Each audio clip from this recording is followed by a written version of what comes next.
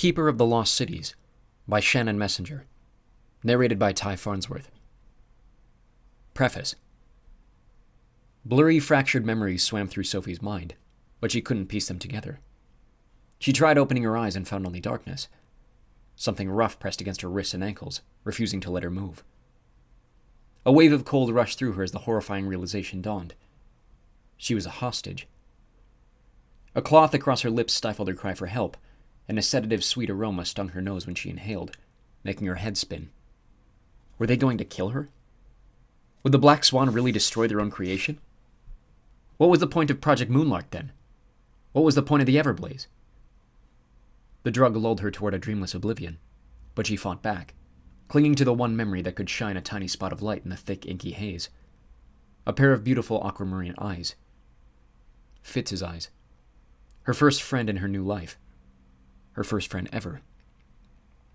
Maybe if she hadn't noticed him that day in the museum, none of this would have happened. No. She knew it had been too late even then. The white fires were already burning, curving toward her city and filling the sky with sticky, sweet smoke. The spark before the blaze. Chapter 1. Miss Foster! Mr. Sweeney's nasal voice cut through Sophie's blaring music as he yanked her earbuds out by the cords. Have you decided that you're too smart to pay attention to this information? Sophie forced her eyes open. She tried not to wince as the bright fluorescence reflected off the vivid blue walls of the museum, amplifying the throbbing headache she was hiding. No, Mr. Sweeney, she mumbled, shrinking under the glares of her now staring classmates. She pulled her shoulder-length blonde hair around her face, wishing she could hide behind it. This was exactly the kind of attention she went out of her way to avoid. Why she wore dull colors and lurked in the back, blocked by the other kids who were at least a foot taller than her. It was the only way to survive as a 12-year-old high school senior. Then perhaps you can explain why you were listening to your iPod instead of following along. Mr. Sweeney held up her earbuds like they were evidence in a crime. Though to him they probably were.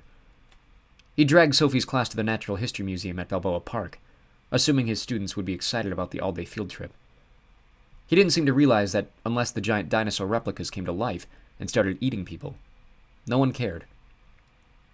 Sophie tugged out a loose eyelash, a nervous habit, and stared at her feet. There was no way to make Mr. Sweeney understand why she needed the music to cancel the noise. He couldn't even hear the noise. Chatter from dozens of tourists echoed off the fossil-lined walls and splashed around the cavernous room. But their mutual voices were the real problem.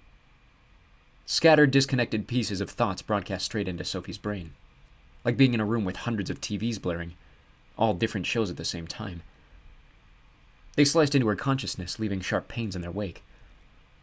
She was a freak.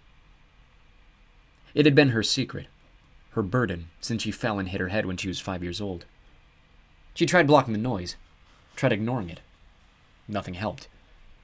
And she could never tell anyone. They wouldn't understand. Since you've decided you're above this lecture, why don't you give it? Mr. Sweeney asked. He pointed to the enormous orange dinosaur with a duckbill in the center of the room. Explain to the class how the Lambeosaurus differs from the other dinosaurs we've studied. Sophie repressed a sigh as her mind flashed to an image of the information card in front of the display. She glanced at it when they entered the museum, and her photographic memory recorded every detail. As she recited the facts, Mr. Sweeney's face twisted into a scowl, and she could hear her classmates' thoughts grow increasingly sour. They weren't exactly fans of their resident child prodigy. They called her Curve Buster. She finished her answer, and Mr. Sweeney grumbled something that sounded like, "Know-it-all," as he stalked off to the exhibit in the next room over. Sophie didn't follow. The thin walls separating the two rooms didn't block the noise, but they muffled it. She grabbed what little relief she could. Nice job, super freak. Garwin Chang, a boy wearing a t-shirt that said, "Back off, I'm gonna fart," sneered as he shoved past her to join their classmates. Maybe they'll write another article about you. Child prodigy teaches class about the Lambeosaurus.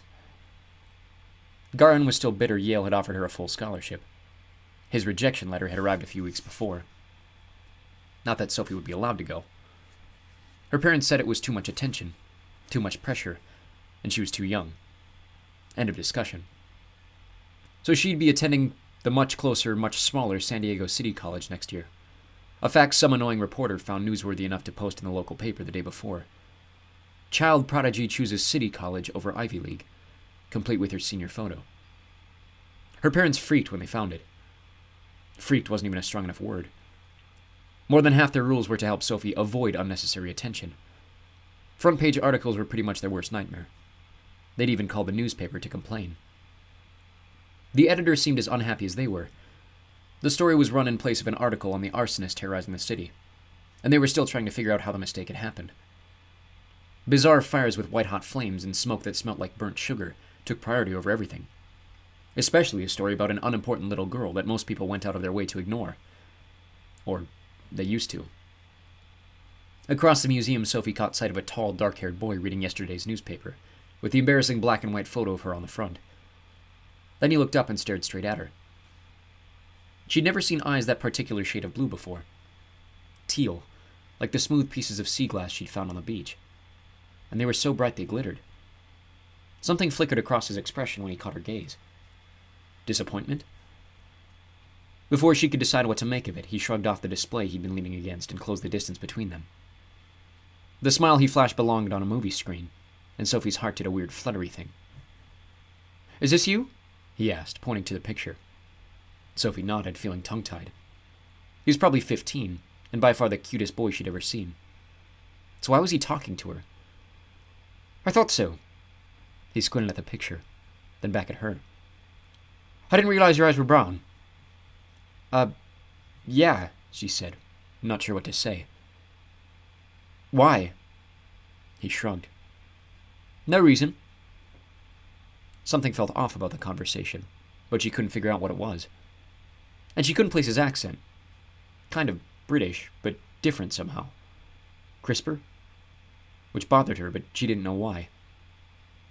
"Are you in this class?" she asked, wishing she could suck the words back as soon as they left her mouth. Of course he wasn't in her class. She'd never seen him before. She wasn't used to talking to boys, especially cute boys, and it made her brain a little mushy. His perfect smile returned as he told her, "No." Then he pointed to the hulking greenish figure they were standing in front of. An Albertosaurus, in all its giant lizard-esque glory. "Tell me something.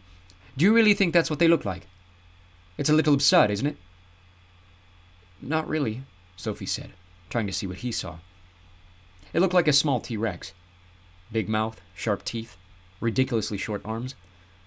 Seemed fine to her. "Why? What do you think they look like?" He laughed. "Never mind. I'll get you back to your class. It was nice to meet you, Sophie." He turned to leave just as 2 classes of kindergartners barreled into the fossil exhibit. The crushing wave of screaming voices was enough to knock Sophie back a step, but their mental voices were a whole other realm of pain. Kids' thoughts were stinging, high-pitched needles, and so many at once was like an angry porcupine attacking her brain. Sophie closed her eyes as the hands darted to her head, rubbing her temples to ease the stabbings in her skull. Then she remembered she wasn't alone. She glanced around to see if anyone noticed her reaction, and locked eyes with the boy. His hands were at his forehead, and his face wore the same pained expression she imagined she'd only had a few minutes before. "Did you just hear that?" he asked, his voice hushed. She felt the blood drain from her face. He couldn't mean... It had to be the screaming kids. They created plenty of racket on their own. Shrieks and squeaks and giggles, plus 60 or so individual voices chattering away. Voices. She gasped and took another step back as her brain solved her earlier problem. She could hear the thoughts of everyone in the room, but she couldn't hear the boy's distinct accented voice unless he was speaking. His mind was totally and completely silent. She didn't know that was possible. "Who are you?" she whispered. His eyes widened. "You did, didn't you?" He moved closer, leaning in to whisper. "Are you a telepath?" She flinched. The word made her skin itch, and her reaction gave her away. "You are! I can't believe it," he whispered. Sophie backed toward the exit. She wasn't about to reveal her secret to a total stranger. "It's okay," he said, holding out his hands as he moved closer, like she was some sort of wild animal he was trying to calm. "You don't have to be afraid. I'm one too." Sophie froze. "My name's Fitz," he added, stepping closer still. "Fitz." What kind of a name was Fitz? She studied his face, searching for some sign that this was all part of a joke. I'm not joking, he said, like he knew exactly what she was thinking. Maybe he did. She wobbled on her feet. She'd spent the past 7 years wishing she could find someone else like her. Someone who could do what she could. Now that she'd found him, she felt like the world had tilted sideways. He grabbed her arms to steady her. It's okay, Sophie. I'm here to help you. We've been looking for you for 12 years. 12 years? And what did he mean by we? Better question, what do you want with her? The walls closed in and the room started to spin. Air. She needed air. She jerked away and bolted through the door, stumbling as her shaky legs found their rhythm. She sucked in giant breaths as she ran down the stairs in front of the museum. The smoke from the fires burned her lungs, and white bits of ash flew in her face, but she ignored them. She wanted as much space between her and the strange boy as possible. Sophie, come back! Fitz shouted behind her. She picked up her pace as she raced through the courtyard at the base of the steps, past the wide fountain and over the grassy knolls to the sidewalk. No one got in her way. Everyone was inside because of the poor air quality, but she could still hear his footsteps gaining on her. Wait, Fitz called. You don't have to be afraid. She ignored him, pouring all her energy into her sprint and fighting the urge to glance over her shoulder to see how far back he was.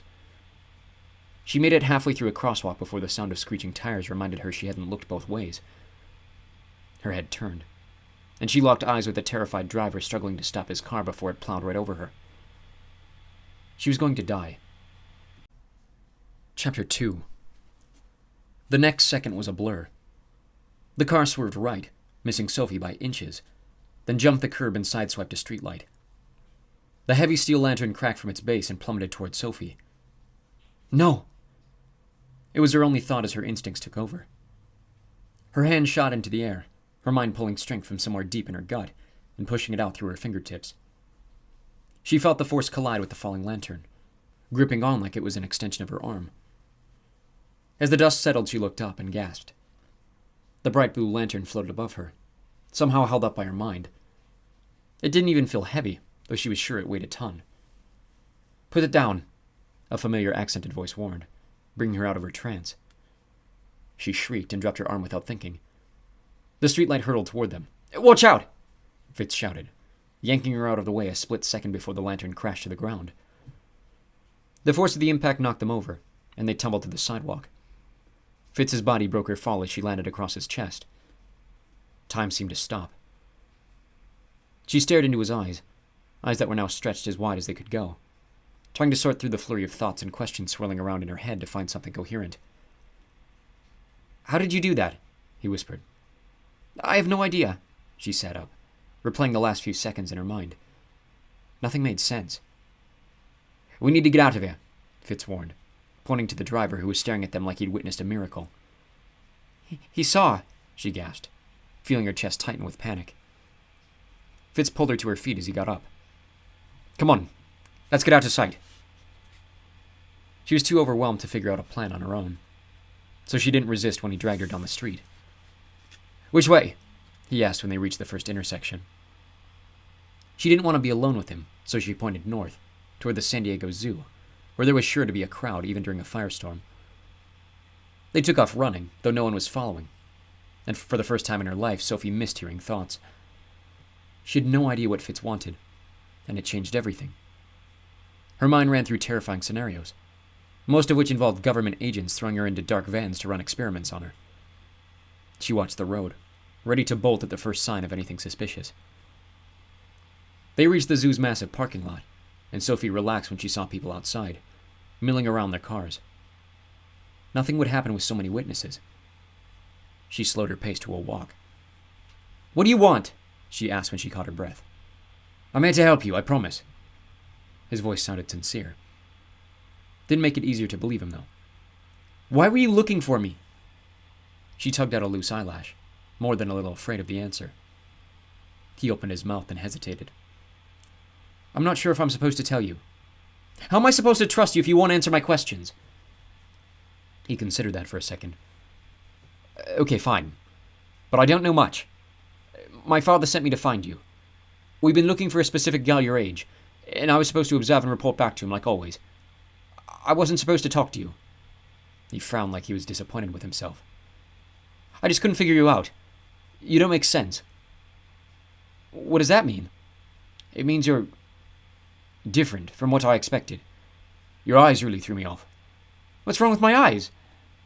She touched her eyelids, suddenly self-conscious. "We all have blue eyes. So when I saw them, I figured we had the wrong girl again, but we didn't." He looked at her with something like awe.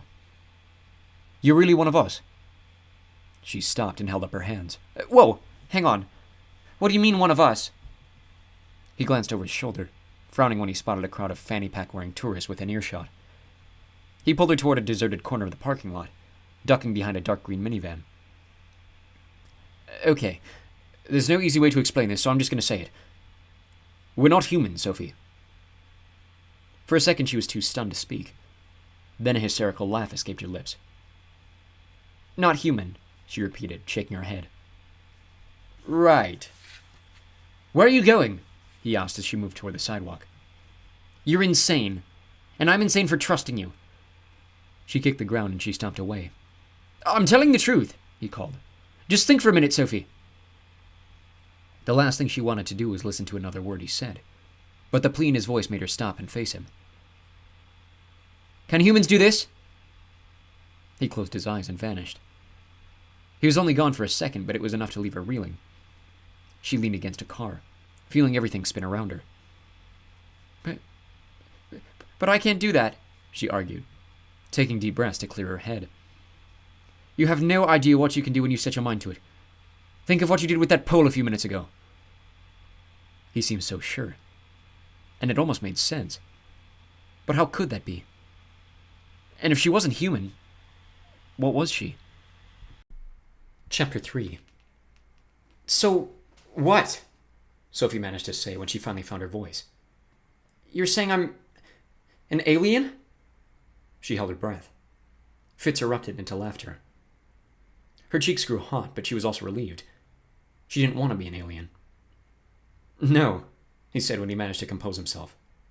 "I'm saying you're an elf." "An elf?" The word hung in the air between them, a foreign object that didn't belong. "An elf," she repeated. Visions of little people in tights with pointy ears danced through her brain, and she couldn't help giggling. "You don't believe me?" "Did you really expect me to?" "I guess not." He ran his hands through his hair, making it stick out in wavy spikes. Kind of like a rock star. Could someone that good-looking be crazy? "I'm telling you the truth, Sophie. I don't know what else to say." "Okay," she agreed. If he refused to be serious, so would she. "Fine. I'm an elf. Am I supposed to help Frodo destroy the ring and save Middle-earth? Or do I have to make toys in the North Pole?" He let out a sigh, but a smile hid the corners of his mouth. "Would it help if I showed you?" "Oh, sure. This ought to be good." She folded her arms as he pulled out a slender silver wand with intricate carvings etched into the sides. At the tip, a small round crystal sparkled in the sunlight. "Is that your magic wand?" She couldn't resist asking. He rolled his eyes. "Actually, it's a pathfinder." He spun the crystal and locked it into place with a silver latch at the top. "Now this can be dangerous. Do you promise you'll do exactly what I tell you to do?" Her smile faded. "That depends. What do I have to do?"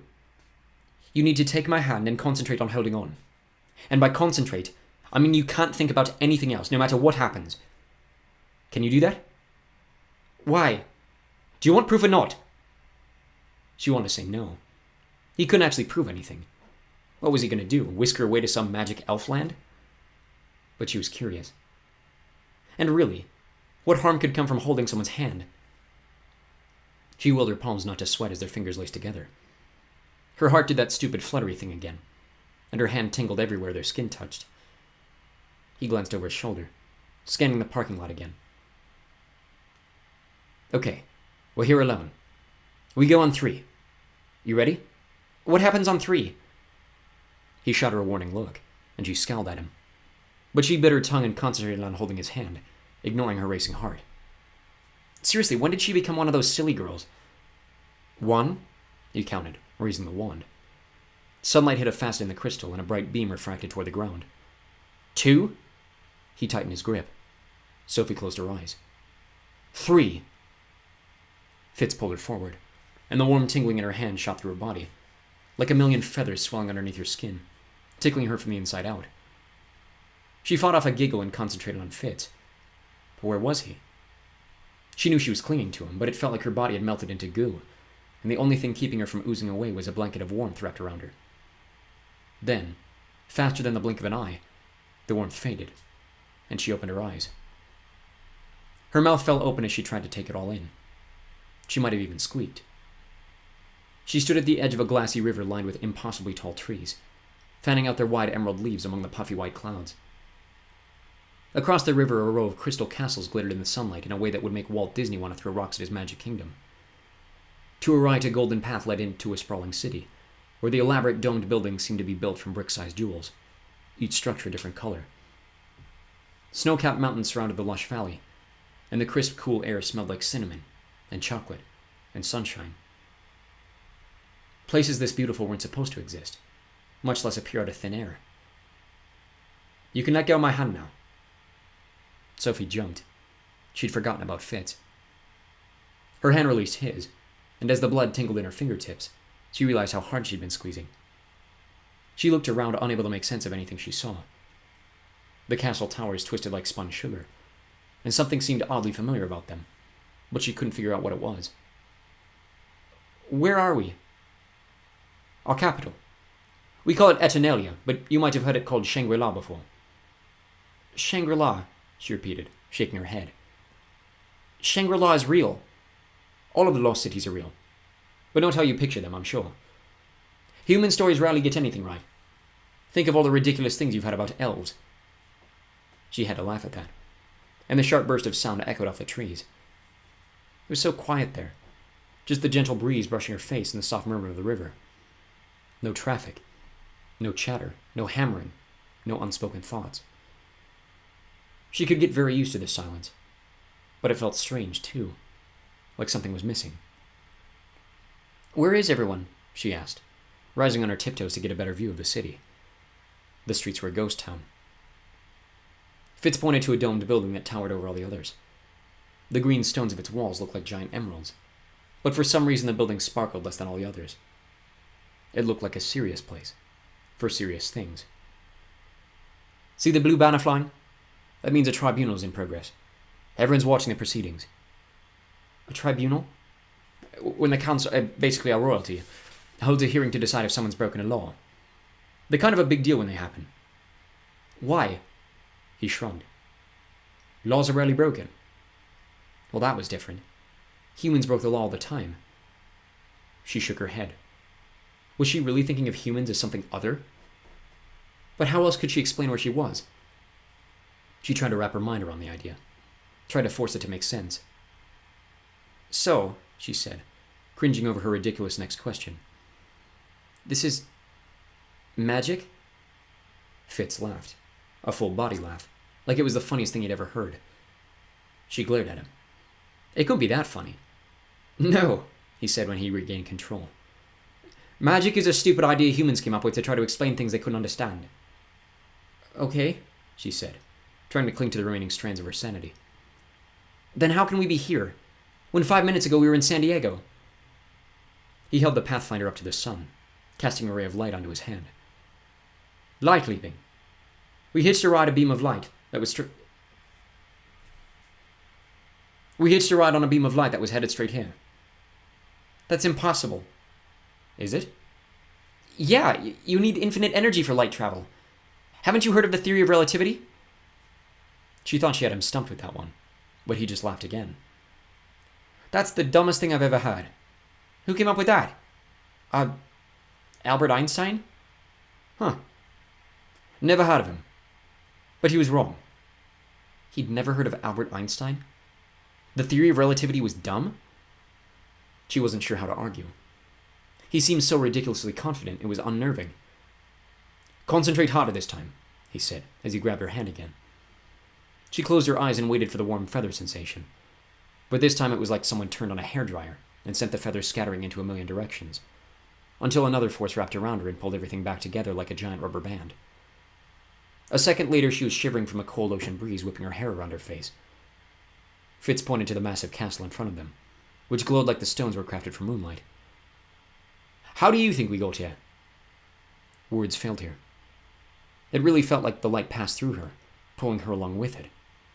But she couldn't bring herself to say it, because if that was true, every science book she'd read was wrong. You look confused, he observed. Well, it's like you're saying, hey Sophie, take away everything you've ever learned about anything and throw it away. Actually, that is what I'm saying. He flashed a smug grin. Humans do the best they can, but their minds can't really begin to comprehend the complexities of reality. And what? Elves' minds are better? Of course. Why do you think you're so far ahead of your class? The slowest elf can still trump a human, even one with no proper education. Her shoulders sagged as Fitz's words sank in. If he was right, she was just some stupid girl who knew nothing about anything. No, not a girl. An elf. Chapter 4. The scenery blurred, but whether it was from tears or panic, Sophie couldn't be sure. Everything she knew was wrong. Her entire life was a lie. Fitz nudged her arm. Hey, it's not your fault. You believed what they taught you. I'm sure I'd have done the same thing. But it's time you knew the truth. This is how the world really works. It's not magic, it's just how it is. The castle bells chimed, and Fitz yanked her behind a large rock as a gateway opened. Two elves with floor-length velvet capes draped over their black tunics emerged, followed by dozens of bizarre creatures marching in military formation down the rocky path. They were at least 7 feet tall, and wore only black pants, leaving their thick muscles prominently on display. With their flat noses and coarse gray skin, which fell in pleated folds, they looked part alien, part armadillo. Goblins, Fitz whispered. Probably the most dangerous creatures you'll ever meet, which is why it's a good thing they signed the treaty. Then why are we hiding? She whispered, hating her voice for trembling. We're dressed like humans. Humans are forbidden in the lost cities, especially here, in Luminaria. Luminaria is where all the other worlds come together. Gnomes, dwarves, ogres, goblins, trolls. She was too overwhelmed to even think about the other creatures he was mentioning, so she focused on the better question. Why are humans forbidden? He motioned for her to follow him to a rock further away, squatting behind it. They betrayed us. The ancient councillors offered them the same treaty they made with all the intelligent creatures, and they agreed. Then they decided they wanted to rule the world, like it even works that way, and started planning a war. The ancients didn't want violence, so they disappeared, forbid any contact with humans, and left them to their own devices. You could see how well that's working out for them. Sophie opened her mouth to defend her race, but she could see Fitz's point. War. Crime. Famine. Humans had a lot of problems. Plus, if everything he was saying was true, they weren't her race. The realization chilled her much more than the frigid wind licking her cheeks. The stories told by the humans you've known must have sounded impossible after we disappeared, and eventually they evolved into the crazy myths you had. But this is the truth, Sophie. Fitz pointed around them. This is who you are. This is where you belong. Where you belong. She'd waited her whole life to hear those 3 simple words. I'm really an elf? She whispered. Yes. Sophie peeked through the rocks of the glowing castle, a place that wasn't supposed to exist but was somehow right in front of her. Everything he was telling her was insane, but she knew it was true. She could feel it. Like a crucial piece of her identity had clicked into place. Okay, she decided, her head spinning in 1,000 directions. I believe you. A loud clang sounded as another gate closed. Fitz stepped out of the shadows and pulled out a different wand. Pathfinder. Sleek and black with a cobalt blue crystal. Ready to go home? Home. The word jolted her back to reality. Mr. Sweeney would call her mom when she didn't get on the bus. She needed to get home before her mom freaked. Her heart sank a little. Reality seemed so bland and boring after everything she'd just seen. Still, she took his hand and stole one last look at the incredible view before the blinding light swept it away. The smoky ash stung her lungs after the crisp, fresh air of Luminaria. Sophie looked around, surprised she recognized the plain square houses on the narrow tree-lined street. They were a block away from her house. She decided not to ask how he knew where she lived. Fitz coughed and glared at the sky. You'd think humans could handle putting out a few fires before the smoke pollutes the whole planet. They're working on it, she said, feeling a strange need to defend her home. Plus, these aren't normal fires. The arsonist used some sort of chemical when he started them, so they're burning white hot and the smoke smells sweet. Usually wildfires made the city smell like barbecue. This time it was more like melted cotton candy, which was actually kind of nice, if it didn't burn her eyes and rain ash. Arsonists. Fitz shook his head. Why would anyone want to watch the world burn? I don't know, she admitted. She'd asked herself the same question, and she wasn't sure there was an answer. Fitz pulled the silver Pathfinder out of his pocket. Are you leaving? She asked, hoping he didn't notice the way her voice hitched. I'll have to find out what my dad wants to do now, if he even knows. Neither of us thought you were going to be the girl. The girl. Like she was someone important. If she could hear his thoughts, she'd know what he meant. But his mind was still a silent mystery, and she still had no idea why. He's not going to be happy I took you to our cities, he added. Even though I was careful no one saw us, so please, don't tell anyone about anything I've shown you today. I won't, I promise. She held his gaze so he'd know she meant it. He released the breath he'd been holding. Thank you. And make sure you act normal so your family doesn't suspect anything. She nodded. But she had to ask one question before he left. Fitz? She squared her shoulders for courage. Why can't I hear your thoughts? The question knocked him back a step. I still can't believe you're a telepath. Aren't all elves telepaths? No. It's a special ability. One of the rarer ones. And you're only 12, right? I'll be 13 in 6 months, she corrected, not liking the way he'd said only. That's really young. They said I was the youngest to manifest, and I didn't start reading minds until I was 13. She frowned. But I've been hearing thoughts since I was 5. 5? He said it so loud it reverberated off the houses, and they both scanned the street to make sure no one was around. You're sure? He whispered. Positive. Waking up in the hospital after she'd hit her head wasn't the kind of moment she could forget. She was hooked up to all kinds of crazy machines, with her parents hovering over her, shouting things she could barely separate from the voices filling her mind. All she could do was cry and hold her head, and try to explain what was happening to a group of adults who didn't understand, who'd never understand.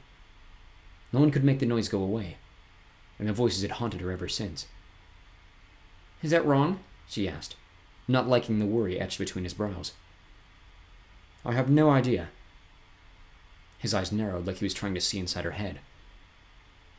What are you doing? Are you blocking me? He asked, ignoring her question. I don't even know what that is.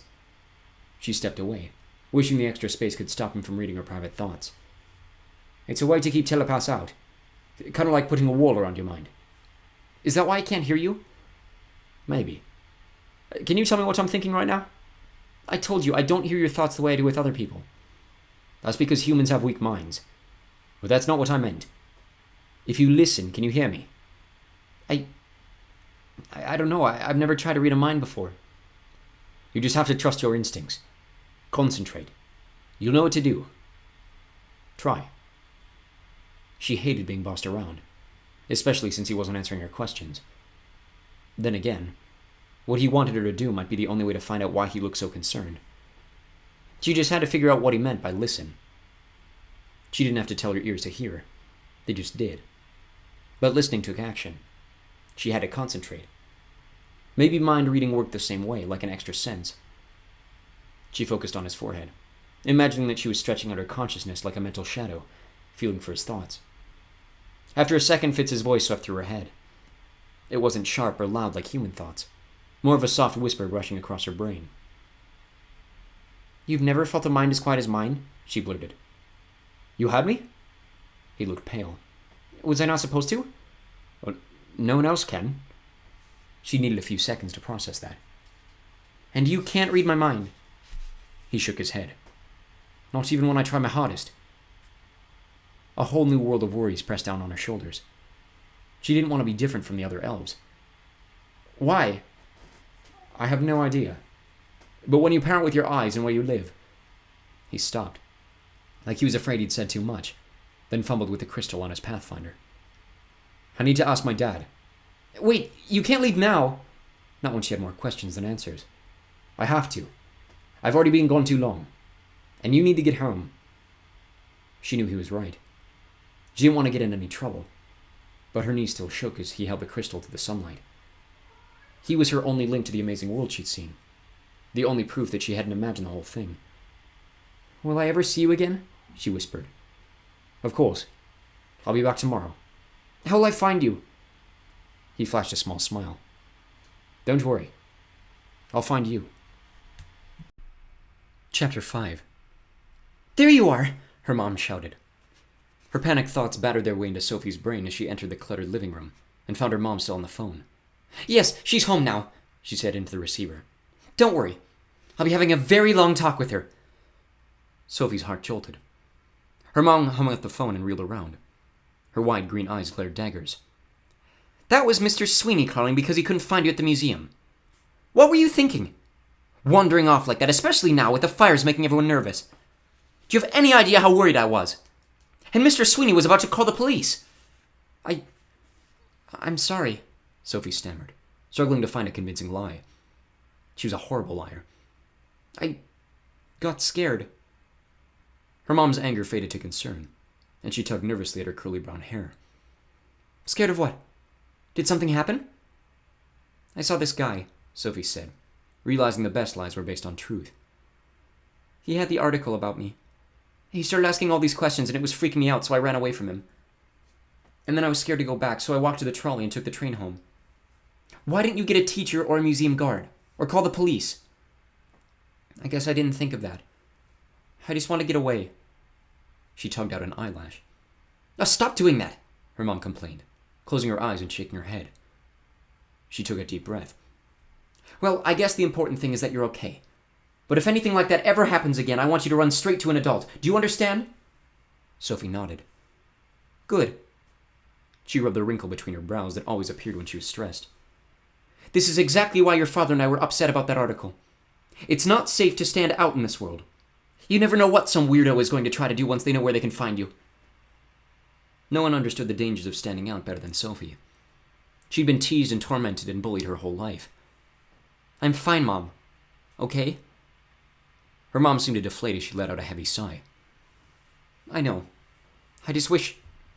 Her voice trailed off and Sophie closed her eyes, hoping she could close out the rest of the thought. You could be normal.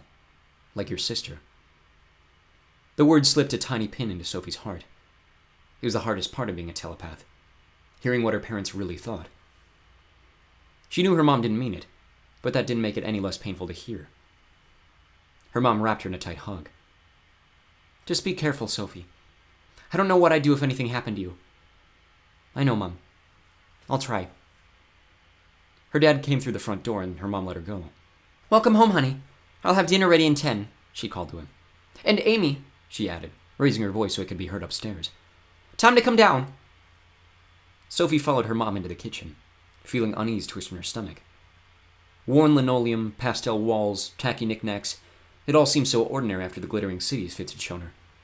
Could she really belong there? Did she really belong here? Sophie's dad kissed her on the cheek as she set his shabby briefcase on the kitchen table. And how's my soybean? He asked with a wink. Sophie scowled. He'd been calling her that since she was a baby. Apparently she had a hard time pronouncing her name. And she'd asked him hundreds of times thousands of times to stop, but he refused to listen. Her mom took off the lid of one of the simmering pots, and the smell of garlic and cream filled the room. She handed Sophie the silverware. It's your turn to set the table. Yes, Soybean, get crackin', her sister said as she scooted into the room and plopped into her usual chair. At 9 years old, Amy already had the annoying sister. At 9 years old, Amy already had the annoying little sister role mastered. Amy was Sophie's opposite in every way, from her curly brown hair and green eyes to her lower-than-average grades and incredible popularity.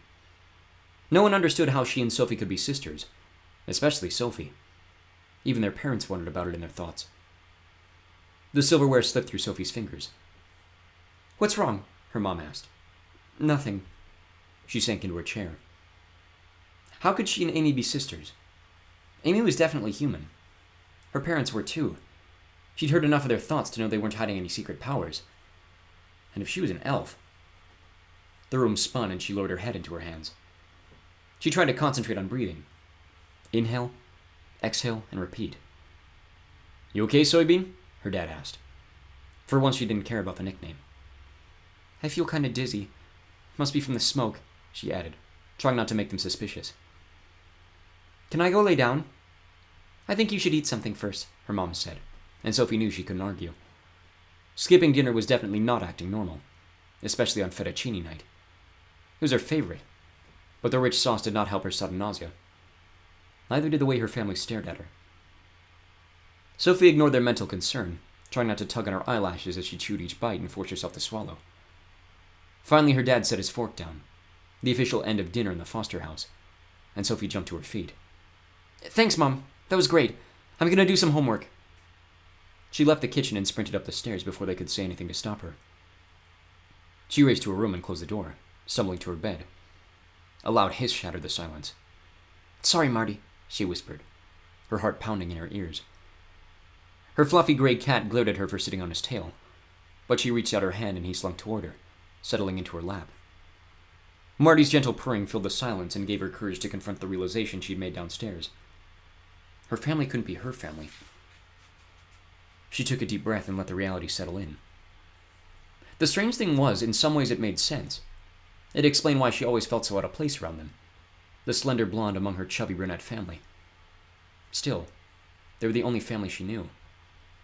And if they weren't her family, who was? Panic closed off her chest and her lungs screamed for air. But another pain throbbed deeper, like something inside had ripped apart.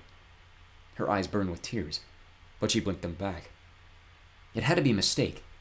How could she not be related to her family? She'd been hearing their thoughts for 7 years. How would she not know that?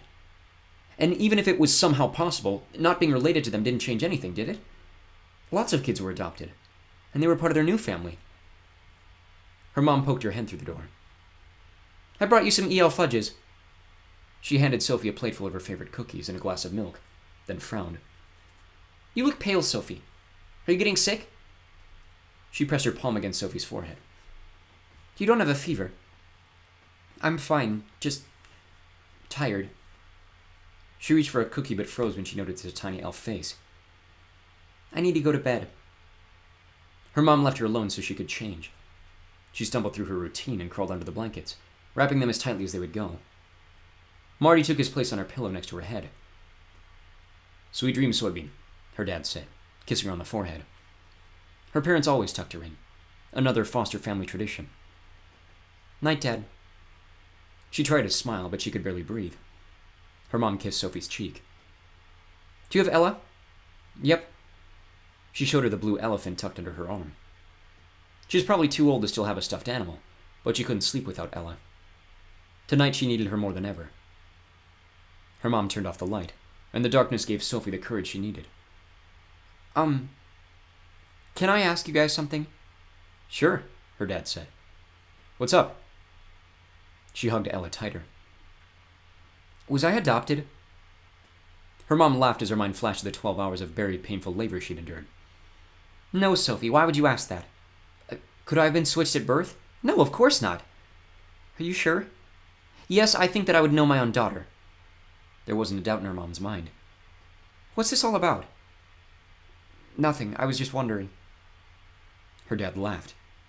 "Sorry, Soybean. We're your parents, whether you like it or not." "Okay," she agreed. But she wasn't so sure anymore.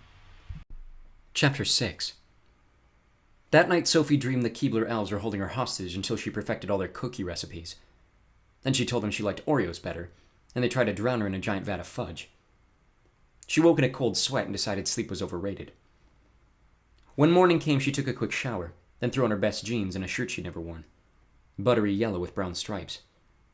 It was the only item in her closet that wasn't gray, and she'd always been too self-conscious to wear it. But the color brought out the gold flecks in her eyes, and today she would see fits again. As much as she hated to admit it, she wanted to look good. She even clipped part of her hair back and toyed with the idea of lip gloss, but that was going too far. Then she snuck downstairs to check outside for him. She crept into the front yard, blinking to keep the falling ash out of her eyes. The smoke was so thick it stuck to her skin. Seriously, when were they going to get the fires contained? "Looking for someone?" Her next-door neighbor asked from his perch in the middle of his lawn. Mr. Forkle could always be found there, rearranging hundreds of garden gnomes into an elaborate tableau. "No," she said, hating how noisy he was. "I was checking to see if the smoke was any better. I guess it's not." She coughed for added effect. His beady blue eyes bored into hers, and she could tell from his thoughts that he didn't believe her. "You kids," he grumbled.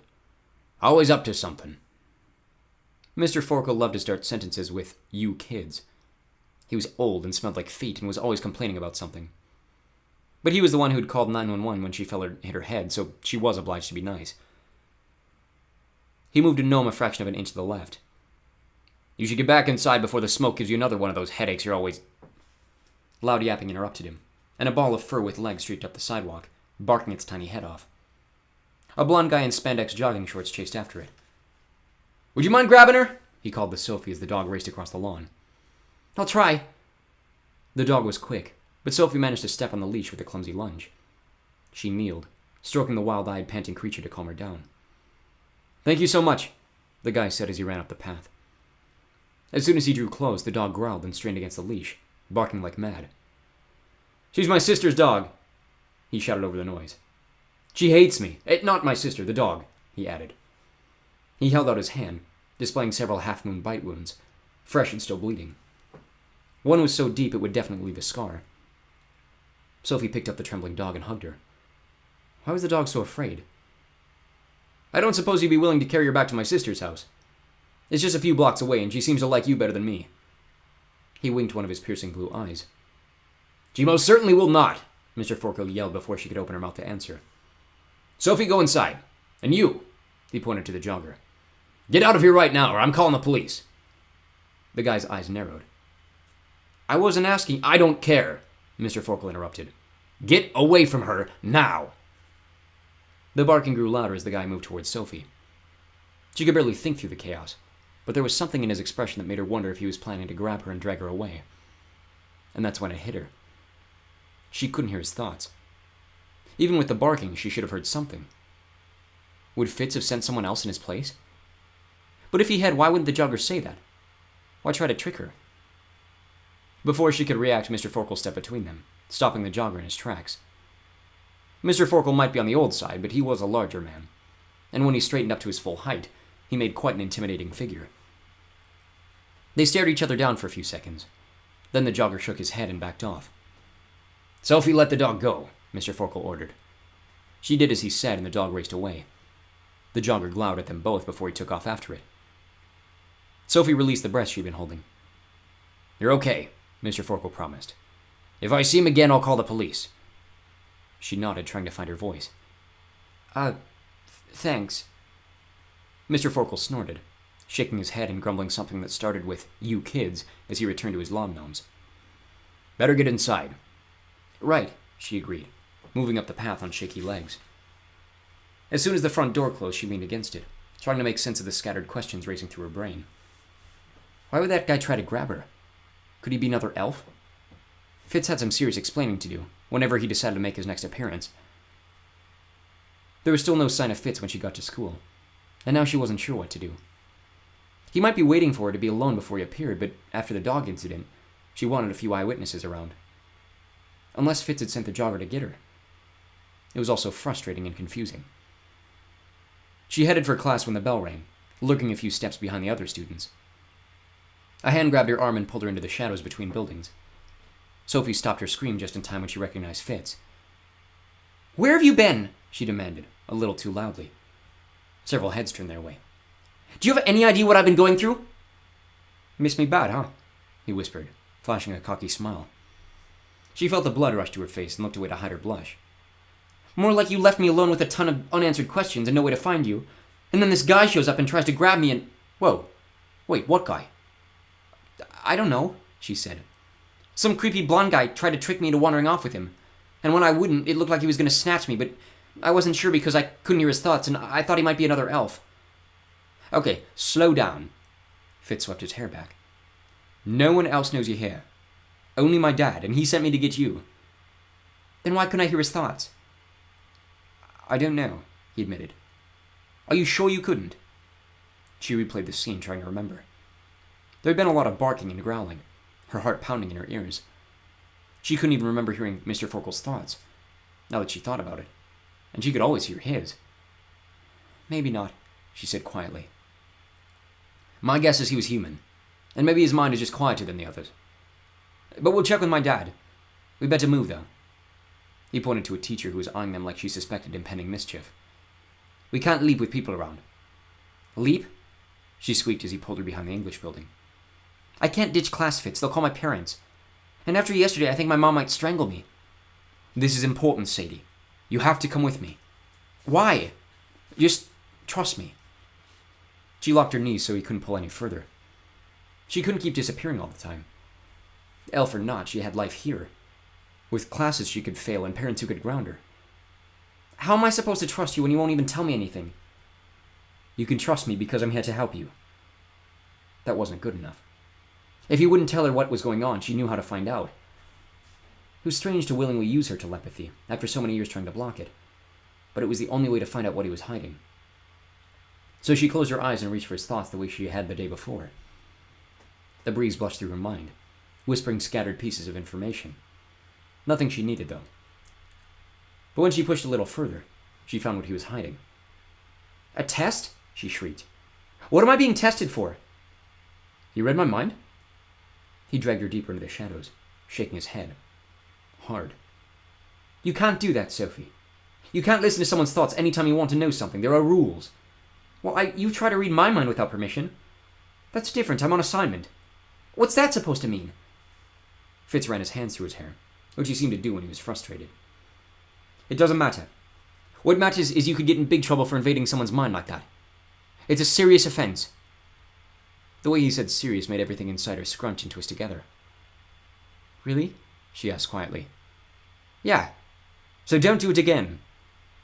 She started to nod, but a small movement at a nearby oak caught her attention, and she froze, her heart hammering so hard it drowned out everything else. It was only for a second, but she could have sworn she saw the jogger's face. "He's here," she whispered. "The guy who tried to grab me." "Where?" Fitz scanned the campus.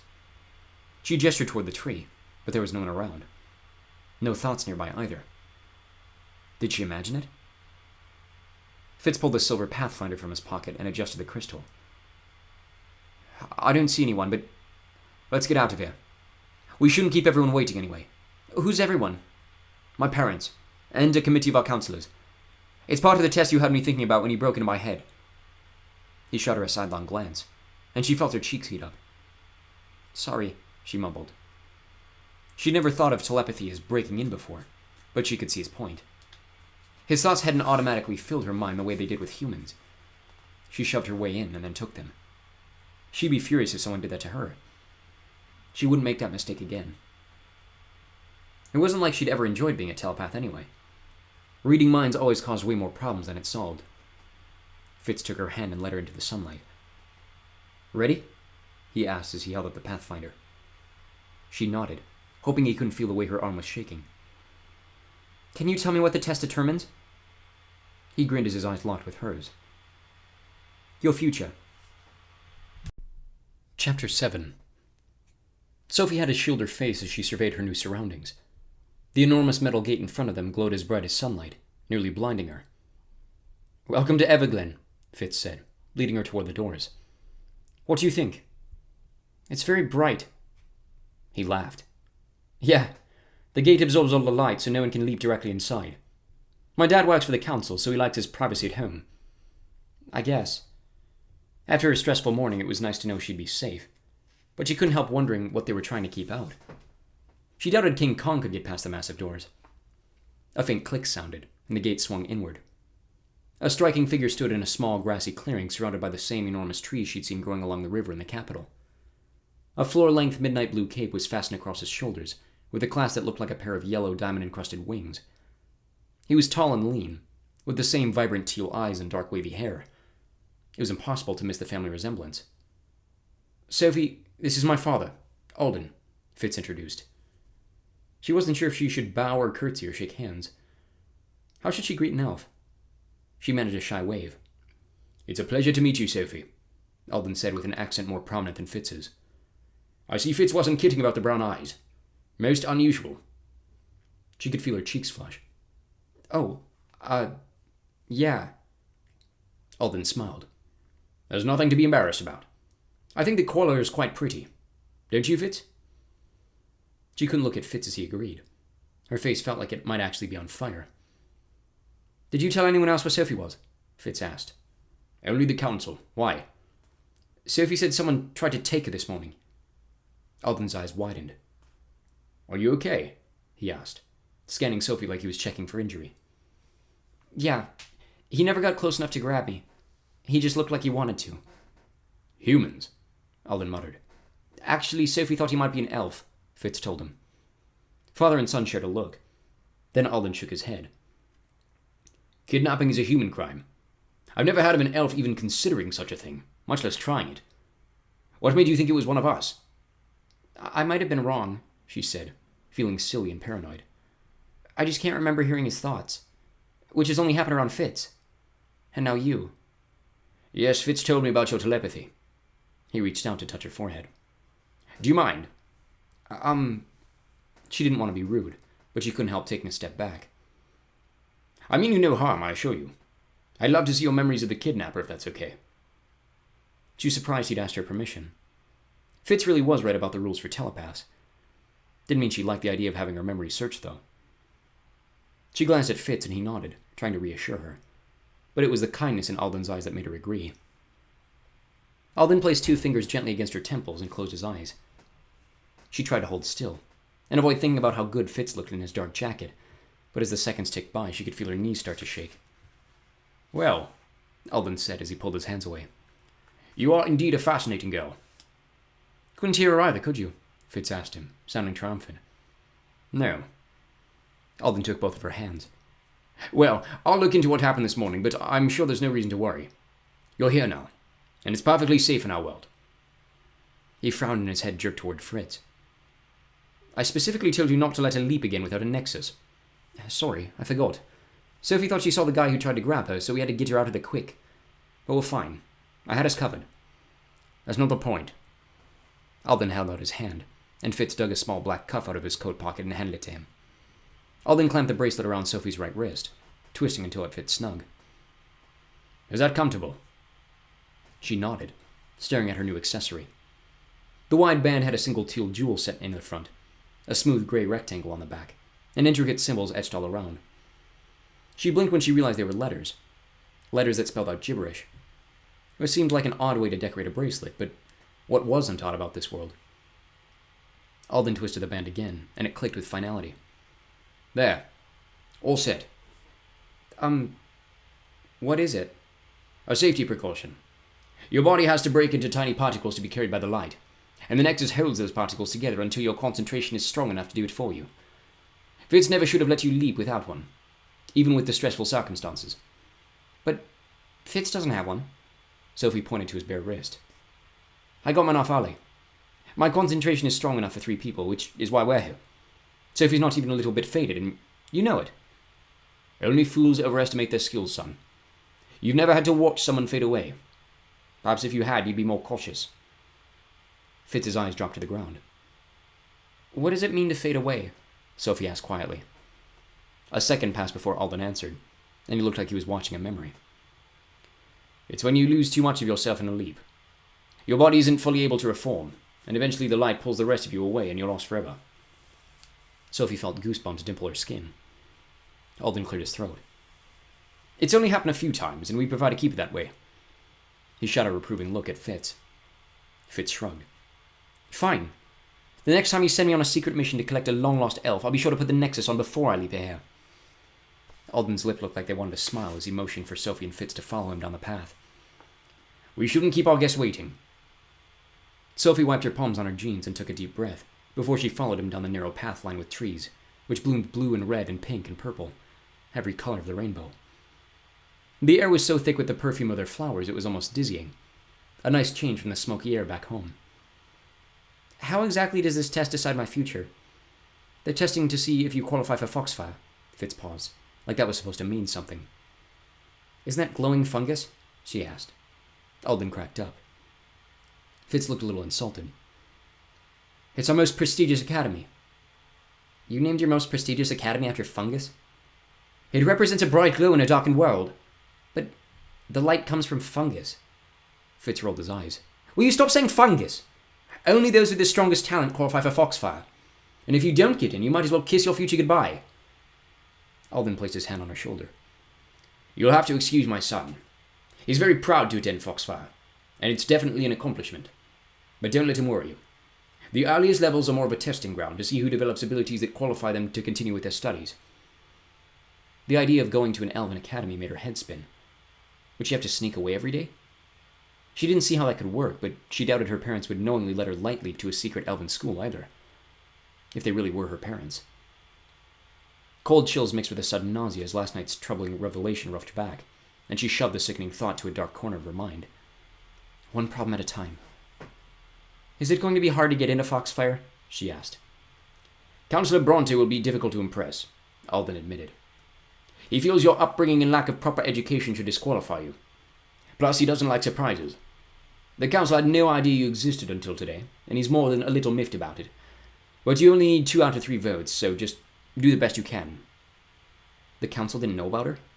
Then why did Fitz say they'd been looking for her for 12 years? Before she could ask, they arrived at another clearing, and all coherent thoughts vanished. Dozens of squat earth-toned creatures with huge gray eyes tended a garden that belonged in a fairy tale. Lush plants grew up and down, and sideways and slantways.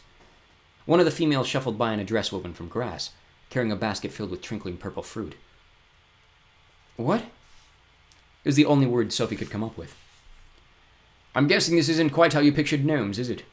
Alden asked. No. These definitely weren't the little old men in pointy hats, like Mr. Forkel's lawn statues. So, you have gnomes for servants? Alden stopped to stare at her. We would never have servants. The gnomes choose to live with us because it's safe in our world, and they help in our gardens because they enjoy it. We're privileged to have them. You'll get your first taste of gnomish produce during lunch, and you're in for quite a treat. She watched a gnome dig slimy yellow tubers that looked like giant slugs out of the ground. She hoped none of those was on the menu. She peeled her eyes away from the strange scene as Alden led her out of the garden to a meadow with a house in the center. One so large, so elegant, she couldn't believe anyone could call it home. Part castle, part manor, it was made almost entirely of intricately cut crystal, and among the numerous turrets and gables rose a tower that resembled a lighthouse. They passed through 2 massive doors made of braided silver, and entered a round foyer which sparkled like a prism in the sunlight. This way, Alden said, taking her hand and bringing her down the widest hallway, lined with fountains that spouted streams of colored water over their heads.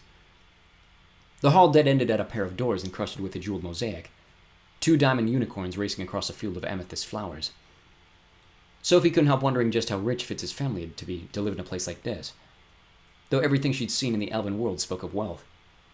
It felt very intimidating. Alden squeezed her hand. You have nothing to be afraid of. She tried to make herself believe him as Fitz pulled the doors open and led them into a formal dining room. Sheer silk curtains covered the glass walls, drawing the eye up to an enormous chandelier, a waterfall of long shimmering crystals that hung over a round table set with domed platters and fancy goblets.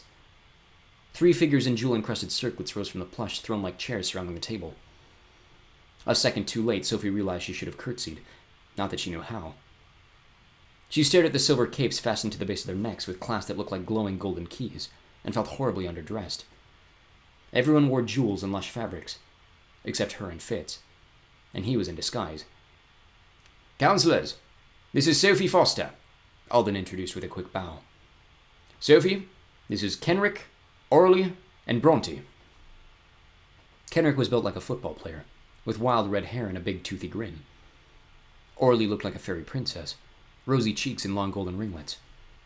And then there was Bronte. As Sophie met his cold gaze, she could see what Alden meant about Bronte being hard to impress. He was the smallest of the 3, with cropped brown hair and sharp features. He wasn't bad-looking, but there was something strange about his appearance she couldn't put her finger on. She gasped when she realized what it was. What? Bronte demanded. 5 pairs of blue eyes focused on her, and she stared at the floor as she mumbled, Sorry, I was surprised by your ears. My ears? Bronte repeated, confused. Fitz's whole body shook with laughter. Sophie squirmed as one by one the others joined him. Bronte did not look at all pleased to be left out of the joke. I think she's surprised that your ears are pointy, Alden finally answered. Our ears change shape as we age. Eventually it'll happen to all of us. I'm gonna get pointy ears? Her hands darted to her head, like they might have already transformed. Not for a few thousand years, Alden promised. By then, I doubt you'll mind. Sophie sank into a chair, barely noticing that Fitz sat next to her. Her brain was on auto-repeat. 1,000 years. 1,000 years. 1,000 years. How long do elves live? She asked. Everyone looked young and vibrant, even Bronte. We don't know, Kenrick said, scooting his chair a touch closer to Orly's than he needed to. No one's died of old age yet. Sophie rubbed her forehead. It actually hurt her brain trying to understand this. So you're saying that elves are immortal? No. A trace of sorrow hid in Alden's voice. We can die, but our bodies stop aging when we reach adulthood. We don't get wrinkles or gray hair. Only our ears age. He smiled at Bronte, who glowered back. Bronte belongs to a group we call the Ancients, which is why his ears are so distinct. Please, help yourselves. He added, pointing to the domed platters in front of each guest. Sophie uncovered hers and fought to hide her grimace. Black strips and purple mushy glop didn't exactly scream, "Eat me." She forced herself to take a bite, stunned when the purple goop tasted like the juiciest cheeseburger ever. What is this stuff? That's mashed carnicer root. The black strips are umber leaves, Alden explained. Sophie took a bite of umber leaf. Tastes like chicken. You eat animals? Fitz asked in a tone that would have made more sense if she'd said she ate toxic waste. Sophie nodded, squirming when Fitz grimaced. I take it elves are vegetarians. Everyone nodded. She took another bite to hide her horror. It wasn't that she liked eating animals, but she couldn't imagine living off only vegetables. Of course, if the vegetables tasted like cheeseburgers, maybe it wouldn't be so bad. So, Sophie, Bronte sneered her name like it bothered him to say it. Alden tells me you're a telepath. She swallowed her mouthful, and it sank into her stomach with a thud. It felt wrong discussing her secrets so openly. Yes, she's been reading minds since she was 5. Isn't that right, Sophie? Alden asked when she didn't respond. She nodded. Kenrick's and Orly's jaws dropped. That's the most absurd thing I've ever heard, Bronte argued. It's unusual, Alden corrected. Bronte rolled his eyes as he turned to Sophie. Let's see how good you are, then. Tell me what I'm thinking. Sophie's mouth went dry as everyone fell silent, waiting for her. She glanced at Fitz, remembering his warnings about the rules of telepathy. He gave you permission, Fitz told her. She nodded, taking a deep breath to stay calm. Apparently the test had begun. Chapter 8. Sophie needed to pass. She wanted the proper education Fitz had mentioned. She wanted to learn how the world really worked. So she closed her eyes, trying to relax enough to concentrate. She reached out with her mind like she had the day before. Bronte's mind felt different from Fitz's, deeper somehow, like she was stretching her mental shadow much further. And when she finally felt his thoughts, they were more like an icy gust than a gentle breeze. You're thinking that you're the only one at this table with any common sense, she announced. And you're tired of watching Kenrick stare at Orly. Bronte's jaw fell open, and Kenrick's face turned as red as his hair. Orly looked down at her plate, her cheeks flushing pink. I take it that's right, Alden asked, hiding a smile behind his hand. Bronte nodded, looking angry, chagrined, and incredulous all at the same time. How can that be? An ancient mind is almost impenetrable. The key word in that sentence is almost, Alden reminded him. Don't feel bad, she's also breached Fitz blocking. Guilt tugged at Sophie's conscience as she watched Fitz flush red, especially when Bronte grinned and said, Sounds like Alden's golden boy isn't as infallible as everyone thinks. It's more like that Sophie is exceptionally special, Alden corrected. Fitz also saw her lift more than 10 times her weight with telekinesis yesterday. You're kidding, Kenrick gasped, recovering from his embarrassment. At her age? Now that I have to see. Sophie shrank in her chair. But I don't know how I did it. It just sort of happened. Just relax, Sophie. Why not try something small? Alden pointed to the crystal goblet in front of her. It didn't sound too hard, and maybe it was like her telepathy. Another sense she had to learn how to use. She replayed the accident, remembering the way she'd found the strength deep inside her, and pushed it out through her fingers. Could she do that again? She raised her arm and imagined lifting the goblet with an invisible hand, Nothing happened for a second, and her palms started to sweat. Then something pulled in her stomach, and the glass floated off the table. Sophie stared at the goblet in wonder. "I did it." "That's it?" Bronte scoffed, unimpressed. He needed more? Seriously? "Give her a second. She's still getting used to her ability." Alden put his hand on her shoulder. "Take a deep breath. Relax. Then see what else you can do. And remember, your mind has no limitations, unlike your physical body." Alden's calm confidence gave her the courage to try harder. She tried to think about the clue he was giving her. No limitations. What did that mean? Maybe she could lift more than one thing at once. She blew out a breath, pretending she had 5 more imaginary hands to extend. The tug in her gut felt sharper, but it was worth it when the other 5 goblets rose like crystal flying saucers. Kenrick applauded. "Excellent control!" Her cheeks grew warm with the praise. "Thanks." Bronte snorted. "It's a couple of glasses. I thought she was supposed to be able to lift 10 times her body weight." Sophie bit her lip. She wasn't sure how much more she could handle, but she was determined to impress Bronte. She must be stronger than she realized. How else could she have stopped the lantern? She took another deep breath, and showed every ounce of force that she could feel in her core toward the empty chair next to Bronte. A collective gasp rang in the air as the 3 chairs floated off the ground, including the one Bronte sat on. "Incredible," Alden breathed. Sophie didn't have time to celebrate. Her stomach cramped from the strain and her hold broke.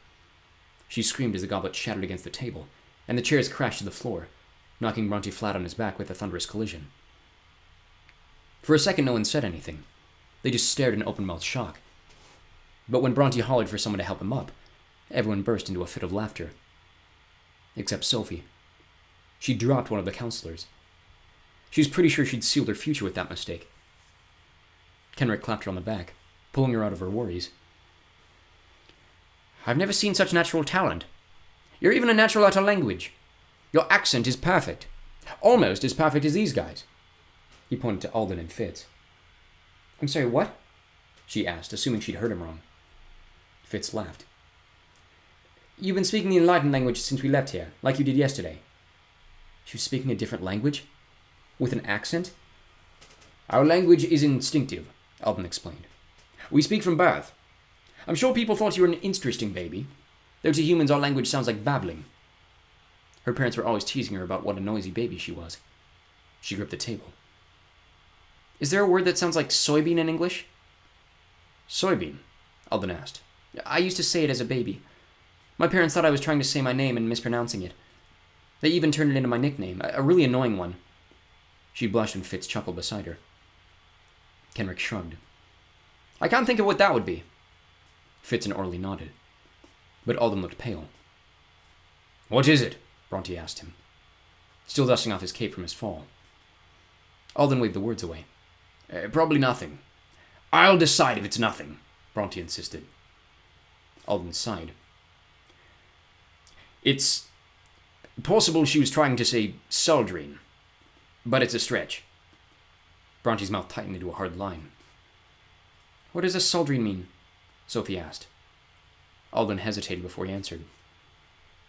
"It's the proper name for a moonlark, a rare species of bird." "And that's bad because—" She hated the way everyone was looking at her, like she was a puzzle they couldn't solve. Adults were always looking at her that way, but usually she could hear their thoughts and know why they were so bothered. She missed that now. "It's not bad, it's just interesting," Alden said quietly. Bronte snorted. "Troubling is what it is." "Why would it be troubling?" Sophie asked. "It would be an uncomfortable coincidence. But most likely you were trying to say your name. You were hearing it all the time, so it's natural that you would try to repeat it," Alden said, like he was trying to convince himself as much as her. "Well, I think I've had quite enough to make my decision," Bronte barked, shoving all thoughts of moonlarks out of her mind. "I vote against, and you will not convince me otherwise." Sophie wasn't surprised, but she couldn't fight off her panic. Had she failed? Kenrick shook his head. "You're being absurd, Bronte. I vote in favor, and you won't convince me otherwise." She held her breath as all eyes turned to Orly for the final vote. Orly hadn't said a word the entire time, so Sophie had no idea where she stood. "Give me your hand, Sophie," Orly said in a voice as fragile and lovely as her face. "Orly's an empath, Fitz explained. "She can feel your emotions." Sophie's arm shook as she extended her hand. Orly grasped it with a delicate touch. "I feel a lot of fear and confusion," Orly whispered. "But I've never felt such sincerity. And there's something else. I'm not sure I can describe it." She opened her huge azure eyes and stared at Sophie. "You have my vote." Alden clapped his hands together with a huge grin. "That settles it then. For now," Bronte corrected. "This will be revisited. I'll make sure of it." Alden's smile faded. "When?" "We should wait till the end of the year. Give Sophie some time to adjust," Kenrick announced. "Excellent," Alden agreed. "Fools," Bronte grumbled. "I invoke my right as senior counselor to demand a probe." Alden rose with a nod. "I'd planned as much. I've arranged to bring her to Quinlan as soon as we're done here." Sophie knew she should probably celebrate, but she was too busy trying to decipher the word probe. That didn't sound fun. "What's a probe?" she asked Fitz and Alden as they led everyone out of the room. Fitz leaned back in his chair. "Just a different way to read your mind. It's no big deal. It happens all the time when you're in telepathy training, which it looks like you'll be. I can't believe you passed. It took iffy there for a moment." "I know," she sighed. "Why did Bronte demand a probe?" "Because he's a pain. Well, that, and I think he's worried about my dad, that he couldn't read your mind." "Worried?" "I guess maybe bothered is a better word. My dad's really good, and so am I." He flashed a cocky smile. "So if we can't read your mind, it's kind of like, who can?" "Okay," she said, trying to make sense of what he was saying. "But why does he care if no one can read my mind?" "Well, probably because of your upbringing." She took a deep breath, reluctant to say the next words. "You mean the fact that my family's human, and I'm not?" A second passed before he nodded. Emptiness exploded inside her. So it wasn't a mistake. She really wasn't related to her family. And Fitz knew. He wouldn't look at her, and she could tell he was uncomfortable. She choked down the pain, saving it for later, when she'd be able to deal with it in private. She cleared her throat, trying to sound normal. "Why would that concern him?" "Because it's never happened before." The warm, bright room felt suddenly colder. "Never?" "No." It was a tiny word, but the implications it carried were huge. Why was she living with humans? Before she could ask, Alden swept back into the room. "Sophie, why don't you come with me, and we'll get you something else to wear? You better change too, Fitz." Sophie hesitated. She should probably make them take her home. Her parents had to know by now that she ditched school. Then again, she was already in trouble. Might as well stall the punishment as long as possible. Plus, she wasn't ready to go home yet. She needed more answers. "Where are we going?" she asked as she followed Alden out of the room. Alden smiled. "How'd you like to see Atlantis?" Chapter 9. "This is Atlantis?" Sophie couldn't quite hide her disappointment. They were in the middle of nowhere, on a patch of dark rock surrounded by white-capped waves. The only signs of life were a few seagulls, and all they did was screech and poop. It was hardly the lost continent she'd expected. "This is how we get to Atlantis," Alden corrected as he stepped across a tide pool toward a triangular rock. "Atlantis is underneath us, where light doesn't reach. We can't leap there." It was hard not to slip on the slick rocks as she followed Fitz, especially in the red shoes Alden insisted she wear to match the long gown. She begged to wear pants, but apparently it was a sign of status for a girl to wear a gown, especially in Atlantis, which Alden explained was a noble city, which meant members of the nobility had offices there. The empire waist and beaded neckline of her dress made her feel like she was wearing a costume. It was even stranger seeing Fitz in elven clothes, a long blue tunic with elaborate embroidery around the edges and slender pockets sewn into the sleeves, the exact same size as his Pathfinder. Black pants with pockets at the ankles so he didn't have to sit on the stuff he carried. He explained black boots completed the look. No sign of tights or pointy shoes, thankfully, but he looked more of an elf now, which made everything more real. A rock moved under her foot, and she fell into Fitz's arms. "Sorry," she whispered, knowing her face was as red as her dress. Fitz shrugged. "I'm used to it. My sister Biana is clumsy too." She wasn't sure she liked that comparison. "So, Atlantis really sank?" she asked, changing the subject as she followed him to a ledge above the water. "The ancients engineered the catastrophe," Alden answered. He opened a secret compartment of the side of the strange rock, revealing hundreds of tiny glass bottles, grabbed one, and joined them on the ledge. How else would humans think we disappeared? Sophie glanced at the label on the bottle. One whirlpool. Open with care. Step back. Alden uncorked the top and flung the bottle into the ocean. A huge blast of wind whipped against their faces, and the roar of churning water filled the air. Ladies first, Alden shouted, pointing to the edge. I'm sorry, what? Maybe you should go first, Dad, Fitz suggested. Alden nodded, gave a quick wave, and jumped. Sophie screamed. Fitz laughed beside her. Your turn. He dragged her toward the edge. Please tell me you're joking, she begged as she tried, and failed, to pull away. It looks worse than it is, he promised. She gulped, staring at the maelstrom swirling beneath her. Cold, salty water sprayed her face. You seriously expect me to jump? I can push you if you prefer. Don't even think about it. Better jump, then. I'll give you to the count of 5. He stepped toward her. 1. Okay. She wanted to keep what little dignity she had left. She took a slow, deep breath, closed her eyes, and stepped off the edge, screaming the whole way down. It took her a second to realize she wasn't drowning, and another after that to stop flailing around like an idiot. She opened her eyes and gasped. The whirlpool formed a tunnel of air, dipping and weaving through the dark water like the craziest waterslide ever. She was actually starting to enjoy the ride when she launched out of the vortex onto an enormous sponge. It felt like being licked from head to toe by a pack of kittens, minus the kitten breath, and then the sponge sprang back, leaving her standing on a giant cushion. Her hands froze as she smoothed her dress. I'm not wet. The sponge absorbs the water when you land. Incoming! Alden yanked her out of the way as Fitz rocketed to the sponge, right where she'd been standing. She jumped off the sponge to the slightly squishy ground. It felt like packed wet sand. Now this is Atlantis. Alden gestured to the gleaming metropolis ahead of them. Sophie's eyes felt like they had to stretch to take it all in. The city was wrapped in a dome of air, which faded into the ocean beyond. Twisted crystal towers soared into the skyline, bathing the silver city in the soft blue glow radiating from their pointed spires. The buildings lined an intricate network of canals, interconnected by arched bridges. It reminded her of pictures she'd seen of Venice, but everything was sleek and modern and clean. Despite being at the bottom of the ocean, the air was crisp and fresh. The only clue that they were underwater was a muted hum in the background, like the sound she'd heard when she put a seashell to her ear. You guys build with crystal a lot, Sophie observed as she followed Alden into the city. Alden smiled. Crystal stores the energy we use to power everything, and it's cut to let precisely the right amount of light in. Of course, we had to make some changes when we moved Atlantis underwater. We plated the buildings with silver so they'd reflect the firelight we created in the spars, and help illuminate the city. Why'd you sink Atlantis and not the other cities? We built Atlantis for humans. That's why you know the real name of the city.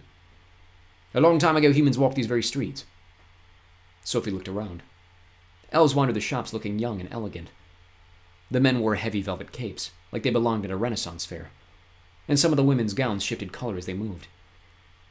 Signs advertised 2-for-1 specials on bottled lightning or fast approval on spyball applications. A child strolled past with some sort of hybrid chicken lizard on a leash. No wonder humans invented crazy myths after the elves disappeared.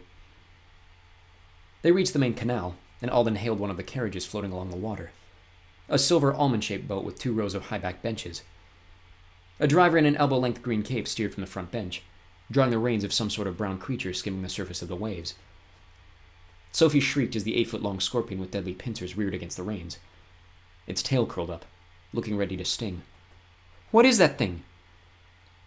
An Erupterid, Alden explained. A sea scorpion. You're not afraid, are you? Fitz asked. She moved farther away. And what is it with gals? Fitz leaned down and stroked the shiny brown shell along the Euterid's back.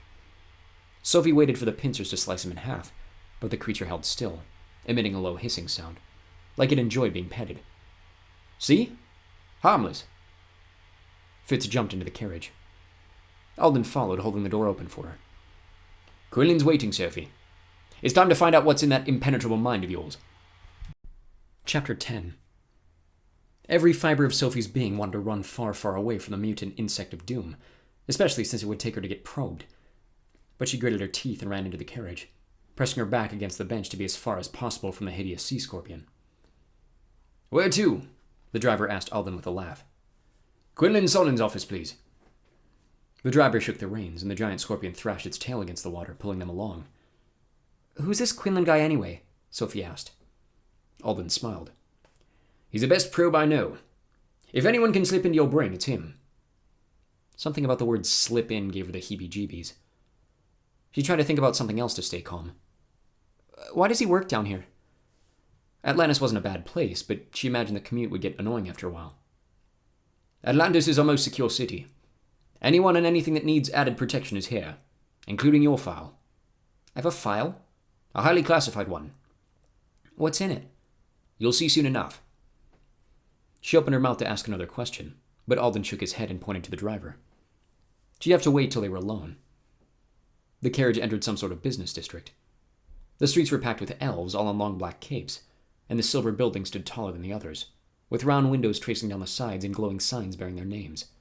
Treasury, Registry, Interspecial Services, but half the signs were unreadable. What's with the random strings of letters? She asked, pointing to a building with gibberish for a sign. Alden tried to follow her gaze. The runes? Is that what these are? She held out her wrist, running her fingers along the nonsense writing on the nexus. Alden nodded. That's our ancient alphabet. You can't read it. Fitz sounded more surprised than she would have liked. Being the clueless one was getting old. Fast. Alden stroked his chin. But you can tell the letters. Yeah, but it's a big jumble. Is that going to be a problem for school? She held her breath. What would the other kids think if she couldn't even read? No, it's rarely used, Fitz said, and she could breathe again. Only when they want to be fancy or something. She hesitated, hating that she had to ask her next question again. Is it wrong that I can't read them? Reading should be instinctive, Alden admitted. But maybe your human education affected you somehow. We've never had anyone with your upbringing, so it's hard to say. There was that word again. Upbringing. This giant gap between her and everyone else. How was she supposed to fit in if she was the only kid who went home to her human parents every night? But what other option did she have? No way her parents would let her move here. They wouldn't even let her move across the country to go to college. How? She started to ask, but Alden cut her off. No reason to worry, Sophie. I'm sure we'll figure it out with further testing. That wasn't what she was going to ask, but the idea of more weird elf tests made her forget her other problems. She hoped she'd get through to the next one without dropping a member of the council. They turned down a narrow, quiet canal lined with purple trees, with thick, broad leaves like kelp. The water dead-ended at a single silver building, a square tower with no windows or ornamentation, other than a small sign with precise white letters that read, Quinlan Sondon, Chief Mentalist. All signs of life had vanished, and the small black door was closed tight. But the sea scorpion slowed to a stop, and Alden took a small green cube from his pocket. The driver swapped it across the cuff above his elbow, and handed it back to Alden after it made a tiny ping. Sophie's legs wobbled as she followed Alden toward the door. Despite Fitz's earlier assurances, she couldn't help wondering if the probe would hurt.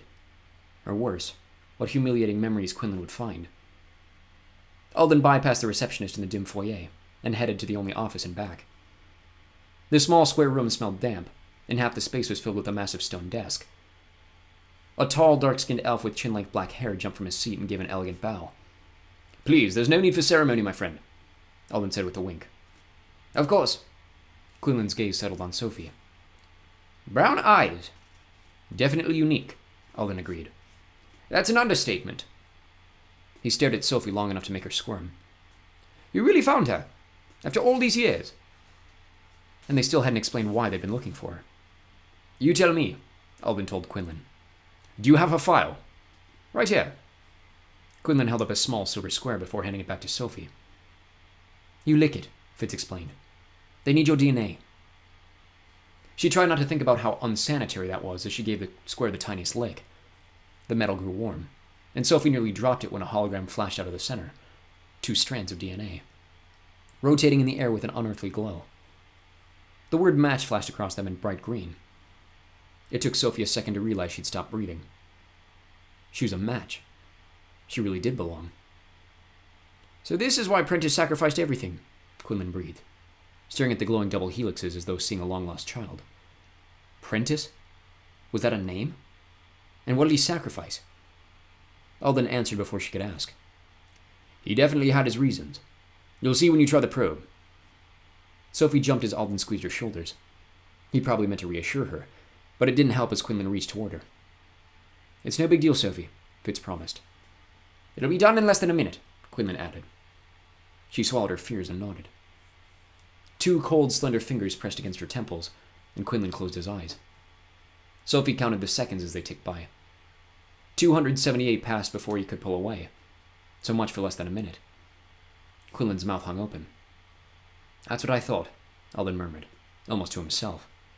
He turned and began pacing. You can't hear anything either? Sophie asked. Part of her was relieved. She hated the idea of having her private thoughts invaded, but she didn't like the look on Quinlan's face, like all the wind had been knocked out of him. What does that mean? Quinlan asked quietly.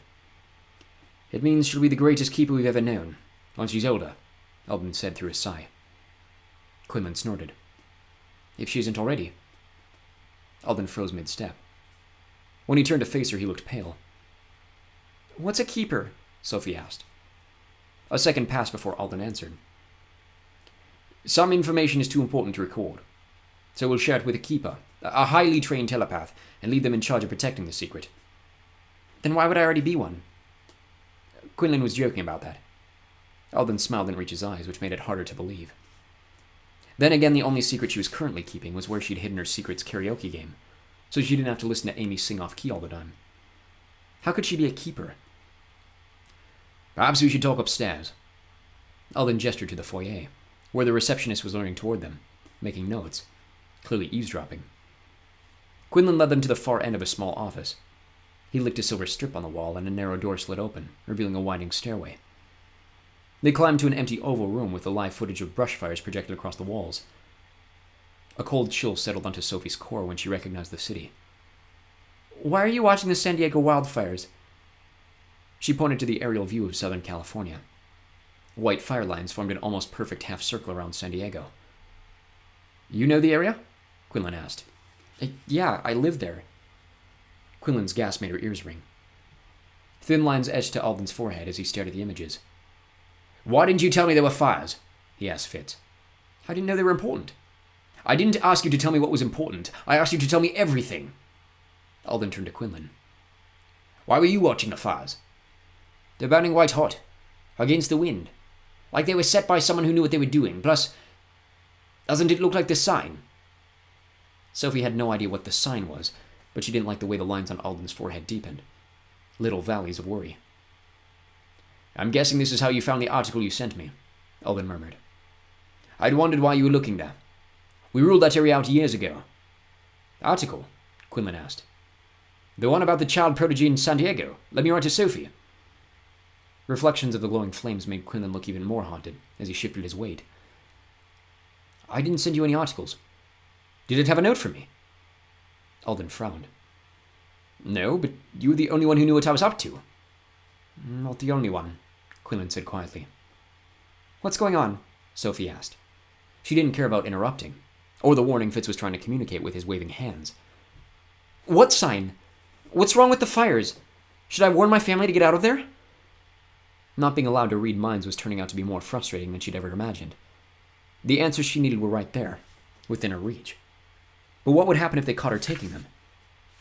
She didn't want to find out. There's no reason to worry, Sophie, Alden promised. I know this all seems very strange to you, but I assure you we have everything under control.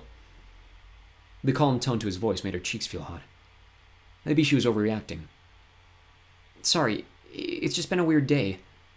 Between the guy trying to grab me this morning and... What? Quinlan interrupted, glancing between Sophie and Alden. Was he... an elf? Alden finished. I doubt it. How can you be sure? Quinlan asked. Alden turned to Sophie. Why didn't he take you? She shuddered, remembering the desperate look in the kidnapper's eyes before Mr. Forkel stepped in. My neighbor threatened to call the police. See? Alden told Quinlan. They never would have backed down so easily. They? Sophie didn't like the idea the word implied. A nameless, faceless entity out to get her. Alden smiled. I meant an elf, any elf. You've seen how quickly we can light leap.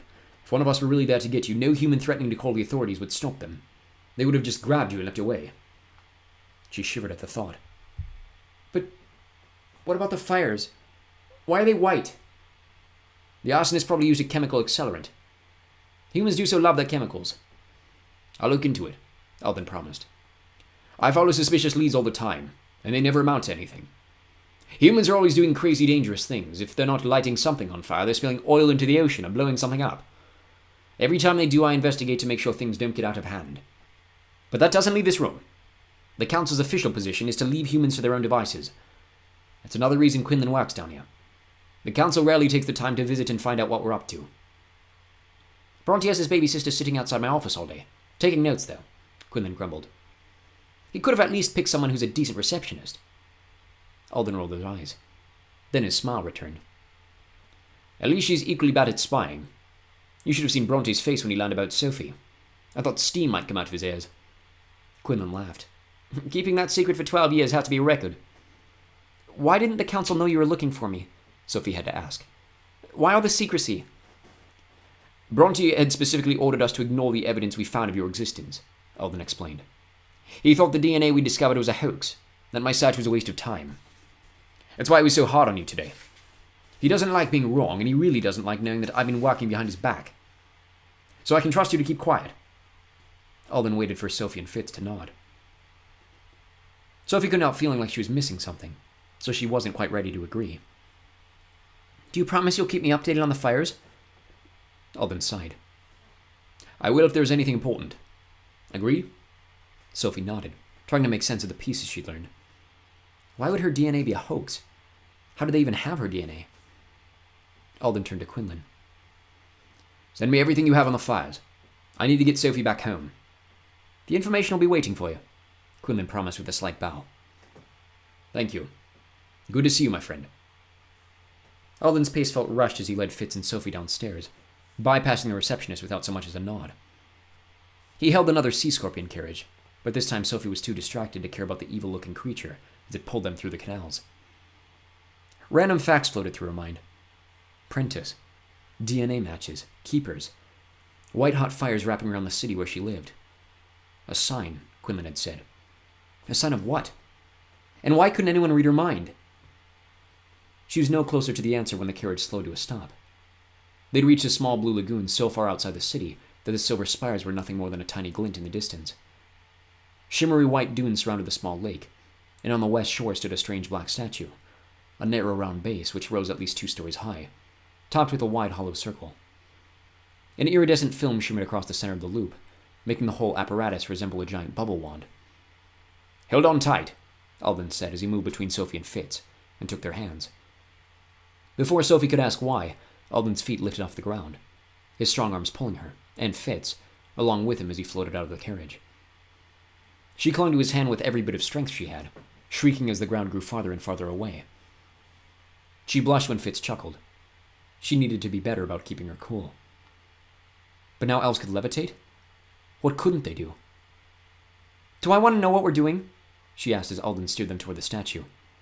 You'll see, Fitz told her. They passed through the center of the loop and the iridescent film stretched, forming a giant bubble around them. Sophie couldn't resist touching the bubble's side, which was warm and wet like the inside of her cheek. But a low rumble coming from beneath them demanded her attention. She glanced down just in time to see a giant geyser shoot up from the lagoon, and it launched their bubble out of Atlantis. Chapter 11. Don't elves ever do anything the normal way? Sophie asked as she watched the waves crash far below. Their bubble bobbed on the breeze high in the clouds. Where's the fun in that? Alden's smile lifted the worries she'd been carrying since they left Quinlan's office. If he could relax, then maybe things weren't as scary as they seemed. Plus, it was hard to feel anything other than pure joy as she floated above the world in a giant bubble. Especially when Fitz took her hand again. Ready to go home? He asked, holding his Pathfinder in the sunlight.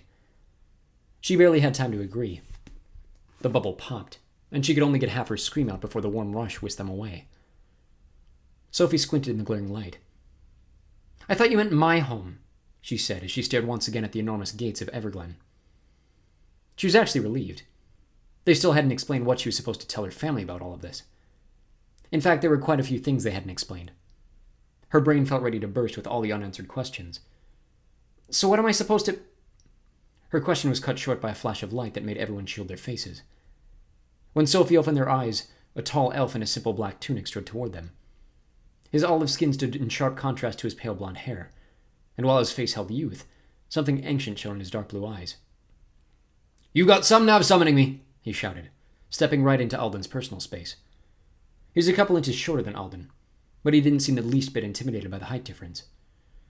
I'd sooner be exiled than train anyone in your family.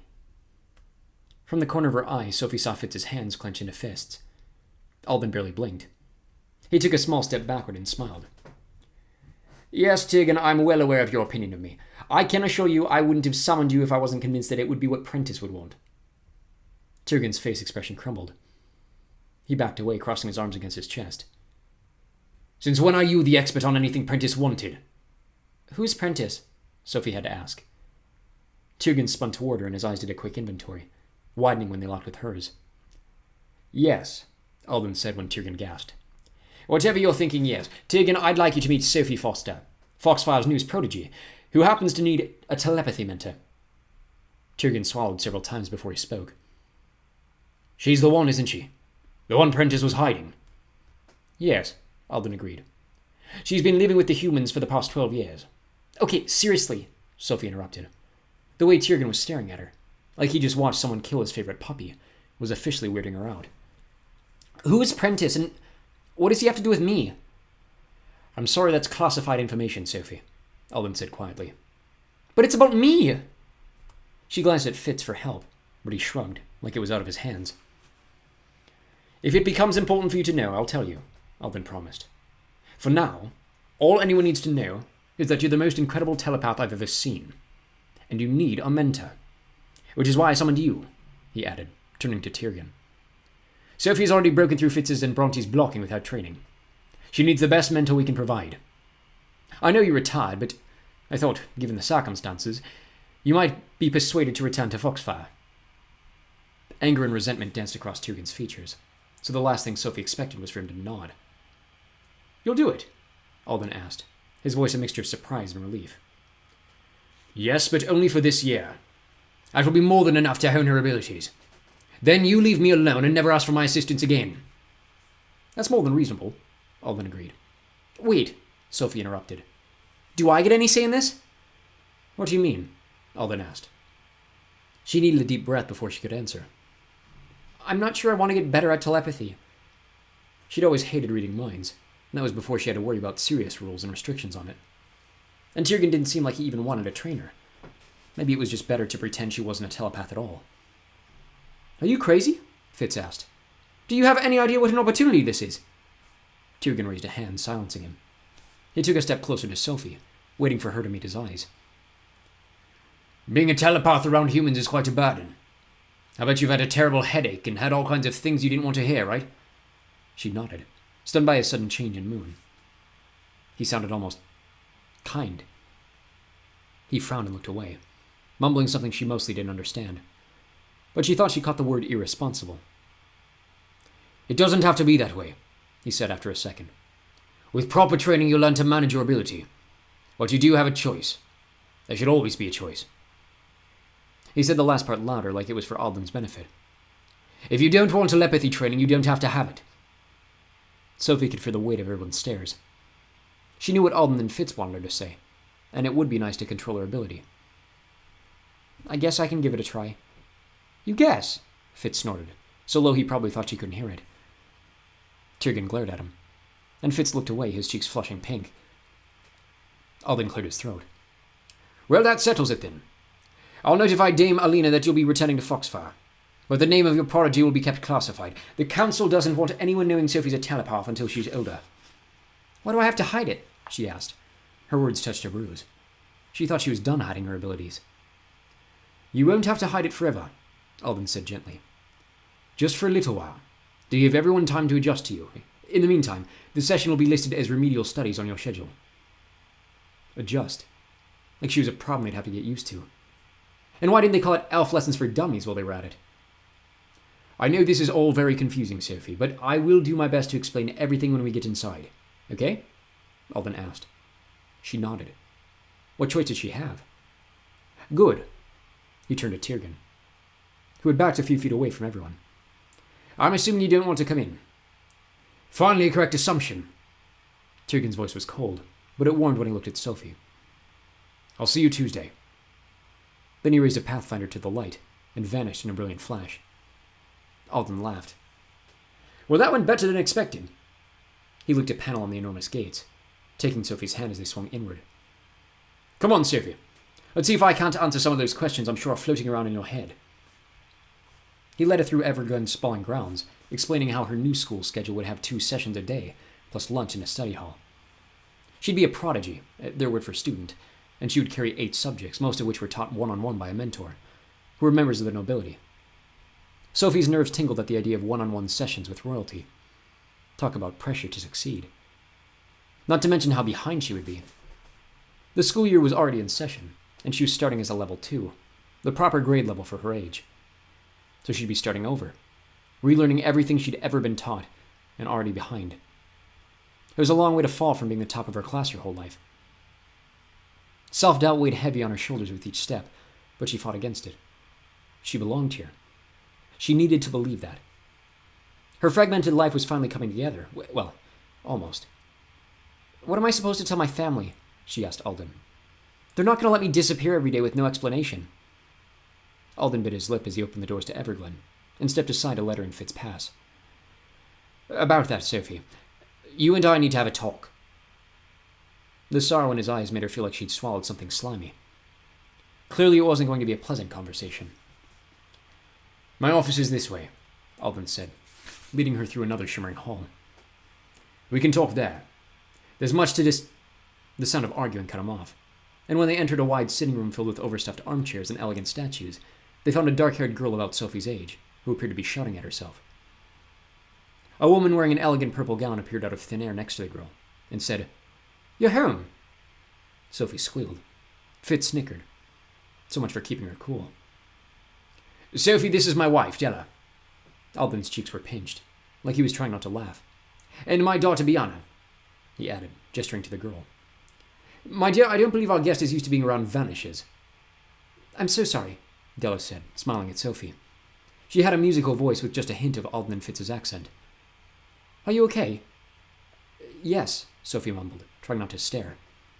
Della's beauty was like a force. Pulling every eye to her, she tossed her long chocolate-brown hair and pursed her heart-shaped lips. And Bianna had all of her parents' best features, combined in the best possible way. It was hard not to feel like a gangly troll, especially when Bianna frowned and asked, Is that my dress? Yes, Alden interceded. Sophie needed to borrow it to go on a few errands. I can go change, Sophie offered. No, that's fine, Bianna said, looking away. You can keep it. It's kind of frumpy. Oh, thanks. Quinlan sent you the files you requested, Della told Alden. I put them in your office. Her smile faded. And the council denied our request, but they did approve Grady and Edeline. Alden ran a hand through his hair, the same way Fitz did when he was frustrated. In that case, I'd better make a call. He turned to Sophie. Then we'll have a long talk, okay? She nodded, a little torn when he set off down the hall. She had a feeling she knew what he was going to say, and she wasn't ready to hear it. But she wasn't sure what to say to Della or Bianna. She could feel them staring at her. The council sent these for you, Della said with a radiant smile. She held out 2 small parcels wrapped in thick white paper as she walked towards Sophie, blinking in and out with every step like a strobe light. She doesn't realize she does it, Fitz explained when Sophie's eyes widened. Vanishers let light pass through their bodies so they can turn invisible, even when they move. Della unwrapped the packages. Hold up that pretty blonde hair, will you? Sophie did as she asked, and Della clasped a thick silver cord around her neck. It fit like a choker with a single pennant, an etched silver loop with a small clear crystal set in the center. A registry pendant, Della explained. Everyone had to wear one so they could easily be found. It was kind of pretty, but mostly it was one more elfy thing she'd have to explain to her family. Della handed Sophie the tiny green cube. Anytime you need to pay for anything, just give him that. Your birth fund's been activated. It took a minute for the words birth fund to register. I have money? Della nodded. The standard 5 million. Dollars? Lusters, Fitz corrected, laughing. 1 luster is worth probably $1 million. What's a dollar? Bianna interrupted. Human money. She crinkled her perfect little nose. Ew. Sophie ignored the insult. How could the elves afford to give away so much money? We do things differently around here, Della explained. Money is something we have, not something we need. No one ever has to go without. Sophie couldn't believe it. But why does anyone work then if they already have money? What else would we do with our time? I don't know, something fun? Work is fun, Della corrected. Remember, we're not limited to 70 or 80 years. Once you get used to that idea, I think you'll find our way makes much more sense. Maybe, she agreed, still trying to wrap her head around it. All set? Alden asked, coming back into the room. Della nodded. Were you able to change their minds? Alden shook his head, and Della's face fell. In fact, everyone looked sad, except Biana, who looked relieved. What's going on? Sophie asked, trying to ignore the panic rising in her chest. Alden let out a long, low sigh. Come on, Sophie. Let's go have that talk. Chapter 12. One wall in Alden's office was a large curved window overlooking a silvery lake. A floor-to-ceiling aquarium wrapped the rest of the room.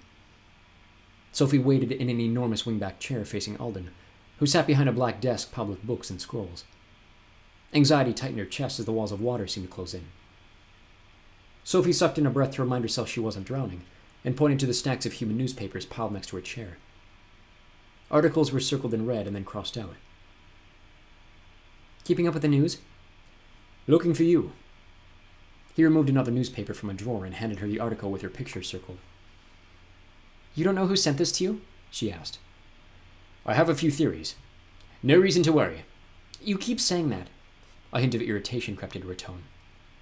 Because it's true. She sighed.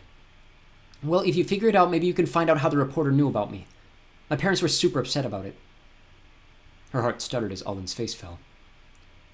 I think I know what you're going to say, she said as he opened his mouth to speak. She needed to say it first. That'd be the only way to survive it.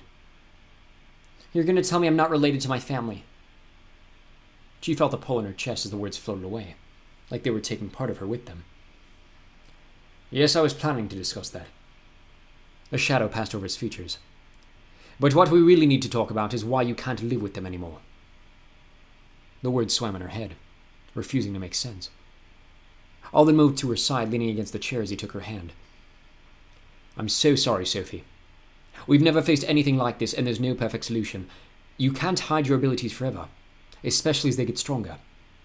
Sooner or later, someone will suspect that you're something other, and we can't allow that to happen. For your safety and ours. Now that the Council knows you exist, they've ordered that you move here, effective immediately.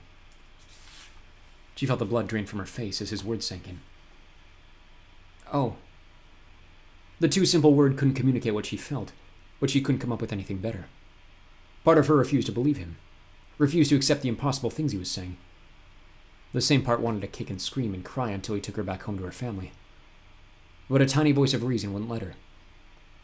Deep, deep down, beneath the fear and hurt and pain, she knew he was right. She'd lived every day since she was 5 in constant fear of discovery. She wasn't sure how much longer she could keep it up. The headaches from her telepathy were almost unbearable. And if they were going to get stronger, not to mention the loneliness. She never felt right with her family. She never had any friends. She didn't belong in the human world, and she was tired of pretending she did. But knowing he was right didn't make it hurt any less. Didn't make it any less terrifying. Will I get to visit my family? She asked, grasping for something to calm the fear threatening to overwhelm her. Alden didn't look at her as he shook his head. I'm sorry. I'm afraid that would be impossible. We call the areas where humans live the Forbidden Cities for a reason. Access is severely restricted, plus they're going to think you're dead. She was on her feet without deciding to stand up. You're going to kill me off? As far as your family and the rest of humans are concerned, yes. For a moment she was too stunned to speak. Her mind filled with creepy images of gravestones reading, "Here lies Sophie Foster." But one image was even worse. She closed her eyes, desperate to block out the horrifying mental picture, but it only became more vivid. Her parents, hovering over her grave with tear-stained faces. You can't do that to my parents, she whispered, blinking back tears of her own. We have to. If you disappeared, they would never stop trying to find you. It would draw too much attention and everything. But don't you know what this will do to them? I wish there was another way. She refused to accept that. Elves could travel on a beam of light and read emotions and probe minds. There had to be a way that her family wouldn't suffer. A sickening idea struck her. Could you make them forget me? Make it like I never existed? Alden bit his lip. It's more complicated, but it can be done. But would that really be better? They'd be relocated. They'd lose their jobs, their house, all their friends. It's better than thinking their daughter is dead. Her words seemed to hit him, and he turned away, staring deep into the aquarium. What about you? He said after a stretch of silence. These are people you love, Sophie. If we erase you, they won't miss you. They won't even know you exist. Wouldn't that be too painful? A single tear slipped down her cheek. Yes, but only for me. For them... She squared her shoulders and set her jaw. It's the best thing for them. Seconds passed before Alden turned to her, obvious pain in his eyes. If that's what you want, we'll do it that way. Thank you, she whispered, hardly believing what she was saying. It felt like her brain was shutting down, too overwhelmed to function. Had she really agreed to have her whole life erased? She sank back into the massive armchair. Tears streaked down her cheeks as she scrubbed them away. Will I get to say goodbye? Alden shook his head. The council specifically forbade me to take you back. The room spun, and a small sob slipped out. It never occurred to her when she had left for school that it would be the last time she'd see her family. Ever. It was too much. Please, I need to say goodbye. Alden studied her face for a long minute before he nodded. I can't take you without risking a tribunal, but I can give you 20 minutes before I allow the council to the change of plans and let Fitz take you. You'll have to change clothes before you go, and get out of there before anyone sees you, or it'd be very bad for him. Can you do that? She nodded, wiping away more tears. Thank you. Alden rushed to the door and called Fitz. Sophie couldn't focus as Alden explained what was happening. She was too busy trying to figure out what she would say to her parents. How was she going to tell her family goodbye?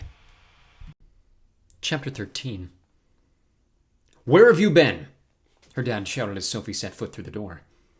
His round face, usually so soft, was bent and twisted into hard lines. Her mom rubbed her temples.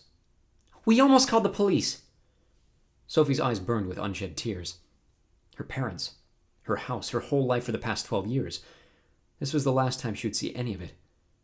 It was far, far too much for her brain to process, so she did the only thing she could do. She raced across the room, threw her arms around them and hugged as hard as she could. Did something happen, Sophie? Her dad asked after a minute. Your school called and said you left early. His mind flashed to unspoken horrors. Sophie cringed away from his thoughts. Nothing bad happened. It's just been a strange day. She buried her face into her mom's side. I love you guys. We love you too, her mom whispered, totally confused. What's going on, Soybean? Her dad asked. Sophie trembled at the nickname, proof that she really didn't belong with her family. She's just trying to get out of trouble, Amy said, bouncing into the room. She loved watching Sophie get busted. Amy, how many times have I told you not to eavesdrop? Her mom asked. Amy shrugged. How long is she grounded for? 3 months, her dad answered. Amy shot Sophie a triumphant look. It doesn't matter, Sophie said, still hugging her parents. I'm sorry for worrying you guys. I won't do it again, I promise. For once, she'd be able to keep her word. Well, maybe 2 months, her mom decided, rubbing Sophie's back. Amy pouted and Sophie couldn't help smiling at her pettiness. She was stunned to realize at that moment that she was going to miss Amy. Her bratty, obnoxious, pain-in-the-butt little sister. Sure, they fought all the time, but fighting with her was fun. Why had she never realized that before? She ran over and wrapped Amy in a hug.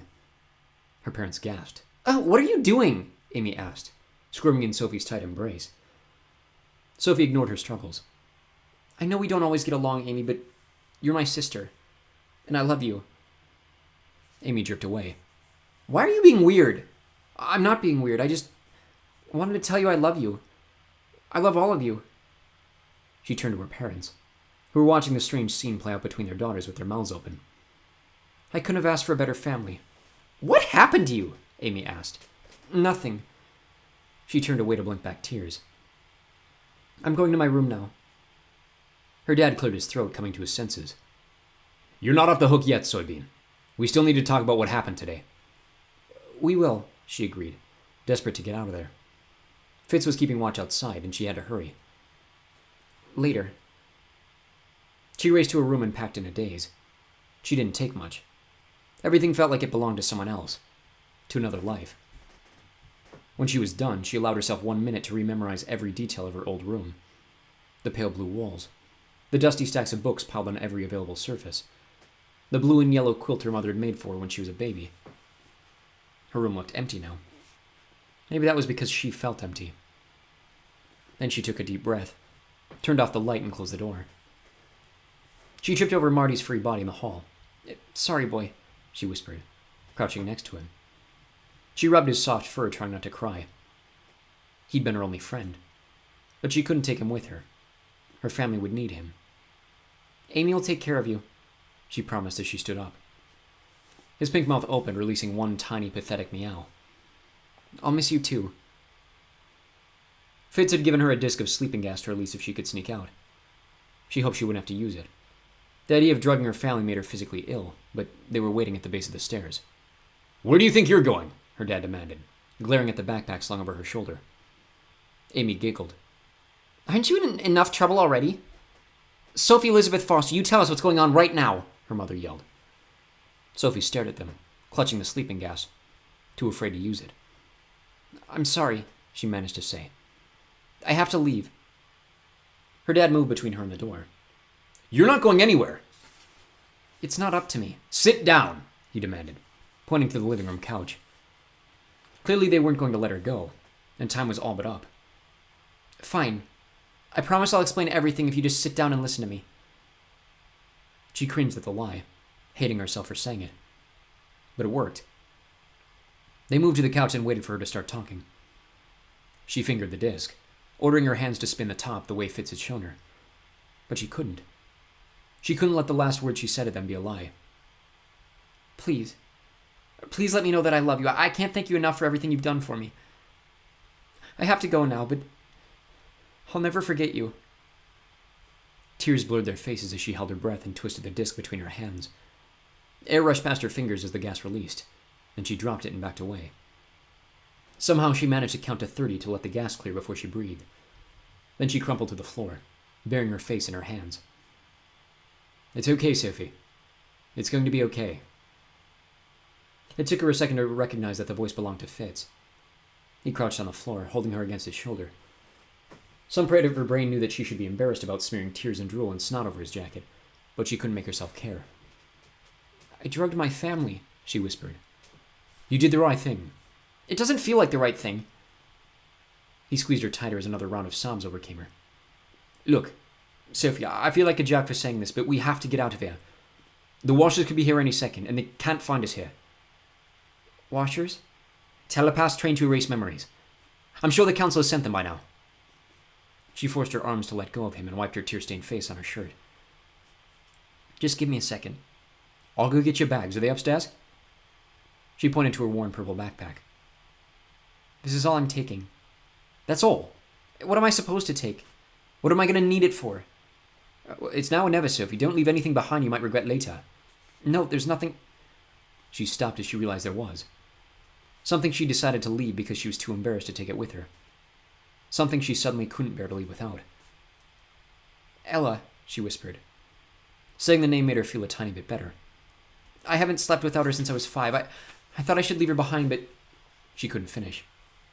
"Where is she?" "Upstairs on my bed. She's the bright blue elephant wearing a Hawaiian shirt." She blushed, but he didn't laugh. Somehow he seemed to understand. "I'll be right back," he promised. She closed her eyes so she wouldn't have to see her family's limp bodies, and counted the seconds until Fitz returned. When he handed her the worn blue elephant, she was surprised at how much better she felt. Now she had something to hold on to. One thing she loved was coming with her. "I'm ready to go," she said, with sudden determination. Fitz helped her to her feet and led her to the door. A big part of her wanted to look back one last time, but she kept her eyes forward. Then, clutching Ella with one arm and Fitz with the other, she took the 2 hardest steps she'd ever taken, out of the past and into the future. Chapter 14. Alden and Della waited outside, pacing the glow from Everglen's enormous gates. As soon as the door swung open, Della wrapped Sophie in a tight hug, stroking her hair and whispering that everything would be okay. Sophie waited for the tears to come, but she'd cried herself out. No one saw us, Fitz assured Alden, handing over the black Pathfinder. Thank you, Fitz. My dear, you might want to let her breathe, he told Della. Della released her from the stranglehold, and Sophie took a shaky breath. Are you okay? Alden asked, deep shadows haunting his face. No, she admitted. He nodded. It gets easier from here. I hope so. She hugged Ella. What happens now? Della and I are going to personally oversee your family's relocation. Fitz can help you get settled in here while we're gone. Here? I'll be living here? Hope flared. Living with Alden and Della would be amazing. Della wrung her hands. Oh, Sophie, we would love that. We even offered, but the council wanted you placed with the other Guardians. Guardians? The title sounded cold and formal. I selected them personally, Alden assured her. They're good friends of ours. You're going to like them. Okay, she agreed without much enthusiasm. It was hard to be excited about living with strangers, but she was too worn out to think about it. We'll talk more tomorrow, Alden said. Right now we have to get going. Fitz, Elwin's waiting to see Sophie. Della gave Sophie one more hug before she moved to Alden's side. He held the blue-crystaled Pathfinder to the light. Where are you moving my family to?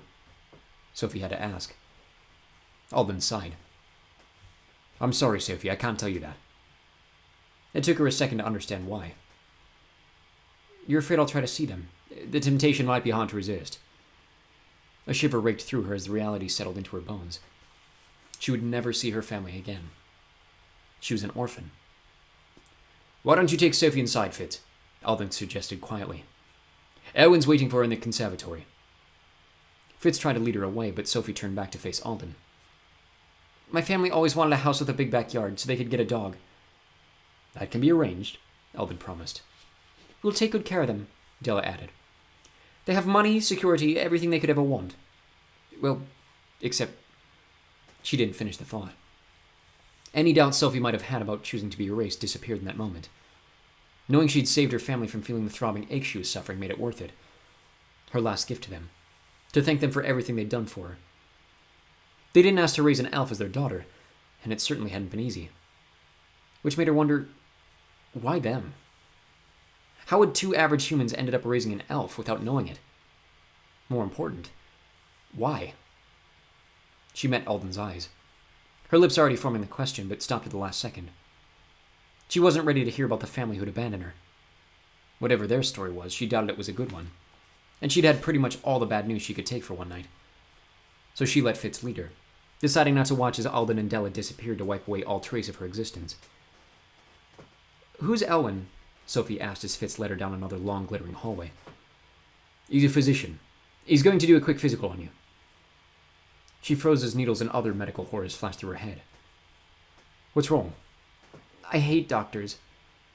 She knew she should have put a brave face in front of Fitz, but she couldn't.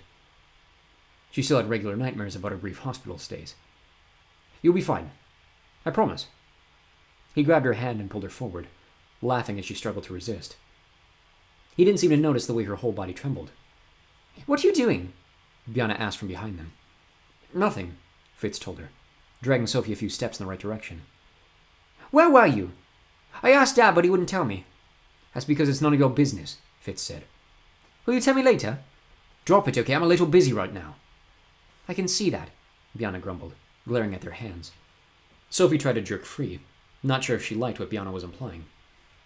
Fitz tightened his grip. Don't even think about it. I'm taking you to Elwin, and you're going to see it's no big deal. She lost the will to resist under Bianna's glare, so she let him pull her to an arched golden door at the end of the hall. Fitz stood beside her, blocking any possible escape. I'll take your stuff to your room. Why don't you hang on to Ella? He whispered. Maybe she'll help.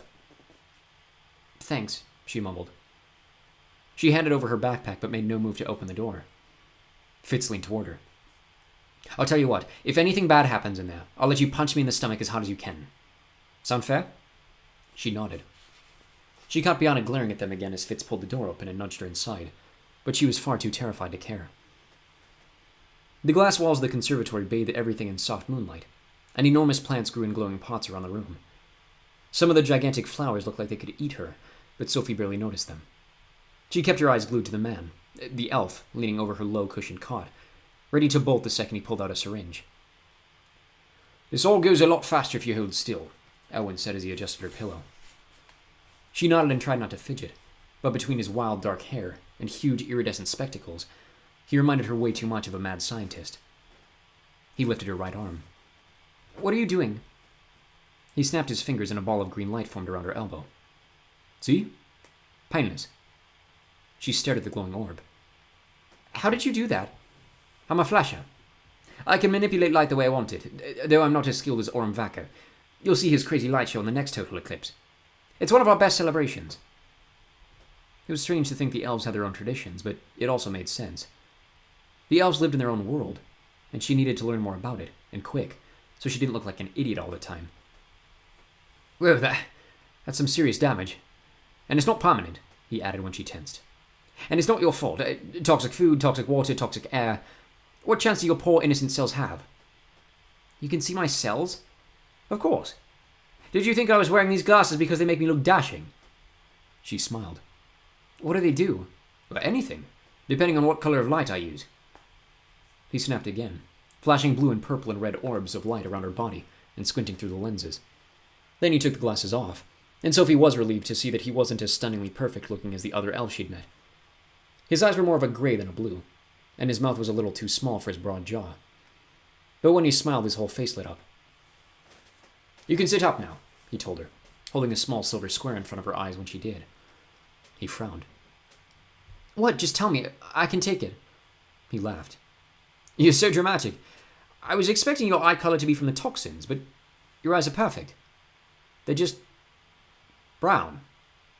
They always have been, even when I was a baby. Do you know why?" The last question came out as a whimper. "No idea. I'm sure there's a reason, but I do have to do some research. It'll be a great case study for the Bucks once I figure it out." "What? No, you can't." How was she ever supposed to fit in if they were running case studies on her? All right, relax, I won't." Sophie studied the breast she had been holding. "Thanks." "No problem," Elwyn laughed. He rifled through the satchel slung across his shoulder and removed tiny vials of colored liquids. "Now try not to let this worry you, but your body needs a major detox. We'll start with these." Sophie braced for the bitter burn of medicine, but the bottles were filled with sweet syrups, like nectar from unknown fruits. They made her tingly and warm inside. "Good girl," Elwyn said as he cleared the empty vials away. He placed a large clear bottle in front of her. "All of us drink one of these every day, but I want you to drink 2 for a while, to make up for lost time." "Youth in a bottle," she read from the label. "Like the Fountain of Youth?" "I suppose that is where the legends come from," he agreed. "It has a few enzymes that are essential for our health." The water was cold and slightly sweet, and somehow more refreshing than what she'd tasted before. She downed the contents in one gulp and handed the empty bottle back to him. He gave her another, and she drank it just as fast. "I don't have a few of the medicines you need, but I'll give Alden a list. I want you to come see me in a couple of weeks for a follow-up." Her face twisted into a scowl before she could stop it. Elwyn laughed. "It won't be so bad, just a quick checkup. I work at Foxfire, so you can stop by any time." Mention of her new school made her tug out a couple of loose eyelashes. "What are you doing?" "Sorry. Nervous habit." "You tear out your eyelashes." "It doesn't hurt." "Still, you sound like my mom." The warmth of the medicines faded as the reality of everything that had happened rushed back. "Well, I thought she was my mom." He sat next to her on the cot. "Alden told me about that. Do you want to talk about it?" "Not really." She stared at Ella, hugging her tighter. He whistled. "You're a pretty brave kid, you know that?" She shrugged. "Sometimes you have to be brave." "True," he agreed, laughing. "What? That just sounds funny coming from someone hugging a stuffed elephant." Her cheeks heated up. "I know it's lame, but I'm teasing. Personally, I can't sleep without Stinky the Stegosaurus. There's no shame in that." He laughed. "Anyway, you should get some sleep. You've had a big day. I'll see you in a few weeks." "So you gonna punch me?" Fitz asked as he showed her to her room. "I guess not," she mumbled, feeling horrified about the big production she'd made. He must think she was the biggest wimp ever. Fitz grinned. "What's with the Dr. Phibia thing? You're more afraid of Elwyn than you are of jumping into the whirlpool. I guess you've never had anyone stick a needle in your arm or strap you to a bunch of machines." "You're right about that." He shuddered, and she felt a little better. At least he understood her fear now. Why did they do that to you? The shots were because I had an allergic reaction a couple years ago. She rubbed her arm, remembering the bruise that needles gave her. The machines were because I hit my head when I was 5. How'd you do that? I guess I passed out and cracked my head on the concrete. I don't remember. All I know is I woke up in the hospital and my parents were freaking out, saying my neighbor had called 911 and that I'd been unconscious for hours. That happened when you were 5. She nodded. Was that before or after your telepathy started? The same time. I started reading minds in the hospital. I always felt that something happened in my brain when I fell. But I guess it was my elf genes kicking in. He didn't respond. What? It's just... Telepathy doesn't kick in at that age. Something would have to trigger it. Trigger it how? I have no idea. Not many things trigger a special ability. None of them exist in the Forbidden Cities. My dad will have to look into it. She repressed a sigh. Alden had a lot to look into thanks to her. Fitz stopped in front of a bedroom fit for a princess. A huge canopied bed, crystal chandeliers, and glass walls overlooking the lake. This is you. If you need anything, my room's just down the hall. Her heart did that weird fluttery thing when their eyes met, and she had to look away to speak clearly.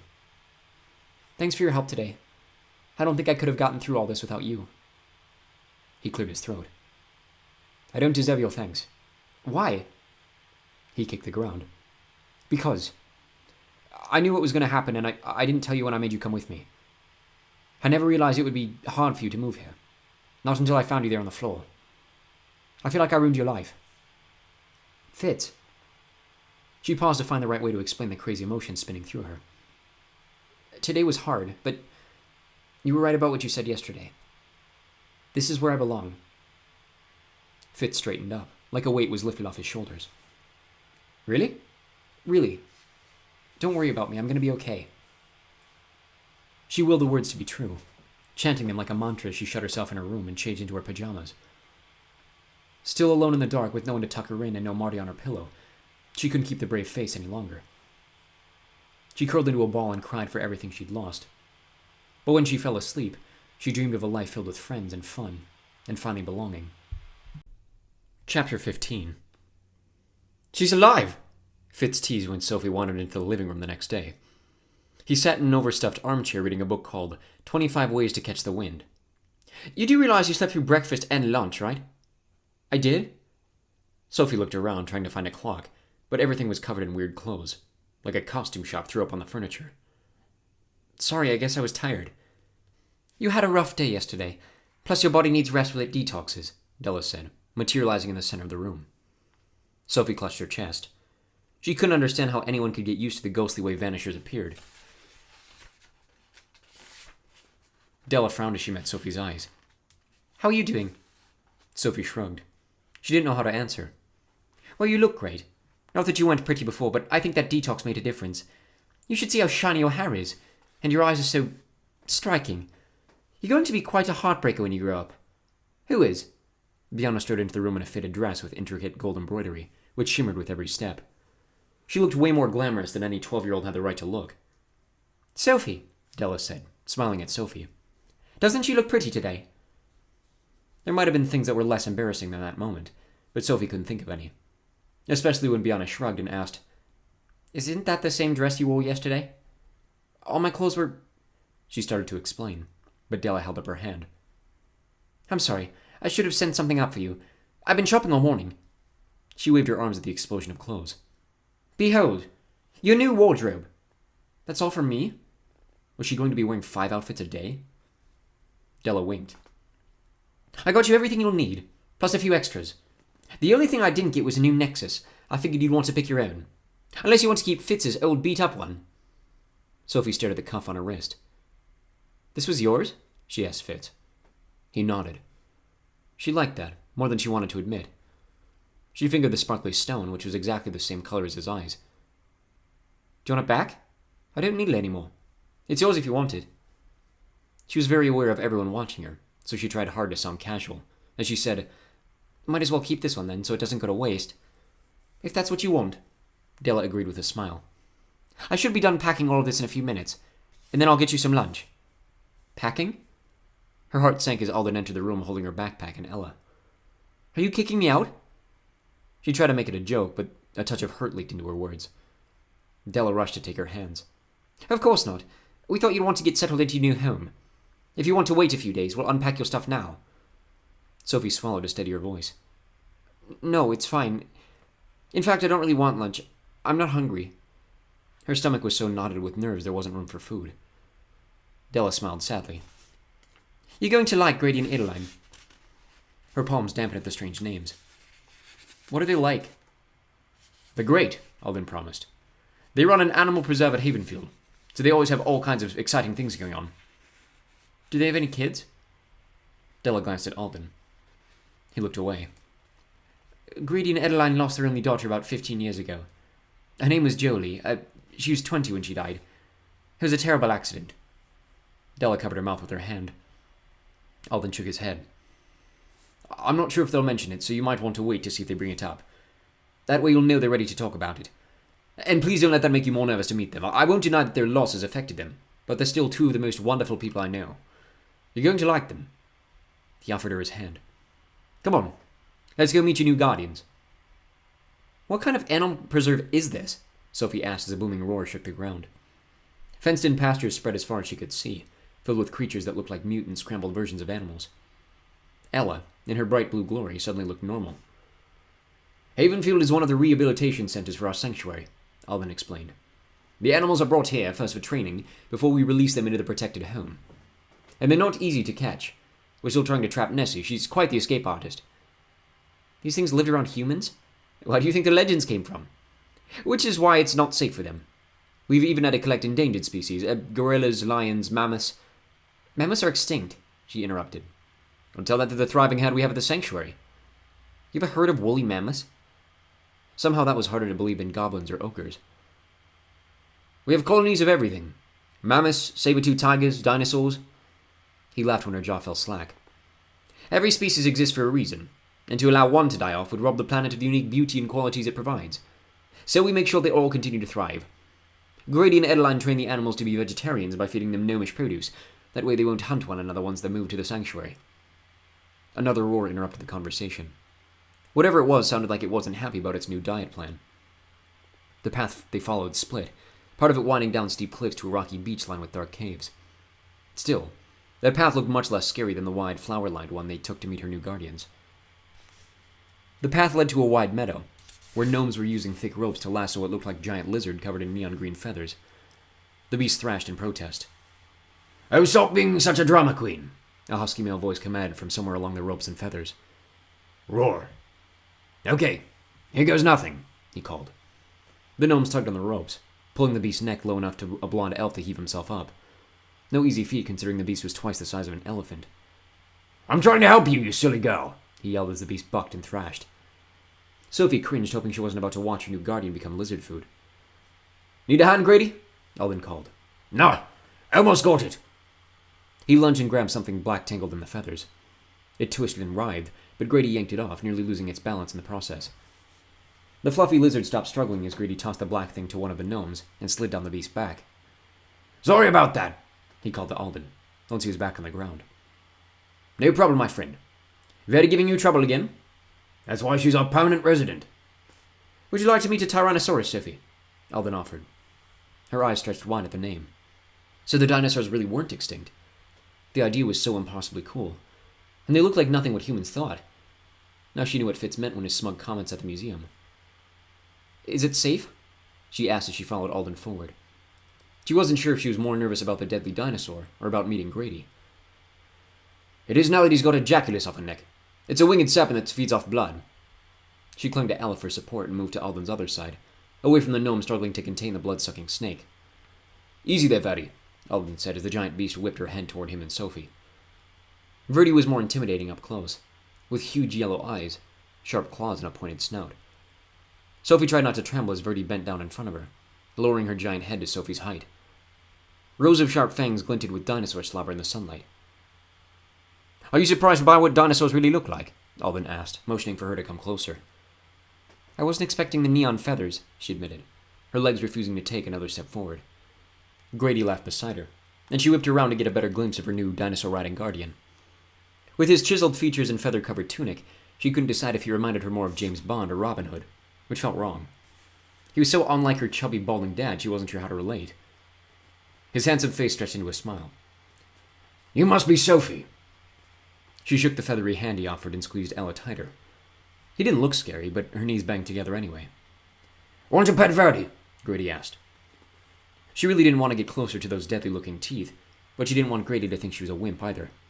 So she took a deep breath and stepped close enough to rub the T-Rex's cheek with a light touch. Verdi stayed docile, watching Sophie with her unblinking yellow eye. Sophie lost herself in the stare. "She's still in pain," she said, not entirely sure how she knew. "Is she?"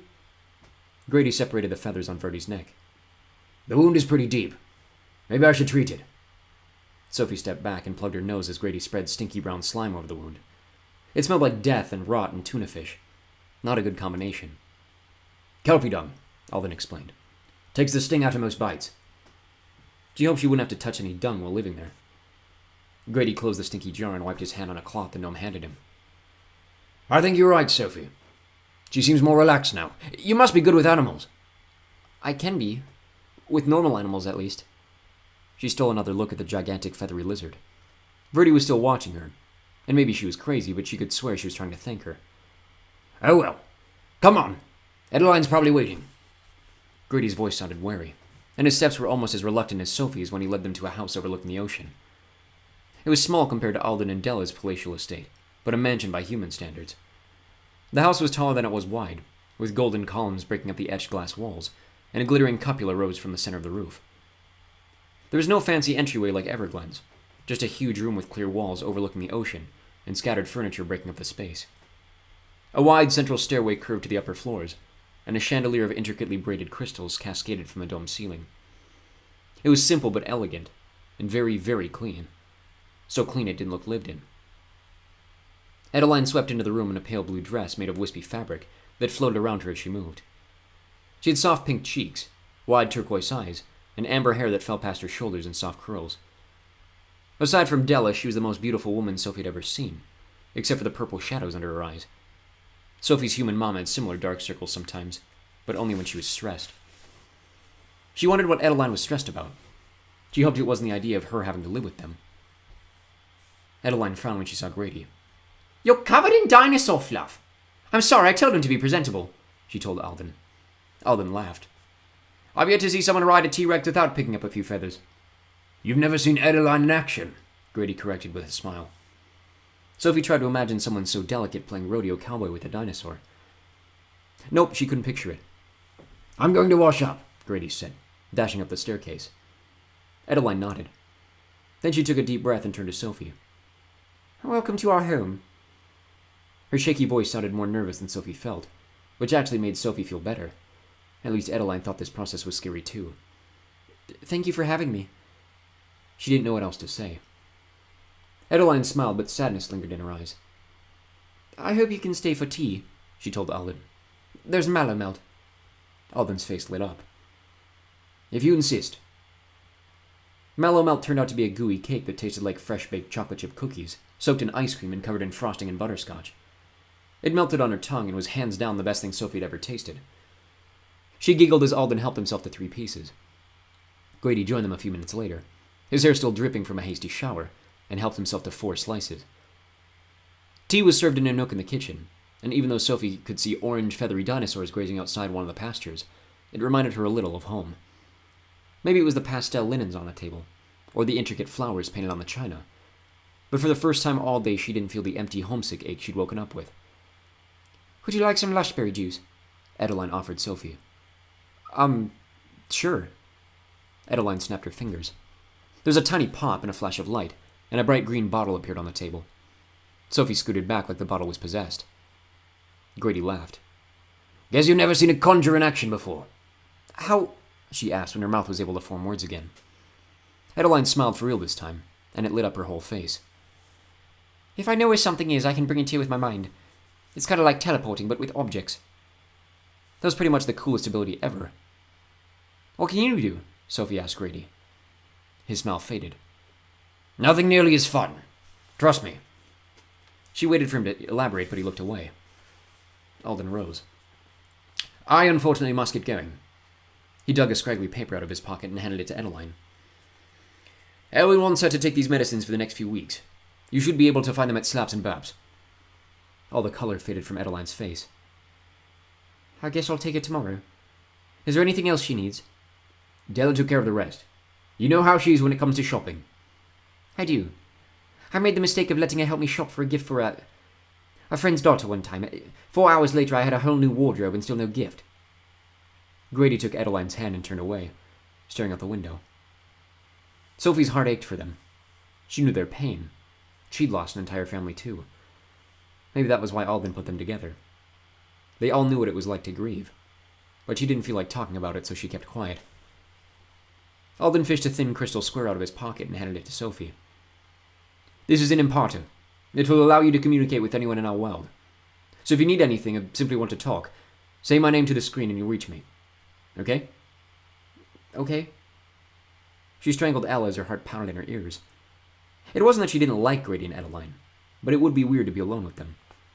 What would they talk about? Alden leaned closer so he could whisper. It's going to be okay, Sophie. If you need anything, anytime, I'm here. Use the imparter. She nodded. Good. He waved to Grady and Adeline, gave Sophie one more reassuring smile as he held up his pathfinder, and vanished in a flash of light. The silence he left behind was deafening. Grady snapped out of it first. He jumped to his feet and nudged Sophie. Let us show you to your room. Is this really all mine? Her bedroom took up the entire 3rd floor. Star-shaped crystals dangled from the ceiling on glittery cords, and blue and purple flowers weaved through the carpet, filling the room with their sweet scent. A giant canopy bed occupied the center of the room, and a huge closet and dressing area took up an entire wall. Bookshelves full of thick, brightly colored volumes filled the other walls. She even had her own bathroom, complete with a waterfall shower and a bathtub the size of a swimming pool. I hope it's okay, Adeline said, biting her lip. Was she kidding? It's awesome, Sophie said, feeling more excited about her new home already. She dropped her backpack off, but decided to keep Ella with her. It helped having something to hold. Half of the 2nd floor was Grady and Adeline's bedroom, and the other half was a long hall with 3 closed doors. 2 were their personal offices. One they didn't explain, but Sophie assumed it was Jolie's room. They didn't forbid her from going to that part of the house, but they didn't give her a tour either. And with the way their voices strained as they spoke about it, she decided it'd be best to stay away. After an awkward but delicious dinner of soupy green stuff that tasted like pizza, Grady and Adeline left Sophie alone to unpack, which turned out to be a good thing. Unpacking made everything real. She lived here now, in this strange, slightly too perfect world where everything she knew was wrong, and all she had to show for the past 12 years of her life was a backpack stuffed with wrinkled clothes that she'd never wear, an iPod she couldn't change, and a scrapbook full of memories that had been erased from everyone except her. At least she knew her family wasn't missing her the way she missed them. Their new life, wherever it was, would be better without her. Alden and Della would have made sure of it. Tears welled in her eyes as she put the last remnants of her human life away. Then she curled up on her bed with Ella and let herself have one last good cry. When her eyes finally dried, she promised herself she wouldn't look back anymore. Grady and Adeline weren't like her parents, and Havenfield wasn't like her old house. But maybe that was better. Maybe it was easier if they were different. And maybe, with time, it would really feel like home. Chapter 16. Sophie woke to an amazing sunrise. Pink, purple, and orange streaks blending the ocean and sky into mirror images. She enjoyed the view, but she would need to figure out a way to darken her glass walls. Sunrise was too early to be awake every day. Grady and Adeline were in the kitchen finishing up breakfast when she came downstairs. Sophie hovered in the doorway, not sure if she should interrupt. "Are you an early riser?" Grady said as he moved the scrolls he was reading to make room for her. "Or you didn't close the shades?" She sank into a chair next to him. "How do I do that?" "Just clap your hands twice." "How about some breakfast?" Adeline asked. Her voice sounded tired, and the shadows around her eyes were so dark they looked like bruises. At Sophie's nod, she conjured up a bowl of orange glop and a spoon. Each bite tasted like warm, buttery banana bread, and Sophie was tempted to ask for seconds, but she didn't want to impose. She didn't know how to talk to them, so she stared at Grady's scrolls. The sloppy handwriting was impossible to read upside down, but she did notice a symbol in the corner. A hooked bird's neck, with the beak pointing down. The image tickled her mind, like she should know what it meant, but she couldn't find the memory it belonged to. Grady caught her looking and rolled them up. "Boring stuff from a long time ago." He said it with a smile, but it was obvious he didn't want her seeing the scrolls, which only made her more curious. Especially when she spotted a line of runes running along the bottom. And this time they made sense. "Project Moonlark," she blurted, before she could think it through. "You can read that?" Grady asked. Sophie nodded, scooting back a little when she saw the look in his eyes. Anger, confusion, and fear. "Usually I can't, but this time I could. What's Project Moonlark?" she whispered. Grady's mouth tightened. "Nothing you need to know about." But Alden had said the word she used to babble as a baby might mean Moonlark. That couldn't be a coincidence. She tugged out an eyelash. Grady ran a hand across his face and took a deep breath. "I'm sorry. I didn't mean to scare you. It's just, these are extremely classified documents, and those are cipher runes. No one's supposed to be able to read them unless they've been taught the key." She swallowed, trying to get enough moisture on her tongue to make it work. "Why can I read it then?" "I have no idea." He shared a look with Adeline. "Maybe the way humans taught you to read or write made your mind see things a little different." That was the same excuse Alden had given for why she couldn't read normal runes. It wasn't particularly believable, but she couldn't think of anything better. She was pretty sure she'd remember being taught to read cipher runes. "If you're ready to go, we should get those medicines Elwyn prescribed," Adeline interrupted, standing. Each word was drawn out like the whole sentence was one long sigh, which didn't exactly make Sophie eager to go. But she couldn't really say no, so she rose, fidgeting with the ruffles on the purple dress she was wearing. It was the simplest dress Della bought her, but she still felt ridiculous. Did the elves have something against jeans? Grady nodded. "Say hi to Kessler for me." Adeline groaned. "This is going to be interesting." Sophie glanced at Grady, hoping he wasn't mad about the scrolls. He gave her a small smile. Then Adeline took her hand and they glittered away. They leaped to an island called Mysterium. Small, identical buildings lined the narrow streets like they'd been cut from a mold. Street vendors filled the air with scent of pines and sweets, and conversation buzzed around the crowded sidewalks. Sophie's and Adeline's gowns stood out among the simple tunics and pants of other elves. "Hey, how come they don't have to dress up?" Sophie complained. "Mysterium is a working-class city." "Oh, but wait, doesn't everyone get the same amount of money in their birth fund?" Adeline nodded. "Money has nothing to do with social rank. Our world is talent-based. Those with simpler abilities work simpler jobs, and they dress correspondingly." "It seems kind of unfair," Sophie murmured. "You can't control how much talent you're born with. Why should you live a lesser life?" "Their lives aren't lesser. They've houses just as fine as Alden's or ours, but when they come to work, they come to a different type of city. A city designed for their kind of work." Adeline's grip tightened on Sophie's hand as several people waved at her. "You okay?" Sophie asked. "Yes. I'm just not used to being around so many people." She kept her head down as she led Sophie through the busy village, avoiding the other elves they ran into. Everyone seemed to recognize Adeline, though, and whispers followed them wherever they went. "Look, it's Adeline Ruin. Can you believe it?" "I thought she never left the house." "She doesn't." Adeline pretended not to notice, and they didn't slow their pace until they reached the only building that was different. A store painted 20 different colors, with curved walls and a crooked roof, like it belonged in a nursery rhyme. "Slurps and burps. Your merry apothecary." The door belched as they entered. The store was a maze of shelves filled with colored bottles of liquids and pills. Adeline went straight to the back, to a laboratory complete with beakers bubbling over burners with rainbow-colored flames. A slender man in a long white lab coat hovered over the experience with a skinny boy at his side.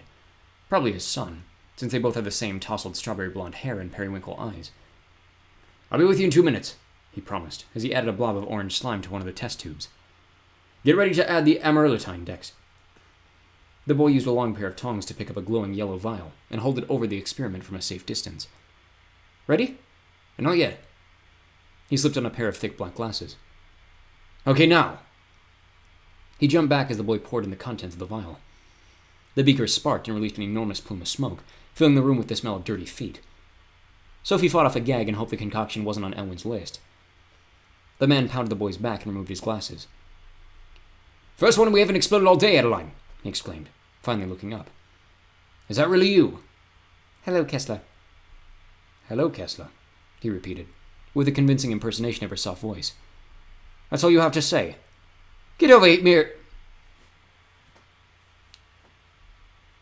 "Hello, Kessler," he repeated, with a convincing impersonation of her soft voice. "That's all you have to say? Get over here and give me a hug." Adeline moved across the room like sludge, but he wrapped her in a big bear hug anyway.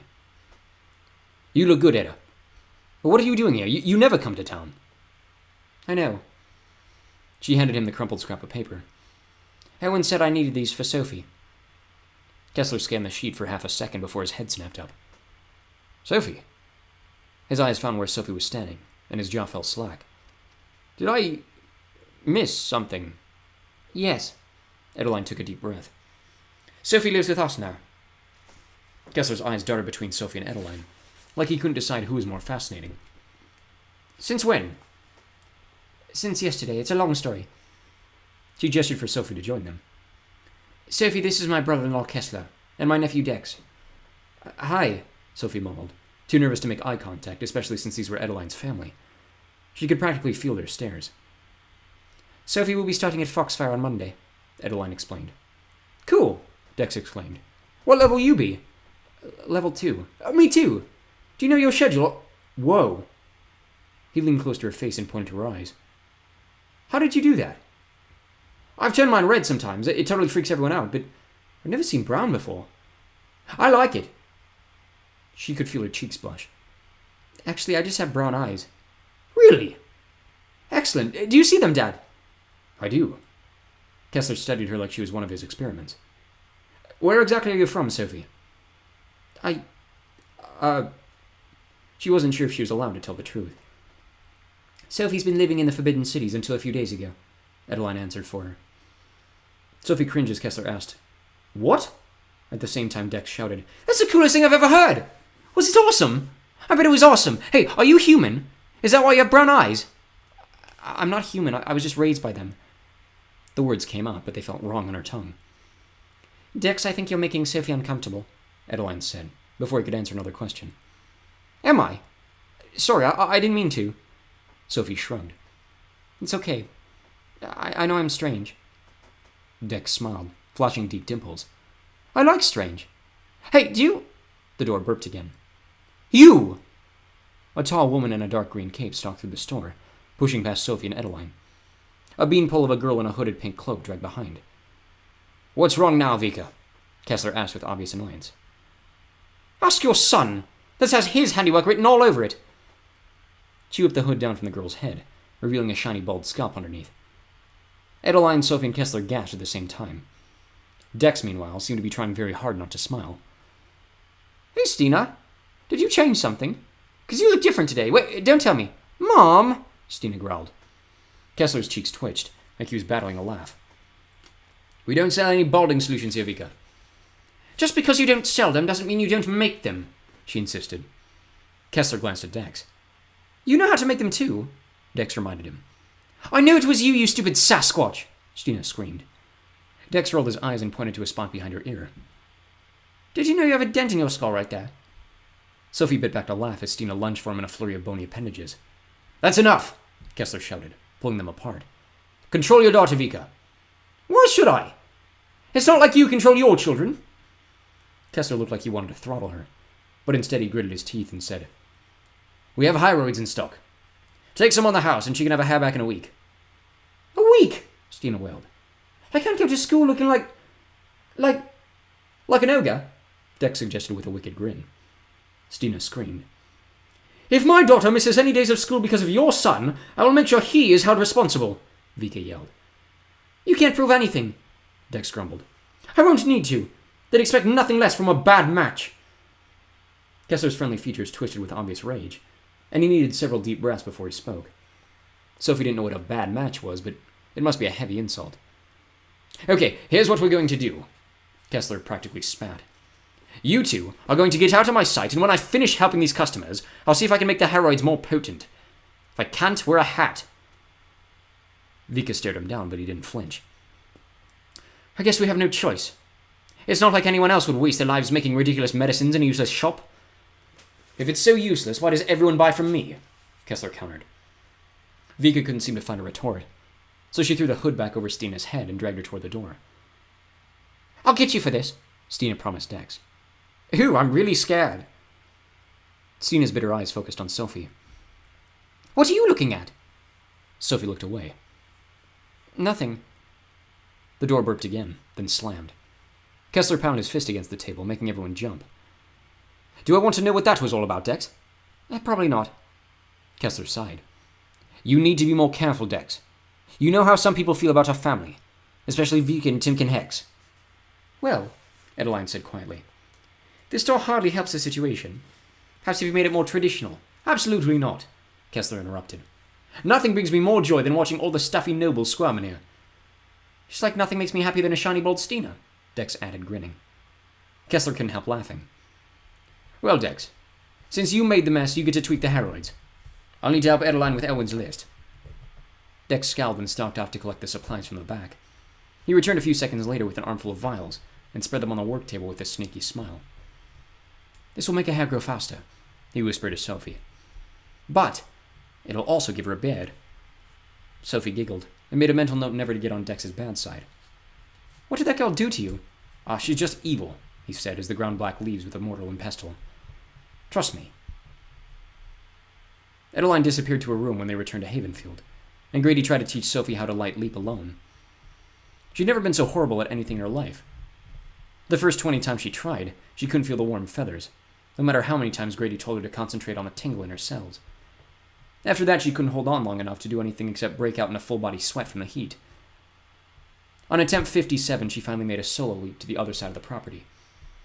She completed the next 5 in a row and felt ready to collapse, so she wanted to cry with relief when Grady announced she'd practiced enough. But when he checked her nexus, he frowned. He pointed to the gray rectangle, which displayed only a sliver of blue. That means your concentration's at 10%. Everyone your age is at least 30% by now. Yeah, and they'd been light leaping their whole lives, but she chose not to point that out. She didn't want Grady to think she was difficult. I'm trying as hard as I can. I know, Grady said, worrying the edge of his tunic with his hands. But I don't think you have any idea what you're up against. Alden told me Bronte doesn't want you at Foxfire, which means he'll be watching you like a hawk. He'll check with your mentors. He'll monitor your tests.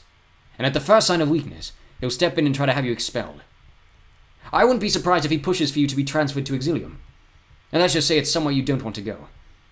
She nodded, swallowing a mouthful of bile. If she hadn't been freaked out about starting Foxfire before, she was now. How was she supposed to pass when she was so far behind? Grady forced a smile. I know you're struggling to adjust and have a ton to learn, but you're going to have to push yourself as hard as you can. And I promise I'll help you every way I can. Adeline will too. A flash of light pulled her out of her mounting panic attack, and 2 people appeared from a few feet up the path. She recognized Dex from Slurps and Burps, and the woman he was with resembled Adeline, except her hair was messy and her yellow gown was wrinkled and plain. How to come see for yourself, Julian? Grady asked. I'm allowed to visit my sister, aren't I? She asked, her eyes riveted to Sophie. Grady laughed. Where's the rest of the family? Home with Kessler. I didn't want to overwhelm you.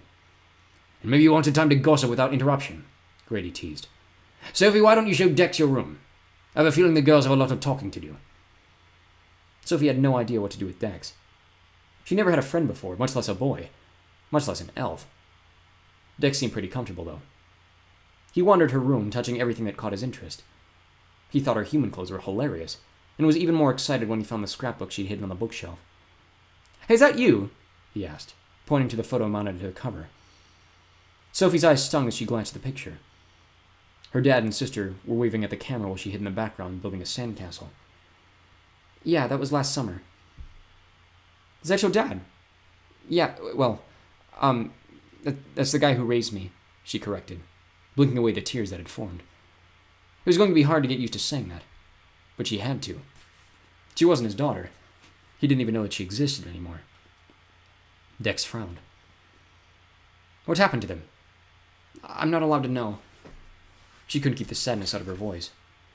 As much as she didn't want it to matter, it was hard not knowing where they were or how they were doing. Sorry. He shuffled his feet. Do you want to talk about it? Not really. She wasn't sure she was ready to look through the scrapbook, but Dex already had it open and was flipping through the pages. She hoped there weren't any naked baby pictures in there. Why'd you take your picture with a guy in a giant mouse suit? Actually, better question. Why would anyone wear a giant mouse suit? We're at Disneyland. His head snapped up. I have my own land. What? My last name is Disney. She laughed. I'm pretty sure it's a coincidence. He squinted at the picture. Are you wearing fairy wings? Okay, I think we've had enough fun with the photos.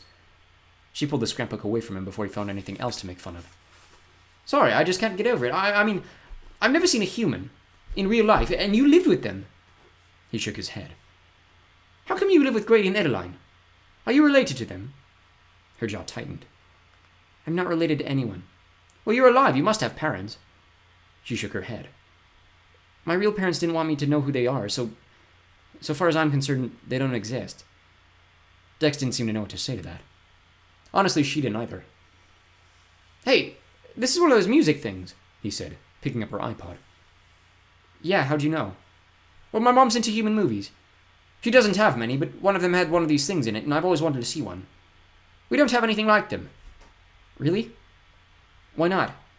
Well, elves aren't really musical, not like dwarves. They have some awesome music. He slid his fingers across the screen. It's dead. No outlets here, no way to charge it. Dex flipped it over. I don't know much about human technology, but I bet I can make it solar-powered. Really? Well, I can give it a try. He slipped it into his pocket and went over to her desk, rifling through all her Foxfire stuff. He scanned her schedule. Sir Conley's pretty cool, I hear. But good luck with Lady Galvin. She's the highest fail rate of any mentor, like ever. Pretty sure she failed her last prodigy a few weeks ago. Sophie's heart slammed so hard she was surprised it didn't punch through her chest. Were they trying to make her fail? She wouldn't put it past Bronte to rig her schedule. But this was school. She'd always been great at school. She took a deep, calming breath. Hey, I could help you find your way around tomorrow, Dex offered. Relief flooded through her. She wouldn't have to do this alone, except... You wouldn't mind being seen with the weird new girl with the weird brown eyes and the weird human past? Are you kidding? I can't wait to tell everyone you're my friend first. She smiled. We're friends? Well, yeah, I mean, if you want to be. Of course. Dex's smile widened, flashing his deep dimples. Cool. I'll see you tomorrow morning. Chapter 17. Sophie was still trying to figure out which of the strange gadgets from Della were school supplies when the chimes rang. Dex had arranged to meet her at Havenfield so she wouldn't have to arrive at Foxfire alone. She laughed as she led him inside. And I thought my uniform was bad. She couldn't believe she had to be seen in a blue pleated skirt with black leggings and a shirt-vest-cape combo. Dex's was worse, though. The blue lace-up jerkin over a black long-sleeve shirt and blue slacks with pockets at the ankles wasn't so bad. But the waist-length cape made him look like a really lame superhero. Captain Blueberry to the rescue. What's with the capes? She asked. I know they're stupid, right? But they're a sign of status, so we have to wear them. Capes? Yeah. Haven't you noticed that only the nobility have them? Foxfire's the only noble school, meaning you have to go there in order to be in the nobility. So we wear half-capes to demonstrate that. At least next year we get rid of the wimpy half-scion. He pulled on the blue, jeweled bird that clasped the gape around his neck. We'll be mastodons. He laughed when he caught her confused expression. Each grade level has a mascot. Level 2 is halcyon, these dumb birds that can sense when a storm is coming. But level 3 is a mastodon, so at the opening ceremonies on the first day of school we get to dress in these cool elephant costumes. Be glad you missed wearing the halcyon costume. We look like idiots. Dressing like an elephant didn't sound nearly as appealing as Dex seemed to think, but she'd worry about that next year, assuming she was allowed to stay at Foxfire. One problem at a time, she reminded herself. Hey, you're wearing the Ruined Quest, Dex said, pointing to the triangle patch sewn where her cape hung over her heart. A scarlet eagle soaring with a white rose in its talons. His patch was square, and looked like a bunch of chemistry equipment twisted into a tree. We wear our family's crest on a uniform. If Grady and Adeline are letting you wear theirs, they must be serious. Are they adopting you? I don't know. She'd never thought about adoption. She was still getting used to the idea of being an orphan. What if they didn't adopt her? Everything in her life was so temporary. Her enrollment at Foxfire. Her home. It felt like any second it could all be ripped away. Where are they anyway? Dex asked, looking around.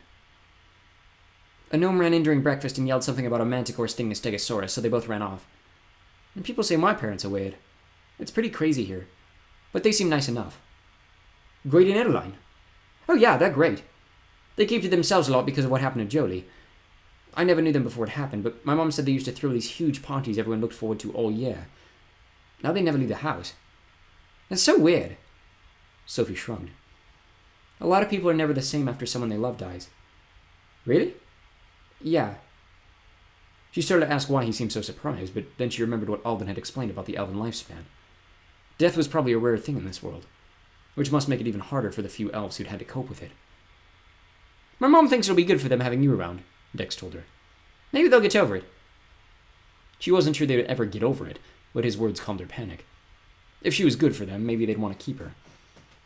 She didn't understand what they were feeling, maybe better than most elves. "Hey, wait a minute," she said, frowning. "How do you know about adoption? I'm guessing you don't get a lot of orphans around here." "We don't," Dex agreed. "We had a big drama a few years back. Some kid named Wiley, whose dad was exiled, had his mom die too. Something broke her concentration while she was leaping. She faded away, I guess. I don't know much, just that Sir Tiergan adopted him in return from Foxfire." "Sir Tiergan? The telepathy mentor?" "Yeah. Wait, how do you know about him?" Alden mentioned him," she mumbled, trying to recover. She'd forgotten to pretend she had no connection to Tiergan. "Oh yeah, he hates Alden. Blames him for the dad being exiled or something. But I might have been remembering wrong. Wiley's a few years older than me, so I've never met him or anything. You ready to go?" She slipped her satchel over her head. "Yep. How do we get there?" He led her up to the cupola and pointed to the hundreds of crystals hanging around a round chandelier. "The Leap Master 500. You're lucky. My parents aren't nobility, so they're only authorized to have the 250. It's missing tons of cool places. Foxfire!" he shouted. The crystals rotated until one lowered, casting a beam of light toward the ground. "You ready?" he asked. She wasn't, but she forced a smile across her lips, took a deep breath, and let the warm feathers whisk through her and pull her way to her first day at Foxfire. "That's a school?" Sophie asked, trying to make sense of the bizarre structure spread before them. A 5-story glass pyramid towered over everything from its place in the center of a wide stone courtyard. The main building wrapped around the pyramid in a sharply angled U and was made entirely of stained glass. 6 towers, each a different color, separated the wings, and a 7th tower, another Leap Master, stood in the center, taller than the others. To the left sat a domed amphitheater and 2 smaller buildings, all built from the same glowing stones as the castle Fitz had shown her in Luminaria. To the right, 2 giant towers, one gold and one silver, twisted around one another. Combined with extensive fields of purple grass, the place seemed more like a small city than a school, and Sophie tried not to imagine how hopelessly lost she would be. Dex led her into the bottom floor of the glass pyramid, which was packed with prodigies in uniforms the same colors as the Building 6's towers. All hope of finding Fitz faded when she saw the chaos, and Sophie ducked behind Dex, hoping no one would notice her. "What are we doing here?" She leaned in and whispered. "Every morning starts with orientation. It's no big deal. Dame Alina, our principal, just reads off any announcements while they take attendance." "How can they take attendance with this many people?" He pulled his registry pennant from under his collar. "They track us with these." Thousands of bells chimed in intricate peal, and everyone faced the far wall, which now showed a close-up of Dame Alina, a stunning beauty with porcelain skin and fragile features. She smoothed her caramel-colored hair and pursed her lips. "Good morning, prodigies. First and foremost, whoever put Reek Rod in my desk over the weekend will... It's not funny!" she snapped as everyone cracked up. Her eyes narrowed. "Mark my words, whoever it was will be punished to the fullest extent of my abilities." She let the threat dangle before she continued. "Last week we had 14 prodigies detect special abilities. A new record." She clapped and everyone joined her. "And, last but not least, where is she? Ah, there." A spotlight focused on Sophie. "Everyone please welcome Sophie Foster, a level 2 prodigy, starting her first day at Foxfire." Everyone turned an eye at Sophie. Her name hissed around the room like a viper's nest. "Sophie." Dame Alina cleared her throat. "Is that how we welcome someone?" A second of silence passed before everyone clapped. Sophie looked around for a hole she could crawl into. "That's better," Dame Alina said. "That concludes today's announcements. Have a wonderful day." Everyone applauded as Dame Alina flashed a brilliant smile and blinked off the screen. Then all eyes returned to Sophie. The whispering started again. "Get me out of here," she begged Dex. He laughed and led her out to the nearest exit. "I can't believe that just happened. It's not a big deal. She had to force them to clap, Dex." She buried her face in her hands. "Everyone was just surprised. We've never had a prodigy start in the middle of the year." She groaned. Why did she have to be the exception to everything? "Just relax, you'll be fine. Come on." He led her into the main building, which was divided into 6 different wings by the towers, one wing for each lower grade level. The walls of the level 2 wing were the same blue as her uniform, and the banners bore a halcyon in mid-flight. Dex switched halls so many times Sophie lost count. and she was beyond confused when they entered an enormous quad with a glittering crystal tree scattered throughout the room. A statue of a halcyon filled the center, sparkling like it was carved from sapphire instead of stone. Prodigies chatted as they put books and supplies to the narrow doorways lining the walls, but everyone fell silent when they noticed Sophie. "Okay, this is the atrium," Dex explained, ignoring the spectacle they were creating. He checked her schedule and led her toward the far wall, to a door marked with a rune she couldn't read. "This is your locker. See that silver strip?" He pointed to a shiny mirrored rectangle just underneath the symbol. "Lick it. The lock uses your DNA." "That's gross. It tastes good." She doubted that, but she could feel everyone watching her, so she licked the silver rectangle. "Mallow melt?" "The faculty picks the flavors. They change every day, but watch out for Elwyn's picks. Last week it was pepper. Made everyone sneeze like crazy." Dex's locker was 2 doors down, and a loud croak sounded as he opened the door. Dex yelped and slammed it closed, but the whole room filled with the stench of rotten eggs mixed with morning breath and a dash of dirty diaper. "She put a muskog in my locker!" he screamed. A high wheezy snicker erupted behind them.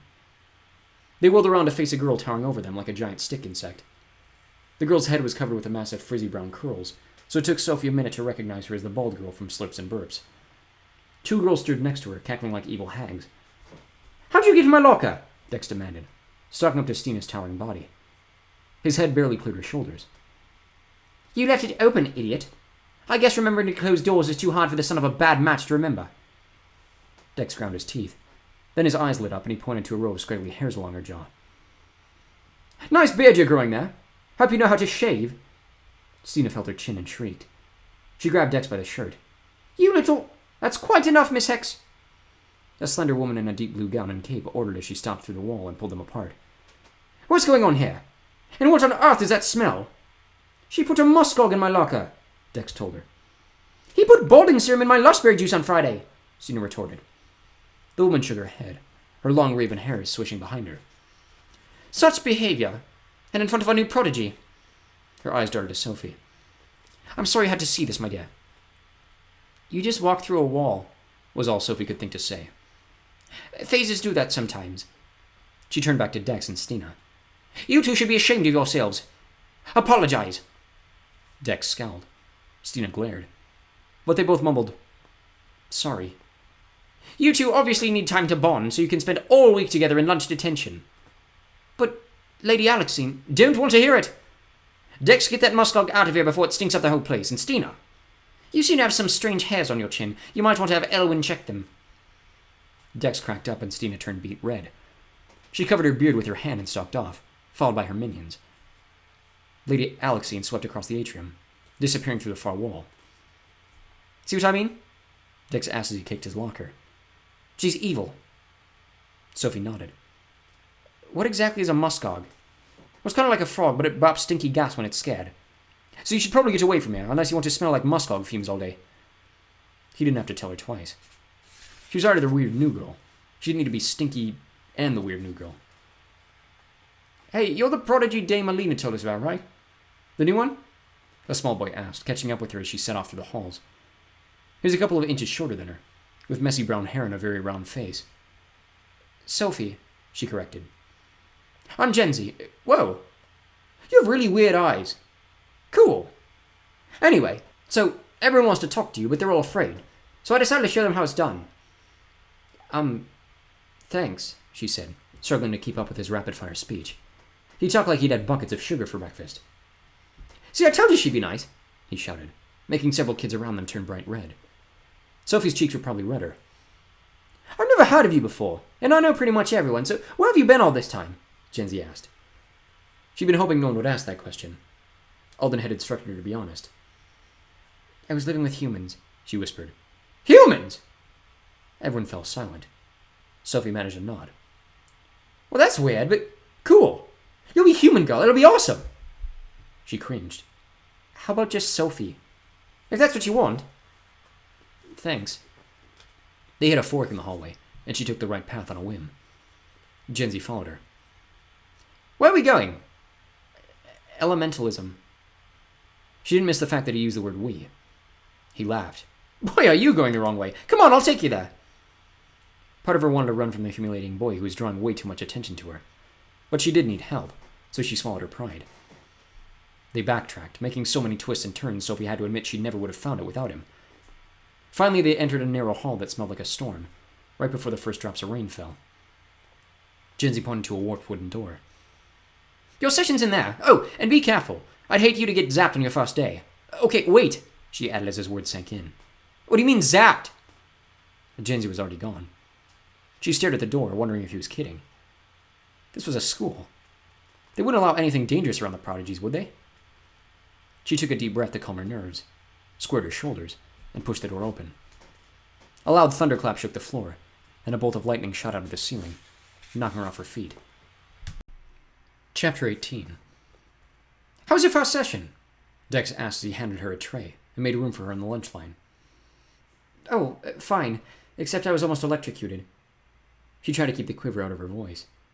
Sir Conley stopped the lightning from hitting her, catching it in a tiny fluted vial at the last possible second, but the hairs on her arm still stood on end. Especially since she'd also botched the class assignment, and she caught Sir Conley making notes about it. Would he be sending them to Bronte? "That's elementalism for you," Dex said. "Wait till they make you collect your first tornado. They're not easy to catch." Of course they weren't, because they were tornadoes. Why do we have to learn to bottle that stuff anyway? Mastering all the elements is one of the steps toward entering the nobility. Why? No idea. Neither of my parents were in the nobility, so I don't know much about it. Right. His parents were a bad match. Whatever that meant.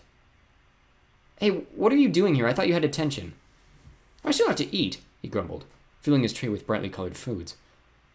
The lunch line wound through a series of stalls, like a food court at the mall. None of the food was recognizable, so Sophie grabbed whatever Dex took. "Sorry I got detention on your first day. Are you going to be okay without me?" "Sure." She'd eaten lunch alone her whole life. What was one more day?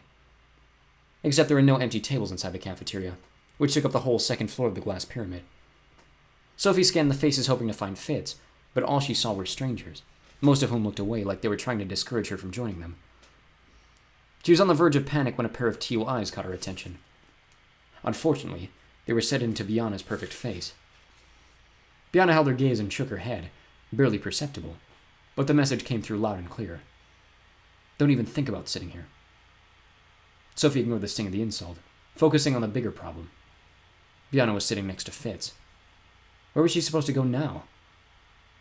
Jinsey rushed to her side. "Hey! My friends and I have a table. It's only guys, and most of them are pretty lame, but you can totally sit with us." She might have hugged him if her hands hadn't been full. "Thanks, Jinsey." If Jinsey's friends were human, they would have been skinny, with acne and braces. Since they were elves, they were fairly good-looking, or they could have been if they hadn't slicked their hair into greasy ponytails. They stared at her like they'd never seen a girl up close before. One of them even drooled. "Sorry," Jinsey mumbled, setting his tray down with a bang. "Come on, guys, I said be cool." "Sorry. Sorry, dude," they all said in unison, and went right on staring at Sophie. Jinsey sighed. "So how was the E?" "E? Elementalism," one of the greasy ponytails explained. "Dude, you don't know that's what we call it?" "Of course she doesn't. She's been living with humans," Jinsey explained before she could say anything. He grinned like he'd just done her a huge favor, but she still had to fight the urge to crawl under the table. Especially when all his friends leaned back in their chairs and said, "Dude." She barely held back her sigh. "Elementalism was good. I wasn't zapped." "Well, duh," the drooly one volunteered. "Your clothes would be all singed and stuff if you were." Jinsey rolled his eyes. "Anyway, what do you have next?" "The universe." The name alone sounded daunting. "Don't you mean the U?" the drooly one asked with an exaggerated wink. The other guys giggled. Jinsey shot them all death looks. "It's not what we call it. Stop messing with her." "Sorry, dude," they mumbled. "Enough with the dude. You guys are killing it." "Sorry, dude." Jinsey looked ready to explode. Sophie covered her laugh with a cough. "Thanks for taking care of it, guys, but I'll take it from here." A girl's voice interrupted. All the greasy ponytails stared and drooled as a pixie-like girl grabbed Sophie's tray and motioned for her to follow. "What are you doing?" Sophie hissed. "Rescuing you," she whispered, tossing her blonde hair. Not sure what else to do, Sophie murmured a quick goodbye and caught up with the girl. "You can pay me back later," she said without turning her head. She was extremely petite, and her uniform looked like it spent the night balled up on the floor, but she still looked pretty. Maybe it was the way she twisted some of her hair into tiny braids, or her huge ice blue eyes. Sitting with those guys is social suicide, she explained. Well, Genzi's not so bad, Sophie argued. Sure, he was a little over-eager, but he'd come to her rescue twice already. Yeah, he's fine, but those other guys... She shuddered. My name's Morella. Not Mare, not Ella, no nicknames. She led Sophie to her table and set the tray down next to hers. Most of the people here aren't worth my time. But I figured anyone who got Stina to hate her in less than a day is my kind of girl. Take a seat. For some reason, Sophie obeyed. Stina hates me? Oh, yeah. But you're better off. She's evil. So I keep hearing. She wasn't sure it was a good idea to have enemies, though. Would Bronte use that against her if he found out? Anyway, I saw you over there with the Drooly boys and felt sorry for you, so I thought I'd try making a friend. The way she said it was almost like Sophie should feel honored. You gonna eat or what? Oh, right. Sophie took a small bite of green, puffy ball and felt her lips pucker. It tasted like sour licorice soaked in lemon juice. Do you usually sit by yourself? She asked when she could move her face again. Sometimes I let boys sit with me, but I'm not a fan of gals. Gals are annoying. She shot Sophie a warning look, like she was ordering her not to be obnoxious. Like, check out Princess Pretty Pants over there. She pointed to Biana and rolled her eyes. I'd rather hang out with a bunch of goblins. Sophie grinned. She couldn't understand how such a grumpy brat could be related to Alden and Della. Or Fitz. Her brother's cute, though, Morella said, her voice turning dreamy. What I wouldn't give. It took all of Sophie's willpower not to agree. She took another bite of the green ball. Morella smiled when she cringed. Too sour? Way. I guess that's what I get for copying Dex. She took a sip of lushberry juice to wash away the taste. Dex. Strawberry blonde curly hair and dimples, right? He's cute. His family's a little, She looped her finger around her ear. But that's not really his fault. His parents seemed okay when I met them, Sophie said, defending her friend. The Disneys are nice, but they're odd. I mean, they have triplets. And having triplets is bad? Well, yeah, I mean, I don't know how it is in the Forbidden Cities, but here we have our own kids one at a time. So to have 3 at once is... weird. My mom says it's because his parents were a bad match. Sophie tensed the insult. What exactly is a bad match? A couple that was ruled genetically incompatible. It usually means that kids will be inferior. And if you'd met the triplets, you'd believe me. No way those kids will be normal. She shrugged. Even his aunt and uncle are super strange. Grady and Edeline? She nodded. They used to be celebrities. Like, more famous than the Vackers. Who? Morella shot her another warning look. Fitz and Biana. The dad's super important. The whole family is. But Grady was even more important because he had such a rare special ability. Then the daughter died and they freaked out and cut themselves off from everyone. Sophie wasn't sure she liked Morella's tone. There wasn't even a hint of sympathy.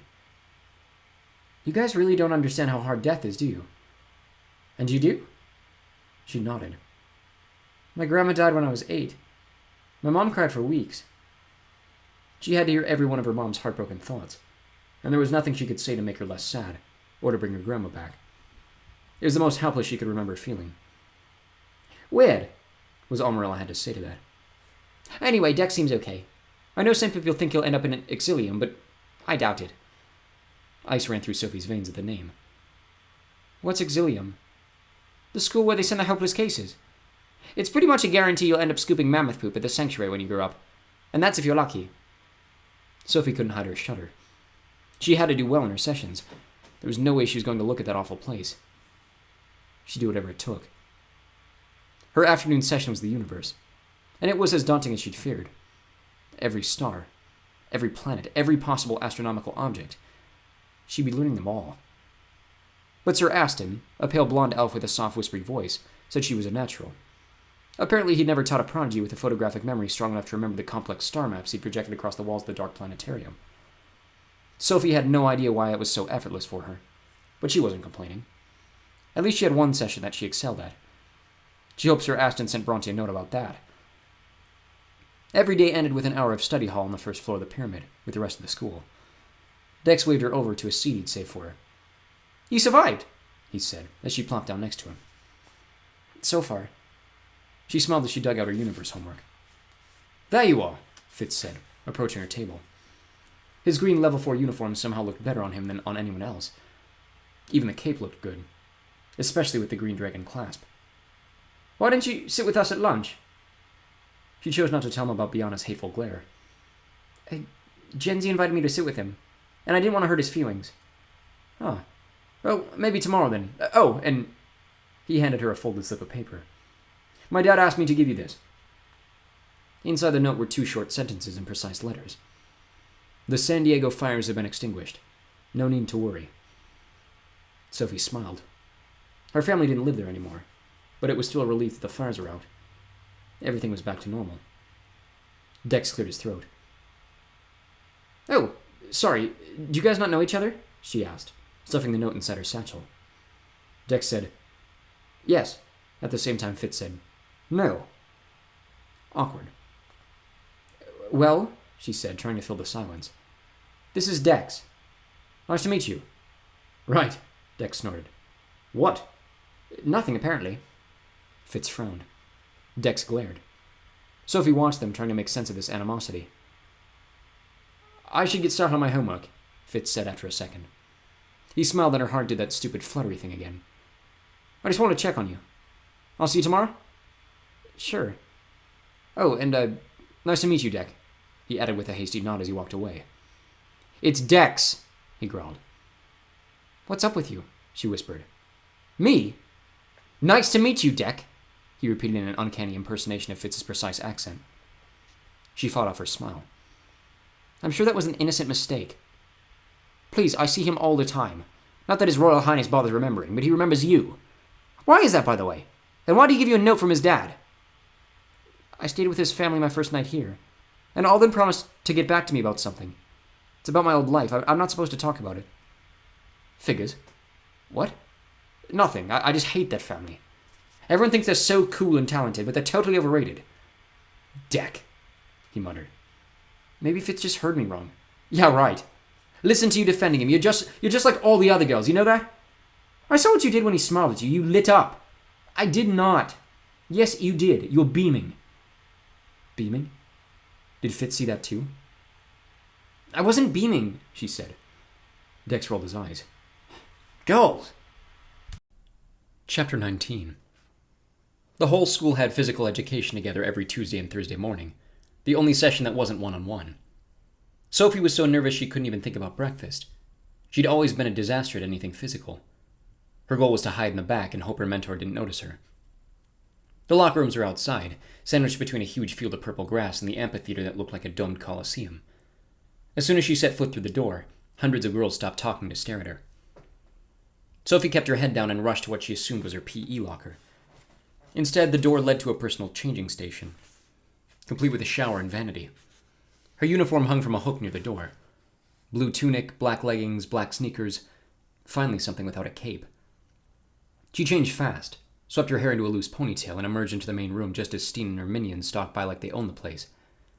Stina laughed when she spotted her. I give the new girl 6 months before they ship her off to Exilium, she said, loudly enough for everyone to hear. The word Exilium felt like a slap. Sophie couldn't think of a reply. Morella's voice cut across the room. That's about how long your dad lasted, wasn't it?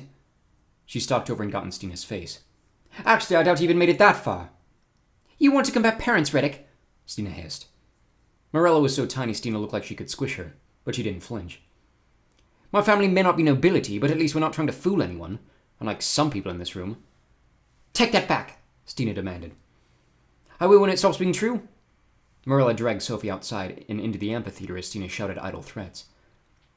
All the prodigies were grouped by level, and Morella led her to the crowd of level 2s. I'm sorry you had to get in the middle of that, Sophie mumbled. I didn't have to, I wanted to. She trumps around here like she's so special because her mom's an empath for the nobility. Meanwhile, her dad never manifested and she only has a 50-50 chance of manifesting herself. I can't wait to watch you put her in her place. Wait, I'm gonna put her in her place? Me? Of course you. You're the no-go with the mysterious past who probably has all these weird powers. I mean, just look at your eyes. Sophie shuffled her feet. Morella's remark hit a little close to things she was required to keep secret. I'm not special, Morella, trust me. Whatever. My point is, none of us has been able to take Stina down, not even Princess Pretty Pants Biana. You're the new variable. Something no one expected, so you get to end Stina's reign of terror. Everyone's waiting for it. What do you mean, everyone? She was stunned to notice several prodigies watching her. They didn't really think she'd change anything, did they? Are you ready for this? Dex interrupted, jumping up and down and getting some impressive height. He grabbed Sophie's shoulders like he wanted to jolt enthusiasm into her. Before she could answer, 12 mentors strode into the room in dark gray capes. Each of the 6 grade levels had 2 mentors to supervise, one for the boys and one for the girls. Lady Alexine, the mentor who gave Dex and Stina detention the day before, and Sir Caton, who had the muscles of a Titan god, informed the level 2s that they'd be working on channeling. It's about focusing your concentration, Dex explained. Mind over matter. Don't worry, it's super easy. It wasn't. Sophie was supposed to channel the strength of her mind into different parts of her body, jumping to super heights, running at super speeds, crushing things with super strength. But no matter how hard she tried or how much Lady Alexine helped her, she couldn't do anything better than she normally did, which was horribly unimpressive. She could imagine the kind of report Bronte would get. After several failed attempts, she noticed a few prodigies watching her, then a few more, and a few more after that, until all the level 2s were watching, and a few level 3s. She didn't have to read their minds to know what they were thinking. If she'd had any doubt, it was settled in her locker room. Stina bumped her into the wall and said, I take it back, she won't last 6 weeks. This time no one came to her defense. Too embarrassed to face the cafeteria after PE, she lost her appetite anyway. Sophie used her lunch break to find her next session. Telepathy training required a special room in the level 4 wing. Her bright blue uniform shone like a spotlight was trained on it in the emerald green halls, so she was glad she found the room before the end of lunch. Sorry, am I too early, Sir Tyrgan? She asked as he started to his feet. He tugged at the edge of his faded black cape. Of course not, but please just call me Tyrgan. I'm not a member of the nobility, meant or no. Okay, she agreed, not sure what to say to that. She scanned the round green room. Other than 2 silver chairs that looked like they belonged on a spaceship, the place was bare and unremarkable. She waited for Tyrgan to tell her what to do, but he just stood there, studying her super intently like she was searching for something. Should I sit? She finally asked. He shook his head, snapping out of his daze. Actually, I prefer to probe thoughts standing up. I think it better on my feet. She tensed as he moved toward her, the coarse fabric of his cape scraping across the floor. Fitz had told her probing would be part of telepathy training, but the whole concept still freaked her out. Their eyes met as he reached for her forehead, and he must have noticed the fear in them because he hesitated. I know the process is unsettling, Sophie, given your background, but it's a crucial step to telepathy training to establish a connection between mentor and protege. She nodded, forcing herself to hold still as he placed a hand on each of her temples and closed his eyes. The bells chimed the end of lunch. She counted 87 more seconds before his eyes popped open and a wrinkle punctured his brow. I take it you couldn't hear anything either, she mumbled. If you weren't so obviously alive, I would assume I was probing a dead mind. Well, there was a cheerful thought. She scraped together the courage to ask her next question. Does that mean there's something wrong with me? He frowned, like his mind had wandered somewhere else again. I have no doubt you're exactly the way you were intended to be. She'd heard people use that expression before. It was usually reassuring. But the way he said it made the hairs on her arms stick up, especially when she noticed the way his hands had started shaking. Can you tell me what I'm thinking right now? He asked quietly. She stretched out her consciousness, feeling for his thoughts. You're wondering how to train me if you can't probe my mind. All color drained from his face, and he turned away, steadying himself against one of the chairs. In that case, I suggest you have a seat. We need to have a very long talk about ethics. Grady was outside when Sophie leapt home to Havenfield, holding a thick cord that floated into the sky and appeared to be attached to nothing. She squinted at the clouds and then at Grady. What are you doing? Giving the Mega Neuro some exercise. She didn't want to annoy him, so she just decided not to ask what it was. Grady fidgeted and glanced at her out of the corner of his eye as she stood there in silence. How was your second day? He eventually asked. Fine. Just fine. He cocked his head and gave her a look like he could see right through her. Want to talk about it? He seemed so much like her human dad at that moment, it felt like her heart dropped into her stomach. Well, loud buzzing cut her off. Step back! Grady locked his legs as something big and green with iridescent wings circled above, then dived straight down. Sophie screamed and jumped out of the way seconds before a vulture-sized insect landed where she'd been standing. Don't tell me you're afraid of dragonflies, Grady said as he patted the freaky-looking bug on the back. I don't mind them when they're normal size. Blown up to gargantuan proportions was a whole other story. The eyes were pretty much the creepiest thing she'd ever seen, like disco balls on the sides of its head. This is the normal size for the Meganora. Oh, this one's a baby. He'll probably get twice this size when he's full grown. Sophie shuddered. Grady cracked up and motioned for her to follow him as he steered the monster insect into its enclosure. So what were you going to say? Nothing, really. I'm awful at Fayed, and telepathy was intense. I'm guessing Tegan gave you the ethics lecture. She nodded. Being a telepath had serious restrictions. She wasn't supposed to block her thoughts, especially from the Elven authorities, which was a problem considering she didn't know how she was doing it, much less how to turn it off. She also wasn't supposed to read minds unless someone gave her permission, just like Fitz had told her. Not unless it was an emergency, or she was on assignment from the council. And that was the weirdest part. Telepaths were in high demand. Once she'd proven trustworthy, she'd receive assignments from the council. But Tiergan warned her that her impenetrable mind would make it hard for anyone to trust her. She could hide something too easily. Which made her wonder about Quinlan's joke about her being a keeper. The council didn't think she was hiding something, did they? Wait, she said as Grady's words clicked. Are you a telepath? No, why would you think that? How else would you know about the ethics lecture? Everyone gets lectured on ethics when it comes to the talent. Manifesting a special ability comes with great responsibility. Not everyone gets one, you know. She did know. She'd already learned that having a special ability was a big deal. In fact, while she was in her telepathy sessions, Dex and all the other prodigies who hadn't manifested was taking ability detecting, helping to discover his talent. If a prodigy hadn't manifested by level 4, they might be expelled.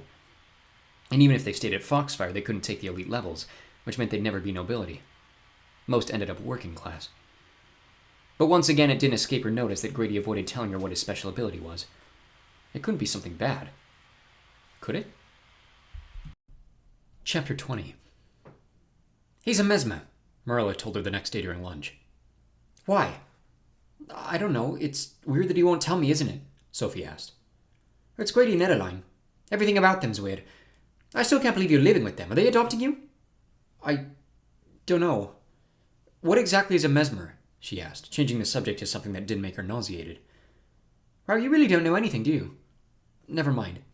I'm just teasing, sheesh. A mesmer can put you in a trance and make you do anything they want while you're in it. It's rare. Not as rare as inflicting, but close.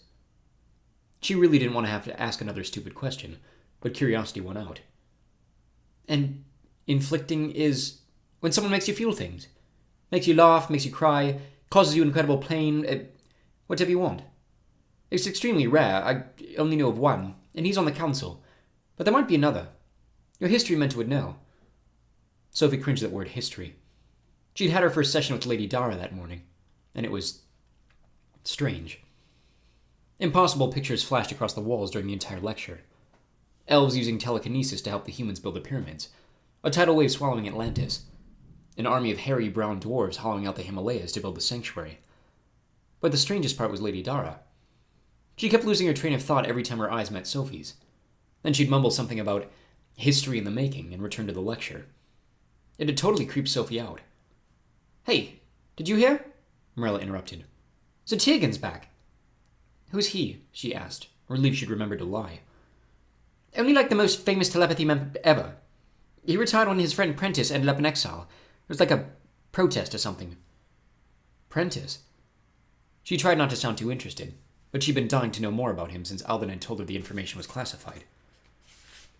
Yeah, he was this super talented telepath, but he got exiled like 12 years ago. How do you get exiled? You have to break the fundamental law. The council holds a tribunal, and if you're found guilty, they lock you deep underground for the rest of eternity. Marilla shrugged. I don't know what he did, but I think it had to do with him being a keeper. It had to be pretty bad for the council to ruin his life, especially since it ruined his family's life too. His wife died in a fluke leaping accident not long after, and his son Wiley was adopted by Tegan. Sophie's lunch churned in her stomach as Quinlan's words flashed through her mind. So this is why Prentice sacrificed everything. Quinlan had also implied she was a keeper. So if Prentice was a keeper, couldn't that mean they were related? Could he be her father? The pieces fit. Abandoning a child was illegal for humans. She doubted it was any less of a crime here. And if Prentice was a talented telepath, maybe he was a washer. Maybe he could alter the minds of two human parents and make them believe their child was theirs. But why? He didn't get rid of Wiley, so why dump her? Was there something that wrong with her? Unless it had something to do with her eye color, or the way her brain worked. Do you know Wiley? Sophie asked quietly. She doubted she'd be brave enough to meet someone who could be her brother, but she was still curious. Morella shook her head. He's in the elite levels, so he's secluded from the rest of us in the elite towers. We're not allowed to go over there and interrupt their studies. Sophie couldn't decide if she was disappointed or relieved. Most likely he didn't know anything. No one else seemed to. Except Alden, and he wasn't telling. She'd have to figure it out on her own. She sorted through the scrambled bits of information in her head, searching for the clue that would finally put the pieces together. You okay? Morella asked, reminding her that she wasn't alone. Yeah, sorry. She tried to sound casual when she asked her next question. Have you ever heard of something called Project Moonlark? Morella frowned. Is that a sanctuary effort to rescue moonlarks? I have no idea. I heard it somewhere and didn't know what it was. I thought you might know. She tried to find out more, but Grady never brought the scrolls out again, and she was too afraid to search the house. What if they caught her and kicked her out? Nope, never heard of it. But I doubt it's anything interesting. I know everything cool that goes around here. Morella opened a can of strawberry-flavored air and took a deep breath of the pink fumes that spritzed around her. She licked her lips. Want some? Sophie shook her head, deciding to shove the disturbing questions in the dark corner of her mind, where she'd pushed everything else that was too painful to think about. She had enough to deal with already. Worried about your next session? Morella asked. Sophie nodded. Dex's warning about Lady Galvin and failing prodigies had her terrified. It didn't help when Morella smirked and said, Yeah, good luck with that. That bad? Yeah. Lady Galvin only meant us for the title. Being good at alchemy isn't the same as having a special ability, so unless she wanted to run some crazy apothecary like the Disneys, it was meant her or nothing. She hates it, and she takes it out on her prodigies. But who knows? Maybe you'll become her new star pupil. The words would have been encouraging, if Morella hadn't burst into a hysterical fit of giggles right after. She was still cracking up when the bells chimed their intricate melody. Maybe Sophie imagined it, but the tone sounded ominous. The wide, round alchemy room smelled like burning hair, and the walls were lined with curved shelves. Half were filled with tiny pots of ingredients, and the other half were filled with what Sophie thought were trophies, but close up she realized they were just random gilded items. Hats, books, pieces of fruit, a pair of curved pointy-toed shoes that looked suspiciously like the ones she'd grown up believing elves wore.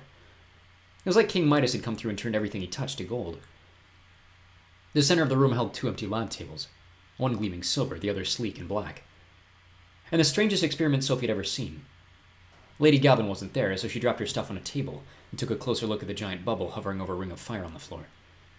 Milky liquid filled the bubble, dancing up and down to the rhythm of the flames. Step back, Lady Galvin shouted, rushing over in a rustle of fabric. She yanked Sophie away. Do you have any idea what that is? She looked Sophie up and down and rolled her eyes. No, I suppose you don't. Lady Galvin was slender, and wore her red-brown hair in an updo so tight and full of twists, gave Sophie a headache just looking at it. Her cape was hunter green, made of silky fabric decorated with emeralds sewn in elaborate patterns. It swished with the slightest movement. It's alkahest, she announced. The universal solvent. It can only be stored in a bubble of itself because it dissolves everything else. Wood, steel, flesh. Sophie backed another step away. Is that what we're making today? Lady Galvin sighed the way Sophie's dad used to while doing his taxes. It's the second hardest substance for an alchemist to make. Don't you know anything about alchemy? I guess not, she admitted. And it probably wouldn't be wise to ask what the hardest substance to make was, even though she was curious. All I ask for is a decent prodigy. And what do I get? Lady Galvin stalked across the room to one of the shelves. I should be teaching masters to turn living matter into gold, not little girls who don't know the difference between a tincture and a poultice. Dame Alina probably thinks this is funny, forcing me to teach basic serums. Well, I won't have it. She removed a yellowed card from a small box, grabbed an empty flask, a few jars of ingredients, and a long, twisted silver spoon from the shelves and returned to Sophie. This serum is the first step to turn glass into iron. I'll have you transmuting metals if I have to walk you through it, step by step. Sophie glanced at the recipe. The chemical formula didn't look too hard. The ingredients weren't familiar, but the jars were labeled, and there were only 2 simple instructions. Lady Galvin fiddled with her cape and rolled her eyes as Sophie checked and rechecked each amount to be sure she wasn't making any mistakes. When she felt confident that she had it right, she poured everything into the flask. Then she plunged the spoon in and whipped the liquid the same way she learned to whip cream. Don't! Lady Galvin shouted, rushing forward to stop her. A second too late. Sophie jumped out of the way just as the sticky gray jelly exploded all over Lady Galvin's exquisite cape. Sophie watched in horror while the sludge dissolved in luxurious fabric. I'm so sorry. She reached for the damaged cape to see if there was anything she could do to salvage it, but Lady Galvin grabbed her hand to stop her. That's when she noticed the red welt on the back of Sophie's wrist, where some of the slime caught her. She sighed. Better head to the healing center? Yes, ma'am. Sophie was hardly eager to see another doctor, but Lady Galvin looked ready to murder someone. She rushed to retrieve her satchel. Should I come back here afterward? No! Sophie slunk toward the door. Okay. See you next week? Lady Galvin's face darkened, and she turned away muttering under her breath about incompetence. Sophie stumbled through the halls, the panic making it hard to think straight. Would Lady Galvin flunk her? Should she use the imparter to call Alden to see if she could help? You must be lost. The boy's deep voice brought her out of her trance. He wore a green level 4 uniform, and was sprawled across a bench watching her with curious ice-blue eyes. She blinked, noticing the hallways were stark white now. How'd you know? He smirked. It's the middle of session. Either you're lost or you're ditching. And clearly you're not ditching. Why couldn't I be ditching? She asked, not exactly sure why she was arguing. Are you? No, she admitted.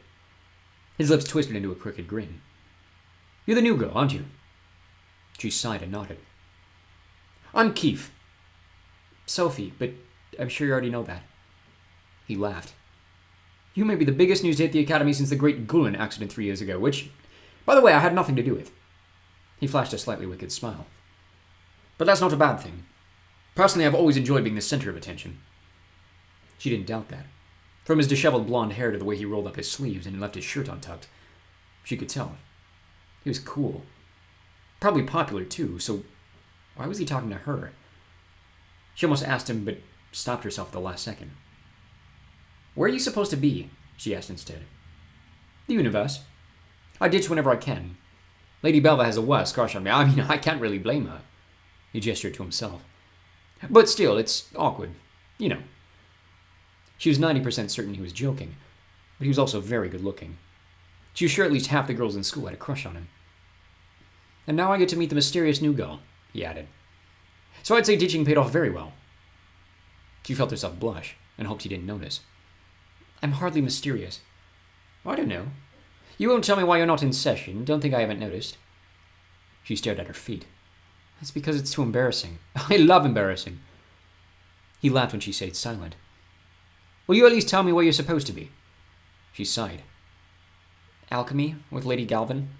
Oh, she's the worst. I had her as a level 3, and she hated me. Probably because I turned the lab to silver. But she said she wanted me to impress her. He winked. Still, I wouldn't mention that we're friends if I were you. Friends? Since when did cool, cute boys want to be a friend? Not that she was complaining. So what, did Lady Galvin kick you out or something? He asked. Kind of. Now this I have to hear. You're going to laugh at me. Probably, he agreed. He clearly wasn't going to let it go, so she kept her eyes glued to the floor. I accidentally exploded the serum I was making. Right on cue, he burst into laughter. Did you do any damage? Only to her cape. Whoa. Whoa, whoa. Do you have any idea how epic that is? That cape is a pride and joy. Did she send you to Dame Alina's office? No, she sent me to the healing center. A little bit got on my hand. She glared at the ugly red welt. He studied her for a second, then shook his head. Wow. Most gals would be crying about a wound like that. Most guys, too. Even I'd be paying up for sympathy and stuff. Well, it must look worse than it is. Oh, still, don't you think you should get it treated? I guess. He laughed again. You just turned whiter than these walls. What's wrong? Nothing. There was no way she was telling him about her doctor phobia. She'd never hear the end of it. Oh, come on then. I'm taking you to the healing center so you don't get lost again. He hooked his arm through hers and dragged her away before she could resist. The healing center consisted of 3 rooms, a treatment area with 4 empty beds, a huge laboratory where strange alchemy experiments were brewing, and the physician's personal office, where a familiar face sat on an enormous desk covered in paperwork. Sophie, Owen asked. I figured I'd have to drag you back here to check up on you. I know, she said, very aware of the way Keith had cocked his head toward her. I have a tiny burn I need you to treat. It's no big deal. Well, let me check it out. As he got up, a slinky gray creature hissed and scurried across the floor. Don't mind Bullhorn, Owen said as Sophie backed against the door. He's harmless. Bullhorn looked like a demented ferret with beady purple eyes. What is he? A banshee. Adorable, isn't he? Sure. Bullhorn snapped at her ankles. Keith laughed. What brings you here today, Keith? Elwyn asked. Just helping a fellow prodigy, sir. Elwyn grinned. I notice you've had to miss your session to do it. I know, it's such a shame. He sighed dramatically. But Sophie needed help, so what could I do? What indeed? And I suppose you'll be wanting a pass to excuse you. What a good idea. You always have been one to seize an opportunity. Elwyn handed Keith a slip of paper. Session won't be over for another half hour, so I'd walk slow if I were you. Oh, I can't leave yet. Not until I know Sophie will be okay. So where's the burn? He asked Sophie. She wanted to be brave in front of Keith, but her arm still shook when Elwyn put his funny glasses on and flashed a blue orb of light around her hand. Elwyn frowned. This looks like an acid burn. How'd you manage that? Slight accident in my alchemy session. Keith mimed a huge explosion, complete with sound effects. Destroyed Galvin's cape. Elwyn dropped her hand, cracking up. Wish I could have seen that. Sorry, he added when he caught her scowl. Have a seat so I can treat it. He had Sophie sit on one of the beds and grabbed a small jar from one of the shelves. She tried to stay calm as he rubbed the purple salve on the burn, but Keith saw her flinch. Out of curiosity, Elwyn asked, how did you explode the serum? I'm not sure. I measured everything twice and added it in the order I was supposed to, but when I whipped it, it exploded. Whipped it? Keith interrupted. Yeah, at first I thought it said WAP, but I figured I read it wrong, so I whipped it. Elwyn and Keith both burst into hysterical laughter. WAP means wash hands and present, Keith managed to explain between laughs. Oh. She was officially an idiot. Why didn't she ask for clarification? Elwyn cleared his throat. It's an honest mistake. Could have happened to anyone. It didn't. It happened to her. She knew she wasn't going to live this down anytime soon. Oh, this is going to be epic, Keith said, confirming her fear. I can't wait for tomorrow. She sighed. At least that made one of them. Chapter 21. A highly embellished version of the Great Cape destruction spread through the school faster than the white fires in her old city, and Sophie knew Keith had everything to do with it. Even her mentors had heard about it. Sir Conley joked that they'd have to work their way up to bottling fire and elementalism, so she wouldn't burn down the school. Lady Anwyn told her in multi-special studies that she hadn't laughed so hard in 324 years. And Sir Faxon had to cancel his metaphysics lecture because he snorted lushberry juice all over his clothes. Once again, Sophie could feel everyone watching her as she wandered the halls. Except this time, they wanted to know her. Kids invited her to sit with them during lunch. They introduced themselves during orientation, between classes. They complimented her eyes. Dex told her that next week they were getting requests for brown eye drops at Slurps and Burps. He was in the process of trying to create them. Sophie couldn't believe it. Overnight, she'd somehow become popular. Grady was relieved when she told him. The more she belonged at Foxfire, the harder it would be for Bronte to get her expelled. But she refused to take anything for granted. She still sat with Morella during lunch. Dex joined them when his detention was over, and Jency slipped in a few days later, but he reached out to her on his first day, so he was allowed. Plus, her sessions were incredibly challenging. Lady Galvin didn't fail her, but she made her work on the opposite side of the room, which turned out to be a wise decision. Fires and explosions were a regular occurrence. The problem was, Sophie didn't just have to learn, she had to unlearn a lifetime of human knowledge, where things like alkahest didn't exist. All the laws she learned in chemistry were wrong, and tripped her up. She had the same problem with some of her other sessions.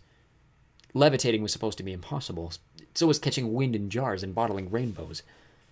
She constantly had to remind herself not to trust her instincts, because they were all wrong, and even when she tried her hardest, she still messed things up. Which is why her telepathy sessions became the highlight of her week. Every skill came effortlessly, and she was amazed at the things she could do with her mind. Tiergan taught her how to shield her brain from unwanted human thoughts, in case she was ever around humans again, and how to transmit her thoughts into someone else's mind. She even learned how to project mental images onto special paper, like a psychic photograph. For the first time in her life, she didn't mind being a telepath. It was actually pretty cool, and no one could deny her talent. Even Bronte wouldn't be able to. Too bad she had to keep it a secret. It would have been fun to shut Stina up whenever she teased Sophie about needing to remedial studies. Stina hadn't manifested a special ability, so it would kill her to know Sophie was a telepath, being trained by the greatest telepathy mentor ever. But she'd have to be patient. Stina would learn the truth eventually. Plus, she had other problems. Bianna avoided her like a plague, and Sophie had a strong suspicion she was keeping Fitz away from her. 2 months had passed since she'd moved to Havenfield, and except for a couple of weeds across the hall, she hadn't seen or talked to him. She missed him, more than she wanted to admit. The next week, Sophie finally saw Bianna waiting for the Leap Master without her snotty friend Maruka, another member of the I Hate Sophie Foster Club, and decided to try reaching out. Bianna spotted her and cut in line, leaping home before Sophie could reach her. The sigh Sophie let out sounded more like a growl. "What's wrong?" Dix asked, catching up with her. "Bianna. I don't know what her problem is, but I'm really getting sick of it. Oh, she's just jealous. She's used to being the prettiest girl in school." As soon as the words left his mouth, he turned bright red. Sophie knew her face had to be redder than his.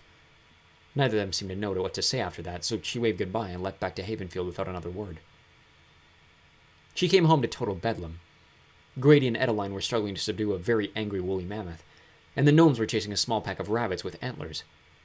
"You're just in time," Grady called to her as he ducked under a swinging trunk. He pointed to a lump of trembling purple fur. "Can you get the verminion in a pen?" Sure. "Thanks." Grady boosted Edeline onto the mammoth's back. The huge, hairy elephant trumpeted in protest, an earth-shaking squeal that left Sophie's ears ringing. Sophie crept toward the purple mound of fur, hoping the verminion was timid as it looked. A twig snapped under her foot. "Hiss!"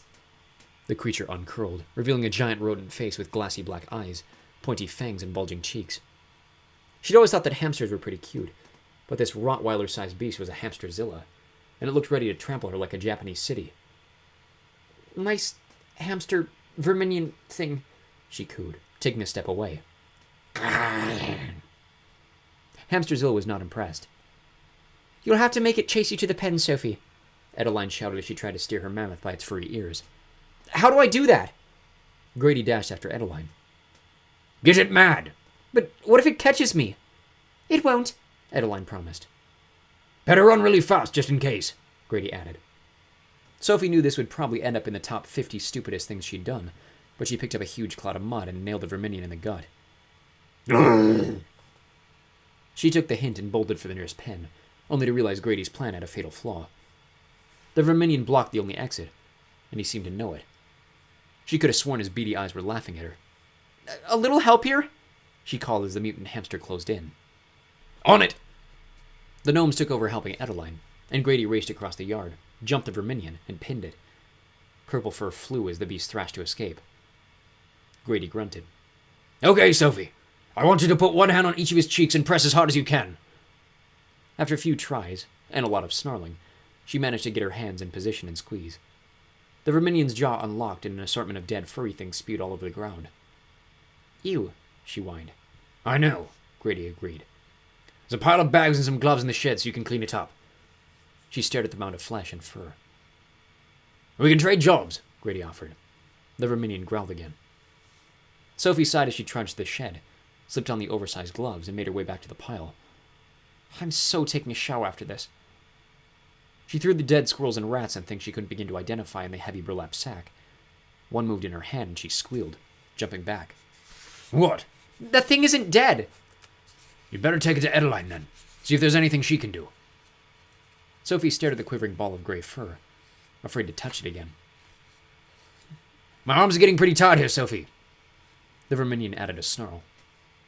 She steeled her nerves and threw the rest of the dead things into the sack. Then she picked up the live creature, trying not to shriek as he trembled in her hands. He was the size of her palm, with enormous green eyes, furry ears, and bat-like wings. His tiny chest heaved as he struggled to breathe. Sophie raced across the pastures toward the shed. "Edeline, I need your help." Edeline rushed to her side, wiping mammoth wool off her tunic. Sophie held out the suffering creature. "Do you think you can save him?" Edeline's gentle fingers probed through the fur. "He has some deep scratches, and his leg looks broken, but we can try." Sophie followed Edeline into one of the stone outbuildings. Beyond the shelves of carefully organized supplies was a space set up like a veterinarian's office. Edeline laid the creature flat on its back in a sterile table, spreading out his limbs and wings. She smeared a yellow salve over the wounds, then set the leg and conjured up an eyedropper and a bottle of youth. She dripped a single drop of liquid onto his furry lips. Sophie squeezed Edeline's arm as a tiny purple tongue popped out and licked the drop of water. Adeline stared where Sophie's hand touched her. Her eyes turned glassy. Sophie pulled away. Sorry. No, it's... She cleared her throat. Can you keep an eye on him while I help Grady finish up? Sure. She waited for Adeline to leave, then placed another drop on the creature's lips. Don't die, little guy, she whispered, watching his tongue pull the water into his mouth. 12 drops later and his breathing was steady. He curled into a tiny ball. That's a good boy, Sophie cooed, stroking the fur along his back. He rewarded her with a squeaky rumbling in his chest. She smiled, remembering Marty's crackly purr. How's the patient? Grady asked from the doorway. He stood next to Adeline, both of them watching Sophie with small smiles. I think he's doing better. He drank a bunch of water and now he's sleeping. Adeline nodded. That's a good sign. Do you want to wash up and have some dinner? Can I bring him with me? I don't want to leave him alone. Grady grabbed a small cage from one of the shelves and filled it with dinosaur fluff from a nearby barrel before handing it to her. Good job, Sophie. You saved his life. She brought the cage inside, and after an incredibly hot, soapy shower, met Grady and Adeline downstairs for dinner. She kept the cage with her at the table to keep an eye on the creature. He'd rolled onto his back with his mouth open and his tongue hanging out. If it weren't for the chainsaw-esque snores vibrating the cage, she might have worried he was dead. What is he? She asked with a mouthful of brat tail, a tuber that tasted like sausage. An imp, Grady grumbled. The trouble. When I was a kid, one got inside my treehouse. I've never seen such a disaster. You want to keep him, don't you? Adeline guessed. Sophie shrugged. Maybe. Adeline smiled. You aren't seriously thinking about this, Ada. Have you been around an imp before? Please tell me you're not afraid of a 6-inch ball of fur, Adeline teased. Should have seen my treehouse. Plus they bite. Did you know that? And the bite is venomous. It won't kill you, but it stings. A lot. Sophie looked at the tiny snoring body and tried to see the vicious monster Grady was describing. All she found was a cute little lump of fur, whose life she had saved. Grady, we tame dinosaurs and yetis. We can handle an imp, Adeline argued. Grady laughed. I can see I'm outnumbered here. But don't say I didn't warn you. Sophie and Adeline shared a smile. Then Adeline helped her bring the cage to her room. Sophie chose a table by the window so the little guy could have sunlight during the day, and crouched down to check on him. He was still conked out, snoring like a wood chipper. What do you want to name him? Adeline asked. Sophie blushed. I know it's silly, but I kind of like Iggy. Iggy the Imp. I like it. She placed a hand on Sophie's shoulder, and Sophie straightened. Sorry, do you mind? No, it's nice, Sophie whispered. It was the first time Adeline had touched her. Adeline held her breath as she used her other hand to brush a strand of Sophie's hair off Sophie's cheek. Sophie closed her eyes and leaned into Adeline's hand. Sophie closed her eyes and leaned into Adeline's hand. Her heart seemed to swell inside her chest, filling an empty space she'd almost forgotten was there. Her human parents had been generous with hugs and touches, and she hadn't realized how much she'd missed those gestures. She held still, afraid to do anything to ruin the moment. Adeline swept her hand across Sophie's forehead again and let out a sigh. You should get to bed. Her fingers brushed down Sophie's cheek as she pulled away. Sophie blinked and nodded. I'll get ready. Good, Adeline smiled, and her eyes glistened with tears. I hope you sleep okay, she added, with a dubious glance at the noisy cage. Me too. Sophie's cheek still tingled where Adeline's fingers had left tiny trails of warmth. Adeline? She asked, as Adeline turned to leave. Adeline's eyes met hers. Thank you. It took Adeline a second to answer. You're welcome. Good night, Sophie. Good night. When Sophie climbed into bed a few minutes later, it finally felt like home.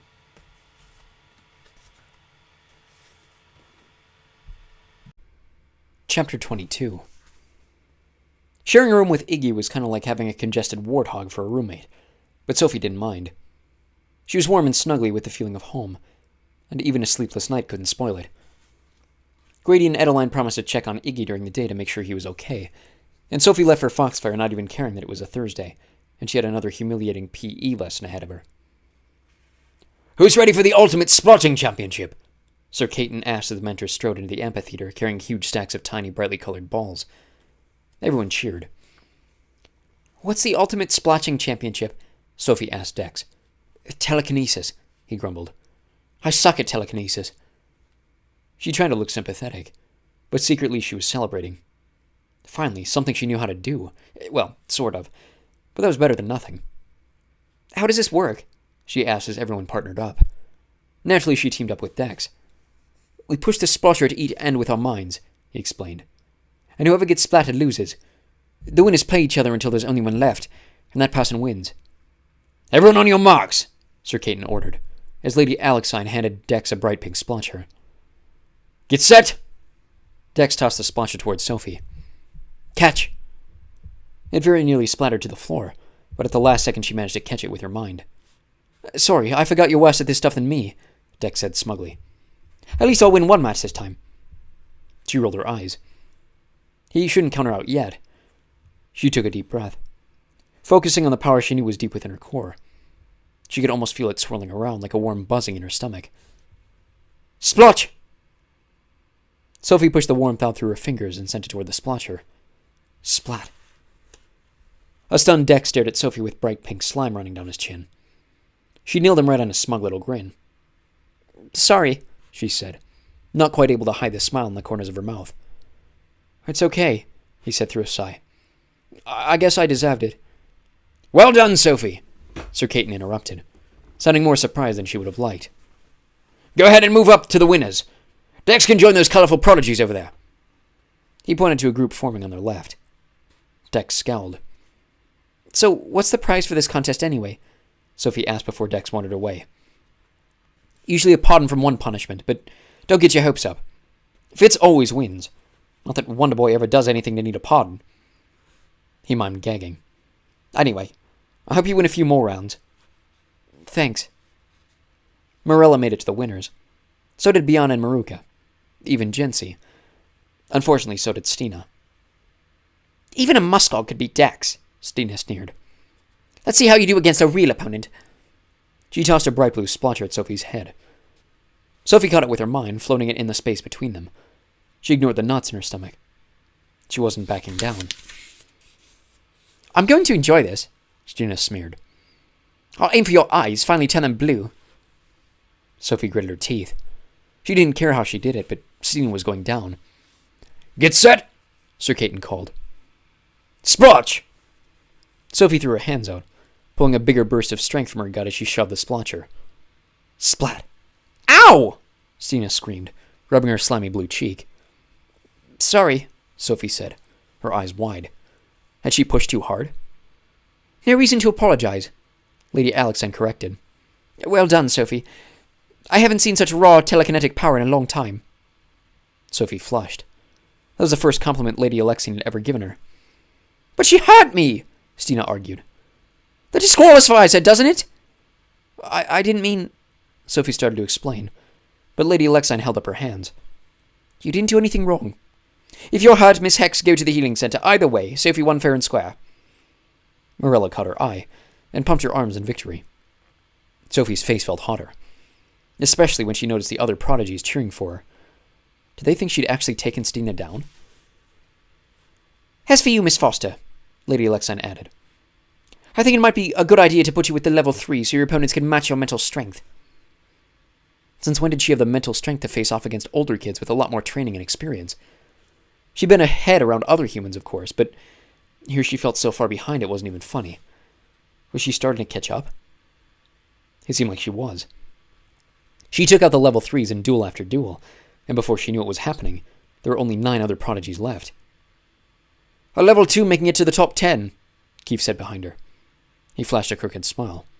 And you said you weren't mysterious. She stared at her feet to hide her blush. Must be beginner's luck. Keith snorted. Or maybe you've got all kinds of talents we don't know about. He couldn't know about her telepathy, could he? Look who went pale again. Interesting, he murmured. She opened her mouth to make some excuse, but he cut her off. I have a feeling you'll be the one to take down the mighty Fitz. Sophie froze. She wasn't surprised that Fitz was still in the competition, especially after Dex's earlier grumblings, but it hadn't occurred to her that she might have to battle him. Her palms slicked with sweat, but she shook the idea away. What were the odds she'd be able to beat a bunch of older, much more experienced prodigies? Evidently, the odds were good. Soon enough, she was in the final four.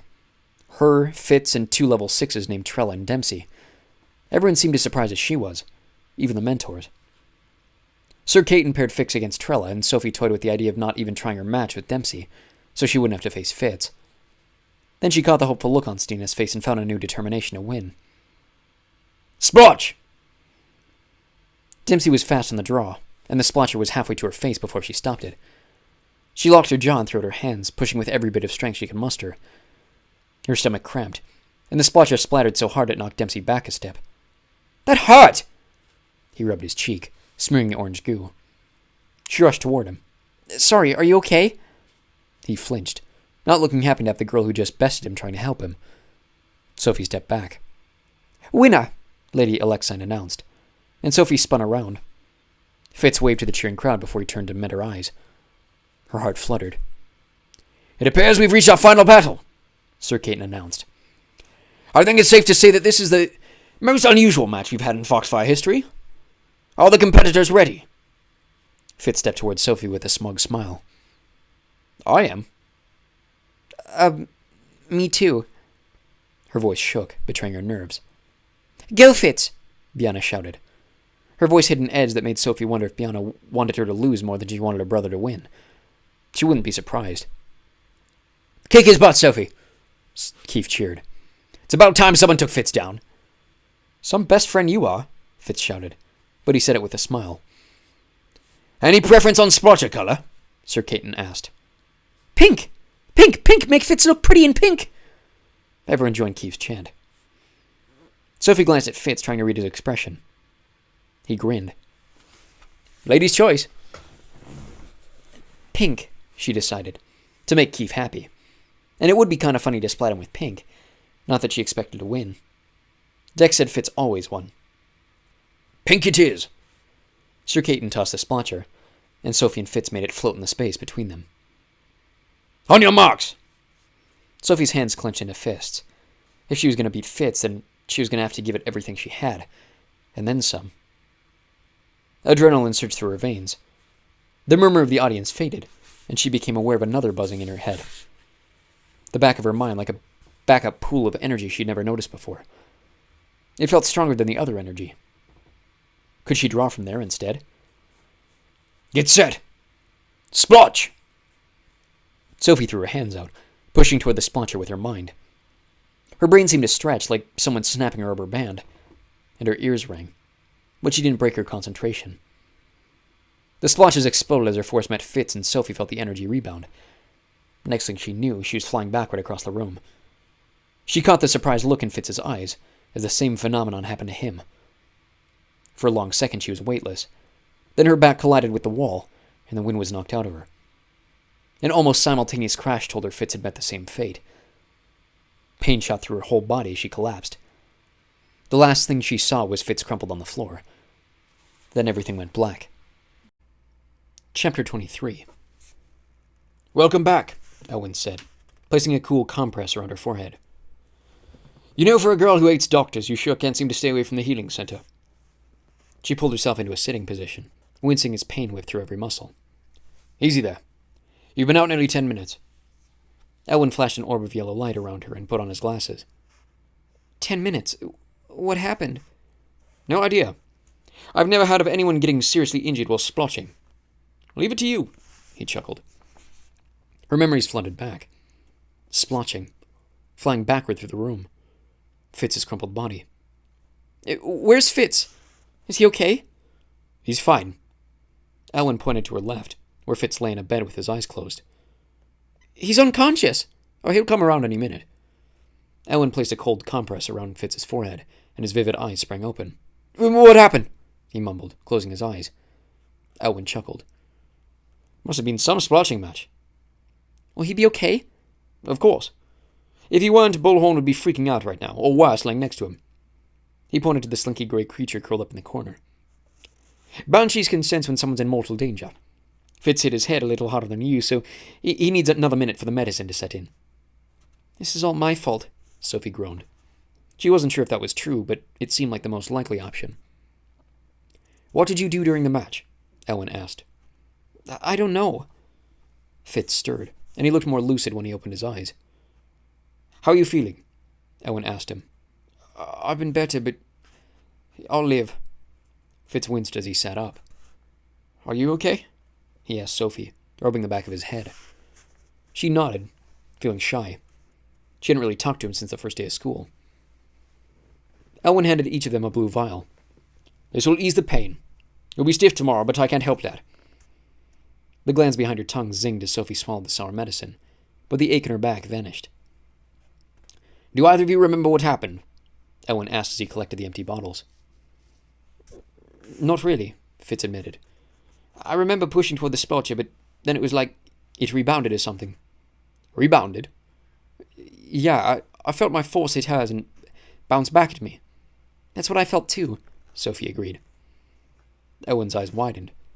Then he shook his head. "No, it couldn't be." "Couldn't be what?" Sophie asked, with the horrible feeling he was going to tell her it really was her fault. "That sounds like what happens when someone does a brain push, using mental energy for telekinesis instead of core energy. But a brain push is a highly specialized skill only the ancients can pull off." Sophie's heart hammered in her ears. She had pulled energy from her mind in the match. Was that a brain push? "Doesn't telekinesis always use mental energy?" "It uses mental control," Elwyn explained. "Your concentration controls how you use the energy, where you send it, how much you send, but the actual energy and strength comes from your core. Don't you feel the pull in your gut when you draw on it?"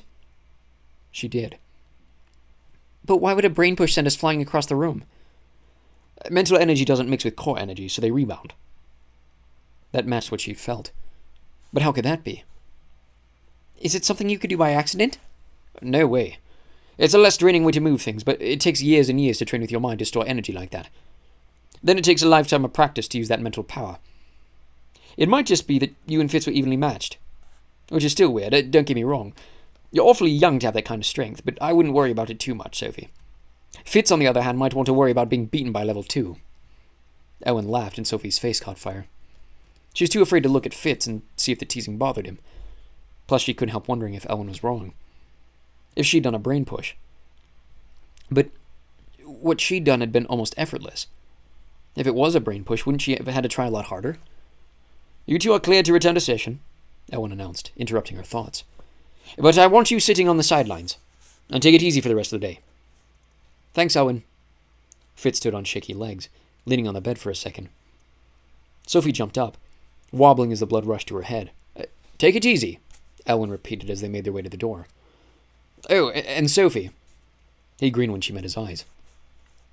"I'm sure I'll see you soon." Fitz stayed quiet as they walked back to the auditorium. Sophie bit her lip. Was he mad at her? She just worked up the courage to ask him when they reached the amphitheater, and a round of applause drowned out the question. Yes, welcome back, Fitz and Sophie. Glad to see you're feeling better," Sir Caton said, looking a bit teensy, annoyed by the interruption. He tried to call everyone back to order, but Dex, Morella, Biana, and Keith broke rank and rushed over to them. Biana got there first and threw her arms around Fitz, hugging him so tight he winced. It would have been a touching moment if Keith hadn't copied her and grabbed Fitz, pretending to cry. Fitz shoved them both away, blushing. "Beat by a level 2, Keith said, elbowing Fitz in the ribs. "It was a tie," Sophie protested. Keith snorted. "Oh, please, you totally kicked his butt." "Totally," Dex agreed. "He hit the wall way harder than you did. That was the greatest present you ever could have given me, by the way," he whispered. Sophie shook her head. He was hopeless. "Even the mentors declared you the winner," Keith added, wrapping an arm around her shoulders. "If you don't think you'll need your pardon, I'll be happy to take it off your hands. Keith! Dex, Morella, Biana! Need I remind you that you are not excused from this lesson?" Sir Caton yelled. "Think about it," Keith said, then ran to rejoin the class. Fitz sat next to Sophie on the sidelines, watching everyone practice telekinesis with the remaining splotchers. She tried not to worry, but she couldn't help glancing at him from the corner of her eye, wondering why he still hadn't said anything to her. "Why aren't you and Biana friends?" he asked after a minute. "Seems like you guys would get along. You have a lot in common." She wasn't sure she wanted to have things in common with someone who acted like such a brat. "I don't think she has time for another friend. She's always busy with Maruka." He frowned. Before she could think of anything else to say, Lady Alexine delivered her prize, a small golden square with an intricate P etched on the top. Any level 2 who holds her own against Fitz is a clear winner, she explained. Congratulations, Sophie. Thank you. She peeked at Fitz to see if he looked bothered. He grinned. I couldn't agree more. But his smile faded after Lady Alexine left. You really don't know what happened during the match? I don't know. I do remember pushing some energy from my mind, she whispered, afraid to look at him. But that couldn't have been a brain push, could it? Fitz had no idea how much she needed him to tell her that it couldn't. Instead, he said, I'll have to ask my dad. She tried to smile, but she couldn't help feeling like she'd somehow done something wrong. The worry in Fitz's eyes seemed to confirm her fears. So later that afternoon, she worked up the courage to ask Grady about her brain pushes while she helped him give Verdi a bath. Why? He wanted to know. Sophie focused on lathering Verdi's feathers as she told him what happened in P.E. Grady and Edeline knew about her telepathy and her silent mind, but she hated reminding them how different she really was. Who'd want to adopt a freak as their daughter? She tongued out 3 loose eyelashes before he finally spoke. That does sound like a brain push. His voice was a whisper. When you were around humans, did someone train you how to use your abilities? No one knew about my abilities. Not even my parents. Why? Verdi stirred, getting annoyed with her distracted bathers. Grady waited until the soggy dinosaur had settled before he answered. The way you use your mind, Sophie. Someone had to teach you. It's not possible you just instinctively know those skills. But no one taught me anything. I'd remember that. Would you? How could she not? Besides, how would a human even know how to teach me to use my abilities? It's not like they can do what we can. Grady stared in the distance. No, you're right. Only an elf could teach you. And the first elf I met was Fitz, she added, reminding him as much as herself. She didn't like the worry lines that creased his forehead. She couldn't have melted an elf without knowing it, could she? No, she'd never met anything else without a silent mind. Except for that jogger that day, but she barely talked to him for 5 minutes. He couldn't have done something to her, could he? Wouldn't she have felt something? And why would he do that? Plus, Fitz had said they'd been looking for her for 12 years. Even the council didn't know where she was. There was no way she could have met any other elves. But if humans didn't teach her, and elves didn't teach her, then who did? She searched her memories for the rest of the night. But when she went to bed, she was no closer to the solution. So many things about her past raised more questions than they did answers. It was enough to drive her crazy. She had to let this go. She had enough to worry about with her adoption and Bronte and gaining the council's permission to stay at Foxfire. Once she had her future settled, she could search for past. Until then, she tried to put it out of her mind. Chapter 24. Good morning, prodigies, Dame Alana cooed during orientation the next morning. Everyone ready for another exciting day? Hey, check it out, Dex whispered to Sophie. He pointed to the meter on his plain blue nexus. I finally passed the halfway point. Really? She tried to be excited for him, but she hadn't even reached the 1/3 point. Yep, not much further till I can have my own Pathfinder. Maybe I'll even get my nexus off younger than Fitz. Oh man, that'd be awesome. I'd love to see Wonderboy's face if a Disney broke his precious record. She was about to defend Fitz when Dame Alina caught her attention. We're now 4 weeks away from midterms. For those of you worried you won't be able to score the required 75% to pass, I recommend seeing Lady Nissa in the tutoring center. Maybe you should sign up for alchemy tutoring, Morella whispered. Not sure you'll pass without it. Morella's tone was teasing, but her words hit a nerve. Sophie was barely scraping by in alchemy. That was with Lady Galvin shouting instructions across the room. She couldn't imagine how hard it would be on her own. And she had Bronte to consider. He was probably waiting for her to fail her midterms. Everything in her shrank at the idea of needing a tutor. She wasn't used to struggling with her grades. It felt so humiliating. Not as humiliating as getting expelled. That's it for today. Everyone work hard, Dame Alana finished, tossing her hair before her projection disappeared. Oh, what is that? Sophie gagged and glared at the silver strip on her locker. Dex looked a little green. I think it's Reekroad. Elwyn must have picked the flavor today.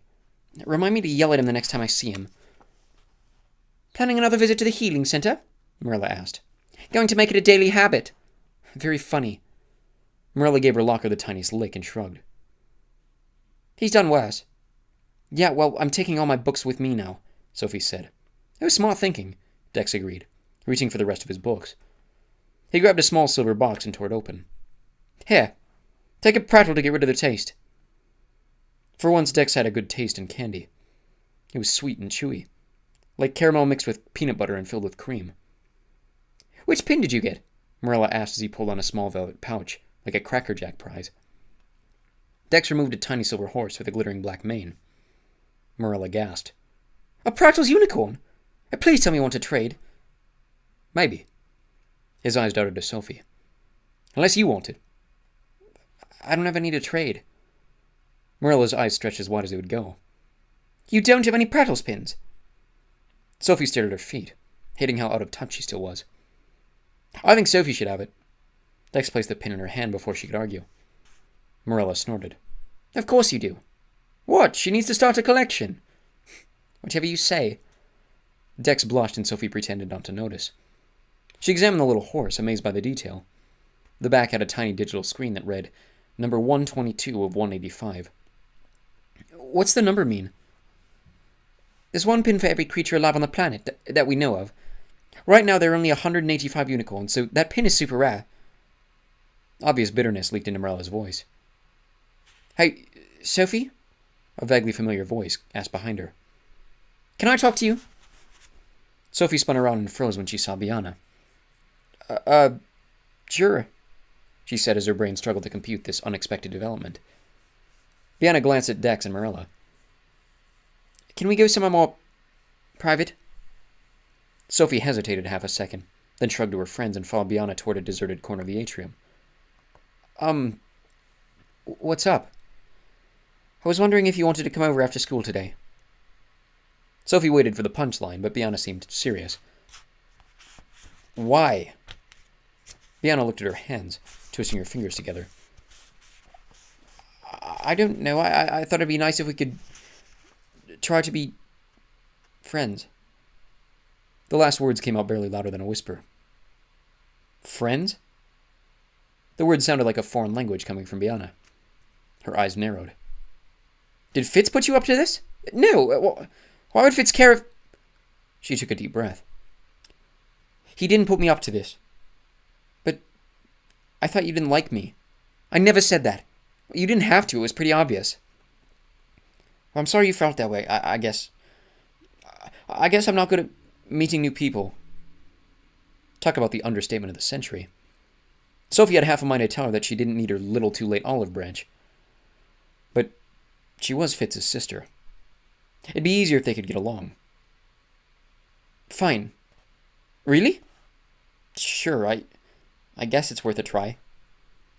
They both stood there, not quite meeting each other's eyes. So, what time should I come over? Sophie eventually asked. Why don't you go home and change and come over after that? You know how to get there, right? Yeah, I've been there before. A bit of the old glare flared in Biana's face, but it was quickly replaced with an uncomfortable smile. Well, good. I guess I'll see you then. Sophie watched Biana walk away, replaying the conversation in her mind, trying to make sense of it. Are you going to tell us what that was all about? Dex asked, already at her side. He and Marilla must have made a beeline the second Biana's back was turned. She invited me to come over after school today. What? They asked simultaneously. She said she wanted to be friends. Why? They both asked. Sophie shrugged. She didn't say. Oh, please tell me you told her to go sniff a Gullin, Dex begged. Sophie looked down, unable to meet his eyes. Oh, come on! I didn't know what else to say. You could have told her she's a stuck-up snob and you don't want to be a friend, Marilla offered. Look, I know you guys aren't going to like this, but my life would be a lot easier if Biana and I got along. If it doesn't work out, then I wasted one afternoon of my life. So what? How do you know this isn't a trap? Marilla asked. Invite you over, then humiliate you. You could be walking into an ambush. That's not what this is. What, you think she's incapable? Dex sneered. No, but she would never do it at her house. Not with Fitz there. Right, I forgot. You and Wonderboy are friends. Sophie blew out her breath. Aren't you guys the tiniest bit curious what she's up to? She had them there. I want details later, Marilla agreed. And you better not leave anything out, Dex added. Chapter 25. Hey, Biana said as she opened the gates of Everglen to let Sophie in. You made it. Yeah. Sophie managed a half-smile. Despite her earlier enthusiasm, she was having second thoughts. The gate clanged closed. Somewhere in the distance, a cricket chirped. Sophie pulled on the sleeves of her pale yellow tunic, glad Biana was also dressed casual. Though Biana's turquoise tunic had pink beaded flowers embroidered around the edges and a pink satin sash. So what are we going to do? Biana stared at the ground as she shrugged. Okay. Is your family around? Biana's eyes narrowed. I knew you'd ask that. What? I know you like my brother. What? Please, it's pretty obvious. He's my friend. Sure, she liked him, but she didn't like him. This was a bad idea. Biana grabbed her arm to stop her from walking away. Wait, I'm sorry. It's just... Girls always use me to get to my brother. I guess I sort of expected. Sophie could imagine how annoying that might get. But still. That's not what I'm doing. And you invited me over, remember? I know. Biana stared at her hands, wringing her fingers so tight it looked painful. Can we maybe start over? Sophie bit her lip. I guess we can try. Biana exhaled, seeming relieved. Good. Her eyes lit up. I know, we can give each other makeovers. I have all the serums to change our hair color, and we can try on some of my mom's gowns. Wrestling the Verminion would have sounded more fun, but Sophie couldn't think of a polite way to say that. Fortunately, she didn't have to. Makeovers? Keith got behind them. You girls sure know how to have fun. Maybe you can braid each other's hair and giggle about boys while you're at it. Sophie spun around to face him, and she felt her heart flutter when she noticed Fitz standing next to him. Keith grinned. Actually, maybe that last part is a good idea. You could get the dirt on Forster, find out which guys make a heart go pitter-patter. That would be none, Sophie insisted, hoping her face wasn't as red as it felt. That's what they all say. But deep down, girls always have one guy they can't take their eyes off of. Is that right, Fitz? Why are we talking about this? Fitz complained. Keith shrugged. Just saying. What you guys doing here? Biana asked, shooting Fitz a pointed look. We came to see if you guys want to play Base Quest. Keith answered for him. What's Base Quest? Sophie asked, grateful for the subject change. Only the most awesome game ever. I call Foster for my team, Keith announced. Jealousy flared in Biana's eyes as Keith wrapped an arm around Sophie's shoulders. Sophie shrugged away from him. How about we play boys against girls? Fitz explained the rules. One team guarded its base while the other team launched a raid. If the questers made it to the base without getting tagged, they won. Light leaping isn't allowed, but special abilities can be used, Fitz added, looking right at Sophie, like he was saying it for her benefit. Well, that's not fair. Sophie and I don't have...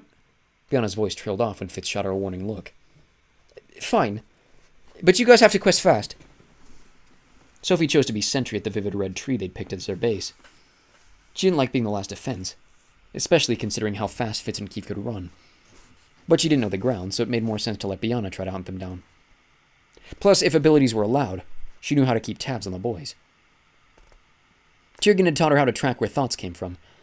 Most telepaths could only isolate a general area, but Sophie could nail down the exact spot.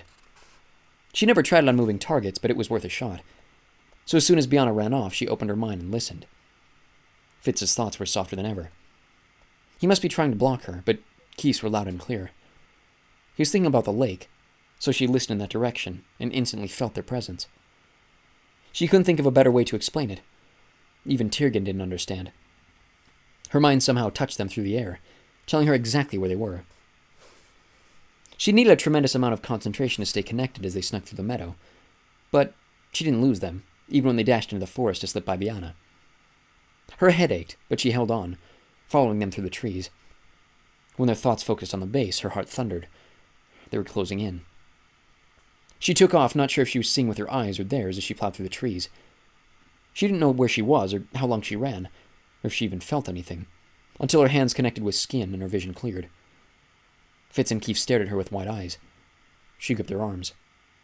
How'd you do that? Keith demanded. You ran straight to us like you knew where we were. She racked her brain for a credible excuse. Heard you. Heard us how? Keith cocked his head, glancing at her hand on his arm, then back at her. Hiding something, Foster? She probably heard you crashing through the bushes like a Sasquatch, Fitz said, coming to her rescue. I think the whole world did. No, I don't think that's what it is. You're just mad because you lost, Biana teased, catching up with them. I can't believe Sophie tagged you both on her own. She can be my base quest partner any time. She grinned, and Sophie couldn't help smiling back. She was actually having fun. With Biana, of all people. Who would have guessed? Do my eyes deceive me? Or is that Sophie Foster? Alden asked behind them. We've missed you around here, Della added, rushing over and wrapping Sophie in her arms. Sophie sank into the hug, swallowing the emotions rising in her chest. She hadn't seen Alden or Della since she moved to Havenfield, and she hadn't realized how much she missed them. She took a deep breath to clear her head, and her nose tingled. Whoa, you smell like smoke. Is there a fire? Della glanced at Alden as she pulled out of the hug, backing a few steps away. Alden cleared his throat. Just something we're looking into. No reason to worry. Sophie repressed a sigh. No reason to worry seemed to be Alden's favorite words. Then again, he'd never found anything suspicious about the San Diego fires. Or if he had, it hadn't been important enough to hide the gossip circles. Sophie was sure Morella would have heard otherwise. So what are you guys up to? Della asked. Getting stomped in base quest, Keith grumbled. You should have seen it. Sophie tagged us out like she knew where we were. Alden glanced at Fitz, who gave the slightest nod, before he grinned at Keith. Sounds like someone's not happy about losing. I'd just like to know how she did it, but she insists on being all mysterious. Keith narrowed his eyes at Sophie. She still hasn't explained how she slammed Fitz into the wall yesterday. Sophie flushed, and when she met Alden's eyes, she could see clear concern. Fitz said he was going to talk to you about that, she said quietly. Any theories? None that make any sense, Alden admitted. A second of silence passed. Then Della came to the rescue. Besides, we girls never reveal our secrets. How else can we keep you boys on your toes? So, who's staying for dinner? She glanced at Sophie. Sorry, I told Adeline I'd be home. Maybe next time. She flushed when she realized she'd invited herself over. But Biana smiled. Sounds good. Do you need to use the Leap Master? Alden asked. No. Grady and Adeline gave me a home crystal. She held up a long silver chain that hung to her waist. The crystal pendant only had a single facet, the path to Havenfield. They'd given it to her that morning, apologizing for not giving her one sooner. She really felt like family. Don't stay away too long this time, Alden told her. We've missed you around here. I've missed you guys too. I'll see you soon. On Monday, Biana, Keith, and Fitz sat with Sophie at lunch. Jenzi and Morella kept giggling and staring at their visitors. Morella especially. Dex spent the entire lunch sulking at his tray. Hey, Dex, Sophie said, trying to draw him out of his funk. Can you come over after school today? He glared at Fitz before his eyes met hers. You don't have other plans? She ignored his snipe. I was hoping you'd tutor me in alchemy. I'm going to need help before midterms, and you're the best alchemist I know. Dex straightened up with a compliment. Sure, if you really need me. Keith wagged a finger at her. But don't go getting good alchemy at Foster. Who else can we count on to destroy Lady Garvin's capes? Don't worry, I don't think Sophie can ever get good at alchemy, Morella told him. Do you have any idea how many things she's exploded? There have been other explosions. He flashed Sophie a wicked grin. This I have to hear. Sophie sighed as Morella filled everyone in on her almost weekly explosions. Now she had a reason besides Bronte to get better at alchemy. If sitting with Keith was going to be a regular thing, she would never hear the end of the jokes. Keith got detention a week later, so she was off the hook for the teasing. But it was a lucky break, because even with Dex's expert instructions, she couldn't get the hang of alchemy. She almost caught her room on fire twice before Dex moved their practice experiments to the caves that lined the beach at the base of Havenfield's cliffs. Rocks couldn't burn and the ocean wasn't nearby if they needed. And they needed it. A lot. She even caught Dex's tunic on fire. Maybe it was because the rules of alchemy defied every rule of chemistry she'd ever learned. Or maybe it was because of the ingredients that were so foreign, but 2 weeks away from exams she was panicking. Her only chance of passing would be if she knew what it would be on the test, so she could practice until she got it right. Too bad Lady Galvin refused to give a study guide. Sophie was fairly certain she was hoping she'd fail so she'd be rid of her. Of course, Sophie could always read her mind. The thought was so terrible she was ashamed for even thinking of it. But no one would ever know. And she'd still have to complete the assignment for the test without any help. Narrowing down what to study wasn't so wrong, was it? Plus, if she didn't pass, Bronte would have what he needed to get her expelled. Maybe even shift off to... She refused to finish the terrifying thought. The fear made up her mind. At her next alchemy session, she dropped her books. She kept her back to Lady Galvin as she bent to retrieve them, and before she could wimp out, she closed her eyes and concentrated on her thoughts. It was easier than she had planned. Lady Galvin had the exam on her mind, so Sophie didn't have to probe deeper into her memories. She was deciding between making Sophie turn a rose to iron or making her turn brass to copper, the hardest basic transmutations. Sophie tucked both ideas away, then closed her mind and picked up her books like nothing had happened. She expected to feel triumphant. Now she had a fighting chance. Plus, she was right. Lady Galvin was giving her the hardest challenges to try to fail her, and she thwarted her plan. So why did she feel like she'd eaten a huge bowl of slime? Distracted and uncomfortable, she spilled the gas rooms and made the whole room reek of rotten fungus. Study hall was worse. Everyone pored over their notes where Sophie sat frozen, afraid to open her books. By the time she got home, she was on the verge of tears. She couldn't touch her dinner. Couldn't bear the concerned looks on Grady and Adeline's faces. She didn't deserve sympathy. She didn't deserve anything. She hid in her room the rest of the night. Sleep was a lost cause. Alone in the darkness with a snoring imp shattering the silence, and Ella in her arms, she forced herself to admit the truth. She'd broken the rules for telepaths. Even worse, she'd cheated. Just thinking the word made her skin crawl. From now on, anything she accomplished at Foxfire would be because she cheated on her alchemy exam. Could she really live with that? No. But what could she do? How could she study without focusing on those things? And if she didn't study them, she'd be sure to fail. It wasn't like she could tell Lady Galvin what happened. She wasn't allowed to tell anyone about her telepathy. She had to cheat now. No way around it. Unless... Her heart sank as another option occurred to her. It was far from ideal, but it was her only way out, and better than living with guilt for the rest of her life. Fear weighed her down as she crept out of bed and dug the imparter Alden had given her. But she had to do this now before she changed her mind. She cleared her throat, took a deep breath, and forced her lips to say 3 words she was dreading. Show me Alden. Chapter 26. Dame Alina's office was a triangular room with glass walls and a high-pointed ceiling at the apex of the pyramid at Foxfire. Morning sunlight streamed through the clear windows, but every other pane was a mirror, tilted at just the right angle to show Dame Alina's reflection as she sat behind her mirrored desk, examining her hair from all sides. Sophie kept her eyes on her hands as she confessed her crime. She didn't want to see the disappointment on Alden's or Tyrgan's face, or Dame Alina's reflections glaring at her from every direction. This was so much harder than telling Grady and Adeline before she left for school. They just nodded, forgave her, and hoped she didn't get in too much trouble. What do you think, Dame Alina? Alden asked when Sophie finished. His voice was neutral. Not angry, but not gentle either. Dame Alina pursed her lips. She violated the ethical regulations of telepathy. She did indeed, Tyrgan murmured. And I'm not sure some here feel she should be exiled for that. He glared at Alden. Sophie froze.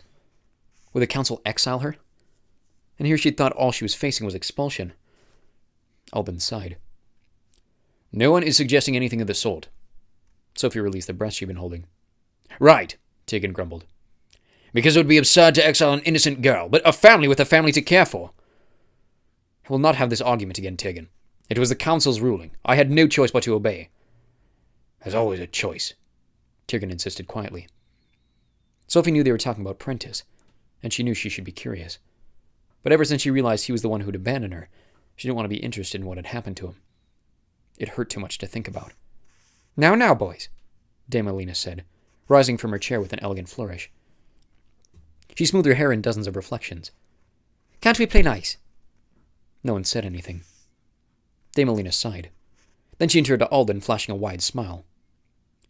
What do you think the punishment should be? Tyrgan snorted. Yes, let's leave it up to him. Why bother asking her telepathy mentor how she should be punished for violating the rules of telepathy?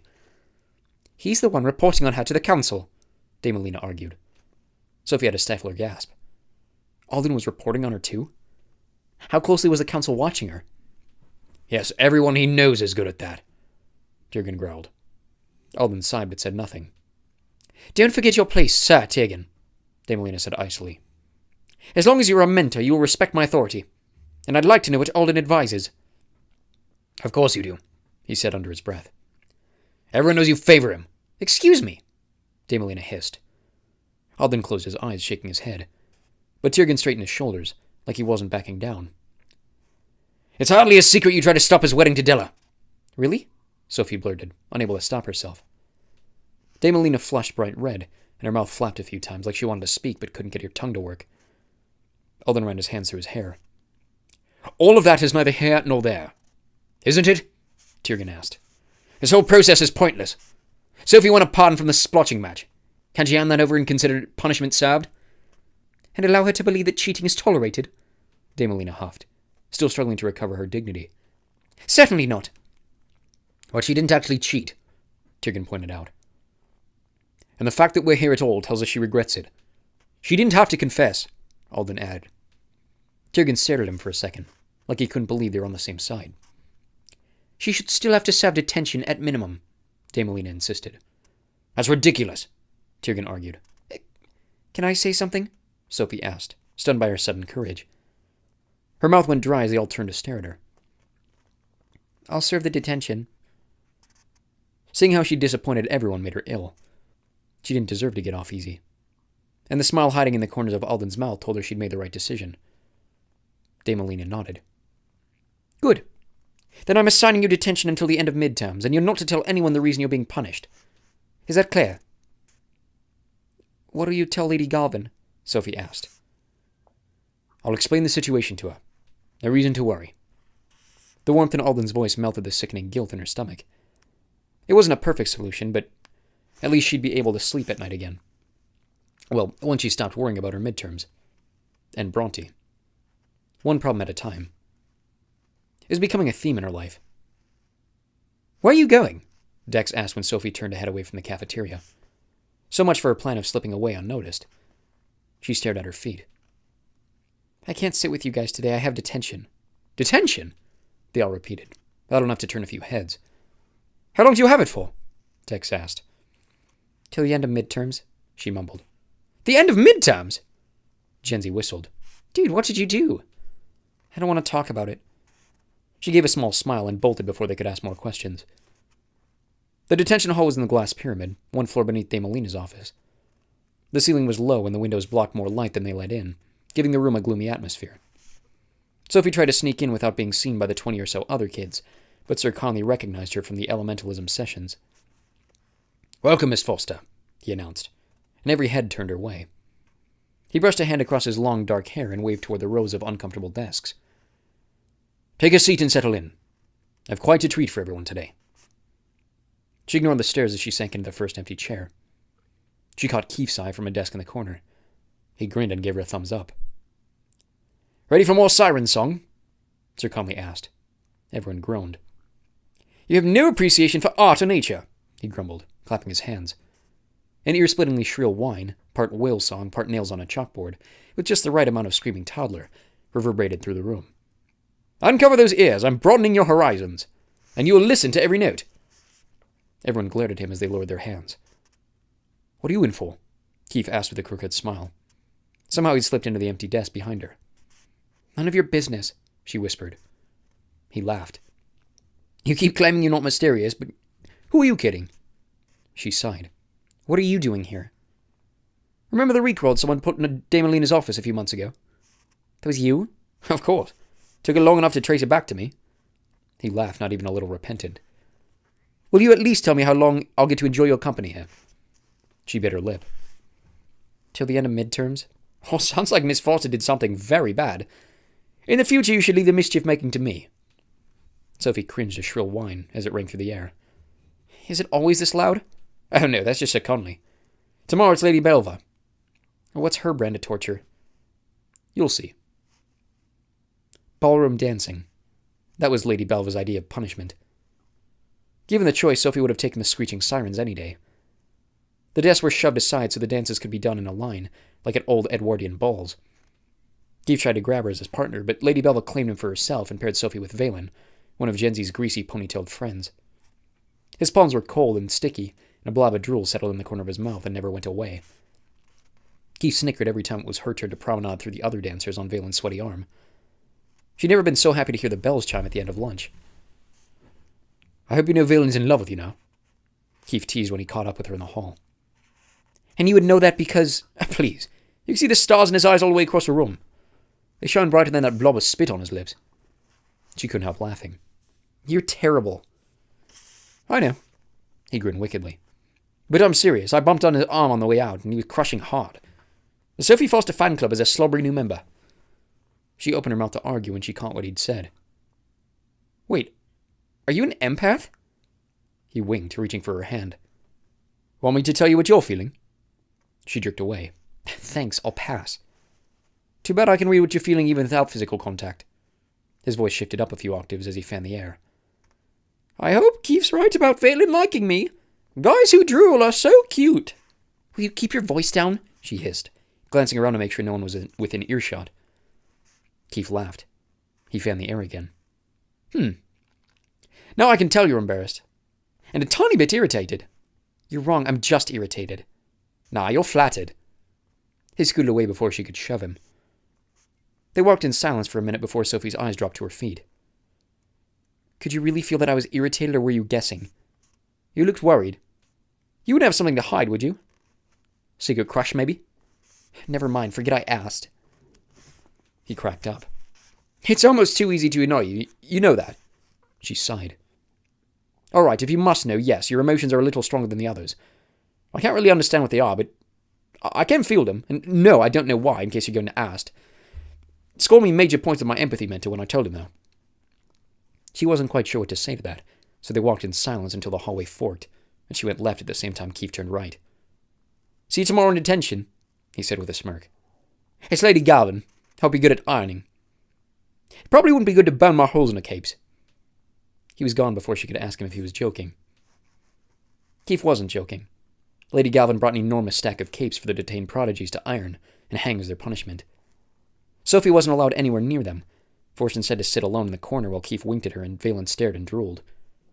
She wasn't sure which was worse. She spent most of the time glaring at the level on her nexus, which still hadn't increased despite practicing leaps with Grady. He kept telling her to give her brain time to get used to it. She was learning an entirely different way of making her mind work, but it was still annoying. She flipped the nexus over so she couldn't see the meter anymore, and her eyes found the sparkly aquamarine stone. Her mind wandered automatically to Fitz. Someone cleared his throat. Sophie locked eyes with Keith. She turned away when he raised an eyebrow. It wasn't a coincidence. But she told herself it was.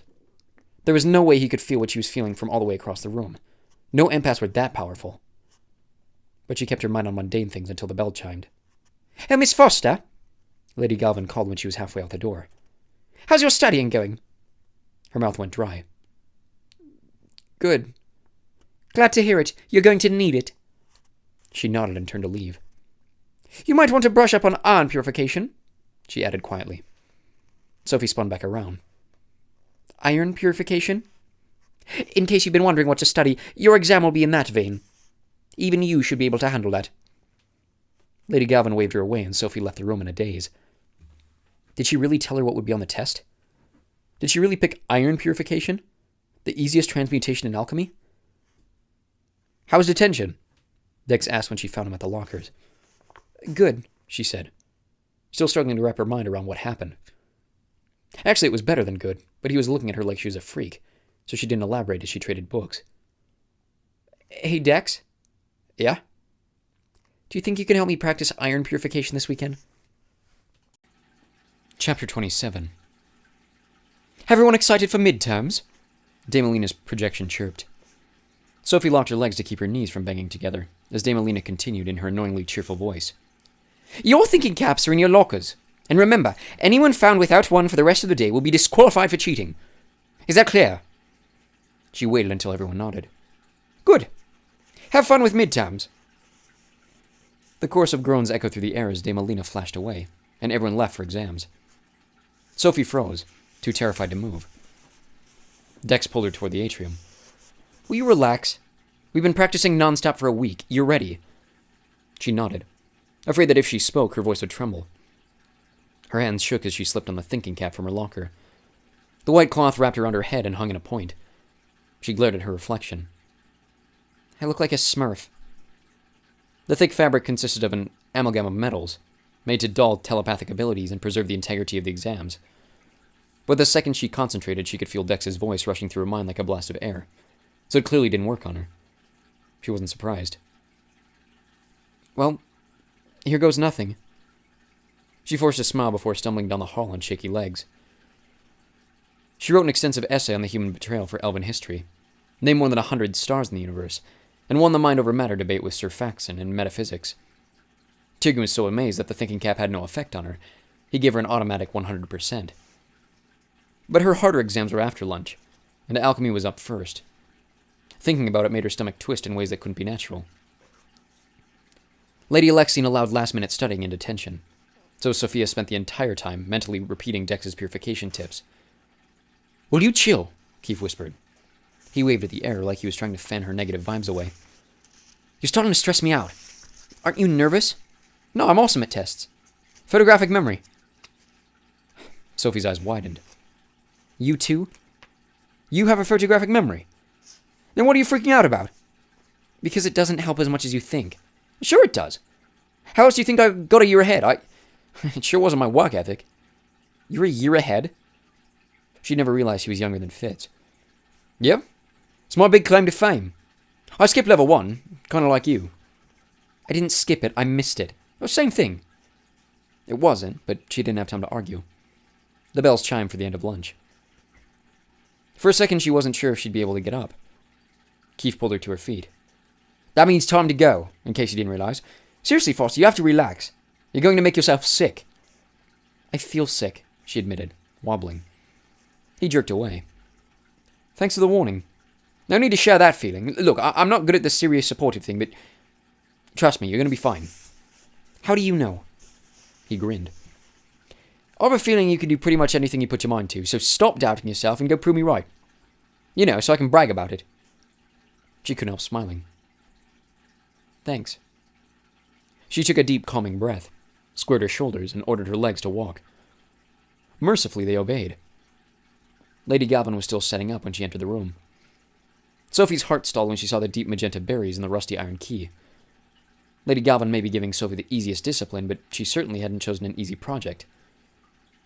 Does a cap even work on you? Lady Galvin asked, her eyes boring into Sophie's. Sophie shook her head, not quite brave enough to speak the words. Will you be picking the secrets out of my brain, then? She shook her head again. Why should I believe you? She cleared her throat and forced her mouth to work. I want to pass on my own. Lady Galvin stared at her for a second before she blinked. You must purify the iron key using only ruckleberries. You have 55 minutes. I suggest you get started. Ruckleberries were nasty, stinky little berries that brought impurities to the surface of a metal. They also made your skin wrinkle like an elderly human's, if any of the juice got on you. And you'd smell like feet all day. So most alchemists use other methods to purify metal, but it was the assignment. Sophie had no choice but to dive in and do her best. Her palms were so sweaty it was hard to hold the knife as she pierced the first berry and dribbled the juice on the key. She tried to work slow and carefully, but a few drops still ended up on her pinky, making it look crinkled and haggard. And the glacial pace made her run out of time. Only 3/4 of the key had turned the gleaming black color she was going for, but she hoped it was enough. Lady Galvin's face was unreadable when she turned it in, and she glared at Sophie's wrinkled pinky. Points would clearly be deducted. Sophie finished out the day with a decent essay on ogres for multispecial studies, and a mediocre performance on her last 2 exams. Her channeling went well in Fayed, until Lady Alexian ran back and forth through the walls and broke her concentration. And she managed to bottle 3 different clouds in elementalism, but it took 4 tries to bottle a whirlwind, and the bottle had a crack from the pressure. Sir Conley didn't look impressed when she handed it in. Completely exhausted, she trudged back to the atrium to meet Dex. Well, that was brutal, he whined, slamming his locker closed. How'd it go for you? She slumped against the wall. I did the best I could. Guess you can't ask for more than that. He tried to smooth his wild hat hair. You staying home tonight? No. Grady and Edeline are taking me shopping. Whoa. That'll be the first time they've gone out in public together since... You know. She did know. Grady and Edeline hadn't left the house together since Jolie died. Sophie told them they didn't have to, but Grady insisted. Foxfire tradition held that at the end of midterms, all the prodigies hung their thinking caps upside down from hooks on their lockers. The next day, everyone filled each other's hats with presents and opened them while their parents met with their mentors to find out their grades. Sophie's legs felt weak just thinking about it. She loved the idea of presents hanging out with her friends, but having Grady and Adeline know if she failed before she did sent chills down her spine. Why couldn't elves send out report cards like human schools? Are you going shopping tonight? She asked Dex. Nope. My parents think it's too much hassle to take all four of us. I can never find babysitters for the triplets. Bitterness edged into his voice. But don't worry. He nudged her arm. I already made your present. You made my present? At first she was touched, but then she thought about it. Wait, it's not some solution that's going to turn my hair green, is it? Dex flashed a slightly evil grin. Guess you have to wait and see. Grady and Adeline took Sophie to Atlantis. She hadn't been there since the day Alden and Fitz brought her, the day her human life had ended, and she still hadn't figured out how to feel about any of that. She'd been with the elves a little more than 3 months now, and she'd come a long way, but she still had a long way to go. Passing her midterms was the biggest obstacle. She glared at her wrinkled pinky. How many points would she lose for the mistake? And how many more for not finishing? Grady squeezed her shoulder when he caught her tugging out an eyelash. Try to stop stressing, Sophie. We're here to have fun, not worry about grades. She was tempted to point out that Grady and Adeline looked more stressed than she did. Their shoulders were rigid, their jaws set, and Adeline had deep shadows under her eyes. But they were making a huge sacrifice for her. The least she could do was enjoy herself. It took 7 stores to find suitable gifts for all of her friends, and with each store Grady and Adeline looked more strained. The worst was the jewelry store. The woman who ran the shop remembered them. Apparently they used to come in all the time to buy new charms for Charm Bracelet, which had obviously belonged to Jolie. Sophie took Adeline's hand. Adeline jumped. Then her eyes welled with tears and she squeezed Sophie's hand and didn't let go. Grady took Sophie's other hand, and they walked that way for the rest of the night. When they got home, Grady stopped her on the way to her room. I'm glad you came to live with us, Sophie. It's, His mouth formed a word, then changed to a different one. It's nice. I'm glad I live here too, she whispered. He cleared his throat. Big day tomorrow. Better get some sleep. Good night, Grady. Even though she was terrified about her exam grades, she fell asleep believing that everything was going to be okay. Chapter 28. Foxfire was almost unrecognizable. Silver streamers wrapped every tree, every shrub, every tower, like the school had been toilet papered with tinsel. Confetti and flowers covered the floor, and giant bubbles filled with prizes floated through the halls. Prodigies ignored their parents as they dashed around popping as many as they could. Grady and Adeline were overwhelmed by the crowd, so they went straight to where they'd meet for the first mentor appointment, and left Sophie to celebrate on her own. She made her way to the Level 4 wing, deciding to drop off Fitz's and Keefe's presents before meeting up with her friends.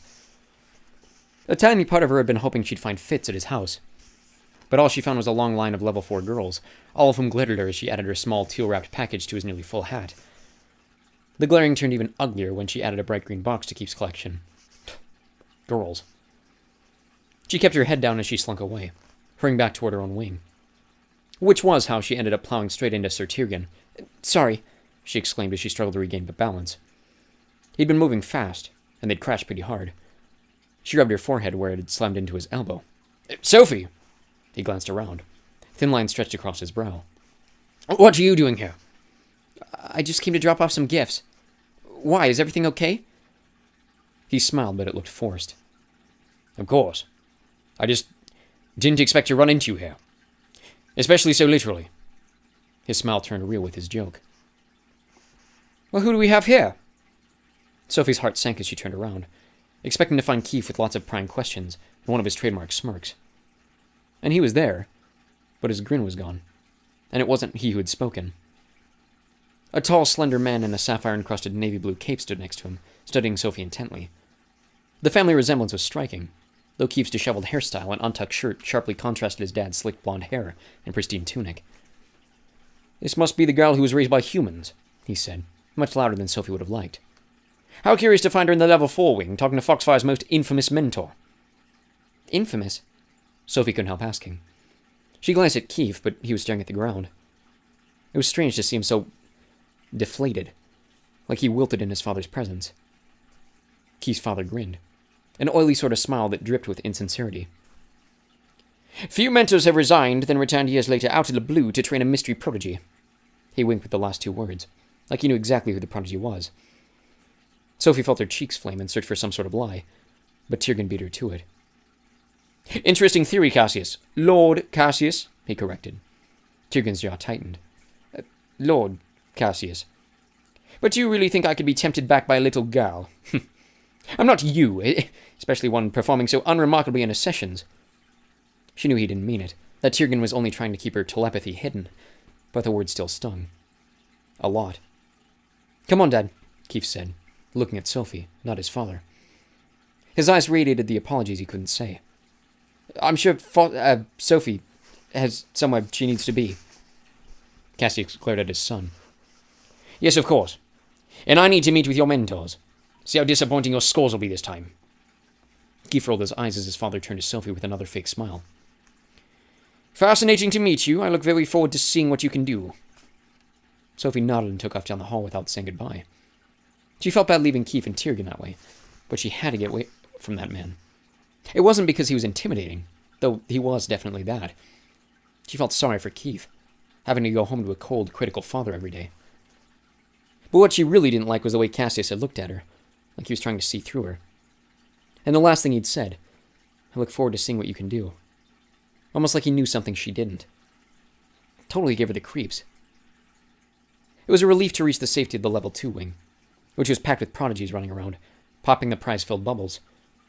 She poked a bubble floating by her locker, and a box of prattles dropped into her hands. Good catch, Dex said, running up beside her. He jumped for a bubble, but didn't quite reach it. Before he could try again, Stina shoved by, raised a bony arm, and popped it. She waved the bottle of lushberry juice in Dex's face. Must get frustrating being shorter than the average dwarf. Sophie snorted. This coming from someone who looks like a giant lollipop. If your head gets any bigger, you'll topple over. Dex cracked up. Awfully brave words coming from a girl who's going to flunk out of here today, Stina growled.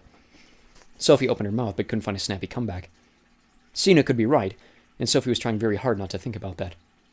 Especially after Tyrgen's comment. Stina giggled. Enjoy your last day at Foxfire, loser. She bumped Sophie into the wall and stalked away. Don't let it get to you. And if Lady Galvin fails you, I'll organize a protest. Dex pointed to her thinking cap, which was overflowing with presents. Look at how many people care about you here. He frowned at his own half-empty cap. Sophie nudged his arm, pulled a package from her satchel, the Disneyland watch she'd been wearing when she moved to the Lost Cities. She figured he'd get a kick out of that, and dropped it in. He grinned, flashing his dimples. I slipped your present in before you got here. His eyes dropped to his feet. I hope you like it. I'll love it. Just let me drop off Bianna's gift and we'll go to the cafeteria. Ugh, why'd you buy Bianna a present? She's my friend. Yeah, and like a month ago you guys hated each other. It was a misunderstanding. Yeah, well, I don't trust her. I don't think you should either. Why would she reach out to you for... Sophie shushed him as Bianna entered the atrium, followed by Maruka. They looked like they were talking, but when Sophie got closer she realized they were arguing.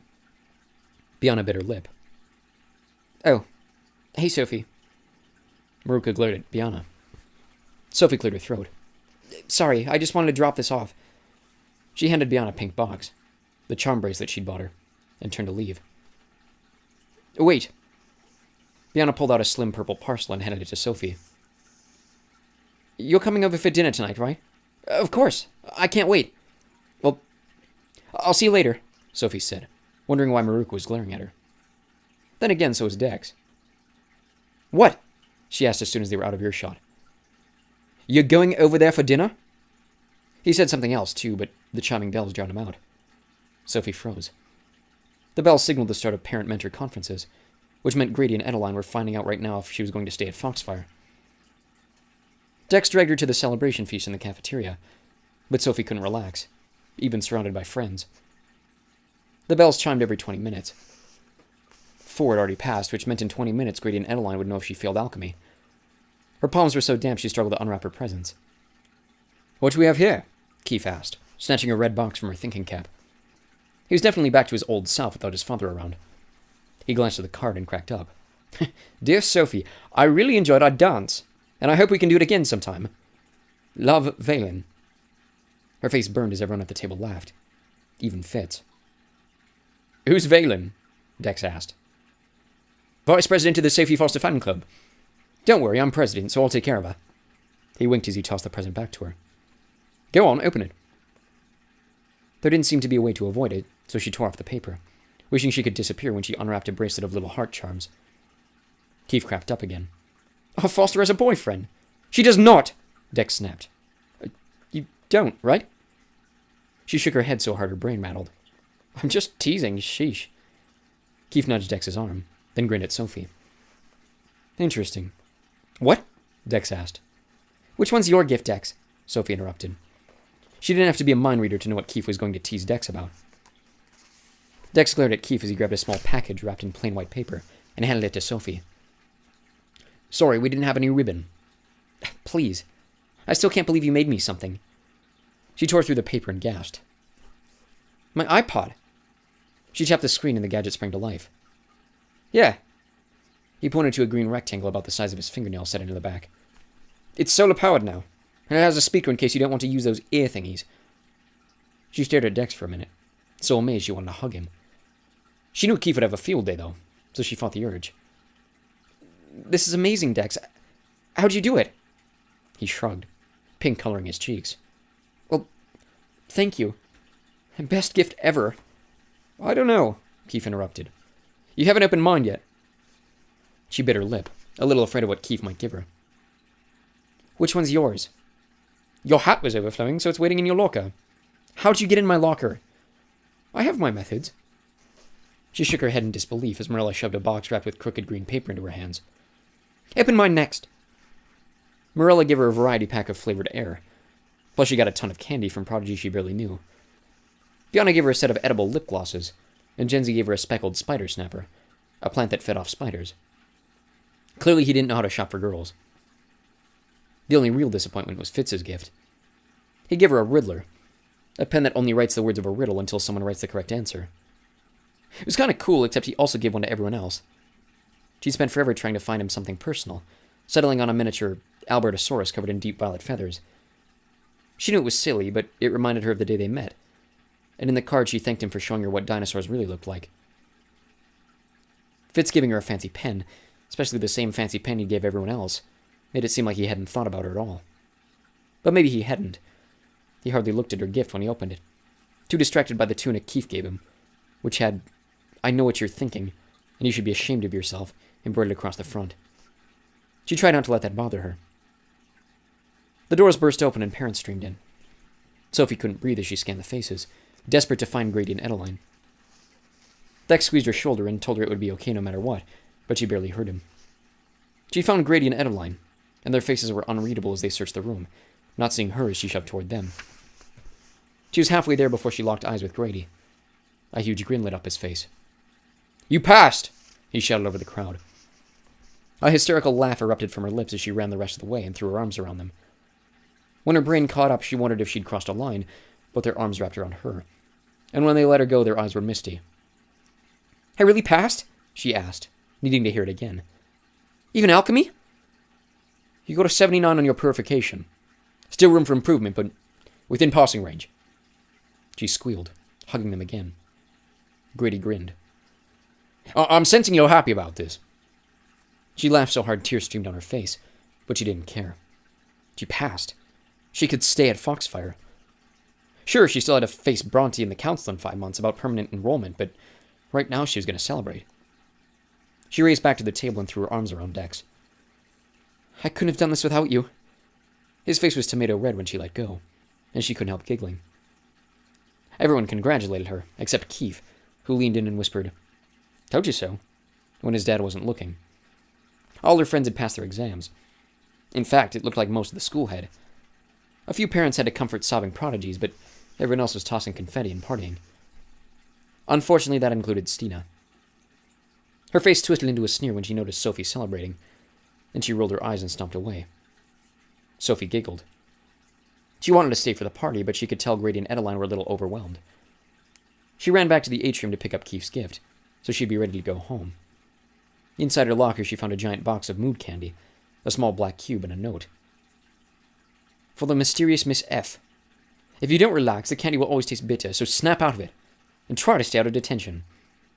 K. The candy tasted like sugar plums, and inside the black cube she found a round silver pennant with a cobalt blue crystal in the center. The candy tasted sour. Since when did Keith give her jewelry? He didn't like her. She wouldn't finish the thought. There was no way a guy like Keith could ever. Why was she thinking about this? Morella's boy craziness must be rubbing off on her. It was just a necklace. He probably gave them to all the girls. She didn't know what to do with it, so she shoved the pendant to the back of her locker. Was glad she didn't see Keith before she left. She needed to figure out how to thank him for such a strange present. Thankfully, Keith didn't bring it up at dinner that night. He was more interested in teasing her about Valen, or teasing Fitz about all the girls who gave him crush cuffs, wristbands embroidered with their names, hoping he'd wear them and show the whole school he liked them. Sophie couldn't decide which was more annoying. Halfway through the feast of epic proportions, a dark-haired guy rushed into the room and sank into an empty chair. He was a vanisher, blinking in and out of sight with every step. "So I'm late, Mom," he said as Della brought him a platter of food. "I got held up at customs." Mom? Fitz and Bianca had an older brother? How did she not know that? Same wavy hair, same square jaw, but he had Della's pale eyes. He was also ridiculously good-looking, but he clearly worked too hard to look good. Every hair was gelled to perfection. He was built like he went to the gym twice a day, and his ornate cape was immaculate. Not as over-the-top as Lady Galvin's, but headed that direction. "You must be the famous Sophie Foster," he said, smiling at her. "I'm Alva." She ignored Keith as he snickered at the word famous. "I didn't realize there was another brother. I see my family talks about me a lot. No, I'm sorry, it's fine. That's what I get for moving out. Out of sight, out of mind." He winked at Della. "Guess I need to stop by for dinner more often." "We know you're busy," Della told him, rumpling his hair as she brought him a glass of fizzleberry wine. "Yeah, busy juggling 2 girlfriends," Keith interrupted. Alvar grinned. Three? Della's voice was as horrified as her expression. "Alvar, that's awful." "Are you kidding? It's awesome," Keith corrected. "You're my hero." Alvar beamed, and Della glared at both of them. "How are things with the ogres?" Alden asked Alvar, changing the subject. "Drama? They're not happy about the smoke. Like it's our fault the humans can't put out their piddly little fires. Can't believe they haven't learned to make quick snuff yet." "What fires?" Sophie asked, not missing the way Alden tensed at her question. "Just some wildfires," Alden answered for a second. "Yes," Alvar added, swallowing his wine in one gulp. "And they're certainly not worth sending emissaries to investigate." He shot Alden a pointed look. Sophie's breath caught. Alden had told her he was only sent to investigate suspicious things. "Are they burning white hot again?" "Yeah." "How'd you know?" Alvar asked, frowning. "Never mind," Alden interrupted. "And why have you been keeping an eye on me?" he asked Alvar. "I tend to do that when I hear my father's off chasing imaginary enemies. Please tell me you don't buy the conspiracy theories." "Certainly not without proof." Alden's voice was hard. "But you would be a fool to believe it's not a possibility." "You really believe the Black Swan exists?" "Yes, I've seen their handiwork myself." Sophie watched them stare each other down, wishing she were allowed to read their minds. Something about the Black Swan felt familiar. Alvar shook his head. "I don't buy it." "That's what that symbol was," Sophie said as her memories pieced together. "Symbol?" Alden asked. Sophie flushed as she realized she had everyone's undivided attention. Just something I saw in some scrolls Grady had. There was a black curved swan's neck at the bottom." Alvar snorted. "Ah, yes, the sign of the swan. What a bunch of nonsense." Alden said something, but Sophie's racing heart drowned out his words. The sign. The curve of the swan's neck matched the pattern of the fires that wrapped around San Diego. Quinlan had even called it the sign, which meant the fires had something to do with the Black Swan, whatever that was. "What's Project Moonlark?" she asked quietly. Alden dropped his fork. "How do you know that term?" "It was on the scrolls. Grady was surprised I could read it. He said the words were written in cipher runes." The silence felt so heavy it pressed on her shoulders, but she held Alden's gaze, waiting for his answer. "That's classified," he finally replied. Sophie sighed. She was getting tired of important things being classified. "It's also a hoax," Alvar added. "But what's this about a cipher? And why would Grady have scrolls about the Black Swan?" Sophie was wondering the same thing herself. "Grady used to luck into certain things back when he was active in the nobility," Alden explained. So why does he still have them? Alvar pressed. And why was he reading them so recently? Sophie wondered. Enough, Alvar. This conversation's over. And everything that's just been said is classified. Is that understood? Alden waited for everyone at the table to nod. Then his eyes met Sophie's.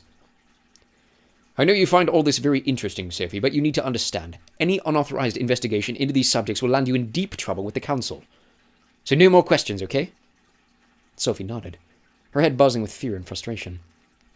She couldn't shake the feeling that all of this had something to do with her, maybe even with how her brain could do such weird things. But she had too much to lose. Too many things the Council could take away if she upset them. So she took a deep breath and focused on her plate. Keith nudged her. After Foster, Della asked you what you were doing over break. Sorry. She shook her head, trying to snap back to the present. I'm not sure yet. I hope you'll spend some time over here. Alden glanced at Biana.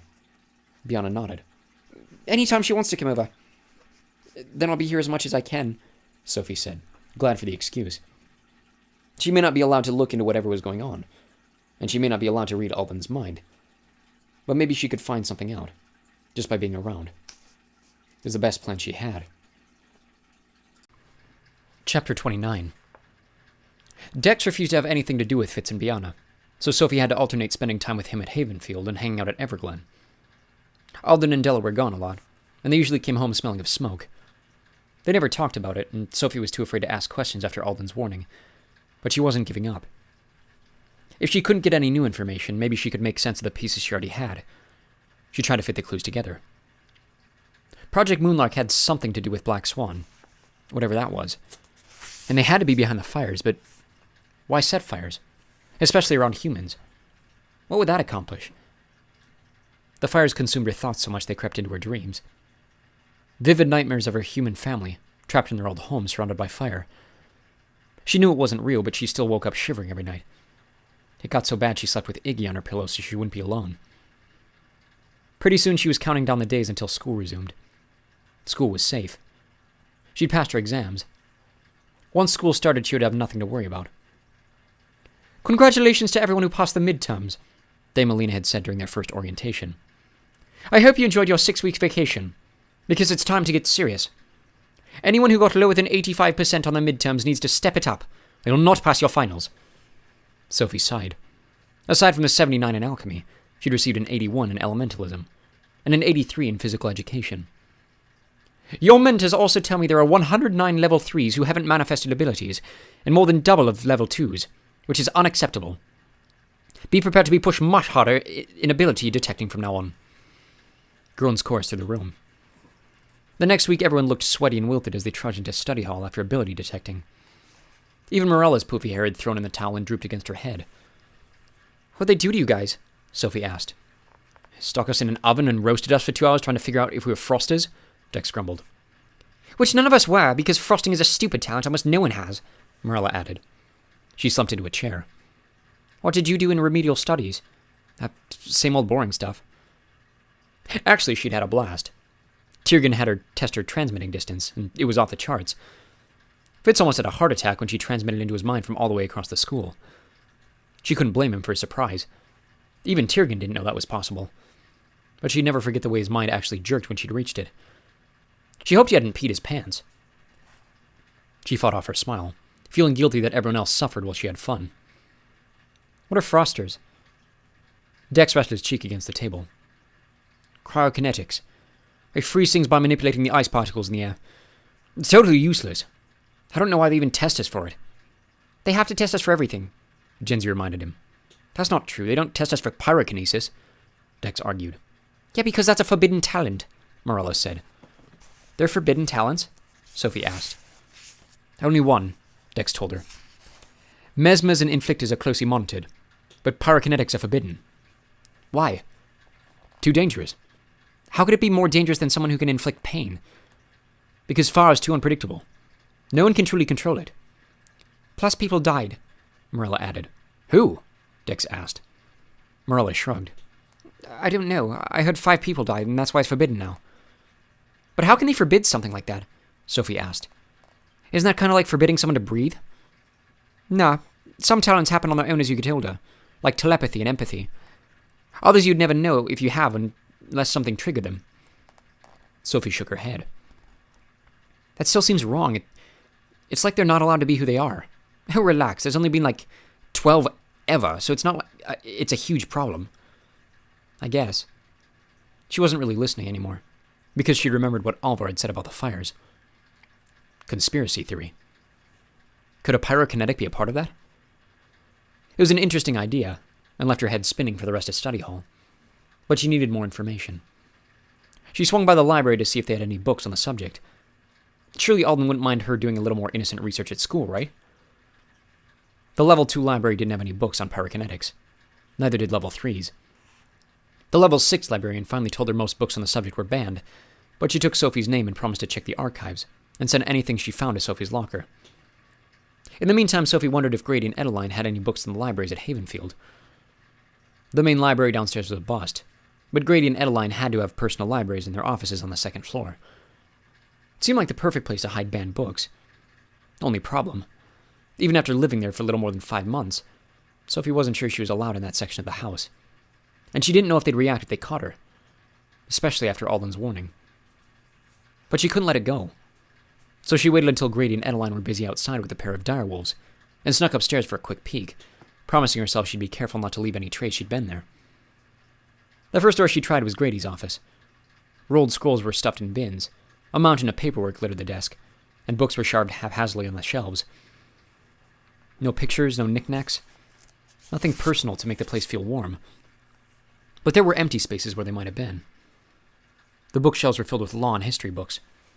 They probably talked about pyrokinetics in there somewhere, but Sophie didn't have time to scan through them all. The scrolls tempted her, but they were rolled up too tight to read, and she was afraid he'd be able to tell if she unrolled them.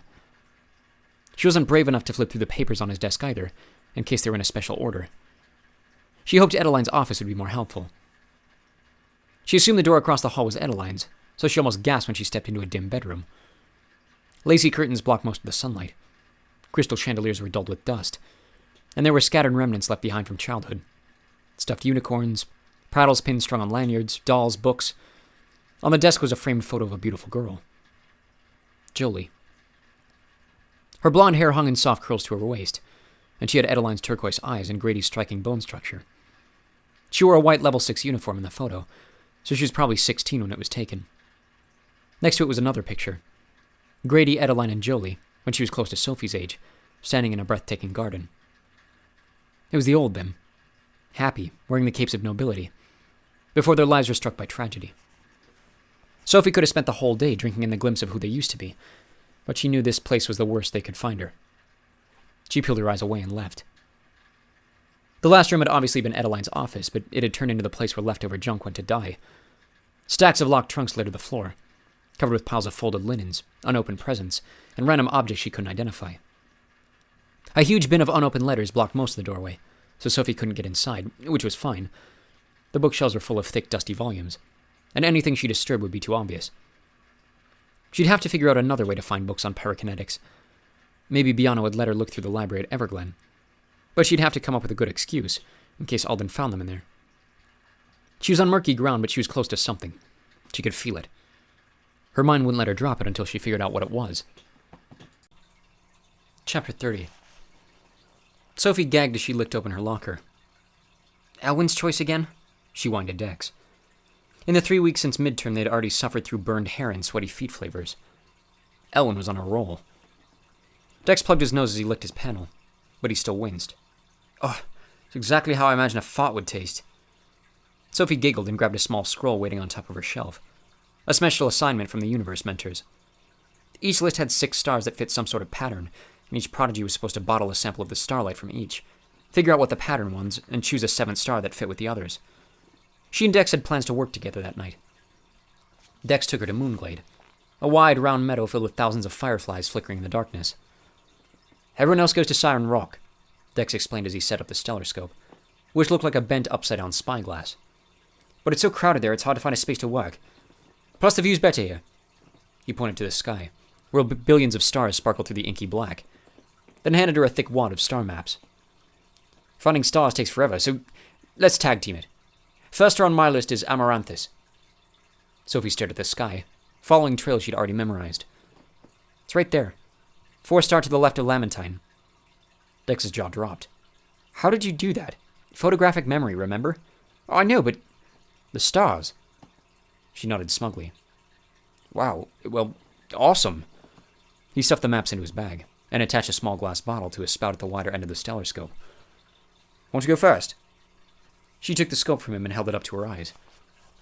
How does this work? It's easy. You find the star and use the knobs to isolate it. He came up behind her and used one arm to level the scope. His other arm wrapped around her and his slid her fingers down a cluster of dials. Sorry. Is this okay? He asked as she stiffened. Sure. But it was strange having him so close. She could feel her cheeks warm and was glad it was too dark for him to see her blush. Dex cleared his throat.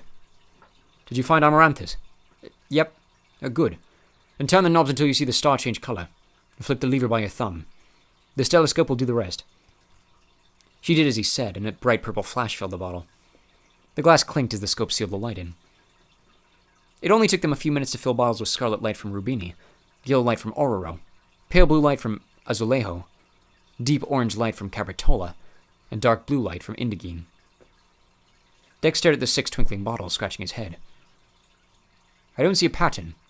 It's the colors of the spectrum. She rearranged the bottle in the right order. Red, orange, yellow, blue, indigo, and violet. What's missing? Green. Can you find Zeleny? She pointed to an isolated star to the left. There. He bottled the deep green glow. This will be the first time I get it right. I usually just pick a random star and try to bluff. Sophie laughed and dug her list from her pocket. Her stars were much harder to find, and she had to really push her memory. But eventually she had bottles of silver, gold, black, white, copper, and green light. Any idea what the pattern is? Dex asked. I'm not sure. Something felt familiar. A shadow of an idea, not formed enough to make sense. She poured through her memories, scrounging for the clue she was missing. The pieces clicked. Elementine. What's the pattern? I don't know, but I know Elementine is right. She grabbed the stelloscope. Are you sure? I've never heard of it before. I think I would know better than you. Besides, why would I make that up? Good point. She followed strange trails through the stars as the minutes ticked by. I know it's there. She focused on a dark space and filled it with the dials. I don't see anything, Dex told her. I think it's just really far away. More turning and adjusting. Still nothing. Dex was getting fidgety when she finally said, There! And flipped the latch. The stelloscope hummed, then turned white-hot. Sophie yelled, dropping the scope. What happened? Ow! Ow! Ow! She waved her hands, trying to cool the burning, but the pain made her eyes water. Let me see. Dex took a jar of moonlight from his bag and grabbed her wrists, shining the light on them. Whoa! Are you okay? She wanted to be brave, but her eyes teared when she saw the purple welts on her palms. What should I do? Dex asked, sounding frantic. She tried to think through the pain. She could go home, but she wasn't sure how Grady and Edeline could help. What she really needed was a doctor. Her face fell as she realized what she had to do. Can you get my imparter from my satchel? She'd been carrying it with her ever since the cheating disaster. Dex dug through her bag until he found the silver square. Who are we calling? She sighed. Elwyn. Chapter 31. Now you're calling me at home and dragging me out of bed. Maybe it was better when you were afraid of me, Elwyn teased. His smile faded when she showed him the blackish-purple blisters on her hands. How'd you do that? I was just trying to bottle the light from Elementine. Elementine? He pulled a small pot from his satchel and spread a thick green salve over the burns. Never heard of it. I told you it wasn't real, Dex said. But I found it, she insisted as Elwyn sprinkled purple powder on top of the salve. The scope got really hot when I flipped the latch, and it burned me. Elwyn wrapped her hands with a thick blue cloth. Never heard of that happening. It's always an adventure with you, Sophie, I'll give you that. The annoying part was she couldn't argue. Why did weird things keep happening to her? Is that helping the pain? Elwyn asked. Yes, thanks. Good. He poured a bottle of youth over the cloth, soaking it through. Did you bottle the light? I don't know. In all the chaos, she hadn't bothered to look. I'll check it. Dex ran over to the scope, which was still where Sophie had dropped it. There's something in it, but it's weird. Don't touch it, Elwyn ordered. Last thing I need is another patient. Sophie hung her head. I'm sorry I woke you. Oh, don't worry about it. Gives me a good story to tell tomorrow. She sighed. Morel and Keith were going to have a field day with this. Elwyn unwrapped her hands. The blisters were gone, but the skin was red and raw. He stroked his chin. It should have worked better. Well, it doesn't hurt anymore. It's because the salve numbs you. I'm going to have to make a stronger balm. Wait right here. She nodded miserably. Where would she go? Elwyn glittered away, and Dex plopped beside her. You don't have to wait with me. Like I would leave you in the middle of nowhere at night, injured. What kind of friend do you think I am? But you must be cold. Nope. I can regulate my body temperature, see? He touched her cheek, and she was surprised at how warm his skin was. Want me to teach you how to do it tomorrow? I can't. I'm going to Fitz and Biana's. Another day at the palace. Be sure to wear your crown. Are you ever going to stop that? Doesn't look like it. They're my friends. I wish you could be a little nicer about it. Hey, I hold a lot back. She laughed. Somehow I doubt that. He ripped a handful of grass and tossed it away. You just like seeing Wonder Boy. Please don't tell me you have some stupid crush on him. Of course not. She could feel her cheeks blush and was glad once again for the darkness. Dex ripped more of the grass by the roots. And what is it? Why do you like him? He's the one who found me. As soon as the words left her mouth, she realized her slip. Dex stiffened. That's a story you haven't told me. I know. She tried not to talk about her past. It brought up too many questions she didn't have the answers to. There's a lot you don't tell me, isn't there? Like your session in the level 4 wing. It's not remedial studies, is it? He waited for her to deny it. She didn't. What'd you really do there? I can't tell you. Does Wonder Boy know? She sighed. Yes. He was quiet for a long time, mutilating more innocent blades of grass. Well, that stinks. I didn't tell him, if that's what you're thinking. He's just involved, so he gets to know certain things. They sat in silence, destroying the grass and waiting for the other to speak. Dex finally sighed. I'm sorry, I'm being a jack. I'm sorry, too. I hate keeping secrets from you. You're my best friend. His head snapped up. I'm your best friend. She shrugged, looking away. If you want to be. Are you kidding? Of course. She smiled. Do you think you could do me a favor, then? Sure, anything. Could you try to keep the Fitz bashing to a minimum? Anything but that. Please, Dex? He glowered at the ground. Fine. But I'm only doing it for you. I still won't like him. She smiled at his stubbornness. Thank you. That means a lot. Light flashed in front of them, and Elwyn reappeared, clutching a pot of ointment. Okay, let's see those hands again. Sophie crinkled her nose as he spread the golden sludge across the burns. Ew, Elwyn, what's in that stuff? And trust me, you don't want to know. It needs to sit for a minute, so let's see the starlight you bottled. He knelt next to the stelloscope, and his brows furrowed. What is it? Dex asked. I don't know. He tapped the bottle quickly with one fingertip. It's cold. What star did you say this came from? Elementine. Doesn't sound familiar. Well, don't do anything with this until you show Sir Aston. And be careful. He gently removed the bottle from the scope and handed it to Dex. Then he wrapped the bottle in one of his rags and tucked it in Sophie's bag. He checked Sophie's hands again, and this time the burns were totally gone. Thanks, Elwyn, she mumbled. That's what I'm here for. You guys okay now? Yep, we're going home. Good. Come by my office tomorrow, Sophie. I want to make sure I didn't miss anything. She sighed. He should set up a permanent spot for her. All right, my work here is done. Get home safe. Oh, and Sophie, better wash your hands like 20 times. Sophie didn't feel like getting into the whole long story, so when Grady and Edeline asked her how her night went, she just shrugged and said, Good.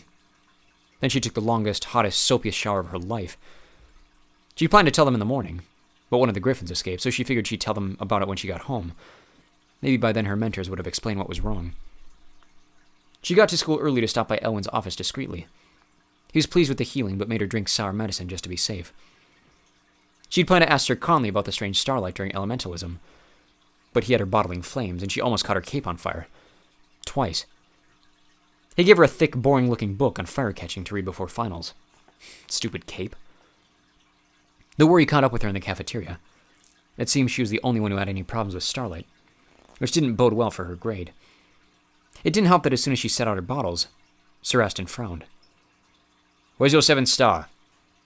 She bit her lip. She'd been hoping he wouldn't count. Something weird happened. This telescope burned me when I bottled it. His eyes widened, but he shook his head. No, that's absurd. It couldn't be. Do you want to see the bottle? I think there's something wrong with it, but you tell me. She dug the bundle out of her satchel. The icy chill stung her fingers even through the thick fabric, and it was heavier than the other bottles, almost like there was something solid inside. The glow was blinding when she unwrapped it. Sir Aston was always pale, but he looked downright ghostly as he jumped back and screamed, "Don't move!" She froze. Should I wrap it back up? I said don't move! I need to think. He started pacing, mumbling incoherently. Okay, will you please tell me what this is? You're freaking me out. He laughed darkly. Have you ever heard of quintessence? The fifth element? I thought that was just a myth.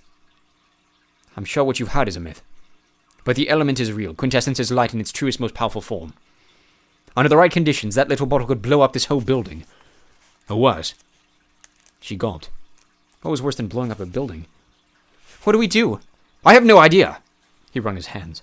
How did this happen? I don't know. I was just trying to fit the pattern. The pattern was metals. The stars on the list have metallic light. You should have bottled something bronze or brass. Not this. He gestured wildly at the bottle. Her cheeks flamed.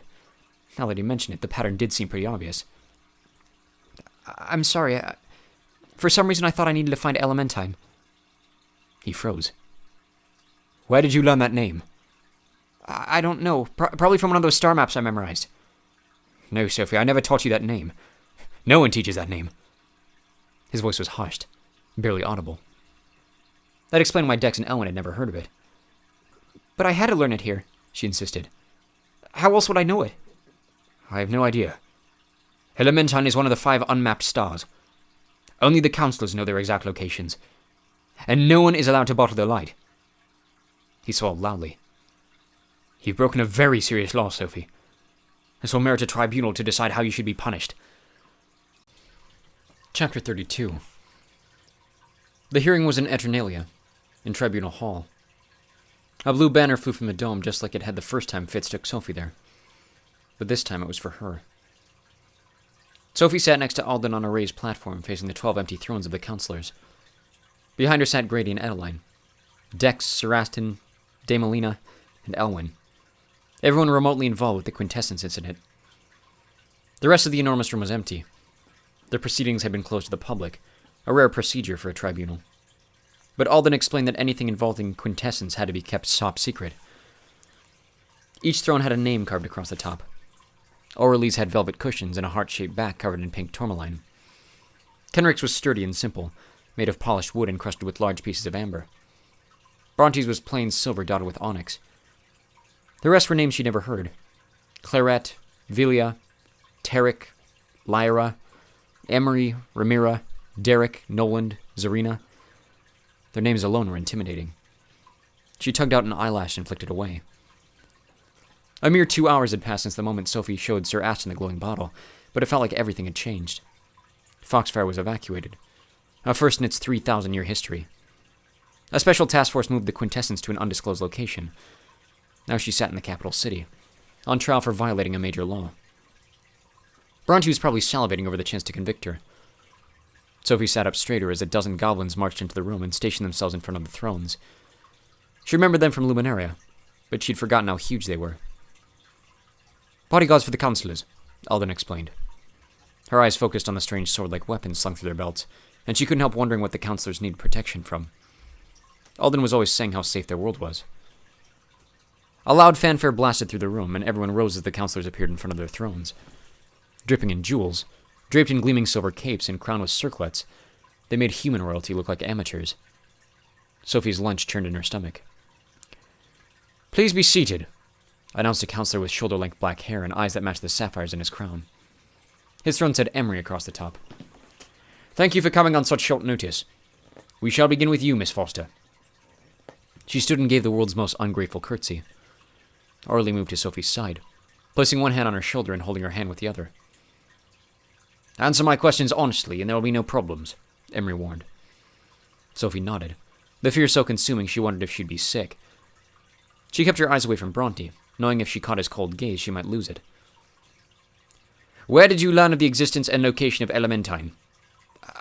I don't know. Her voice trembled. Emery glanced at Orly. She nodded. What made you look for it? My universe homework. Sir Aston coughed behind her, like he was unhappy with her answer.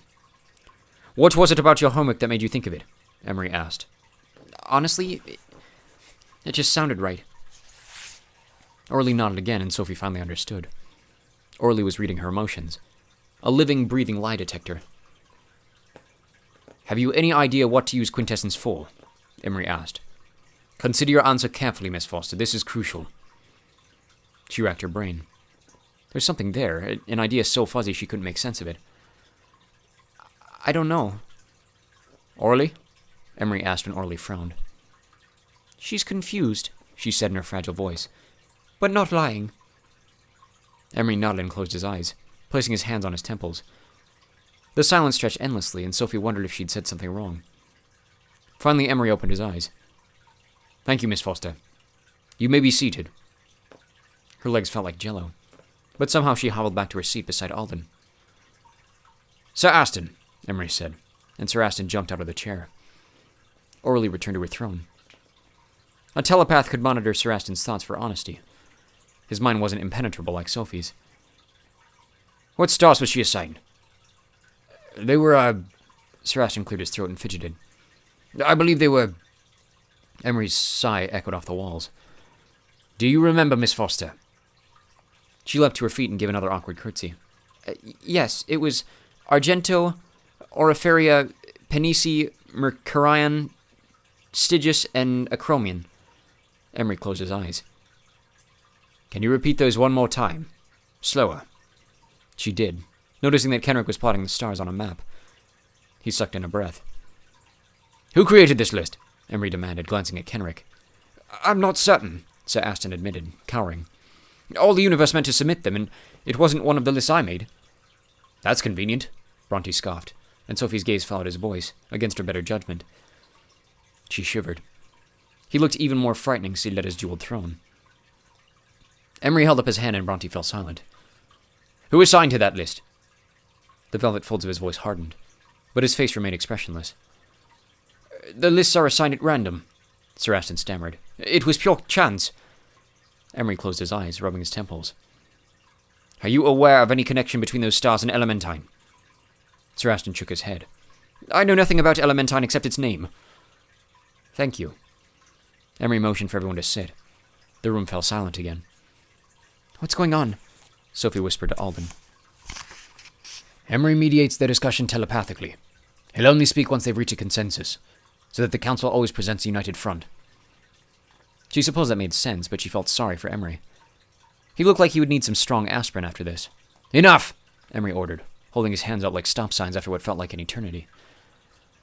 We've reached a decision. It's not unanimous. He glared at Bronte. But in this situation, it does not need to be. Please rise, Miss Foster. She leaned on Alden for support.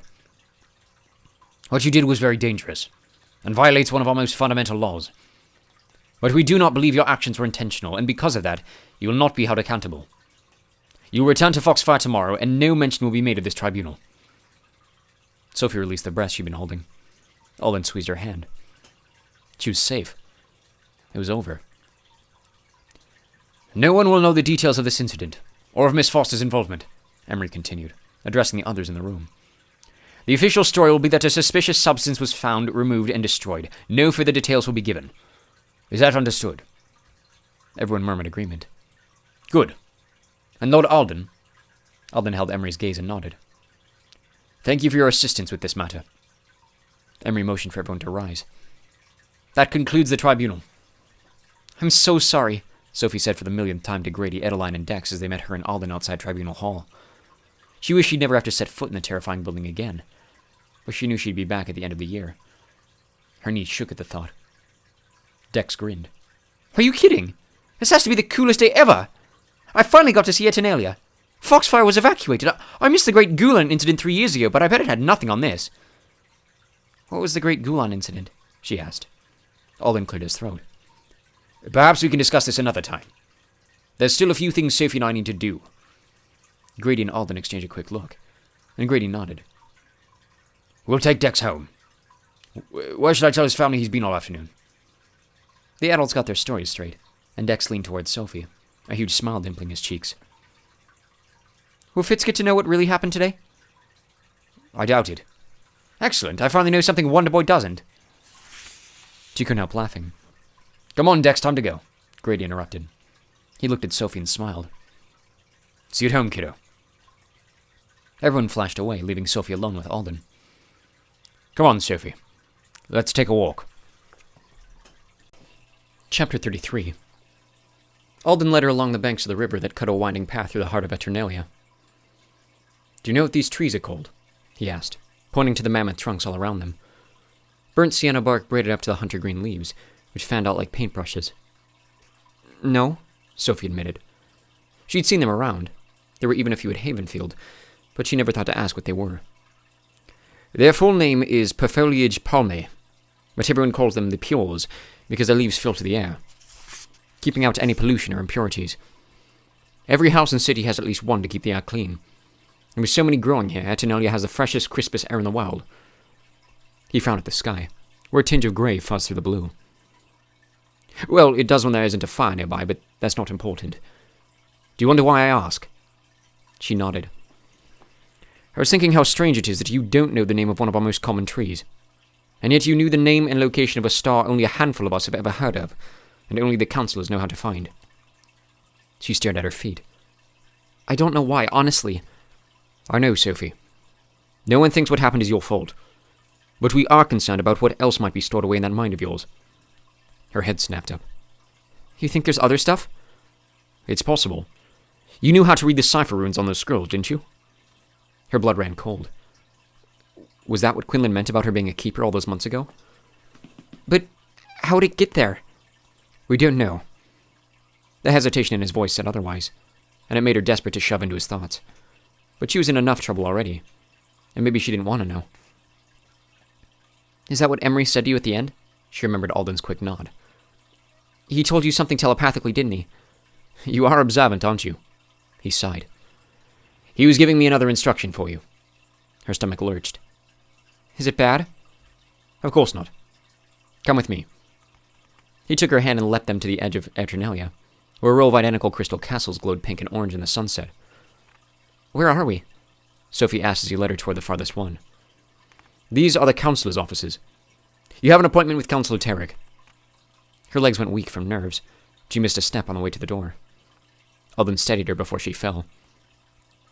The door opened before Alden knocked, and an elf with wavy brown hair and an emerald-encrusted circlet examined Sophie with curious cobalt eyes. She dropped a shaky curtsy as Alden bowed. Do you want me to stay? Alden asked.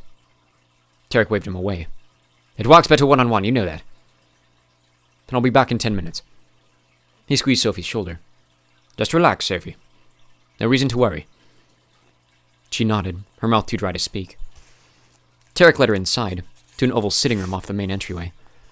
He motioned for her to take a seat in one of the plush armchairs, and sat across from her. Did Alden explain why you're here? She shook her head, unable to find her voice. He laughed a soft, pleasing sound, which rang off the crystal walls and lifted the heavy atmosphere of the room. There's no need to be afraid. What's about to happen is quite an honor. Parents beg me to do this for their children, and I refuse. Causes too many problems. He sighed. It's quite a burden being the only descrier. He seemed to be waiting for a response, so she nodded again. You have no idea what that means, do you? She hesitated a second before shaking her head. How delightfully refreshing. It means I can sense potential. So you can see why parents are always clamoring for me to meet their children. I used to agree, but then I noticed how often it backfired. Potential is nothing if it's never lived up to, now is it? She cleared her throat, realizing she hadn't said a word since she arrived. No. Ah, she speaks! I was beginning to wonder if you'd forgotten how. He smiled. I know you're nervous, Sophie, but I promise you have no reason to be. The council decided that, given today's unusual circumstances, it might be a good idea for me to see what I sense about you. It's painless, I promise. All I have to do is hold your hands and concentrate. Do you think you can handle that? He extended his hands to her. She hesitated half a second before placing her hands in his. A tiny part of her feared what he would find. But she also understood that this wasn't optional. She took a deep breath as he closed his eyes, counting the seconds to stay calm. 513 seconds passed before he opened his eyes again. Fascinating, he whispered, staring into space. Another 327 seconds passed before he released her hands and stood up. Incredible. Am I allowed to know what you sensed? She asked quietly. I would tell you if I knew what to say. I felt something. Something strong. But I couldn't tell what it was. She already knew the answer, but she had to ask. Has that ever happened before? No, it's definitely a first. He moved toward the door, opening it before Alden could knock. Alden glanced between Tarek and Sophie. How'd it go? Interesting, Tarek murmured, his mind far away. When he said no more, Alden turned to Sophie. Are you ready to go home? She nodded. Tarek didn't say goodbye, and he was still standing there, lost in his own thoughts as the light swept them away. Alden handed her a parcel wrapped in green paper when they reached Havenfield. The council also insists you keep one of these. She unwrapped the thick teal book, running her fingers across the silver bird etched onto the cover.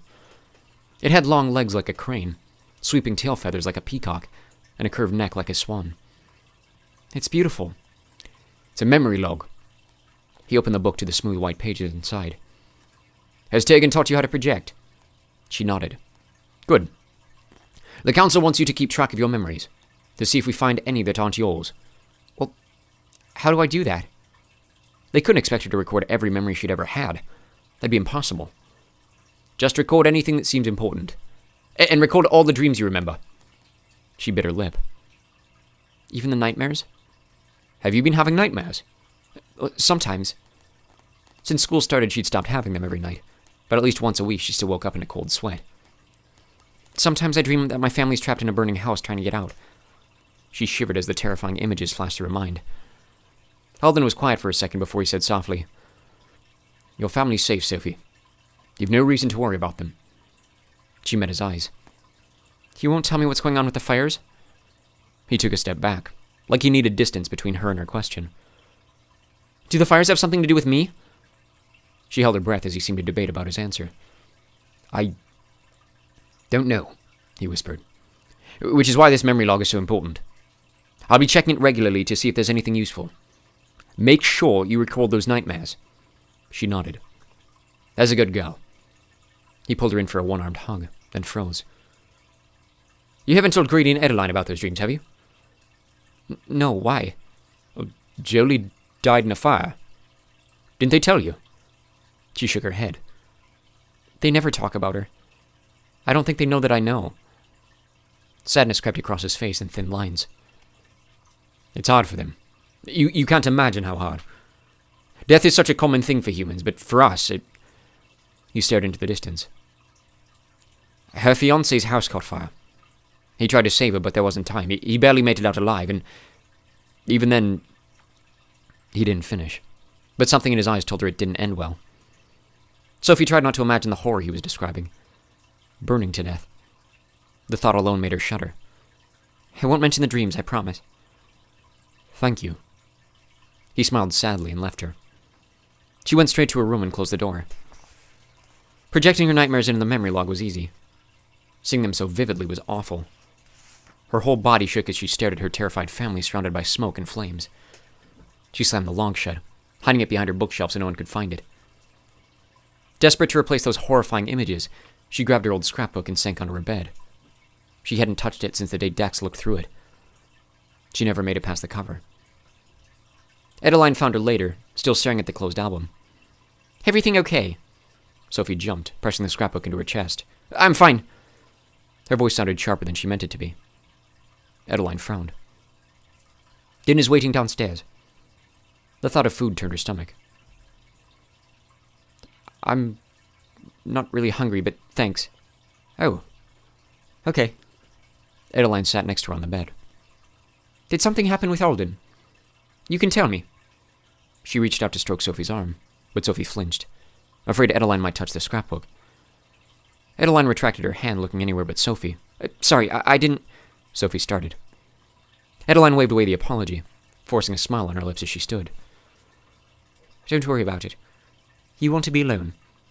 I'll send some dinner up later in case you get hungry. Sophie watched her leave, hating herself for hurting Adeline's feelings. But she'd have to set it right later. Right now she had bigger problems. She took a deep breath and forced herself to look at a photo mounted to the cover of the scrapbook again, to make sure her eyes weren't playing tricks on her. Bile rose in her throat. There she was, 11 years old, building a sandcastle on the beach. But it wasn't an imaginary castle like she thought it was at the time. She recognized that castle. She'd been inside it this afternoon.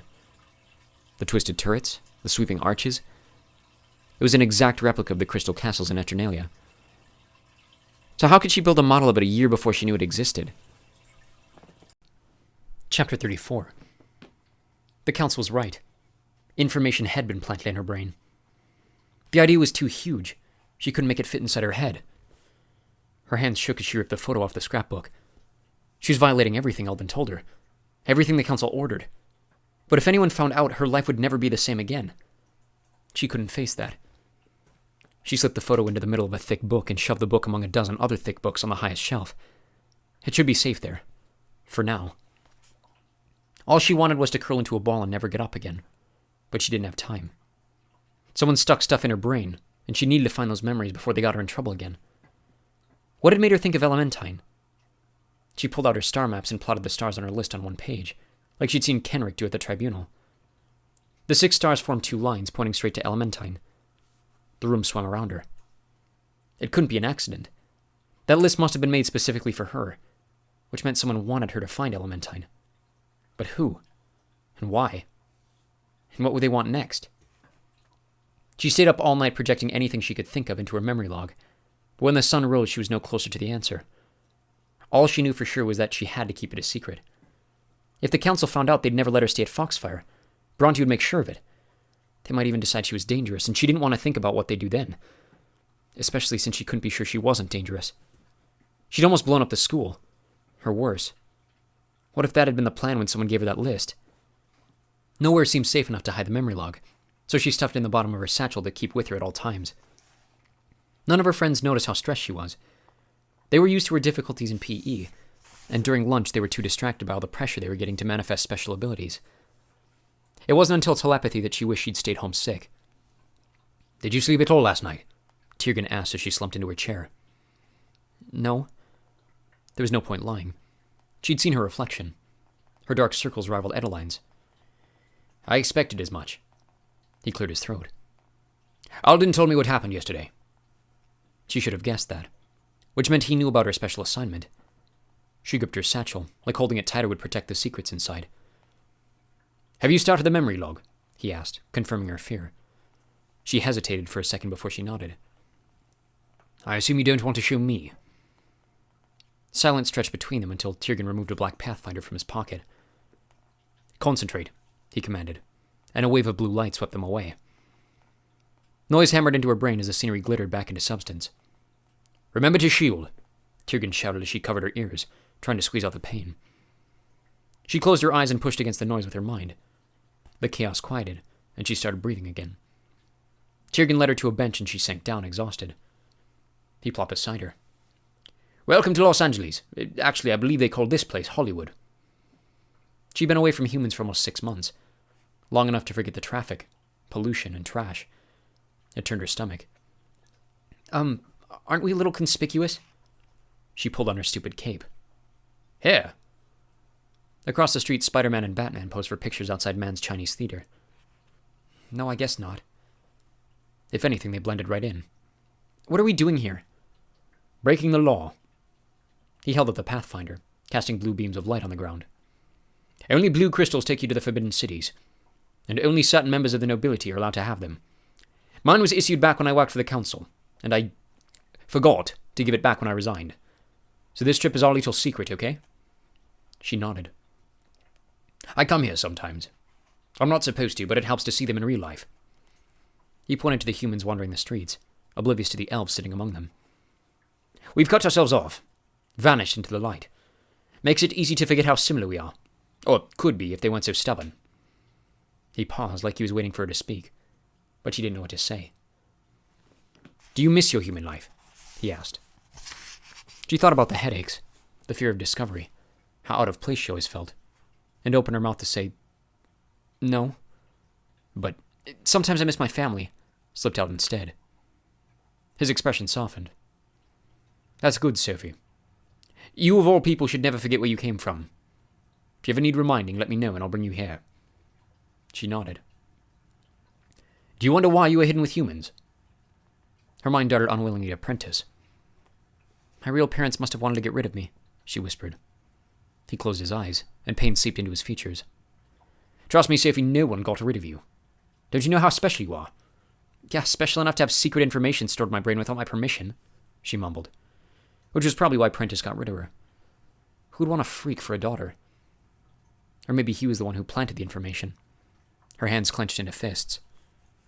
It's not the only reason you're special, believe me. Tiergan cleared the strain out of his voice. Have you remembered anything else since the tribunal? She watched an ant crawl across the dirty pavement. I understand if you aren't ready to talk about it, but don't be afraid to explore your memories. They might be the only way to understand who you really are. What if I'm someone bad? She whispered, putting words into the fear that had consumed her since yesterday. I can assure you, you're not, he promised. She shook her head, refusing to believe him. What do you know about Prentice? Tiergan shifted in his seat. I know that's classified information, but I think I deserve to know who he was. She took an extra breath for courage. He was my father, wasn't he? Tiergan sucked in a breath. Of course not. Why would you think that? He was a keeper, and he was exiled because of me. It's not hard to put the pieces together. Sophie, look at me, Tiergan said, waiting until she did. Prentice was exiled because he was hiding your existence, not because he was responsible for it. What do you mean? He hesitated, and she could tell he was warring with himself, deciding how much to say. Please, she whispered. No one will tell me anything about my past. He sighed and looked away.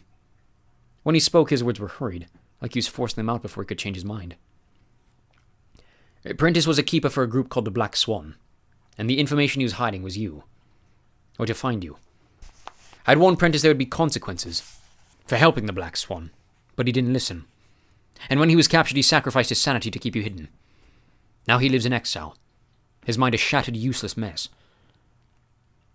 That's why you're so upset with Alden. He nodded. Alden was the one who found him. I pleaded for mercy on Prentice's behalf, but the council demanded to know what Prentice hid in his mind.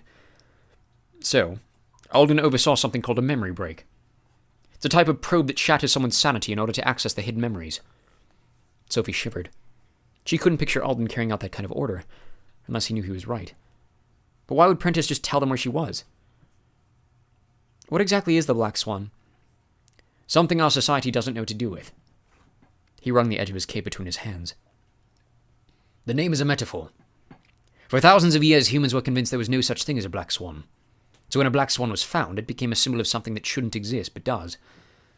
A small group of insurgents in our society adopted the name. A brewing rebellion, a black swan, in a society where rebellion isn't supposed to exist.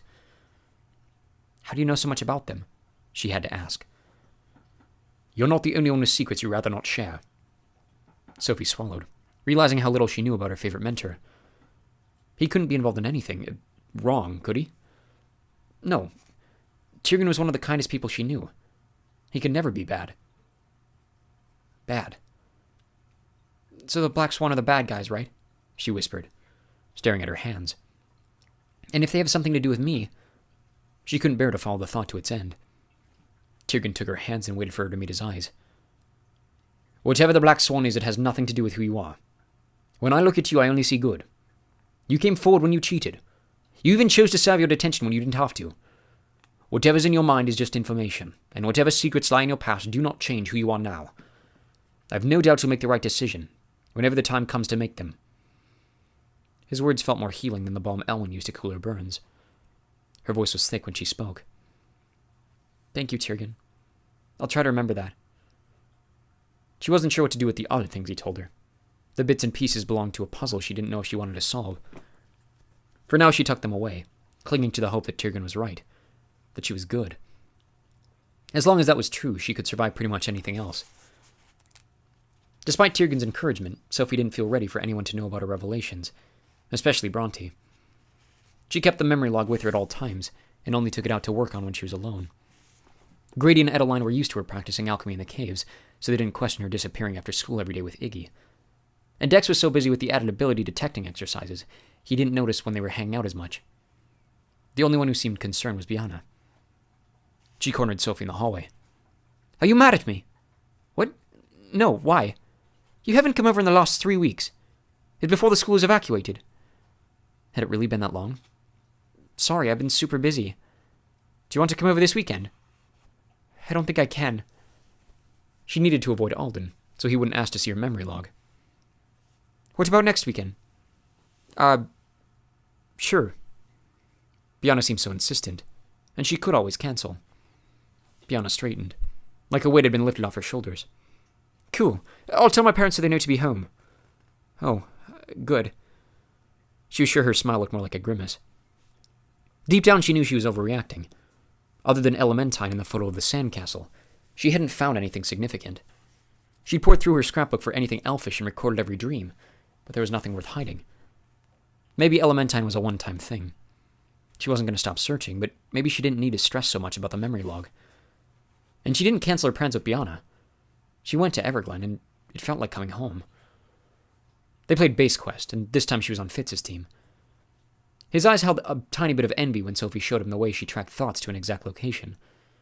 She tried to teach him, but his mind couldn't master it, so she did the tracking and transmitted the location to him so he could tag Keith and Biana out. She was so familiar with the feel of Fitz's mind after all the time she transmitted to him across the campus during her telepathy sessions that she barely had to concentrate to find him. After losing 3 rounds in a row, Keith refused to play unless Sophie was on his team. She agreed to switch, and then transmitted their hiding spots to Fitz so they'd lose, to keep the suspicion off of her. Keith looked ready to explode when Fitz tagged him out the second time, and he spent the rest of the night grumbling about conspiracies. Sophie laughed until her sides hurt. She couldn't believe she'd let fear keep her away from this much fun for over a month. Especially since Alden never asked to see her memory log. He and Della hugged her, told her to visit more often, and disappeared for the rest of the day on official business. For once, she didn't want to know where they went. She was done asking questions. Done investigating conspiracies. Not that she'd made any headway. She didn't want to accidentally trigger any more memories. Ignorance was safer. Whatever was going on with the Council's problem, it was theirs, not hers. She wouldn't let fear control her again. She made it 1 whole month without unnecessary stress or worry, and then Dame Alina said the 2 most terrifying words ever. Final exams. 1 month until finals. And even if she passed the tests, she still had to face another tribunal, where the Council, Bronte, would permanently decide her future at Foxfire. She felt like throwing up every time she thought about it. Alchemy was still her worst subject, but she also struggled with elementalism and PE, all the subjects where she had to do things, not just learn. She still hadn't figured out how to turn off the part of her brain that screamed levitating was impossible, that lightning couldn't be jarred, that the law of conservation of mass was a legitimate scientific principle, and it always messed her up. Dex had been nagging her for months to try an elixir he invented called Nogginese, which contained limbium, a rare mineral that could supposedly clear her mind. She'd resisted, since she couldn't use it during the exams, but maybe it was like learning to ride a bike. She needed training wheels to start. Dex looked downright giddy when she asked for a bottle, probably because of her lack of skill had caused him to lose when they were on the same team in PE. He brought her a week's supply the next morning. She swallowed the unnaturally cold syrup in 1 gulp, wincing as the chill ran down her throat. I don't feel any different. Dex laughed. Give it a chance. Your body needs time to absorb it. I should probably change into my uniform then. A few steps toward the locker room, her mind fuzzed. She leaned against the wall for support. I don't think it's working right. She couldn't describe what was happening, but she was pretty sure it wasn't a good thing. Dex rushed to her side. You don't look so great. I don't feel so great. She closed her eyes. The blurry vision was nauseating, and tore at her clothes. It was far, far too hot to wear a cape. Here, let me, Dex said, unfastening the clasp on her cape. What's wrong? I don't know. She tugged at her vest. My skin's on fire. Whoa, what are those? Dex pointed to the huge red bumps popping up on her arms. Oh no, she gasped, collapsing. Allergy. Dex caught before she hit the ground. Allergy? What's an allergy?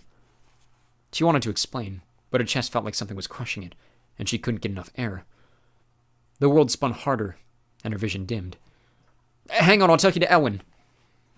Dex threw over his shoulder, and then they were moving. He was strong, but they were the same height, and she weighed almost as much as he did, so their progress was slow. Maybe too slow. Fear settled into every muscle, making her tremble. Then someone else grabbed her, cradling her in their arms. She heard some sort of discussion, an argument maybe, then she was moving much faster. She was too far gone to make sense of it. There was a tugging in her stomach and a burning in her throat. And then she was out cold. Chapter 35. Don't try to speak yet, Sophie. A familiar voice whispered as her eyes fluttered open. She couldn't, even if she wanted to. Her throat chafed like sandpaper and her tongue felt like a foreign object. Her blurry eyes focused on the wild-haired head hovering over her. Not if you can understand me, Owen instructed. She nodded, surprised by how much energy this simple movement took. That's the fast good news today, he smiled. But it didn't erase the worry in his eyes as he held the small bottle against her lips. I need you to swallow something for me. Some of it dribbled across her chin, but she managed to get most of it down. That's a good girl. He wiped her face with a soft cloth and placed a cold compress against her forehead. Just rest for now, okay? She nodded again, exhausted from the effort. The warm liquid soothed her dry throat and sent cool, tingling sensations rushing through her body. After a few minutes, she could swallow normally again. What happened? I'm not exactly sure. Dex said you told him it was an allergy. He thinks it might be the limbium in a solution he gave you, because you've never had it before. Her fuzzy memories focused. Where is Dex? I made him and Fitz wait outside until I had things under control. Things got a little too messy for spectators. Fitz. She vaguely remembered stronger arms carrying her to safety. Had that been Fitz? She was about to ask when she caught what Ellen said. Messy? Don't worry. I cleaned up all the vomit, but you need to change your shot. She bolted upright. I threw up? Everywhere. Never seen anything like it. It's always an adventure with you, isn't it? But don't worry. I don't mind, and neither did Fitz. It was only his PE uniform. She threw up on Fitz? Oh no, she wailed, wondering if it was possible to die of embarrassment. What's the matter? Are you in pain? No, she moaned, trying to crawl under the blankets and disappear. She could smell the mess on her uniform now, and she couldn't decide which was worse, knowing it was on her or knowing it was on Fitz, too. Why? Why did this have to happen? I don't know much about allergies. Never seen one before. I can't say I'd like to see another. Bullhorn screamed his head off when he came in. It scared the wits out of me. She cringed. Hey, was that close? He bit his lip. Bullhorn's never done that before. They both shivered. How do you know what to do? She whispered. I didn't. I just took my best guess and hoped it worked. When Bullhorn left you alone, I knew I was on the right track. Well, thank you. The words felt trite, considering he'd saved her life. But what else could she say? Just don't ever do that to me again. I'm going to make up a bottle of what I gave you, and I want you to keep it with you in case you have another reaction. And stay away from Limbium. I'll try. He gave her one of his huge tunics and left her alone to change. Her soiled uniform went into an airtight bag to block the smell. You up for company? Owen asked when she was finished. Fitz and Dex won't leave until they see that you're okay. She sank lower into her bed and nodded, wondering how to apologize to someone for vomiting on them. You guys can come in, Owen called. Dex rushed to her side, followed closely by Fitz. Dex's eyes were red and swollen. Oh, I'm so sorry, Sophie. I had no idea you'd react like that. I never... It's okay, Dex, she interrupted. It wasn't your fault. And I'm fine now, see? She held up her arm, showing him the blotch-free skin. Dex let out a deep breath. You're really okay? Yeah. Just humiliated. She scraped together the courage to look at Fitz. He wore a fitted white undershirt, his PE tunic noticeably absent. I'm so sorry, Fitz. I can't believe I... He held up his hands and smiled his dazzling smile. Don't worry about it. It wasn't nearly as bad as the time Alva's pet raptor peed all over me. Now that was disgusting. She wanted to believe him, but she was fairly sure she'd always be the girl who threw up on him. It was hard to resist the urge to crawl under a rock and disappear for a decade or two. Still, I'm sorry. You don't need to be. I'm just glad you're okay and I was there to help. Dex reeled on Fitz. I didn't need your help. Please, you never would have made it in time. I would too. He looked to Sophie to back him up. I don't remember. She wanted to spare Dex's feelings, but deep down she knew Fitz was right, which was a scary thought. Dex scowled. Has that ever happened to you before? Fitz asked. Only once, when I was 9. Had you had any limbium when it happened? Owen asked. I'd never heard of it before Dex told me about it. Humans don't have stuff like that. Then what caused it last time? The doctors ran a ton of tests, but they never figured it out. So they just injected me with a bunch of medicines and steroids and told me to be more careful. She shivered at the memory of the needles. Owen stroked his chin. I honestly can't do much better. The best I can say is to stay away from limbium and wear this all the time. He handed her a tiny black bottle hanging from a cord. If anything like that ever happens again, drink that immediately and find me. I will. She tied the cord around her neck. Can I go to PE now? Are you crazy? Owen admitted. I'm taking you home to rest. Don't even think about arguing. She could tell he wouldn't budge, so she slid out of bed, wobbling as the blood rushed to her head. Fitz caught and steadied her. She blushed in his arms. Thanks. You shouldn't be on your feet yet, Owen scolded, grabbing her arm and wrapping it across his wide shoulders to support her. You guys should get to session. Well, Fitz might want to hit the showers first. Dex snickered and Sophie hung her head. I'm so sorry, she whispered. Fitz smiled. Forget it, okay? I will if you will. Deal. Then Owen stepped into the light and the warmth pulled them away. Owen, Grady called, dropping everything when he saw them. He raced over with Edeline hot on his heels. What's going on? I brought Sophie home to rest. She had a bit of a crisis. Crisis? Edeline sounded panicked as she ushered everyone inside, and Owen led Sophie to the couch. What happened?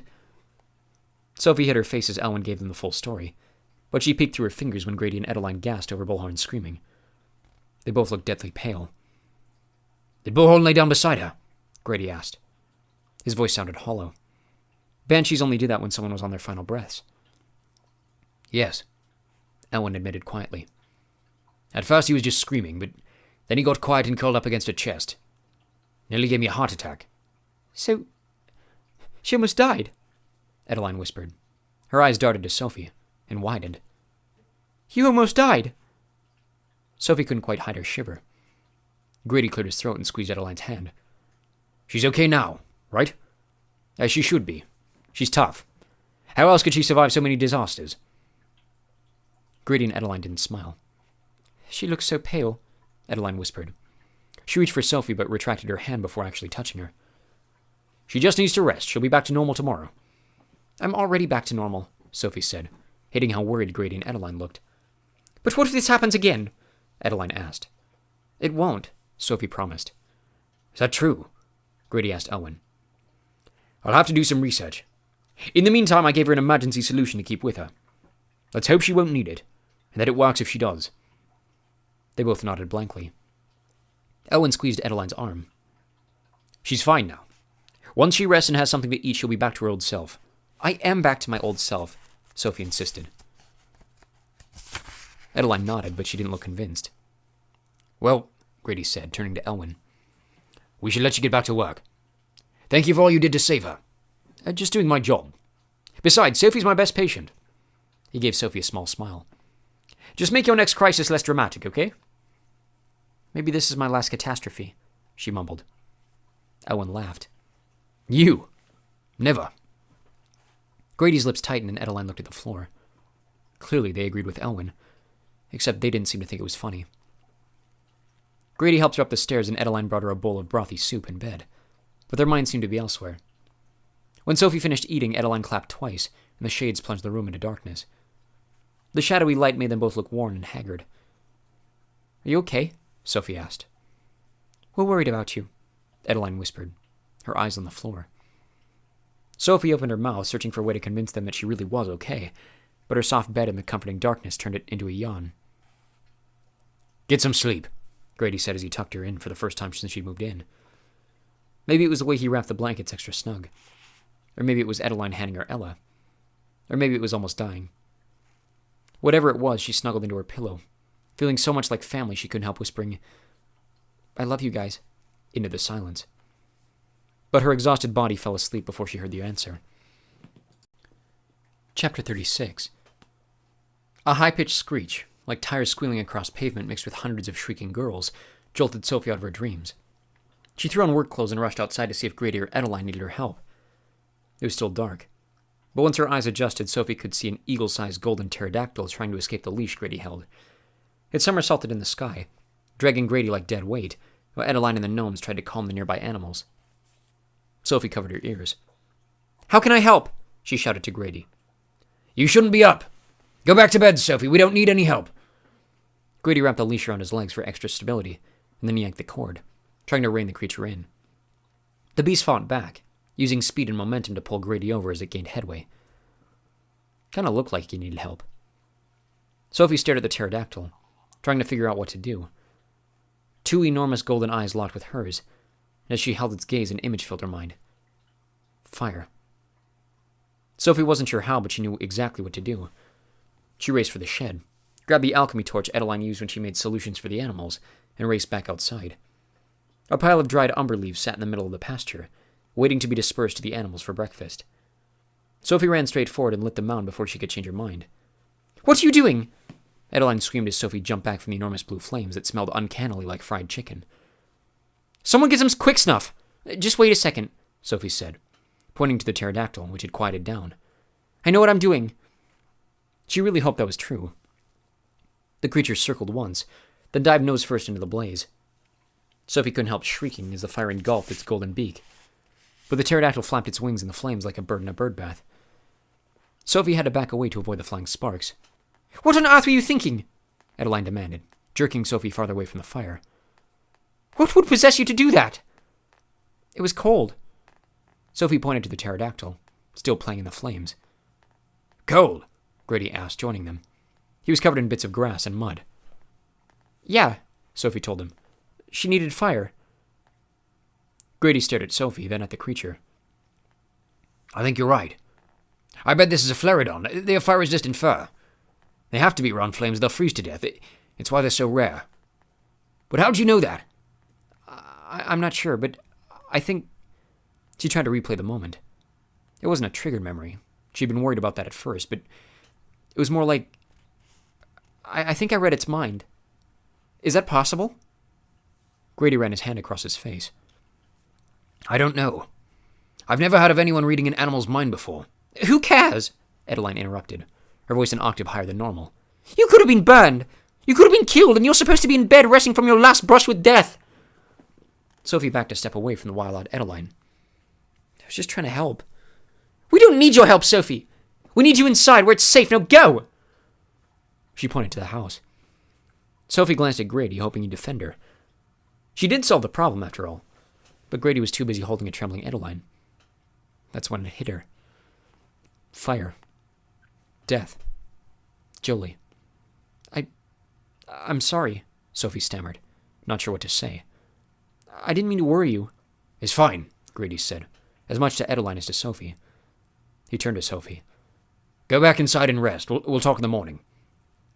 He sounded calm and quiet, but something in his expression warned her not to push.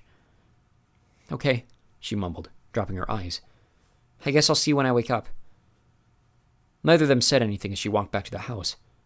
No good night, certainly no hugs. And when she turned back to wave, they'd already turned away. Things weren't much better at breakfast the next morning. Grady and Adeline's smiles looked forced, and neither had much to say. "So where'd the Flareodon come from?" Sophie asked, trying to fill the silence. "She flew into our pasture, screeching her head off, and we scrambled to calm her down," Grady answered. "That's when you found us. It's strange. Flareodons live near volcanoes. That's why it didn't occur to me to use fire. Gildy strayed a long way from home." "Gildy?" "We were up late with her, calming her down, and it felt silly calling her Flareodon. So when we figured out it was a female, Adeline named it Gildy." "It's a good name." Adeline gave a forced smile and looked away. "You really think you read her mind?" Grady asked. "How would I have known about the fire? I think I might go practice with Gildy for a few minutes before school." "Absolutely not," Adeline snapped, instantly on her feet. "You're staying home to rest, and you're not going anywhere near those animals, is that understood? But I'm fine now, and I always help you guys outside. Well, that was a mistake on our part. One I'm correcting now. I don't want you outside in the pastures anymore." Grady wouldn't meet her eyes. "Is this about last night?" Sophie whispered. "It's about a lot of things. We haven't been looking out for your safety, and I'm trying to correct that," Adeline sighed. "Why don't you go study? Finals are less than a month away." Unfortunately, Adeline was right. Sophie spent the rest of the weekend trying to wade through a horrible fire-catching book by Sir Conley, that he'd assigned her to read the day of the quintessence debacle. She had a feeling fire catching would be on the final exam, but it was so dry she kept taking breaths to experiment with Iggy. Most of the time she couldn't decipher what he was thinking, but she suspected it was because Iggy didn't think before he acted. Like when he wrestled with one of her socks and rolled off the bed, or shredded her homework for no apparent reason. But other times she did wonder if she could feel his thoughts. It was more of a vague emotion than a concrete thought, which actually made sense. Human thoughts felt different from elven thoughts. Maybe each creature's mind was different. She'd have to ask Tyrgen to know for sure. "If anyone else told you that, I would question their sanity," Tyrgen chuckled. "But with you, I'm learning anything is possible." Sophie blushed. "You've really never heard of anyone reading animals' minds?" "No. I've also never heard of anyone transmitting across impossible distances, or having an impenetrable mind, or tracking exact location, so I can't say I'm surprised. In fact, I wonder, do you think you could transmit to an animal? Or track them?" "I guess I could try." His face lit up. "Yes, you must. And if you can, I think that would qualify as passing a final exam." "You'd pass me just like that?" "Sophie, you have the greatest telepathic abilities I've ever seen. I'm not sure I'm qualified to test you. Even if you can't do this, I'll find some other excuse to pass you. It'd be wrong not to." Her heart lightened at his words. One exam down, 7 more to go. "I'll work on it tonight and let you know on Thursday." "I look forward to hearing your results." Sophie decided to practice with a different animal, so she chose their resident T-Rex. Verdi's thoughts were more defined than Iggy's, but less intense than Gildy's, and when she sent Verdi an image of her right paw over and over, Verdi finally got the hint and raised it. Then Verdi's thoughts told her she wanted a tummy rub as a reward. Sophie giggled and rubbed the soft, downy feathers. She could transmit thoughts to animals. How awesome was that? "What you doing out here?" Sophie spun around, backing up a step when she saw the fury in Adeline's eyes. "I'm reading Verdi's mind for homework. I think she wants to eat the verminion, so you might want to keep that away from him." She waited for Adeline to laugh. Or at least smile. Instead, her eyes narrowed. "I thought it made it clear that you're not supposed to be outside."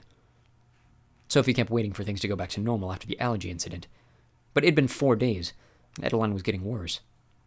"I have to be allowed outside sometime. If I tell you to do something, I expect you to do it," Adeline snapped. "But I'm fine.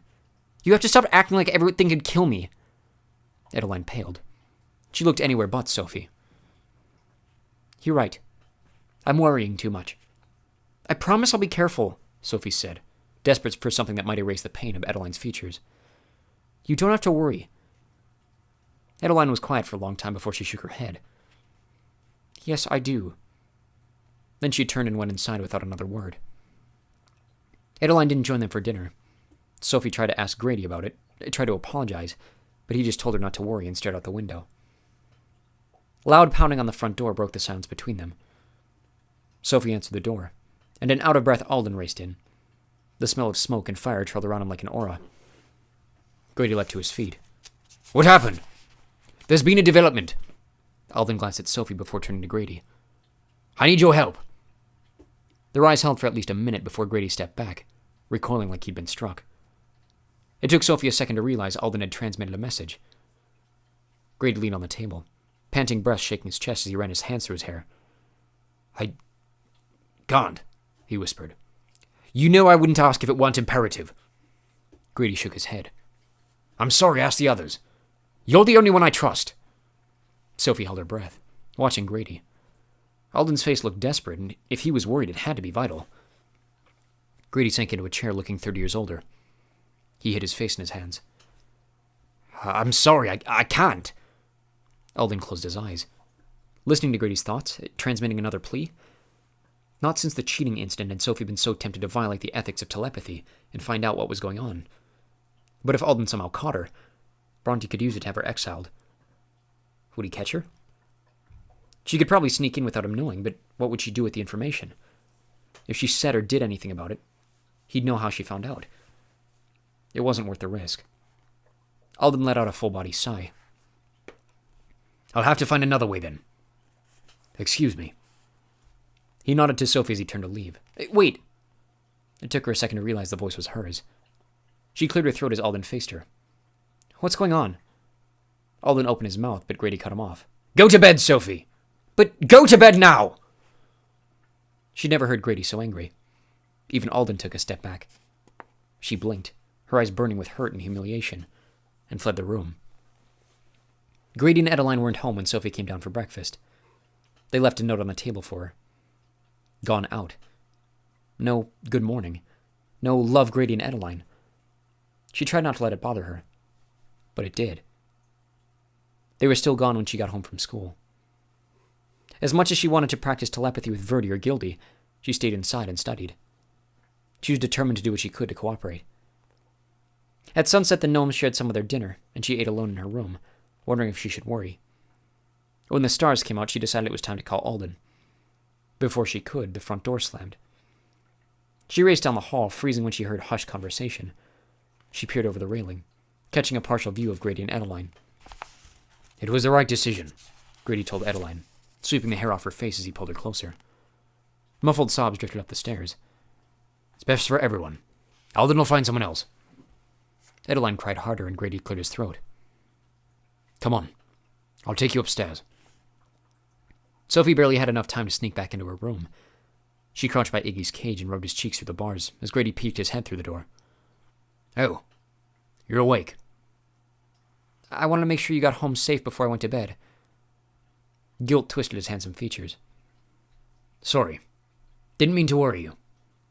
"It's okay. Where were you?" "On an errand." She stared at her hands. "Did it have something to do with Alden's visit last night?" "That's none of your business. You should go to bed. It's getting late." She didn't want to upset him, but she needed to know. "Something bad's happening, isn't it?" Grady's sigh echoed through the silence. "It's nothing you need to worry about, okay?" "Okay," she agreed. But when she crawled into bed, all she did was worry.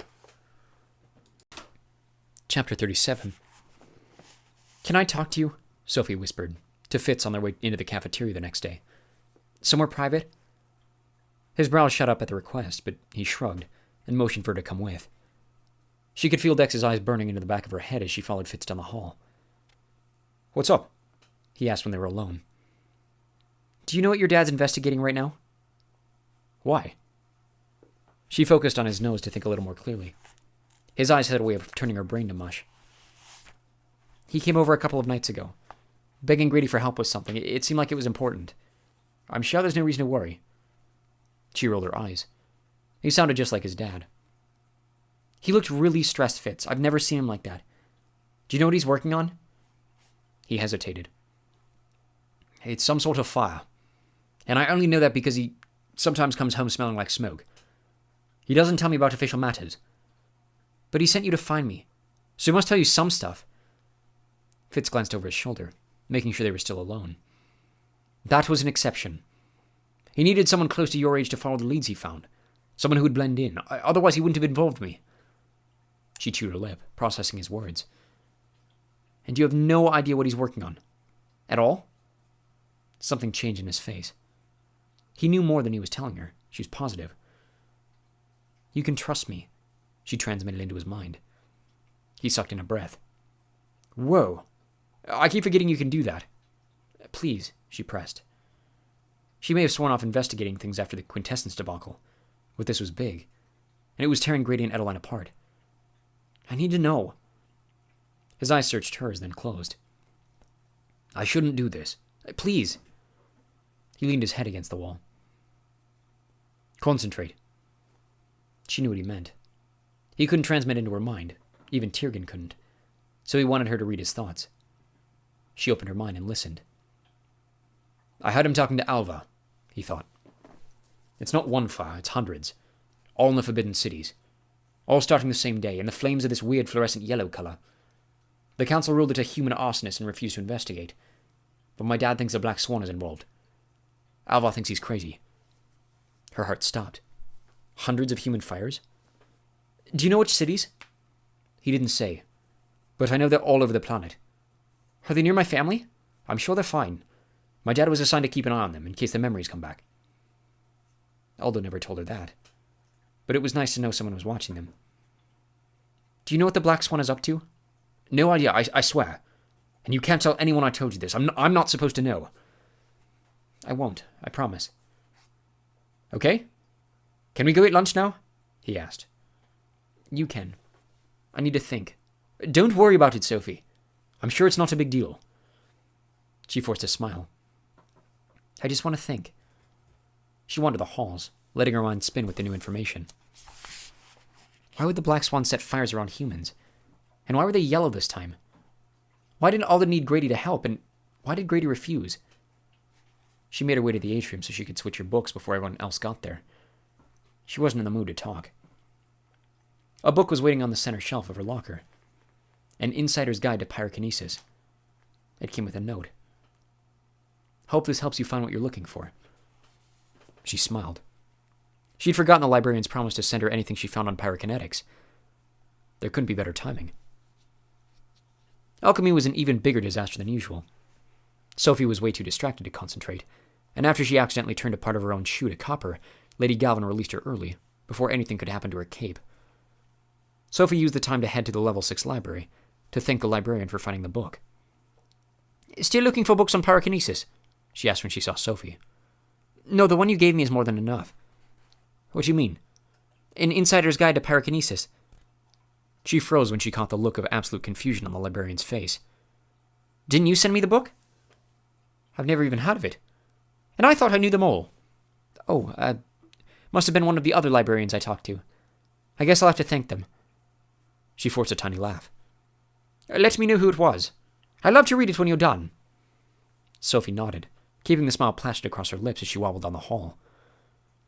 The other librarians never promised to send a book to her locker. It's possible one of them did, but she had a sinking feeling it had nothing to do with them. She confirmed the suspicion an hour later when she was alone in her bedroom. A thick dog-eared marked a chapter toward the end. She flipped there, to a drawing of an elf surrounded by bright yellow fire. Everblaze, the unstoppable flame. The book slipped from her hands as foreign memories flashed through her mind. Half blind from the rush of information, she stumbled to her satchel and pulled out her imparter. Show me Alden. Chapter 38. Sophie took a deep breath to fight the drowning sensation she always felt when surrounded by the aquarium in Alden's office. She strangled her satchel against her chest. Alden cleared his throat from the other side of his paper-strewn desk. What was it you wanted to talk about, Sophie? She opened her mouth. No words came out. Is this about Grady and Adeline's decision? He asked quietly. She shook her head and swallowed, forcing her voice to work. No, though I am worried about them. They've been acting weird since you came over that night. Alden looked away. They haven't told you? About the fires? No, but they don't have to. I know there are hundreds of them. I know they're around humans, and I know you think the Black Swan's involved, so don't tell me there's no reason to worry because I know something's going on. The situation will be under control soon enough. The humans will put the fires out and everything will go back to normal. The words were confident, but she could tell from his eyes he didn't believe them. She tugged out an eyelash, knowing the next word she spoke would change everything. Not if it's Everblaze. Alden was on his feet before she could react. He held her shoulders, forcing her to look at him. How do you know that word? Her voice vanished. She fumbled in her satchel, pulling out the pyrokinesis book. His mouth fell open. Where did you get that? Someone put it in my locker today. The chapter on Everblaze was marked. She pulled out her memory log and flipped to the pages she'd filled in after she called Alden. And when I read the word Everblaze, I remembered this. He rubbed his temples as he examined the complicated formula she'd projected. Do you know what this is? Not really. I know it's called frisson. She pointed to a symbol that looked like a Q with an X running through it. And that stands for quintessence, but I have no idea what it does. The list of ingredients and instructions was so detailed that only a master alchemist would be able to decipher it. Frisson is the only way to extinguish Everblaze. The formula is highly classified. I've never seen the entire directions before. He ran a hand through his hair. Do you know what this means? Someone planted secret information in my brain? Her voice shook. The words were so much more terrifying out loud. She handed him the photo of her on the beach with the sandcastle. I found this a few weeks ago. Why didn't you tell me? His voice wasn't angry, but guilt made her face hot anyway. I'm sorry, I was afraid I'd get in trouble. But I also haven't remembered anything else until today. That's why I called you. She forced herself to meet his eyes. The fires are Everblaze, aren't they? I'm afraid they might be. But I've been overruled on that opinion. Overruled? He rose to pace. The council doesn't believe it's possible. They think it's much more likely the humans have an arsonist who's playing with chemicals on their hands. And since they excluded themselves from our help when they broke the treaty, it's not our concern. I can't blame the council for feeling that way. Things like this are supposed to be unheard of. But our world is changing. He stared into the aquarium. Your existence is proof of that. What do you mean? Indecision wore across his features before he moved to the desk, closed her memory log, and pointed to the silver bird etched into the cover. Did you know that this is a moon log? A chill ran through her as she shook her head. She'd barely paid attention to the cover. Soldering, Alden said quietly. Moonlarks lay their eggs in the ocean and let the tide carry them away. The babies hatch alone and must survive without the family. That's what the Black Swan called you. Project Moonlark. She gripped the sides of her chair, needing something to hold on to. 12 years ago, we captured a member of the Black Swan and probed his mind. Prentice, she interrupted. He nodded. Prentice was a keeper for the Black Swan, so the council ordered Quinlan to probe his memories. His mind broke in the process, and Quinlan was only able to extract 2 pieces of information. A strand of your unregistered DNA, and your code name, Moonlark. You were the egg they cast out into the sea of humans, hoping you'd survive. The words stung, like swallowing ice. They matched what Tiergan already told her, but felt so much worse. She was Project Moonlark? So my parents belong to the Black Swan? She asked. In a way. His fingers twisted the fabric of his cape. The thing is, Sophia, I'm not convinced you have parents, not in a conventional sense. I think the Black Swan created you. For some person, I have yet to determine. I've done some research since I found you. Your human parents had trouble getting pregnant, so they saw a fertility doctor. I believe that doctor was a member of the Black Swan, posing as a human, and that he implanted your mother with your embryo to keep us from knowing about your existence. The room spun as she tried to make sense of what he was telling her. Why? You're very special, Sophie. Your DNA has been manipulated. That's why your eyes are brown. Why your telepathic abilities are so outstanding. They even gave you a photographic memory so you can easily learn and retain information. Like cipher runes and council secrets. And an impenetrable mind to keep anyone from discovering them. I assume that's also why you have an allergy. Limbium affects the mind, and your mind is different from the rest of ours. Not just on a talent level, on a genetic level. She shook her head, wanting to shake the information away. So I'm a mutant, not a mutant. An anomaly. It's the same thing. It's not as bad as it sounds. How? You're saying a group of crazy renegades made me and hid me away like I'm their secret weapon or something. I never said you were a weapon. I don't know why they made you, or why they wanted me to find you. He smiled sadly when her eyes widened. It's safe to assume they're the ones who sent me that article about you. I'm sure they wrote the article. I doubt it's a coincidence the title uses the word prodigy. They even burned the sign around the city where you live to get her attention. She rubbed her temples. The news was getting worse and worse. What does that mean? It means you need to be very careful. He pointed to the pyrokinesis book. Clearly, they're trying to manipulate you. For what, I don't know, but they already made you illegally collect quintessence, and the council may not be so forgiving if you break the law again. So I need you to promise me that no matter what messages you get, no matter what you hear, or what you remember, you'll come straight to me just like you did today and do nothing else. Will you promise me that?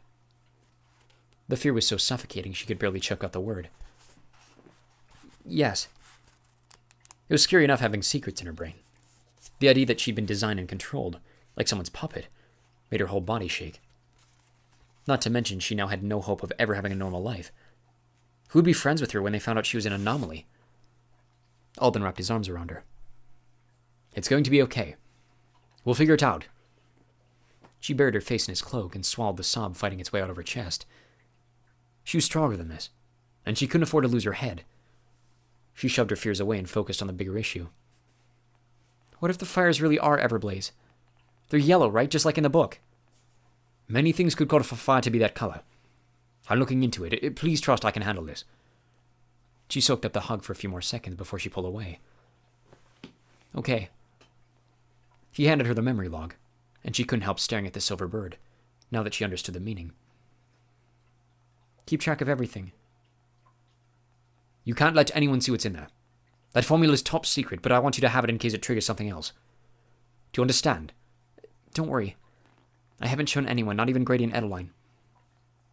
He frowned at the names. Are you still mad at Grady for refusing to help? I'm just disappointed. But what's done is done. He squeezed her hands. Everything will be fine. Remember that, no matter what happens. I'll try. She glanced out the window, at the purple twilight sky. How'd she get home? I don't want to worry them. Alden nodded. He kept the pyrokinesis book to see if it had any clues to where it came from, and he made sure the memory log was well hidden in the bottom of her satchel before he let her leave. Do you need the leap, Master? No, I have my home crystal. She held up the pennant proudly. Alden bit his lip. Good. And Sophie, anytime you need to talk, no matter what time it is, call me, okay? I will, she promised. Then she stepped into the light, willing the warmth to soothe the chills rushing down her spine. As the scenery glittered away, she saw Alden's calm facade crumble, and then she was on her way home, hoping she'd imagined it. Another note from Grady and Adeline waited for her on the table. On errands. Be back later. 5 words this time, more than double the last note. Maybe that was a good sign. She missed Grady's throaty laugh. She missed Adeline's gentle smile. She wasn't sure what the problem was, but she needed to find a way to fix it, before it drove a wedge between them. She couldn't lose another family. Adeline had left dinner for her in the kitchen. Sophie didn't want to be alone, so she brought Iggy and some homework with her. She was starting the last chapter of Fire Catching when the front chimes rang. She raced to the door, afraid it was Alden with another emergency. But it was a messenger, delivering a scroll from the council. She didn't hold it up to the light to see if she could read through the paper. She didn't test the seal to see if she could break it and then reseal it. The curiosity was a fierce beast ramming inside her, but she fought the urge and left it on the table. She did stay downstairs, though, so she could see Grady's reaction when he opened it. Her willpower had its limits. She curled up on the chaise in the main room to finish the last chapter. She mostly skimmed. Fire catching was so boring, but the word blaze caught her attention. Sir Conley had taught her to place a copper bead in the bottles to seal in the heat of a flame, but the book said copper only worked with luminous flames. Non-luminous flames needed silver, and something called a generated blaze required gold. A memory tickled the back of her mind. Luminite. She wasn't sure what it meant, but she dug out her memory log to record it. She projected the image in her mind, a squat round bottle with a glowing golden seal. Did that mean Everblaze needed gold and luminite to be bottled? What was luminite? And why was the bottle short and round? Sir Conley drilled it into her head that fire was caught with long, narrow bottles. The shape was essential to hold the heat without cracking the glass. She closed her eyes, focusing on the memory to make sure she was seeing it right. The image was fuzzy, like something was missing that would clarify things, but she was sure the bottle was round. A loud rip shattered her concentration. "No, Iggy!" she screamed, racing across the room. She yanked Grady's scroll from his grubby little paws. A huge chunk of paper stayed in Iggy's possession as he skittered away, clutching his treasure. "Get back here right now or I'm feeding you to the verminium!" 5 minutes of racing around the room, and she was still no closer to retrieving the rest of the scroll. "Stop!" she screamed. "Stop right now! Stop!" Her mental plea was so desperate it transmitted. Iggy froze and turned to look at her, eyes wide with shock. "Let go of the paper!" The paper fluttered to the floor, and she grabbed the tattered pages to assess the damage. "Look at this," she groaned, laying the pieces on the rug to figure out how to glue them together. "What am I going to tell Grady? Do you have any idea how much trouble—" Her voice trailed off when she noticed the name. Her name. A tiny voice in the back of her mind begged her to stop reading, but she couldn't. Her eyes had already spotted another word. Adoption. She skimmed the rest of the page, struggling to figure out what the tattered document was saying, and then she found it. In accordance with your request, adoption proceedings for Sophie Foster have been cancelled. Chapter 39. The word rang in her ears, pounding with every heartbeat.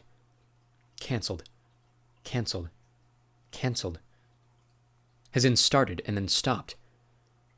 She closed her eyes to stop the room from spinning. It wasn't until her lungs burned that she realized she'd stopped breathing. She hugged her chest as her body shuddered. Iggy crawled up her shoulder and snuggled into her neck, like he knew she needed a friend. It didn't help. She couldn't think. She couldn't move.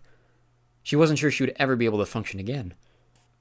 Then the front door opened, and somehow she made it to her feet, scrubbing tears away with the back of her hand as Grady and Adeline entered the room. "What's wrong?" Grady asked. Her chest heaved from a choked-back sob. "A messenger brought this scroll from Eternalia, but Iggy ripped it." Grady gasped and rushed for the scroll as Sophie turned and fled upstairs. He called her name, but she kept running. She slammed her door, dragging a chair in front of it for added security. Grady pounded outside, begging her to let him in, but she ignored him. She collapsed on the bed and buried her face against Ella to muffle the sobs. Eventually the knocking stopped. She lowered the shades and sank into darkness, wrapping it around her like a blanket of misery. Then she curled into a ball and cried herself to sleep. The nightmares were unbearable. This time the whole world burned, leaving her alone. She woke up screaming and couldn't stop shaking. Her eyes were red and puffy and her hair was a disaster, but she didn't have the energy to care. Getting out of bed felt like a tremendous accomplishment. The only effort she gave her appearance was to tear down the ruined crest off her uniform. If anyone asked, she'd blame Iggy. She went straight to the Leap Master, but Grady and Adeline were waiting under the glittering crystals. "Foxfire!" she yelled, refusing to acknowledge them. "I locked it down," Grady explained when the crystals didn't move. Adeline stared at the gaping hole in Sophie's cape, biting her lip. "We really need to talk about this." "There's nothing to talk about. You don't owe me anything. I'm not your daughter." Their faces crumbled at her words, but she was too angry to care. "Sophie," Grady tried. "No, it's fine. I thought we were a family, but I was wrong. I can't replace Jolie, and I guess you don't want me." The words left a sour taste on her tongue, but she ignored it. Even when they both fell back a step, like the name Jolie was a physical blow, she wanted them to hurt. They deserved it. "There, we talked. Can I go now?" "I want you to come straight home after school," Grady ordered, but his voice was hollow. "We need to talk, regardless of what you think." She ignored him. "Sophie, we're still your guardians. You have to do what we say." Her eyes flashed as they met his. "Fine. If you want to keep up the charade, I'll play along. Would you like a hug while we're at it? Should I tell you I love you again?" Adeline covered her mouth to block a sob. Grady paled. "No, just have a good day at school." He snapped his fingers and the crystal spun to life, obeying her earlier command. She looked away, but Adeline's muffled sobs made her stomach churn. Even the rushing warmth couldn't erase the cold emptiness as the light swept her away. "You look like you lost a fight with a Yeti," Genzi said, pointing to the hole in her cape. His smile faded when she didn't return it. "Everything okay?" Fine." She threw her books into her locker. One ricocheted and landed on her foot, and she kicked and muttered a few words she wasn't supposed to say. "Okay, then," he said, slinking away. "Watch out," he whispered to Dex and Morella. Sophie slammed her locker and stomped off without acknowledging them. She tried hiding in the library during lunch, but Dex tracked her down. "How long are you going to give everyone the silent treatment?" he asked, not even attempting to use a library-appropriate voice. The librarian glared at him. "I don't want to talk about it," she mumbled. "But I might be able to help." "No one can help. Thanks for trying." "You really want me to leave you alone?" She nodded. He sighed. "Okay. If you change your mind, thanks." She watched him go, torn between relief that he was gone and loneliness so deep her chest felt ripped apart. Dex must have warned everyone to leave her alone, because no one sat with her in study hall. Brianna dropped a note in her lap when she passed by, though. "Let me know if there's anything I can do." Sophie blinked back tears as she read the note a second and third time. She still had her friends, until they found out what a freak she was. At least, they would help her through this, once she was ready to tell them. Bile rose in her throat when the bells rang. She didn't want to go home. It wasn't home anymore. If they didn't want her, what was the point of staying? Maybe Grady and Adeline felt the same way. Maybe they wanted to talk to her about leaving. Totally sick, she moved sloth-like to her locker to triple-check she had all her homework supplies. Then she took the long way to the Leap Master, her footsteps echoing through the empty halls. All too soon she was there. She stared at the crystals, unable to give a command. "What are you still doing here, Foster?" Keith asked, coming up behind her. "Don't tell me you had to go to the healing center again." "No, I just lost track of time." He fanned the air. "Phew, those are some pretty strong emotions. Can't tell what they are, but they don't feel good." She looked away, avoiding his close scrutiny. "I'm assuming you don't want to talk about it." She stared at the ground. "And I doubt I'll be able to guess, so I'm not sure what that leaves us." "Haven Field," she commanded, glad her voice held steady. She could see him shrug out of the corner of her eye. "Candleshade," he called. Their eyes met as the crystal spun overhead. "Well, I hope you have a good night," he said as he stepped toward his beam of light. "Don't worry, I won't." Grady worked in the pasture, clipping Gilly's claws. Sophie waited for him to yell at her for being late, but when he met her eyes, all she saw was sorrow. "Do you want to talk now?" She kept her tone cold. "Let me finish up here first." She stalked inside, collapsing on her bed.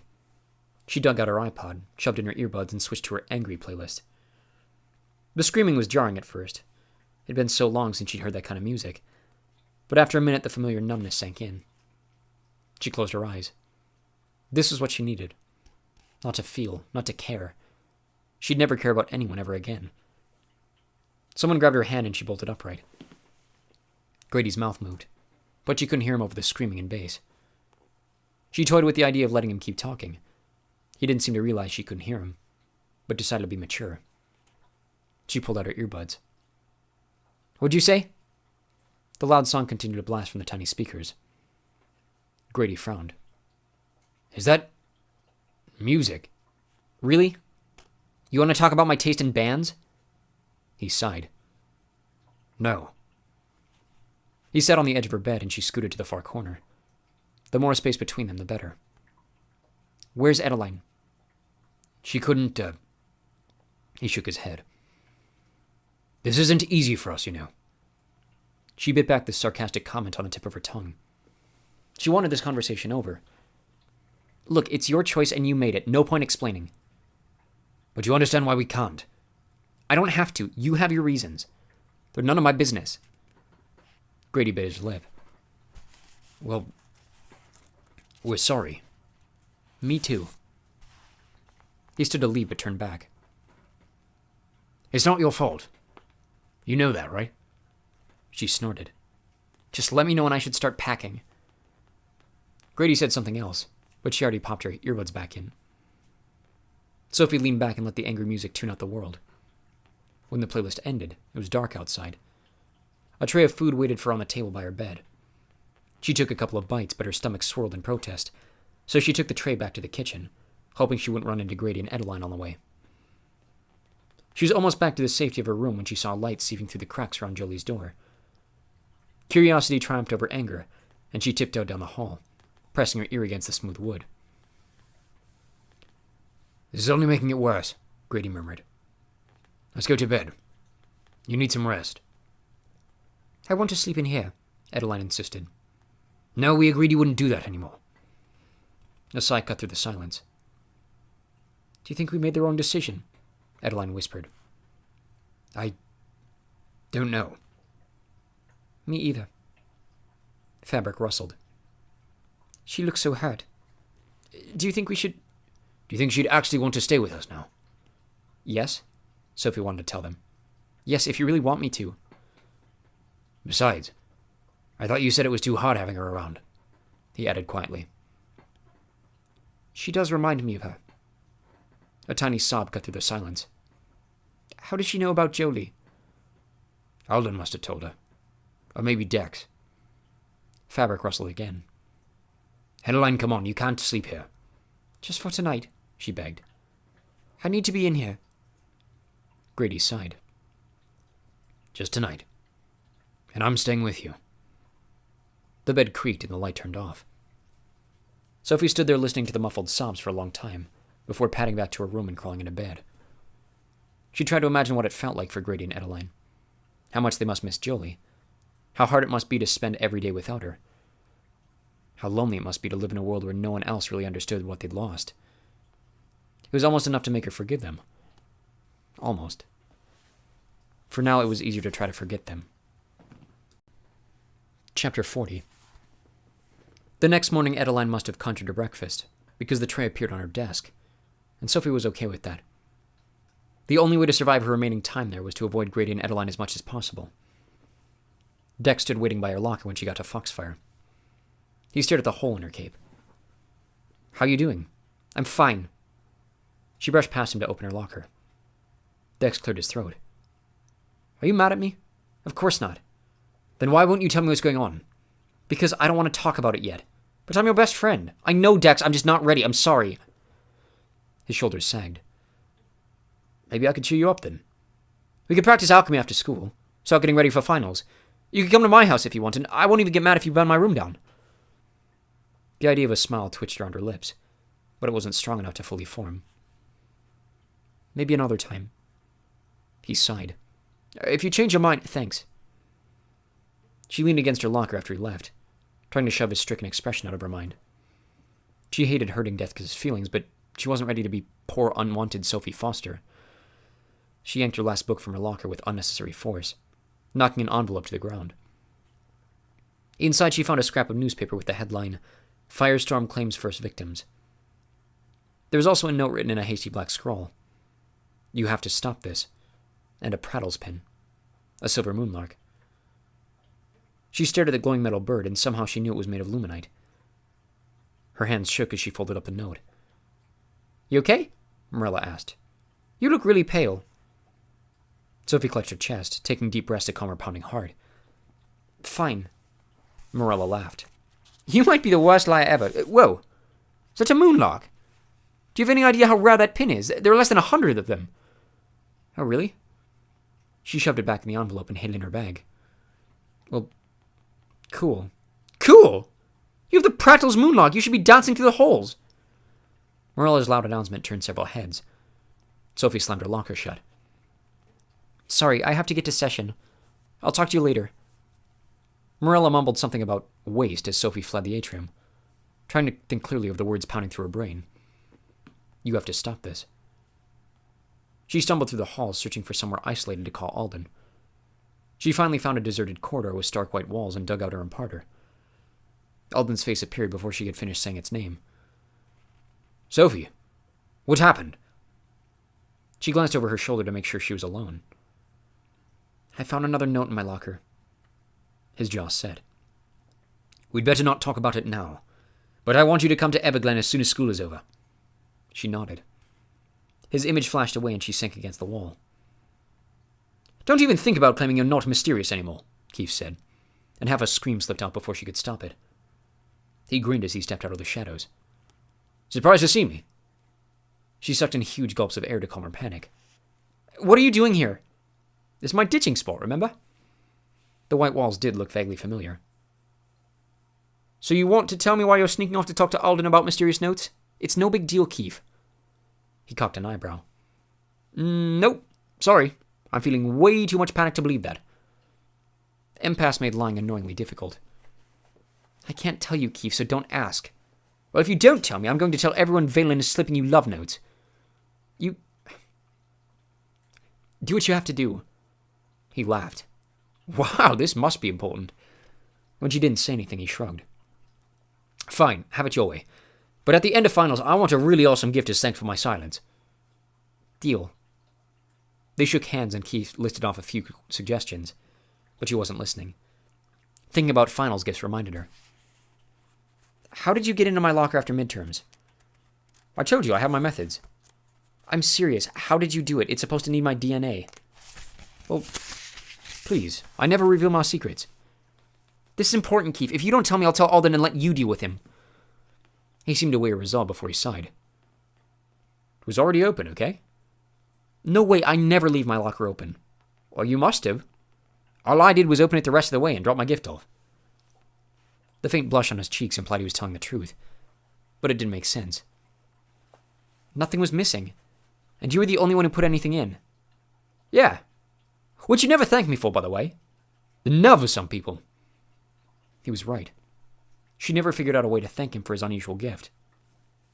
Sorry. Thanks for the candy and the necklace. Necklace? Yeah, you really didn't have to do that. Oh, good, because I didn't. What? I gave you an extra large box of mood candy, that's it. Sounds like someone has a secret admirer. Seriously, how many boys do you have chasing you now? A lot, I guess, she said, hoping he'd accept his own theory. But she had a sinking feeling a boy had nothing to do with the necklace. Fitz and Bianca didn't seem surprised when she caught up with them on their way to the Leapmaster, to let them know she was coming home with them. I figured you'd have a lot to talk to my dad about, Fitz said. He glanced at Bianca. Yeah, how are you doing? Bianca asked. I'm fine. Her heart skipped a beat, and for once it had nothing to do with meeting Fitz's eyes. Alden wouldn't have told them about the Black Swan, would he? Fitz pulled her into a quiet corner. Sophie, my dad told us about Grady and Adeline. I'm really sorry. Me too. Bianca reached out and took her hand. Is there anything we can do? Sophie looked away, blinking to stop the flood of tears she could feel coming. Thanks. I'm fine. One stubborn tear slipped down her cheek, and Bianca wrapped her in a hug. Fitz draped one arm across her shoulders. It's going to be okay. Really, Bianca whispered. Sorry. Her voice was thick enough to cut. She pulled away from the hug and wiped her eyes. I don't want to talk about it. I know, that's why I didn't say anything yesterday, Bianca said. You knew yesterday? Bianca nodded. My dad told us a couple of days ago, because he and Mom are applying as replacement guardians. Sophie's head whipped up. What? Really? Yep. I mean, the council still has to approve it, but my dad made it sound like it would be kind of a done deal. Warm tingling rushed through Sophie, and it took her a second to realize it was hope. It didn't totally heal the wound from Grady and Adeline's rejection, but it eased some of the fear and uncertainty. I don't know what to say, she whispered. You guys wouldn't mind? Are you kidding? Then I wouldn't have to be the only girl anymore. You have no idea what it's like having two brothers. Sophie's eyes darted to Fitz, wondering how he felt about the idea. He grinned. Of course I don't mind. You're already like my little sister. This would just make it official. Oh. Great. She knew he meant it as a compliment, but the word sister still sung. Bianca hooked an arm through hers and led her toward the Leapmaster. See? Everything will be okay. Sophie wanted to believe her, but she couldn't shake the feeling that things were going to get a lot worse before they got better. Alden sat quiet after Sophie told him her recent discoveries. Too quiet. She tugged out so many eyelashes she was afraid there might be a bald spot. She dropped her hands to her lap. Finally, Alden cleared his throat. Can I see the necklace they gave you? Her shoulders slumped. I didn't bring it. Why not? I was afraid it might be a bug. An insect? Oh, sorry. That's what humans call tiny recording devices. I didn't want to bring it into your house in case it was a way to spy on us. Alden smiled. Human technology. Her face burned. But why would they give me a necklace then? It's just a crystal pendant, nothing special. It has a crystal. A blue one. He dug out his black Pathfinder from his pocket and pointed the cobalt crystal at the end. Was it this color? Her eyes widened. I think it was. Do you think it's a leaping crystal? Actually, I think it's an illegal crystal for leaping to forbidden cities. He rose to pace, shaking his head. They gave this to you at midterm. She nodded. I still don't understand how it could get in my locker. Well, a skilled vanisher could sneak into Foxfire undetected, and we already know they have your DNA. He crossed the room back and forth 4 times before he spoke again. I'll have to get that pendant from you, as soon as possible. I'll pick it up on Monday. Make sure you don't let anyone see it. I won't. He let out a breath. Good. You can keep the pin for now. Maybe it'll trigger more memories. I've never heard of luminite being used for fire catching, but I suppose it's possible. Maybe you should read through your textbook again. See if it triggers anything else now that you know what luminite is. She nodded, though she dreaded the idea of reading the boring book again. What about the note in the article? Well, you can't do anything about that. Remember your promise. I know, but are you looking into it? I'm doing what I can. The council banned anyone from going near the fires, even those of us with licensed pathfinders. So until they lift that restriction, my hands are tied. Why would they do that? They're trying to stop the conspiracy theories from spreading any more than they already have. What if it's not a theory? What if it is Everblaze? It could destroy the world. It would never get that far. As soon as it threatens us or one of the lost cities, they'll investigate. But people are dying. She pointed to the scrap of newspaper on Alden's desk. He sighed. Humans die every day, Sophie. It's not our job to keep them all safe. It is if it's an elf that started the Everblaze. He studied her face for a second before he answered. You throw the word Everblaze around without realizing what a serious accusation that is. Have you ever had the name Fintan? She closed her eyes as a word picketed her consciousness. Balefire. Did I just trigger a memory? I think so, but I don't know what it means. He started pacing again. Balefire was Fintan's trademark. It's a blue flame that requires no fuel. You've seen it in Atlantis. He sealed it inside the crystal spires to light the city. That was back when he was one of the counselors. He retired when pyrokinesis was banned, which he fully supported after what happened. Morella said people died. Alden nodded. Because of Everblaze. I've never really understood the concept, but apparently there's a way to sense cosmic energy in the atmosphere. And if you pull enough of the force together, it'll spark Everblaze. Fintan called it the fire of the sun on the earth. He was the only pyrokinetic who managed to ignite it and live. The others who tried were consumed by their own flame. Sophie shuddered. After that, the council forbade anyone to learn pyrokinesis, and Fintan retired from the council because he couldn't serve without a special ability. But he stayed close friends with most of the councillors, and he's the only elf alive who can start Everblaze. So can you see why the councillors might have a hard time believing he's capable of this? Do you think he's capable? Several seconds passed before he answered. He doesn't seem like the type. Plus, someone's been setting suspicious fires all year. The wildfires I've been investigating, and while they showed some signs they might be someone trying to spark Everblaze, I never found any conclusive evidence. The council is convinced this is yet another example. Still, shouldn't they at least investigate the fires to be sure? Especially since those ones are yellow like Everblaze. They still see no need. When the first suspicious fire started in San Diego, I asked them to put all the pyrokinetics under secret surveillance, including Fintan. There's been no suspicious behavior, so they're confident an elf can't be behind them. Why is the Black Swan so convinced that it's Everblaze, then? I'm not sure they are.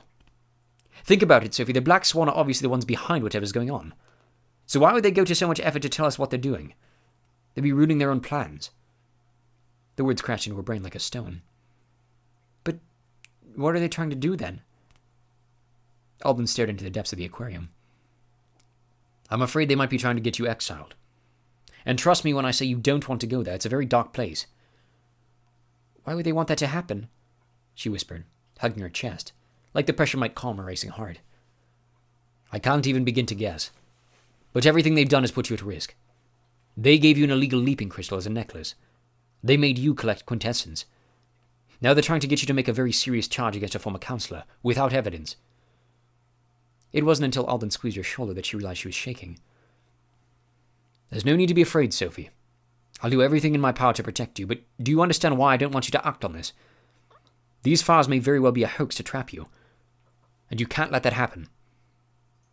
She took a deep breath to steady her nerves. I won't. Good girl. I'm so sorry you have to be wrapped up in this, especially considering everything else you're dealing with.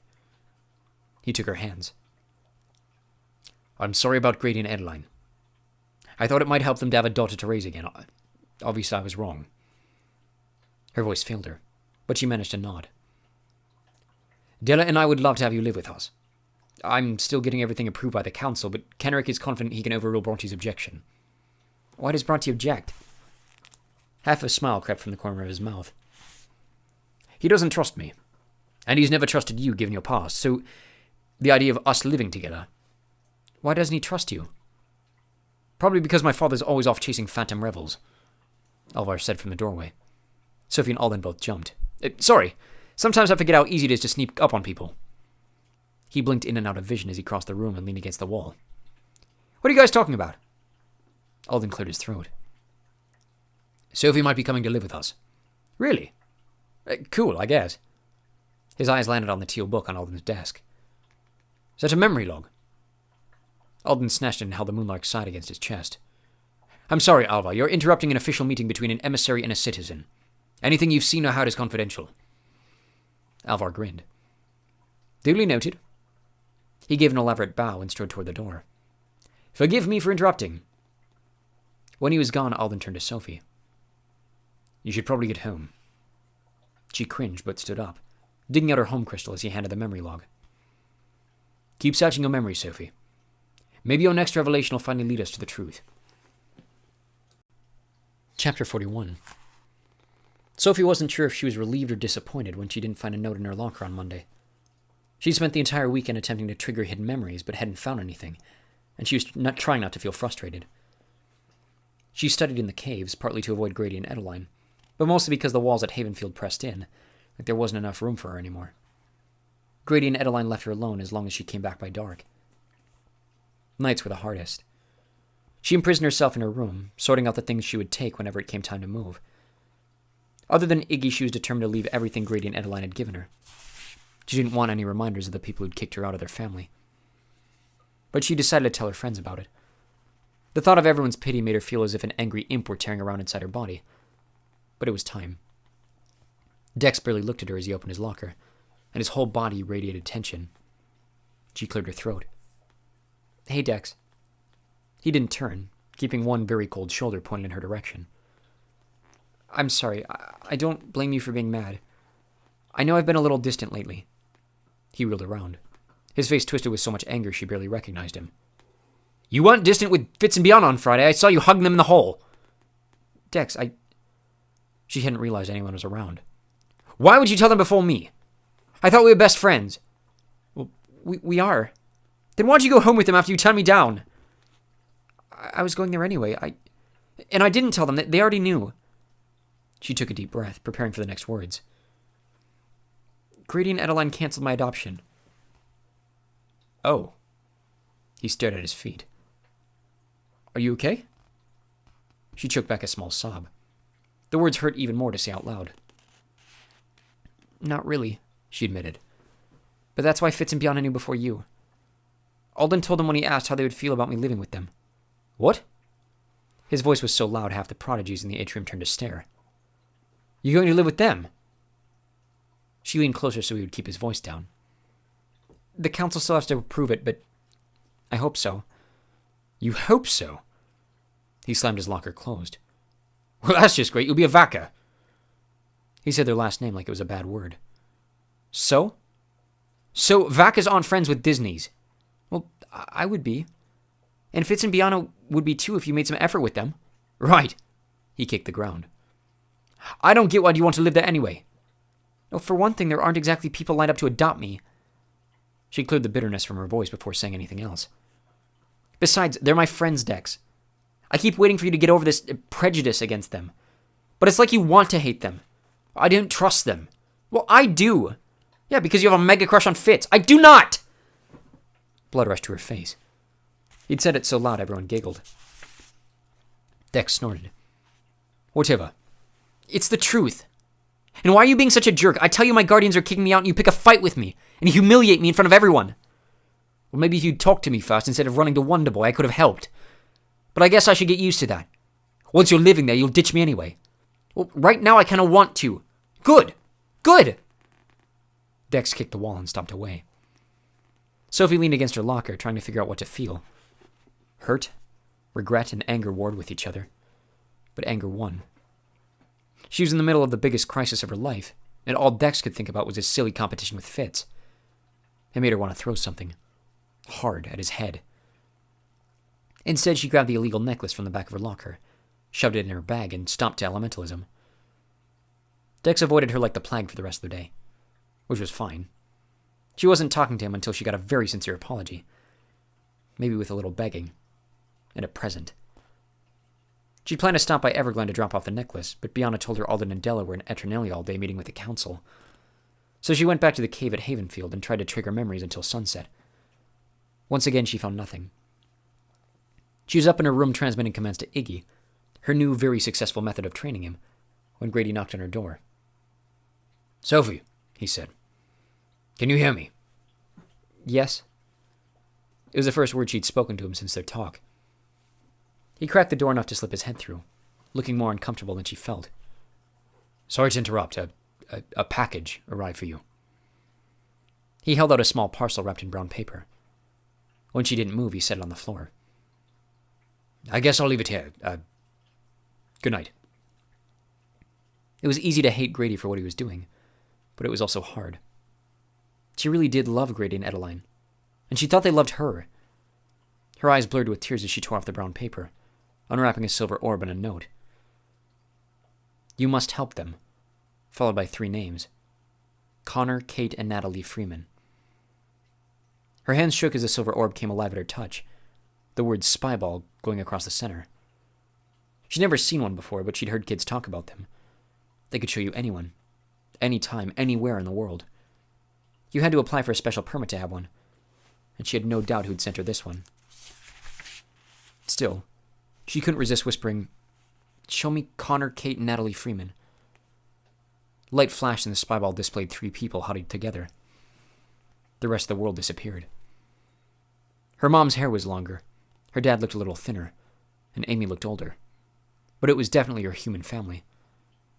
3 echoes of a life where she thought she didn't belong, but they'd loved her, which was more than she had here. She wanted to reach through the orb and touch them, but she had to settle for watching as they huddled on the floor of a crowded room. Why were they on the floor? Her eyes found the words Evacuee Center, and she nearly dropped the ball. They'd been evacuated, which meant the fires were near them. You must help them. The note's words rang in her ears and she tried to shake them away, tried to remind herself she was being manipulated. But she couldn't take her eyes off the 3 people she'd once loved more than anything. The 3 people she still loved, looking tired and afraid as a deadly, unquenchable fire threatened them. You must help them. Something inside her clicked into place. Her family never would have abandoned her. She couldn't abandon them. She didn't know how, and she didn't know when, but she would help them. For now, she would stay with them as a silent supporter, watching from afar. Chapter 42. Sophie didn't sleep. She barely blinked. The spyball felt like a magic window that could close any time, and she didn't want to miss a second of seeing her family. Even though she'd try to forget them, even though they didn't know she existed anymore, nothing could erase the love she felt for them. So when the sun painted the sky pink and gold, she stashed the spyball in the bottom one of her desk drawers, dug out her imparter, and called Alden. What happened? He asked, rubbing the sleep out of his eyes. The fires are near my family, aren't they? He hesitated before he answered. Yes, but everything's under control. Why are you asking? Did you get another note? She nodded. It said you must help them. I know it meant my family. She left out the names in the spyball. She wasn't ready to give up on her only connection to her family, not after almost 8 months without them. I don't doubt that's what they meant, but you must remember they're trying to manipulate you. What better way to do that than to use the people you love? They're in danger, Alden. There must be something we can do. There isn't. Without evidence, we can't make an accusation, and until that accusation is made, or the fires threaten our cities, the council won't order an investigation. These things take time. We don't have time. Yes, we do. Listen, I know you're upset, but promise me you won't do anything. Her jaw set. Promise me, Sophie, so I don't feel like I need to send someone to watch you. Come to Everglen this afternoon, and we'll see if we can't find a solution you're more comfortable with. She didn't want to argue, but she didn't want a chaperone following her around. Fine. You promise?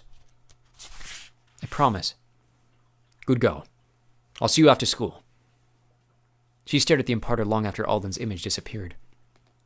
She knew he was right. She was definitely being manipulated. But in all of human history, there'd never been a firestorm like this. Global. Deadly. Clearly organized. With bright yellow flames. An elf had to be behind it. Which meant an elf had to stop it. She wasn't going to run to the council like the Black Swan wanted her to, but she couldn't sit back anymore. Someone had to do something. Alden said they needed evidence to make the accusation. She would get it. She didn't know how, but she would find a way. She threw on her uniform and raced downstairs to get Iggy's breakfast so she could leap to Foxfire early. Her plan was to search the libraries for books on evidence laws. She never made it past the front door. Another package. Another note. Another pin. This time the message was slipped inside a bottle. Her hands shook as she dumped the contents into her palm. The little golden flared-on pin glinted against her skin. and she examined the details, trying to understand its significance. The note only made her more confused. Left 3, down 10, right 2. You have everything you need. Everything she needed for what? She examined the bottle, searching for another clue she was missing. It was short and round, with a fluted neck and a wide opening. She nearly dropped it when she realized she'd projected the exact shape into her memory log. Fire-catching. Luminite and gold. The way a bottle had generated blaze. The way a bottle ever blaze. The moonlark and flareon pins supplied the metals, and she had no doubt the left, down, right directions told her how to use the necklace to leap where the fires were. Paired with the bottle, the gifts gave her everything she needed to collect a sample of the fire. What better evidence could she provide? But how was she supposed to get close enough to bottle the flame without killing herself? Especially without fire-resistant clothing. Fire-resistant. Gildy was fire-resistant. Probably why they gave her the flareon pin instead of a piece of jewelry. They'd probably brought Gildy to Havenfield. She wouldn't put anything past them at this point. Was she supposed to guide Gildy with her mind to fly through the fire and collect the sample? Was that possible? You have everything you need. The Black Swan seemed to think so. But then she'd be doing everything they wanted her to, breaking several major laws in the process. And she couldn't claim ignorance like in the Quintessence debacle. This would be willful. They would punish her. Maybe even with exile. A huge part of her wanted to leap to Everglen and tell Alban everything so she couldn't be tempted. The other part wouldn't forget her family huddled on the floor, clinging to each other. Or the article the Black Swan gave her. Firestorm claims first victims. Whatever consequences she might pay, it was wrong to let people suffer without trying to help. Tiergan said she would make the right decision if the time ever came. And this was the right decision. She knew it. Before she could change her mind, she grabbed her satchel and ran for Gildy's enclosure. The golden pterodactyl flapped her wings as Sophie entered her cage. It's okay, Sophie transmitted, sending images of glowing flames, hoping to calm Gildy's nerves. Gildy settled on Sophie's wrist as Sophie dug the leaping necklace out of her satchel. Her arm almost collapsed under the weight, but she held strong. Here goes nothing, she told Gildy as she counted the facets the way the note instructed. When the crystal locked in place, she took a deep breath, clung to Gildy's feet, and let the cobalt blue light pull her away. The sudden blast of heat made her stagger. She could barely see through the thick smoke, but she could tell this was on a grassy plain, and the fires were in the hills all around her. Gildy screeched and flapped her wings. Steady, Sophie told her, transmitting calming images until Gildy settled down. Stay. She sent Gildy on the ground and took off her cape, tying it across her mouth and nose to filter the smoke. Finally, a use for the thing. She pried the digital displays off the back of the pins, dropped them in the bottle, and created an air seal the way she practiced. It took 3 tries to get it right, and it wasn't as thick as the seal Sir Conley made, but it was the best she could do. Hold, she told Gildy, sending her an image of how she wanted Gildy to carry the bottle between her talons. Gildy didn't want to obey, but Sophie repeated the command over and over until Gildy flapped her wings, lifted off the ground and snatched the bottle, holding it upside down, the way Sophie instructed. She wasn't sure if she'd be able to keep the mental connection once Gildy flew away, so she repeated the instructions until she felt Gildy understood. Then she gave her a warning. Danger. Not normal fire. Be fast. She transmitted images that might explain the threat and hoped Gildy's survival instincts would guide her through. A sharp blast of wind blew smoke in her eyes, and she pointed to the fire. Go, Gildy. Remember what I told you. And hurry. Sophie held her breath as Gildy flew toward the fire line. She tried to watch as her glinting body disappeared into the flames, but the fire was too bright, burning spots of color into Sophie's dry corneas. She closed her eyes, transmitting instructions to Gildy over and over. Swoop through the thickest part of the flame 3 times and come back. Thick, raspy coughs heaved through her chest and made it impossible to concentrate enough to locate Gildy. She didn't know how long she'd been waiting, but the heat of the fire was singeing her skin. Come back, Gildy, she called. The wind carried her words away. How long was too long? Gildy, please come back! The shift in the wind put her in a line of fire, which meant that if the grass kept burning at its current speed, she'd be overcome by the flames in a matter of minutes. Gildy! She screamed. A coughing fit brought her to her knees, making her voice useless. If Gildy didn't return in the next minute or two, she'd have to abandon her and escape. The horrifying realization gave her a burst of adrenaline, and she was suddenly aware of the buzzing energy at the back of her mind. Could she channel it as she transmitted? She closed her eyes and shoved the energy into her mental call. Gildy, come back now! She scanned the sky. Nothing. Then a faint glint of gold sparkled through the smoke. "Gildy!" she screamed, waving her arms. "Gildy, over here!" The gold flash changed course and disappeared into the smoke and flame. Seconds later, the shimmering pterodactyl emerged from the inferno, circled once and landed at Sophie's feet. Sophie threw her arms around her. "Ow, you're hot!" she yelped, jumping back and thrashing her arms to cool the burn. Gildy's coarse fur looked singed on the edges, and her enormous eyes were clouded and watery, but she seemed okay. Her foot still clutched the bottle, which was filled with tiny yellow beads of sparks and capped with a glowing golden seal. "You did it!" Sophie transmitted images of the treat she would give Gildy as she wrapped the bottle in her cape and tucked it under her arm. Then she pulled out her home crystal, glad she hadn't given it back to Grady and Adeline, and leapt her and Gildy to safety. "What were you thinking?" Grady demanded as he paced the living room. Adeline stayed outside, treating Gildy's scorched fur. She couldn't bear to look at Sophie's burns, and Sophie couldn't blame her after Jolie. She was surprised Grady could stand it. Alden and Elwyn were on their way. This was one thing she hadn't thought through. She knew she would have to confess what she did, but she'd expected to have some time to practice what she would say. Unfortunately, Grady had been in the pasture giving Verdi a bath when they arrived. Gildy screeched before she could even think about hiding. "Do you have any idea how much trouble you're in?" Grady asked, tearing his hands through his already disheveled hair. Before she could answer, the front door burst open, and Alden and Elwyn rushed inside. "You promised," Alden said, his voice angrier than she'd ever heard. "Just this morning, you promised." "I can explain." "Oh, you better. Though I'm not sure it'll help at this point." The anger faded from his voice, leaving it flat and empty. Hopeless. "Bronte's calling for a tribunal." She knew it was coming, but her stomach still contorted in ways that made her very glad she'd skipped breakfast. Elwyn cleared his throat. "Let's treat those burns, shall we?" He squatted next to where she sat, flashing blue light around her arms.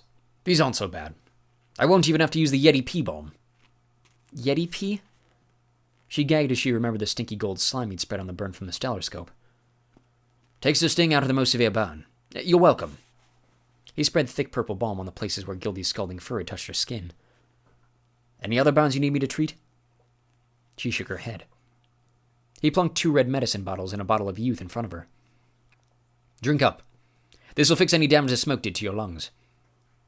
She swallowed the Sicky Street serums as Elwyn wiped the balm off her arms, revealing fresh, healthy skin. "Thanks, Elwyn." He gave her a sad smile.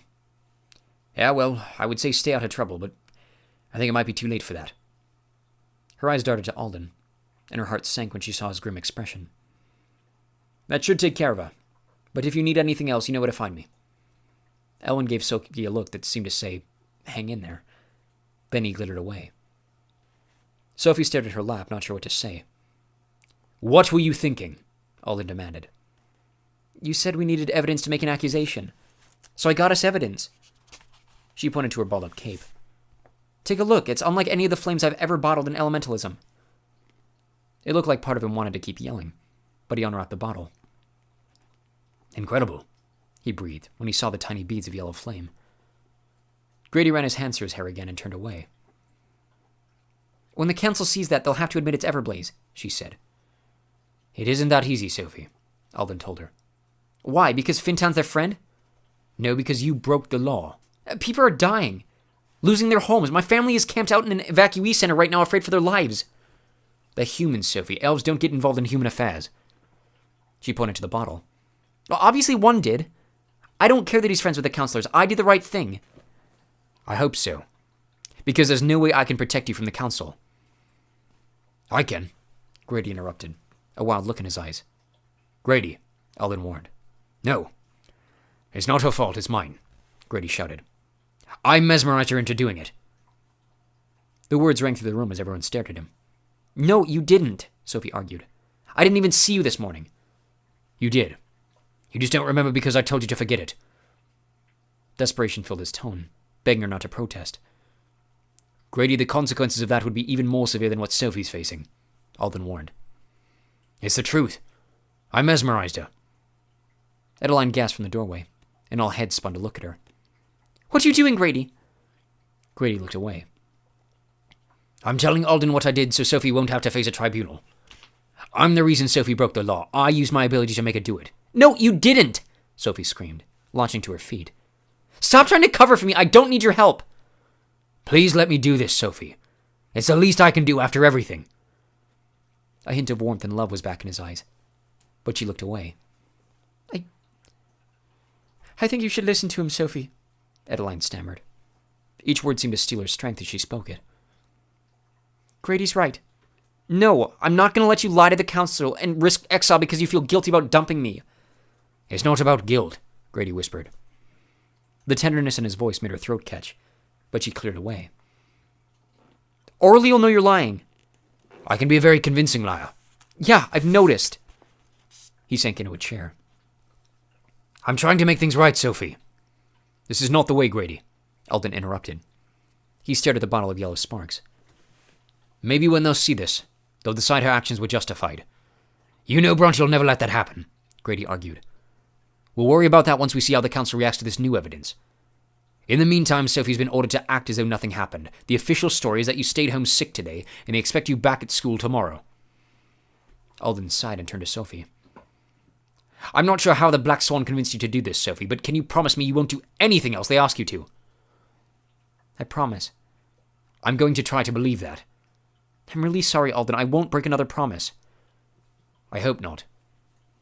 She stared at the floor. I understand if you want to take back your adoption offer. Adeline made a strangled sound.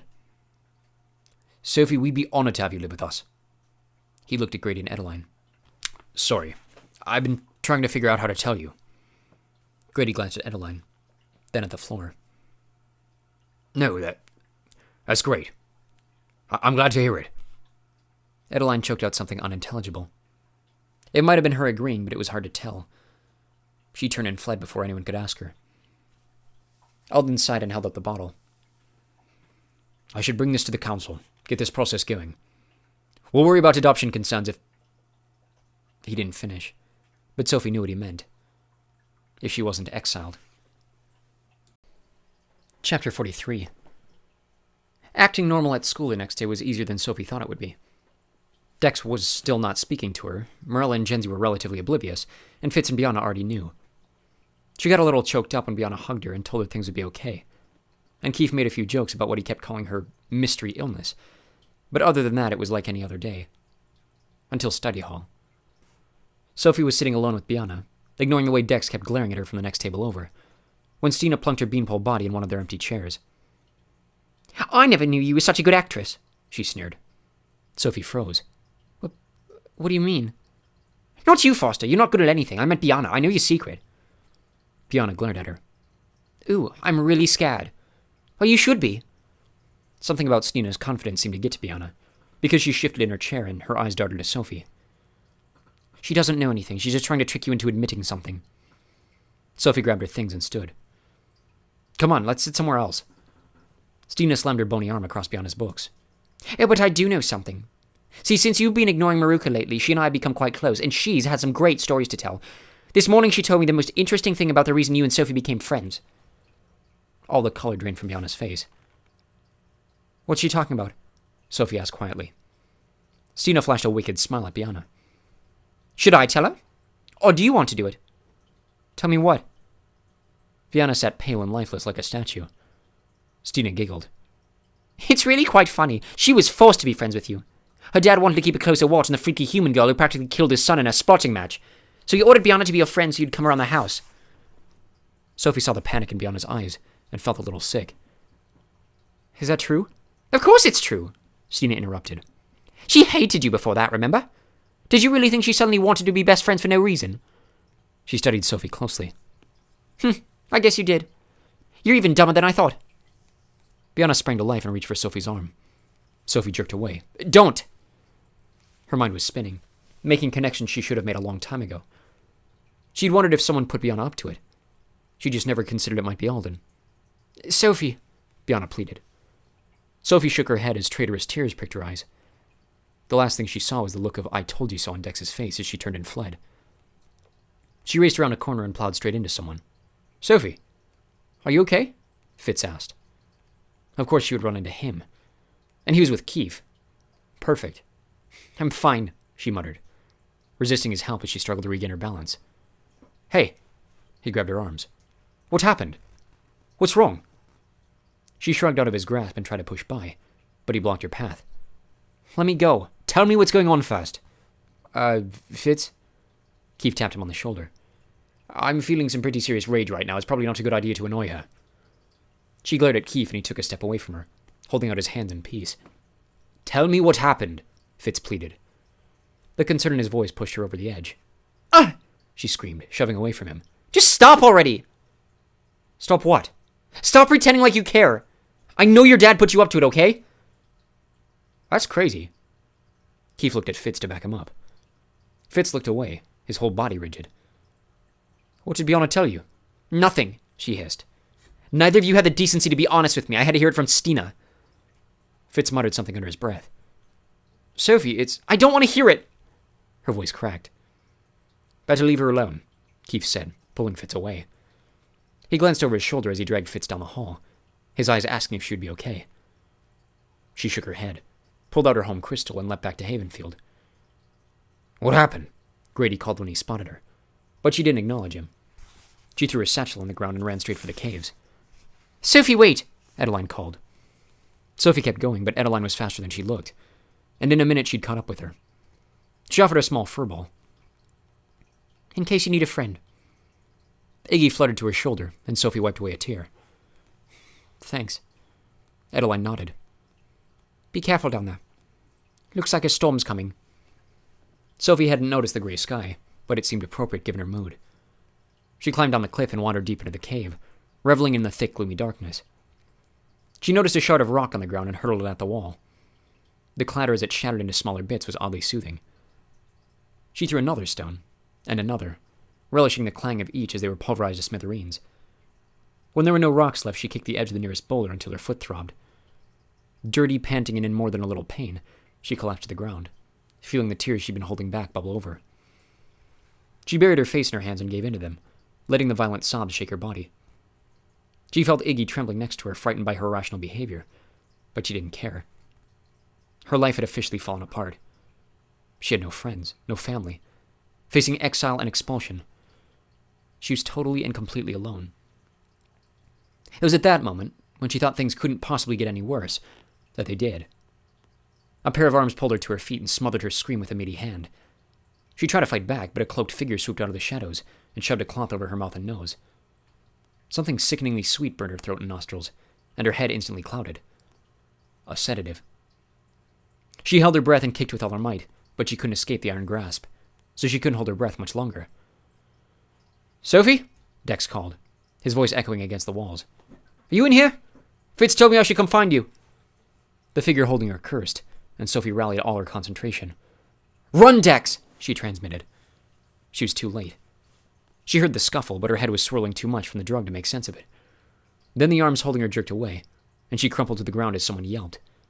A ball of fur scuttled away. Iggy. He must have bit her captor. Go get help, she transmitted, hoping he understood what she meant. He scurried out of the cave, so she took that as a good sign. She tried to get up, but she was too weak. One of the figures grabbed her arm, squeezing so hard it cut off her circulation. Let go, she rasped, surprised at how the drug affected her voice. Dex moaned behind her, and she turned toward the sound. A third figure had Dex with a vice-like grip, and clearly no amount of struggling or fighting would help him escape. She held Dex's panicked stare as her captor pulled her to her feet and covered her mouth with his hand. Drug them now, he ordered in a deep voice. Both of them, the figure holding Dex asked. I thought we only wanted the girl. We can't leave any evidence. He turned to the second figure, who was already soaking the cloth with a small vial. You said she only came here alone. She does. They'd been watching her. She watched in horror as the figure covered Dex's mouth and nose with the drug cloth. His eyes held hers as he struggled against the sedative, but after a minute his head lolled and his body fell limp. Get his pendant, the one holding her ordered. There was an ominous snap as Dex's registry necklace came free in his hand. Then he returned to Sophie, holding the cloth over her face. Let's try this again. Her nose burned and her head spun. And the last thing she felt was a tug on her neck as her pendant, her only hope of being tracked down and rescued, was ripped off her neck. Chapter 44. Sophie drifted in the darkness, unable to separate nightmare from reality. But the pain pulled her back to consciousness. Cold, thick cords sliced into her wrists and ankles. Bonds. She was a hostage. They ordered a search and rescue, a strange voice whispered from far away. They believed the tidal wave. Staging a suicide would have been better, someone else hissed. No one would have believed they both jumped. I know. The boy's an unfortunate complication.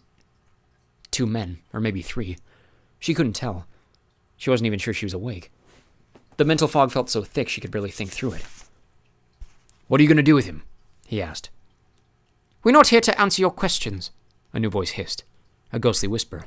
Just do your job and wash the girl's recent memories. Please, Sophie thought, scrambling to make her muddled mind concentrate. She transmitted as far and wide as she could. My name's Sophie Foster. If anyone can hear me, please send help. She listened for a reply, but there was only silence as the darkness swallowed her again. Loud voices yanked her out of the haze. She wanted to cry, but she didn't have the energy. Her body felt like one giant bruise. At least the pain meant she was still alive.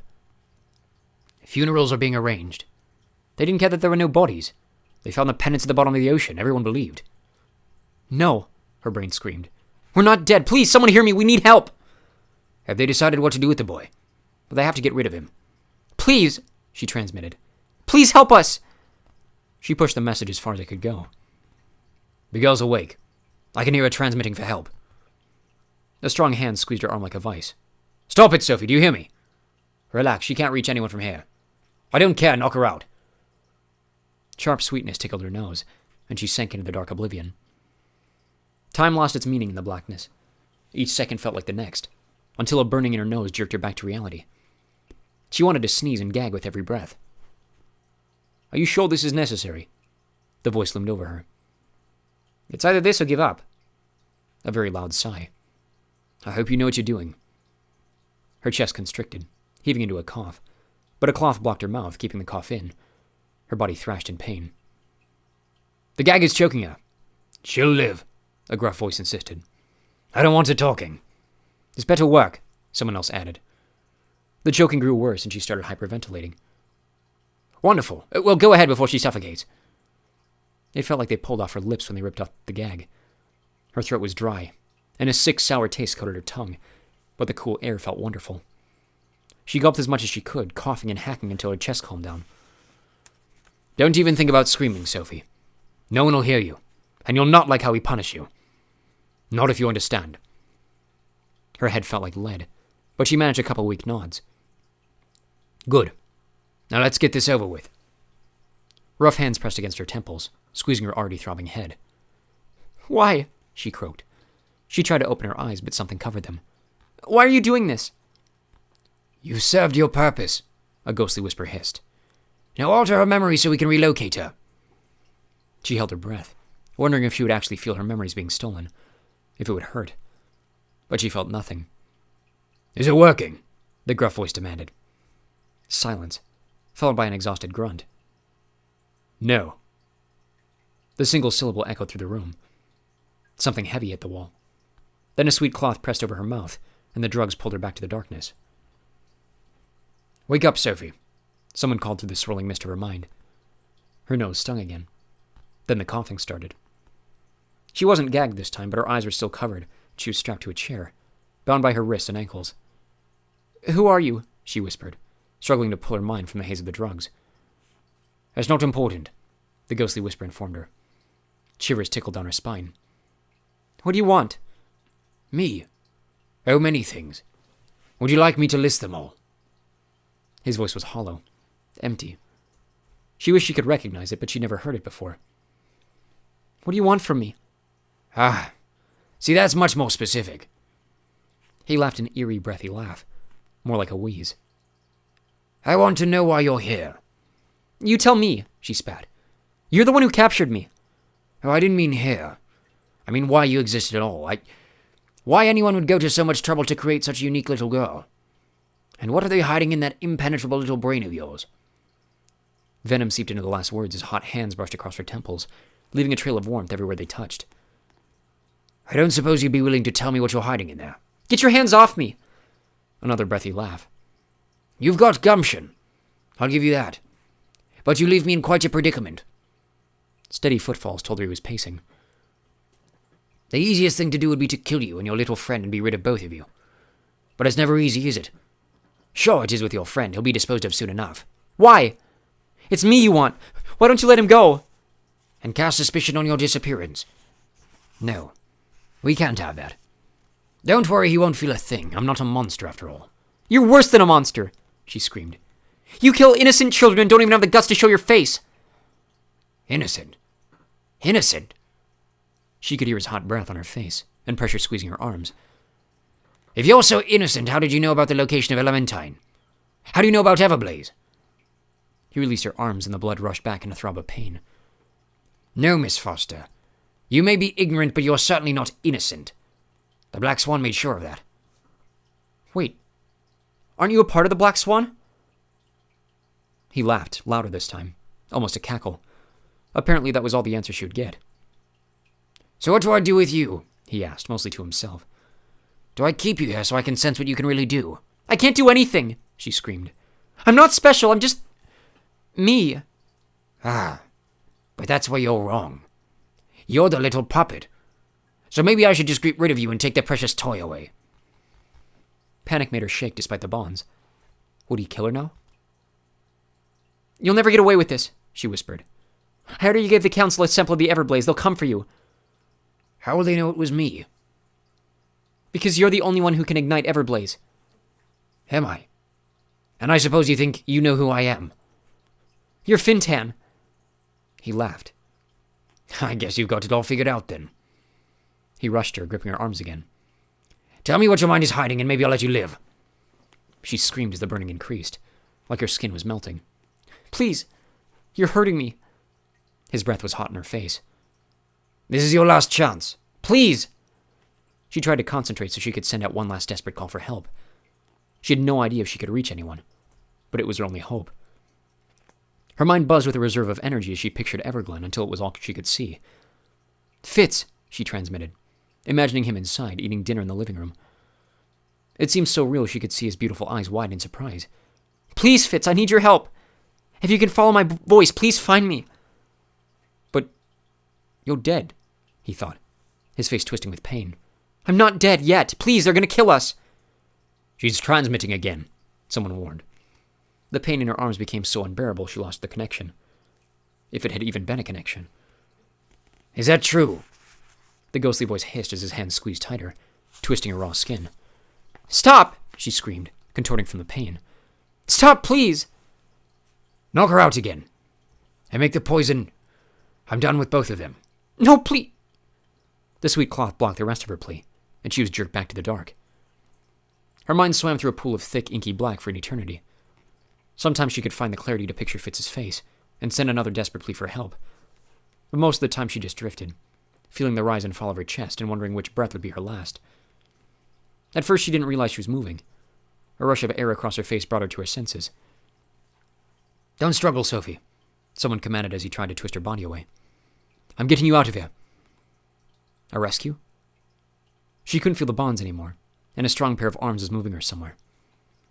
Her overwhelming happiness only lasted a second. Dex, she grunted, her voice thick and raw. I'll come back for him. No! She twisted to break free.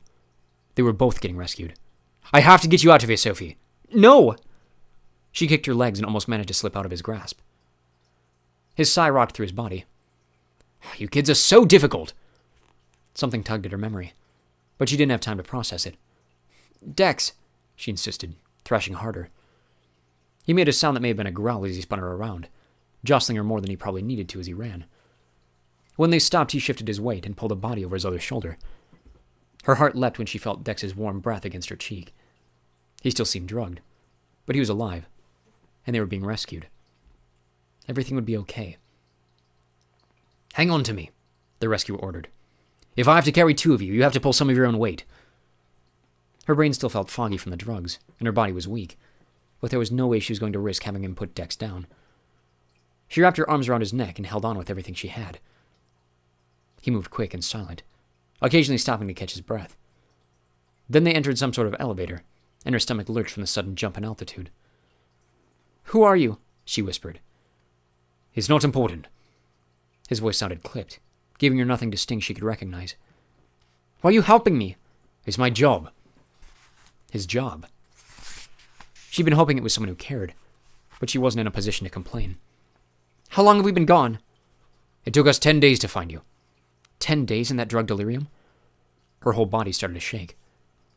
The doors opened and a burst of fresh air on her skin helped calm her panic. After a few minutes of running, he lowered her to the hard ground, laying Dex beside her. Rough fingers parted her lips.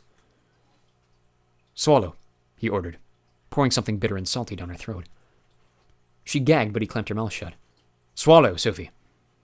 She choked down the sludge. A minute later, she heard Dex gag and knew he must be getting the same medicine. Okay, the rescuer grunted, placing something flimsy in her hands. The medicine will take about an hour to work, and then you'll be back on your feet. That's the best I can do. You kids will have to take care of yourselves from here on out. What? She couldn't even open her eyes. How was she supposed to take care of herself? Don't go, she begged, fumbling to find him. I've been here too long as it is. If you don't make it back in a few days, I'll try to figure something else out. But I can't make any promises. Tears pricked her eyes. Please don't leave me, she begged, reaching out for him and finally owning air. He was gone. Too weak and scared to move, she curled closer to Dex and cried harder than she'd ever cried before. After a minute, she felt a warm tingle in her mind, almost like a caress. Suddenly, she was 5 years old again, before her telepathy manifested and her life changed forever, when she was just a happy, normal girl. She wrapped her mind around the feeling, clinging to the warmth and safety until her weary mind drifted off to sleep. Chapter 45. Sophie had no idea how much time passed before she forced her eyes open, ignoring the searing light. The warm feeling she'd fallen asleep to was gone, replaced with a heightened awareness of everything around her. Maybe it was from being bound and gagged for so long, or the way the drugs had limited her abilities, but everything felt like sensory overload. It wasn't quite as bad as waking up in the hospital the first time her telepathy started, but it was close. She grabbed her head and moaned, wishing she had the strength to shield the barrage of sound. They were in a city of some sort, a human one based on the noise and the cigarette butts on the ground, in a deserted alley. The buildings looked like they belonged to a different century, and everything was stone, even the street. Dex stood beside her and she squirmed closer, needing to feel his warmth. As long as he was alive, everything would be okay. Dex, she whispered. His eyes fluttered, and he moaned as the light hit him. Then he bolted upright, his face wild. Sophie? Their eyes locked and she held her breath, hoping he didn't hate her for getting him into this. He threw his arms around her, hugging so tight it knocked the breath out of her. I thought I'd never see you again. She buried her face in his shoulder. I'm so sorry, Dex. This is all my fault. They clung to each other for a moment before Dex pulled away, wiping his eyes. I'm just glad you're okay. And I'm so sorry for the way I've been acting. Please. It doesn't matter. Let's focus on more important things like staying alive. He nodded, surveying their surroundings. Where are we? Somewhere human, but I don't know where. Why would we be in the Forbidden Cities? Their hideouts must be here. The guy who rescued us didn't leap, so it can't be far. She checked her arms and wrists for wounds, but the skin was smooth and fresh. No sign of the burn she'd felt during the interrogation. Her nexus was gone too. She wasn't surprised the kidnappers took it, but why didn't the rescuer give her one? How were they supposed to get home? Unless that was what he slipped into her hand before he left. What are you doing? Dex asked as she scoured the ground, searching for anything that looked remotely elven. He gave me something to help us, but I can't find it. Dex helped her look, but all they found was a scroll of paper with the words, Alexander, Lantern, Concentrate, followed by the word hurry. Well, that's helpful. She crumpled the page, ready to scream. 4 vague, disconnected words? That's all they were giving her? She felt her neck, desperately hoping her home crystal would still be there. But the kidnappers stole that, too. Even her bottle of allergy medicine was gone. She'd nothing left but the clothes on her back, and her stupid blue foxfire uniform was only going to make it harder for them to hide among humans. I don't understand, Dex said, interrupting her venomous thoughts. Why wouldn't he take us home? Why would he dump us here? Because this was his job, and he didn't want anyone to know he was involved. She rose on shaky legs, the building spinning as the blood rushed to her head. It's how the Black Swan operates. The Black Swan? I'll explain as we walk. We should get moving, in case anyone's looking for us. They wound through narrow, deserted streets, and Sophie finally confessed everything she'd hidden from him. Her telepathy, Prentice, the notes, the Black Swan, Fintan, Everblaze, her upcoming tribunal. Dex seemed too stunned to process any of it, and she couldn't blame him. The more she thought about it, the more she was sure the Black Swan had nothing to do with her kidnapping. Their little puppet, he'd call her. Who else could he be talking about besides the Black Swan? Plus, the kidnappers didn't seem to know what was hidden in her mind, and the Black Swan would know that. They put it there. But if it wasn't the Black Swan, then who was it? And why? Pounding noise interrupted her thoughts. Sophie stumbled back, clutching her temples. "What's wrong?" Dex asked, steadying her. "Human thoughts." She closed her eyes, taking deep breaths. "They're getting louder. Tyrgan taught me how to shield, but I don't have the energy right now." "I can't believe you're a telepath," he mumbled. "Does it matter?" "No." He chewed his lip. "But have you ever listened to my thoughts?" Of course not. I don't want to know anyone's secrets. Plus, it's against the rules. The one time I did, I got detention." "That's what you got detention for?" "I stole the midterm from Lady Galvin's mind." Dex laughed, and she couldn't help joining him. It felt wrong given their current situation, but neither of them could seem to stop. They were still laughing as they rounded a corner, and Dex plowed into an old man sweeping the sidewalk in front of his store. "Watch where you're going!" The man shouted. He struggled to regain his balance. "We're so sorry," Sophie apologized. He waved his broom at them. "You should be more careful. Someone could get hurt." "We will." She pulled Dex away before the man drew more attention to them. "What language are you speaking?" Dex asked when they were out of earshot. "It sounded like you were trying to clear your throat." "What do you mean?" "What do you mean, what do I mean?" "I mean, wait, what?" "Sophie, you do realize you were speaking a different language back there, don't you?" "No, I wasn't." "Yes, you were." "Oh, I was speaking English. Humans don't speak the Enlightened language." "Well, I know they don't speak the Enlightened language, but I know English, and I couldn't understand a word you said." She only half heard him, because her eyes had spotted part of a tower peeking over the roofs. "No way." She took off down a side street. Dex chased after her. The street ended in a wide park, and Sophie froze. 100 yards in front of her was a landmark so recognizable, she had to blink her eyes a few times to make sure she was really seeing clearly. "What is that thing?" Dex asked. "The Eiffel Tower." She gaped at the graceful structure she'd seen in hundreds of pictures. "We're in Paris. Wait." She turned to Dex. "We're in France."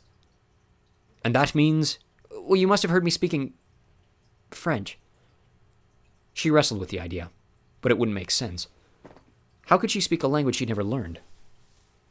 "Okay," Dex said, interrupting her thoughts. "We know where we are. Now what?" "I have no idea. I guess we keep moving." They followed a crowd of Indian tourists, because their capes looked less out of place surrounded by saris.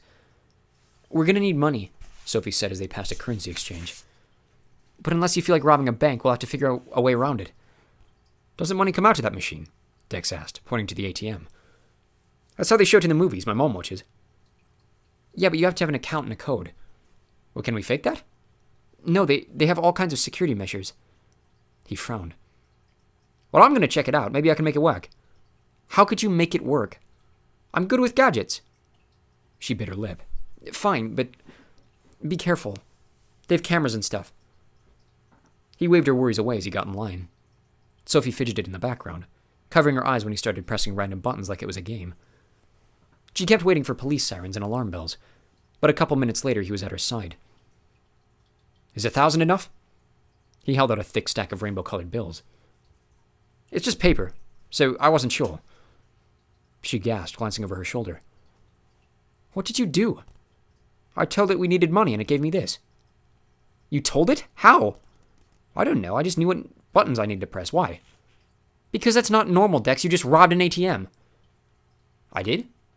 "Yeah." She shoved the money under her cape so no one could see it. "How come you're so good with machines? Is that a special ability or something?" He thought for a second before his shoulders fell. "It is. I bet I'm a technopath." "You say that like it's a bad thing." "It is. I bet I'm a technopath." "You say that like it's a bad thing." "Well, it's about as good as being a froster, but I guess it's better than nothing. I'll have to look into it when we get home. If we get home." His voice trembled. She squeezed his hand. "We'll find a way. I got us into this and I'll get us out." "How?" he whispered. "I don't know." She glared at the spot where her nexus should be. Why wouldn't he give us a nexus? They can track a nexus through the field that holds you together. Sophie tried not to worry about how easily they could be found. Okay, then the answer must be in this note. We need to do some research. Research? Yeah. She scanned the street and pulled him toward an internet cafe she spotted a few blocks down. Since neither of them had eaten in days, she bought sandwiches. Chicken for her, cheese for Dex. He was horrified at the idea of eating a once-living creature, and bought an hour of internet time. Dex giggled as he stared at the boxy black computers, and at the way she navigated the web browser. Technology, he mumbled, while Sophie Googled Paris Alexandre Lantern. That's it, she gasped. The number one result was Pont Alexandre III, a famous bridge across the Seine. Ornate lanterns lined both sides. It had to be their way home. The shopkeeper gave them directions, and after 15 minutes of walking the famous golden statues at the top of the columns, they came into view. They sped up their pace, but their excitement faded when they saw how many lanterns there were. Maybe we should split up, Sophie suggested. What are we even looking for? No idea. Just look for anything that looks elven and we'll go from there. Easier said than done, Dex grumbled. He was right. The lanterns were covered in elaborate carvings and decorations, some even with statues. They barely covered half the bridge when the sun sank below the horizon. They'd need to find somewhere to sleep soon. She was about to call it a day when she spotted a small curved line at the base of a lantern toward the center of the bridge. An elven rune, one she could actually read. Dex, get over here, she called. She pressed on it, searching for the edges of a secret compartment, but found nothing. Did you find it? I found something. She pointed to the rune. That means Eternalia. This has to be what the note wanted us to find. Or how does it help us get home? I have no idea. Her eyes examined the lantern inch by inch, finally focusing on the tip of his highest lamp. Look, Dex, there's a crystal. None of the other lanterns has that. You're sure? Yeah, I know these lanterns by heart now, and this is the only one that has it. She squinted, smiling when she saw the crystal only had a single facet. It's a leaping crystal. I bet it leaps straight into Eternalia. Well, you did it. We can go home. He threw his arms around her and spun her around. A second later, he jumped back, blushing from head to toe. Sorry, I'm just happy. She shrugged, hoping her face wasn't as red as it felt. No problem. Her smile faded. But we still don't have the nexuses. How are we supposed to get home? Well, people leap without them all the time. Yeah, people who don't need them anymore. We're close enough, and we'll concentrate extra hard when we do it. We might come back a little faded, but that only lasts a few days. Easy for him to say. His meter had been 3/4 full. She wasn't even to the half. If simple mathematics applied, then that would mean she'd lose more than half of herself, which might make her fade away. But it was their only option. Well, we can't do it until sunrise. She pointed to the angle of the crystal, which clearly needed dawnlight to create a path. Maybe we should find somewhere to sleep for the night. Dex nodded. I can't believe there's a crystal to Eternalia hidden in the Forbidden Cities. Do you have any idea how illegal that is? She frowned. I wonder why it's here. So we can come and go as we please, a gruff voice said behind them. Sophie and Dex whipped around to find 3 figures cloaked in black, pointing a silver weapon at their heads. The kidnappers had found them. Chapter 46. I wouldn't scream if I were you, the figure with the weapon warned them. I'm not afraid to use a melder, and you'll not enjoy it. He pointed the metal gadget at Sophie's forehead. A few seconds will only stun you. Any more will cause permanent damage, do you understand? You wouldn't do that with the humans around, Sophie said, hating her voice for shaking. The bridge wasn't crowded, but there were a few people out for evening strolls. One of them would notice the 3 figures in the black hooded cloaks threatening children, and call the police. All 3 figures laughed, and the one with the weapon, who appeared to be the leader, moved a step closer. They have no idea we're here. He pulled a small black orb from his cloak. This is an obscura. It bends light and sound around us like a force field. All anyone can see or hear right now is wind and a slight distortion in the air, like heat waves radiating off the ground. Sophie reached for Dex's hand. They were on their own. I don't know how you escaped, the leader hissed as he handed a coil of silver rope to one of his goons. But you can rest assured it won't happen again. Sophie bit her lips so she wouldn't cry out as the goon jerked her hands behind her back and tied them tight. How'd you find us? The Black Swan must have thought we wouldn't check our own pathways. Let that be a lesson to you. Never underestimate your opponent. If you're not the Black Swan, then who are you? Sophie demanded. Wouldn't you like to know? The goon sneered as he tied her ankles. The cold metal wire cut into her skin, but she barely felt it as she focused all her concentration on calling for help. Please, Fitz, she transmitted, imagining him in the halls of Everglen. Her brain buzzed with energy, and she pushed her mind further than she ever had before. We're in Paris. Pont Alexandre de Troyes. We need help. Tell your dad and please hurry. Maybe adrenaline enhanced her concentration, or maybe it was wishful thinking. But the message seemed stronger this time, like she could actually feel it swirl inside Fitz's mind as he struggled to ignore it. Please listen to me. I'm not dead, but I might be if you don't come. Please send help. Strong arms shook her shoulders so hard her brain rattled, severing her connection. She was transmitting again, the goon yelled. Never had it called that loud either. We should get out of here in case anyone heard her. Agreed. And don't try that again unless you want to find out what the melder would do to your powerful little brain. Understood? The leader pointed the weapon between her eyes. She swallowed the bile filling her mouth. What are you going to do with us? That's none of your business. Let's go. Dex hadn't said a word since the kidnappers appeared. Sophie figured he was in shock, but he must have been channeling, because in one rapid burst he ripped apart his bonds and jumped free. Duck, Sophie! He screamed. She dropped to the ground as a beam of energy whizzed past her. Another blast from the melder missed Dex as he slammed the leader to the ground and knocked the weapon from his hand. The other goon grabbed the weapon and blasted Dex in the chest. Dex flew backward and collapsed on the ground, his body jerking in a seizure. Maybe I didn't make myself clear, the leader growled as he dusted his cloak and snatched the melder from his goon. He pointed at Dex's chest and delivered another blast. Dex thrashed and flailed, strange gurgling sounds coming from his throat. Stop! Sophie begged. We'll cooperate. Just stop. Of course you'll cooperate.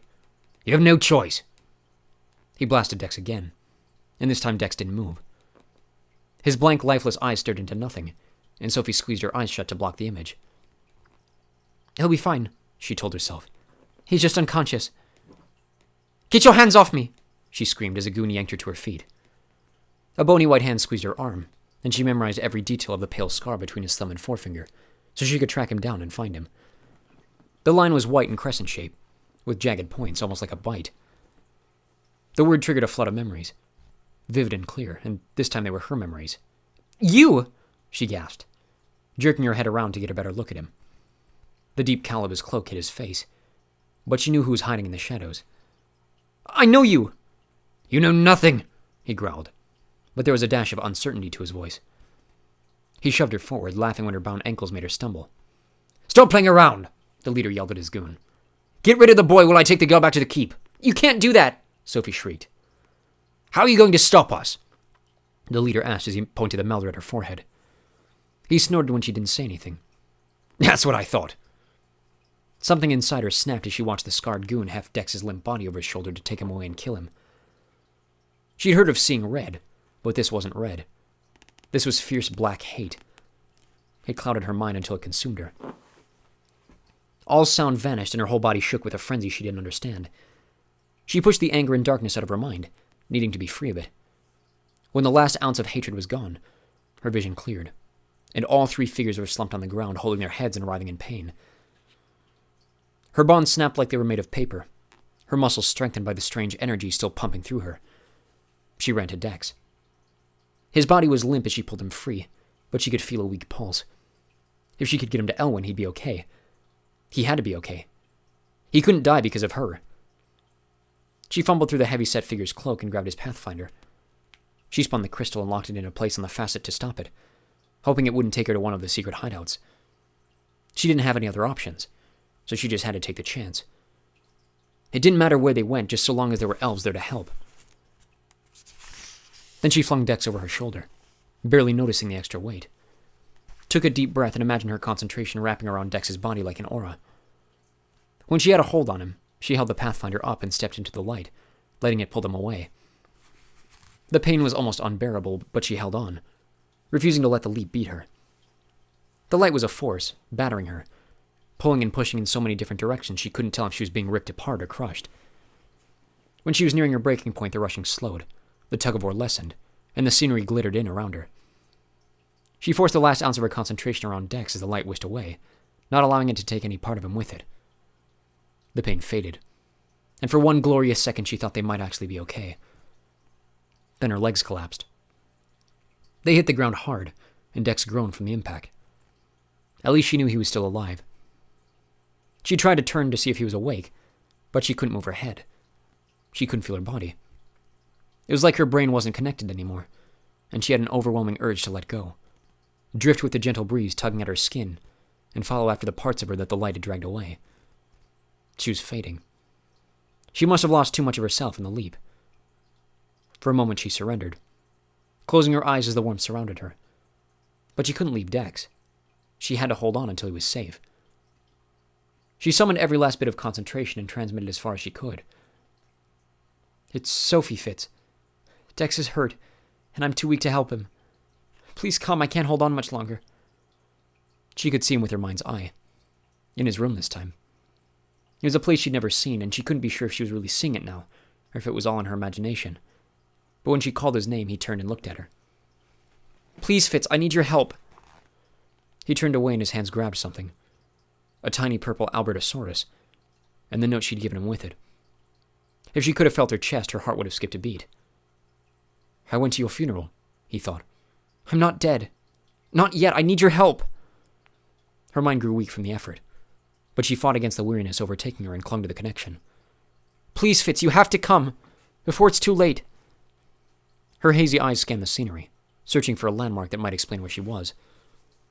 She was relieved they were out in the open, with no signs of the kidnappers, but that also meant they were on their own. And if Fitz didn't come... "There's a tree here, Fitz. Part of it has green leaves, and part of it has flowers, and part of it has snow. It's huge. If you know where that is, please hurry." She projected the image to him. "I'm so tired. Please, help us. We don't have much time." She couldn't see Dex, but she could hear his labored breathing. She wondered how much longer he could hold on. Would it be long enough for someone to find him? The gentle breeze tugged at her, and she couldn't resist anymore.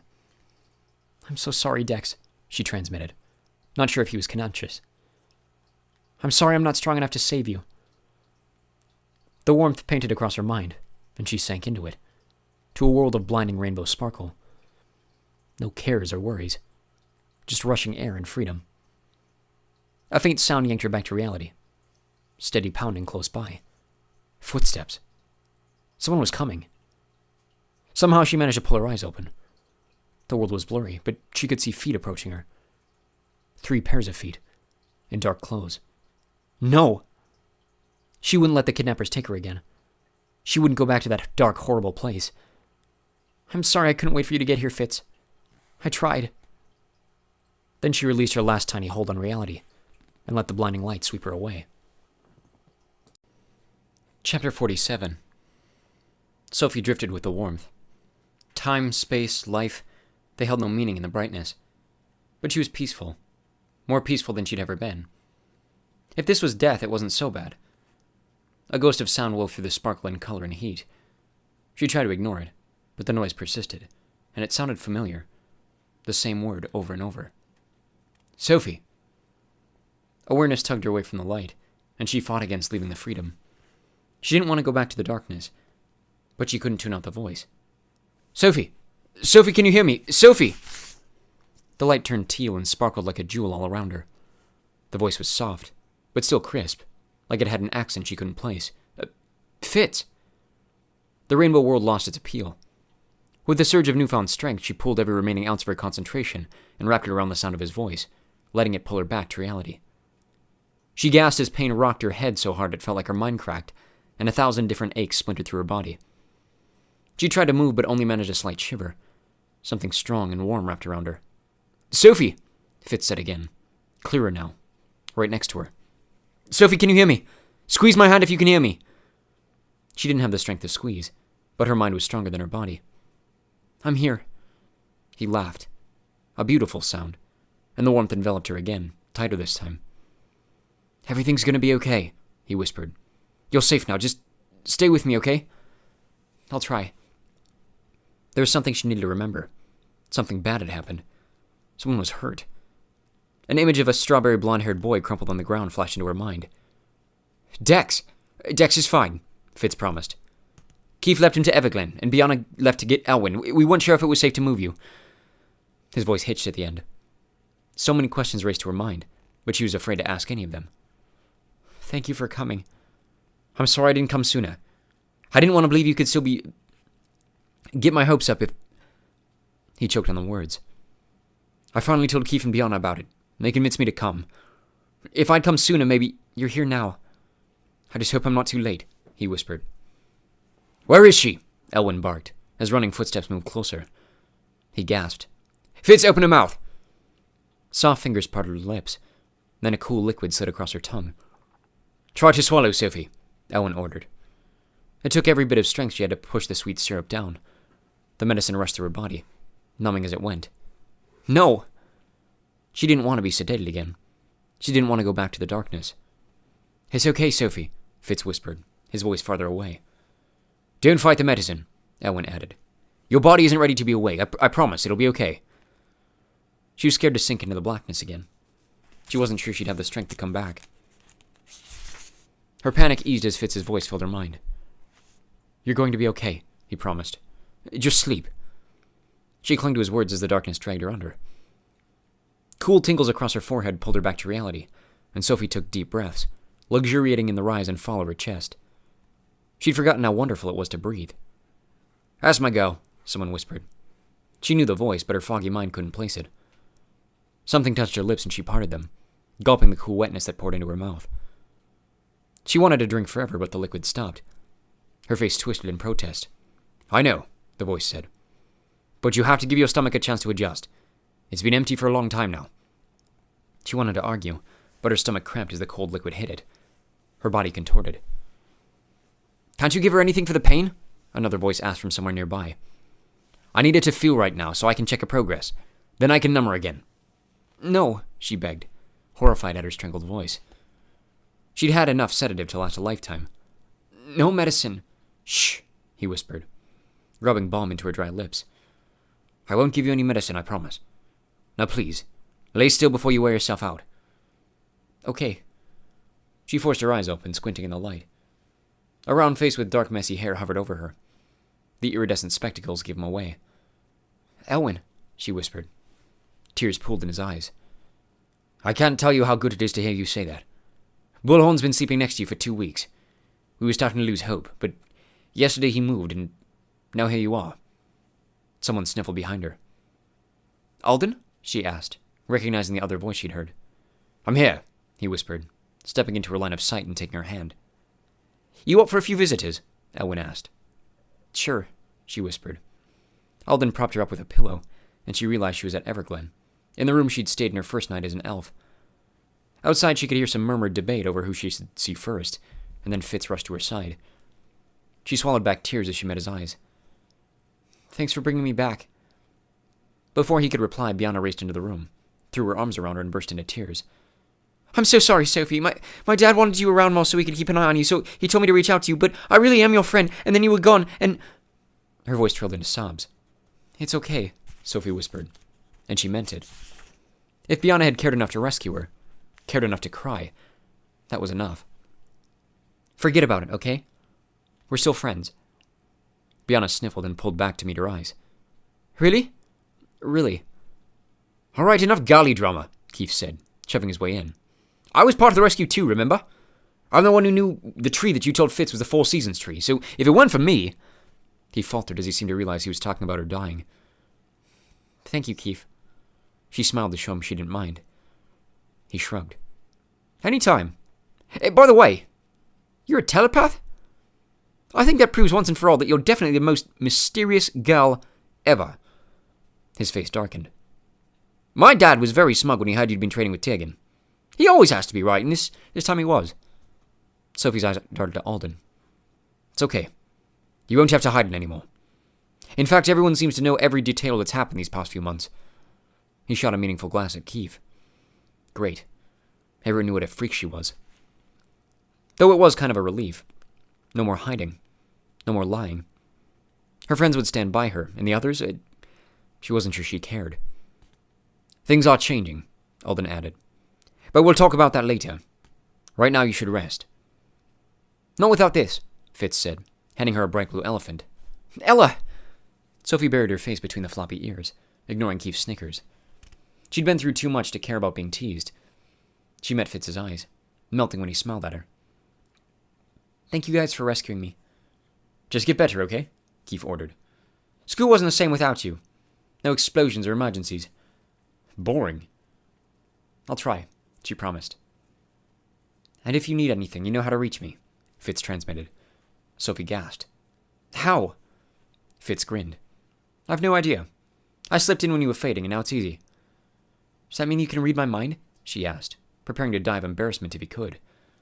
He shook his head. I can only transmit. Pretty cool, though, huh? She nodded, trying not to worry about what might have happened to her brain to cause that kind of change. Hey! No secret telepathic conversations, you two. I'll have to assume you guys are flirting.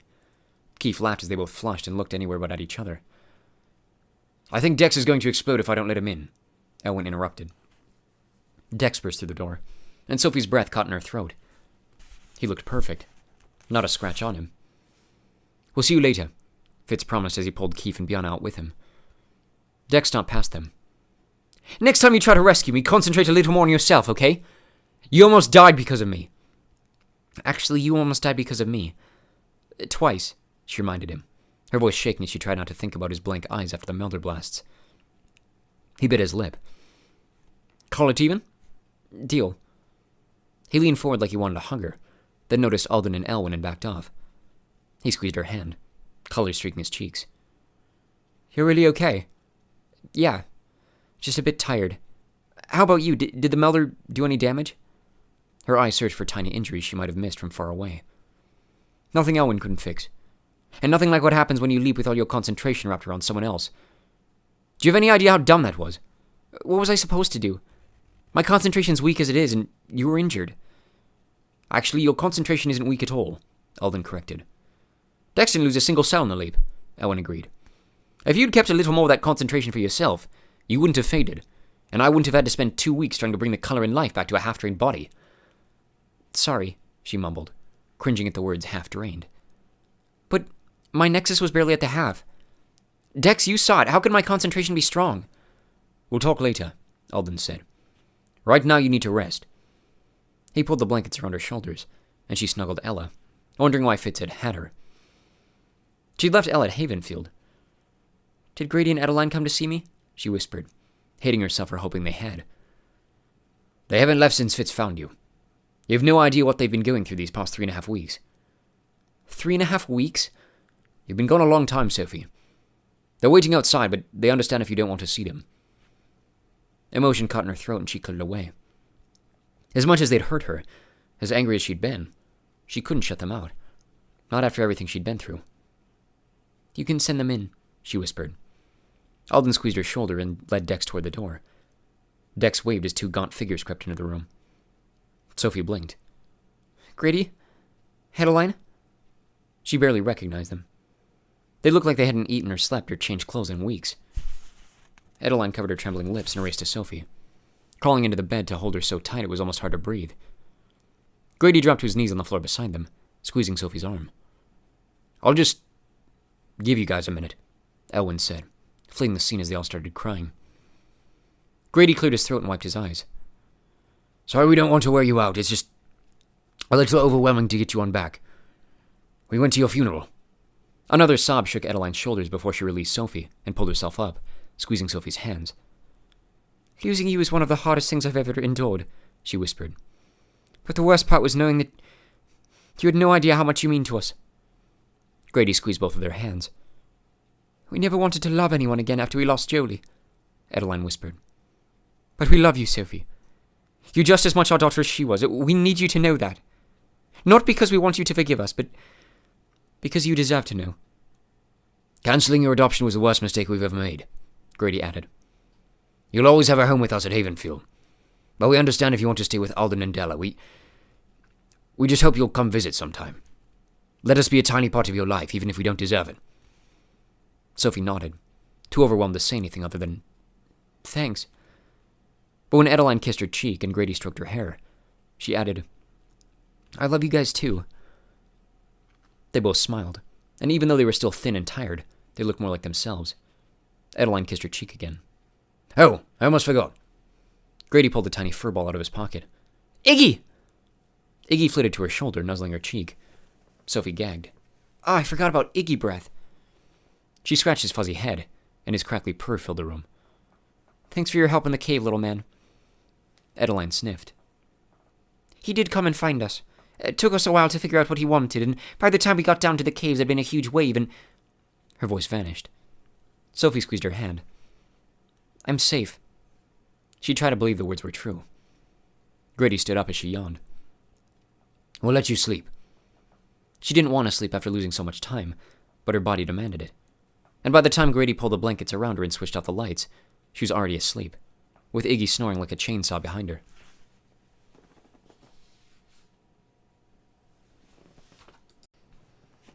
Chapter 48. Sophie's dreams were a horror show of ghostly voices and black figures and fire. She woke up tangled in covers, only to find an enormous gray beast towering over her. She screamed as black fear swirled through her mind, and her whole body trembled. Stop, Sophie, Alden warned, shaking her shoulders. Stop, you're hurting him. His voice washed the darkness away and her vision cleared. The gray beast twisted in pain on the floor. Sandor won't hurt you, Alden promised. The council assigned you a goblin bodyguard to keep you safe. It's not a good idea to inflict pain on him. Her jaw dropped. Inflict? Alden nodded. It seems you're an inflictor. Imelda causes temporary paralysis, so Dex was semi-conscious during your escape. He told me you made everyone collapse in pain. I wondered if that meant you could inflict. You just did it to Sandor, so it appears you can. Her eyes widened and she turned to the barely conscious goblin on the floor. I'm sorry, I didn't mean... He'll be okay in a minute, Alden promised. Goblins are tough. And yet she'd incapacitated him, without even trying. But I'm a telepath. How can I have two special abilities? It is possible to have more than one. Rare, but considering how special you are, I wouldn't be surprised if you still have more abilities that you haven't discovered. What, I'll just wake up and suddenly be able to walk through walls? Not quite. Most abilities stay dormant until they're activated. That's why we have ability detecting. Seems like the trauma of the kidnapping activated some of your latent talents. That's why you can inflict. Why your concentration is stronger now. And Dex says you're a polyglot. A what? You speak languages instinctively just by hearing them. It's a very rare skill. You'll be glad you have it as you advance in multispecial studies. I guess. She wasn't sure she'd ever be excited about having more weird talents. We'll run some tests when you're stronger. See if we can find out what else you can do. She shivered. She could still hear the ghostly voice of the kidnapper saying something similar while he interrogated her. What if she didn't want to find out anything else? Sandor heaved himself to his feet and moved back to his post in the shadows. I'm so sorry, she whispered. It's all right. Sandor's soft voice would have made more sense coming from a bunny than a 7-foot-tall, buffed-out goblin. He turned to Sophie and bowed. It's nice to know my charge can defend herself if I fail her. She shivered. I take it this means you haven't caught the kidnappers. Alden squeezed his hands. We won't let them get anywhere near you ever again. The nobility is working overtime following the leads we have. He handed her a memory log and flipped to a blank page. Do you remember anything that might help? I was blindfolded the whole time, and I was too drugged to probe their minds. Plus I was saving my concentration for transmitting. But the leader was a pyrokinetic, so it had to be Fintan. You're sure he was a pyrokinetic? She rubbed where his hands had seared her skin. Positive. A deep pucker formed between his brows. Then we have an unregistered pyrokinetic. We're still monitoring every move of the other pyrokinetics, and it couldn't be Fintan. Why not? The sample you collected proved the fires were Everblaze. Fintan was arrested the day you and Dex disappeared, and he's being held in custody ever since, awaiting tribunal. Well, that actually makes sense. He asked me if I knew who he was, and when I guessed Fintan, he laughed. Then he burned me again. She shuddered. I'm so sorry, Sophie, Alden whispered, choking up. When I think about what... Don't think about it, she interrupted, hating to seem upset. It's over. I'm fine, and it's not your fault. In a way it is. I'm the one who declared your deaths and called off the search. If I hadn't done that, we might have found you sooner. He shook his head. When they found your pennants in the ocean, and there had clearly been a tidal wave at the cave, I couldn't see how it could be anything other than a tragic accident. I never considered kidnapping. I never thought the Black Swan would sink so low. They didn't. I don't know who the kidnappers were, but they weren't the Black Swan. In fact, I think the Black Swan rescued us. That's what Dex said. Are you sure? She nodded, trying to organize her memories. They're a muddled mess from the drugs. I think the Black Swan are working against the kidnappers, and I think they sent me the notes and the clues because they wanted me to stop the Everblaze. She paused, not sure if she wanted to know the answer to the next question. Do you think the kidnappers are the ones who started the Everblaze? Alden fiddled with his cloak. It's possible. Fintan claims innocence, but he also won't submit to a probe, so he's hiding something. And if we have an unregistered pyrokinetic out there, I have no doubt Fintan knows something about it. Why doesn't the council just order a memory break? They want to give their friend a chance to see the error of his ways. And perhaps this new information will motivate him to confess. If not, they'll order one. They're just trying to avoid condemning him to a life of madness.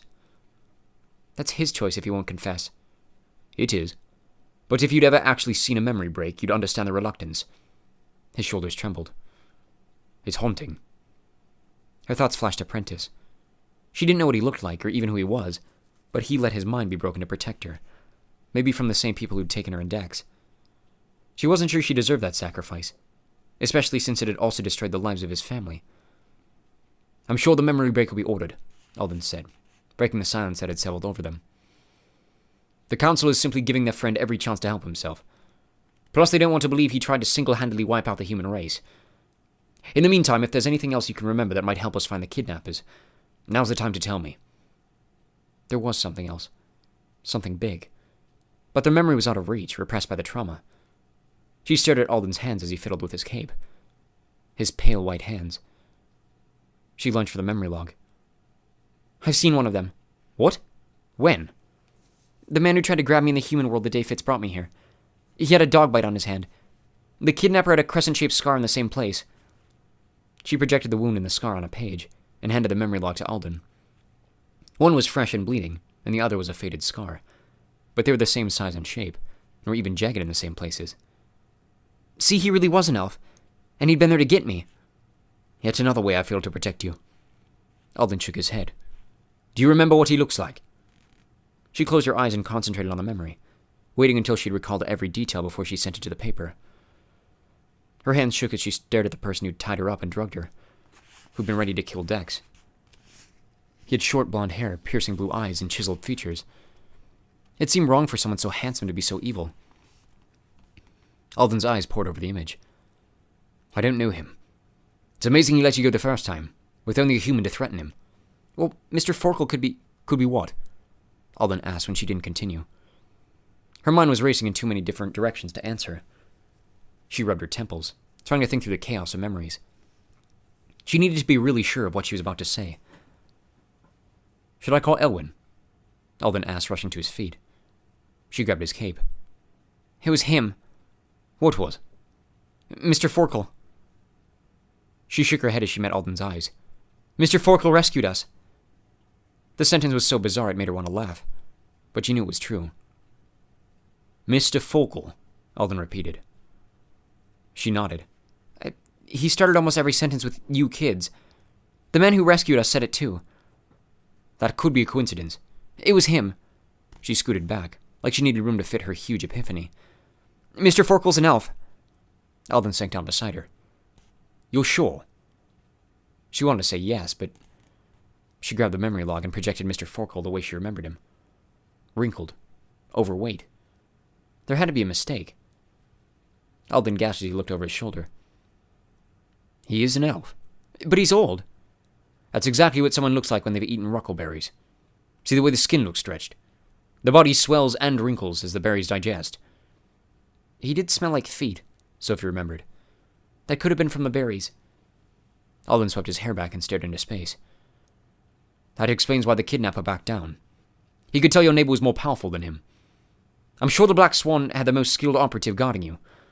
He shook his head. I should have guessed they wouldn't leave you alone. They'd want someone nearby in case anything went wrong. He was right. Mr. Forkle had always looked out for her. He'd called 911 when she hit her head, and he was always asking about her headaches. He must have known she was a telepath. But why could I hear his thoughts? Shouldn't his mind have been silent? Another part of his disguise. A highly skilled telepath can broadcast thoughts the way humans do. He gave you what you needed to hear to not suspect him. I bet that's how they planted some of the memories in your brain. He certainly had enough access to your broadcast to send subliminal messages when he needed to. Mr. Forkle? A telepath? She sucked in a breath. He was there when I fell and hit my head. The accident that started my telepathy when I was 5. Do you think he did something to me? It's possible. I'm not sure why they want to trigger an ability in you at that age, but he might have decided to take advantage of you being unconscious. Telepathy can be an easier activate that way. Not that I've ever tried it. In fact, I wonder. What? She asked when he didn't finish. I wonder if he's the reason you developed more abilities. He might have triggered some after he rescued you. They were exactly the skills you needed to survive. She didn't remember that much of what had happened, but she did remember feeling 5 years old again. Was that because he'd done the same thing he'd done back then? She shook her head. It was too much. Her whole life she'd been controlled and manipulated, and they were still doing it. Why? She asked, wishing she had something to throw. Why put me with humans? Why all the secrets? What was the point? I don't know. Alden whispered as he rose to pace. I'd always assumed it was to hide you from us, but maybe there was more to it than that. Tell me this, why did you risk everything to bottle the Everblaze? Too surprised he had to ask. People were dying. Humans were dying, he corrected. And no one cared enough to stop it, except you. I think you can hardly deny your upbringing played a big role in that decision. Maybe that's what the Black Swan wanted all along. If you're right, and they're working against these other rebels, who seem to want to destroy the human race, then perhaps they thought it would be wise to have someone who cared about humans on their side. I'm not on their side. That doesn't mean they don't want you to be. He paused to stare out the window. The only ones who know for sure are the Black Swan. It's time we find them and ask them. He made it sound so simple, like he could just look up their address in the phone book. They've been hiding from you for years. What makes you think you can find them now? He held up the memory log. We'll run these images through the registry database. Your neighbor might be hard to match, but we'll check every telepath until we find him, and force him to lead us to the Black Swan. In the meantime, we'll use the other picture to find the identity of the kidnapper. Once we catch him, we'll be able to probe his mind to find the others. She curled her knees into her chest, shaking her head. I told them I recognized him. I'm sure he's in hiding now. It's not that easy to hide from us. No offense, but it doesn't seem like it's that hard. The Black Swan hid me for 12 years, and you only found me when they led you to me. The kidnappers hid us somewhere in Paris, and you had no idea. They have secret leaping crystals hidden among humans that no one knows about, except the other rebels. I think it's easier to hide here than in human cities. At least they have security cameras and detectives and police. Alden sighed. I see why you might feel that way. But you have to understand, Sophie, humans have those measures in place because conspiracies and arson and kidnapping are common. Those are unheard of here. Well, they used to be. He shook his head. For thousands of years, the Council reigned supreme. They're the wisest, most talented members of our society, working together for the greater good. No one questioned their authority, but the past few decades have changed everything. Why? Humans. They've developed weapons powerful enough to destroy the planet. So about 60 years ago, a measure was brought before the Council to create a new sanctuary specifically for humans, to relocate them for the good of the Earth, and for their own safety. It had a lot of support. Some very influential people have grown tired of hiding in the shadows, where humans run amok throughout the globe. But the Council rejected it, refusing to imprison an intelligent species. For the record, I agree with that decision. Sophie nodded. Humans would be devastated if their lives were uprooted that way. Those supporters of the initiative were angry with the Council. Some called for members to resign, especially Bronte, since he was the most outspoken against the idea. And there were threats to go ahead with the plan anyway. The Council didn't take the threat seriously, but they forbade human contact of any kind, and recruited telepaths like myself to keep our minds open for suspicious activity. All talk of rebellion vanished, and the Council was satisfied. Crisis solved. He sighed. I'd always suspected the rebels moved underground, though I never would have guessed there was more than one group. I'm afraid I've been almost as blind as the Council. His shoulders sagged as he stared at the ground. Even when I found your DNA, none of the counselors would believe you really existed, or that if you did, that it had anything to do with rebellion.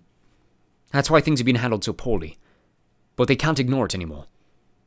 An elf tried to burn the forbidden cities to the ground with Everblaze. A team of alchemists had to spend days making frisson to put out fires all over the globe. 2 children were kidnapped by an unregistered pyrokinetic and held prisoner where we held funerals for them.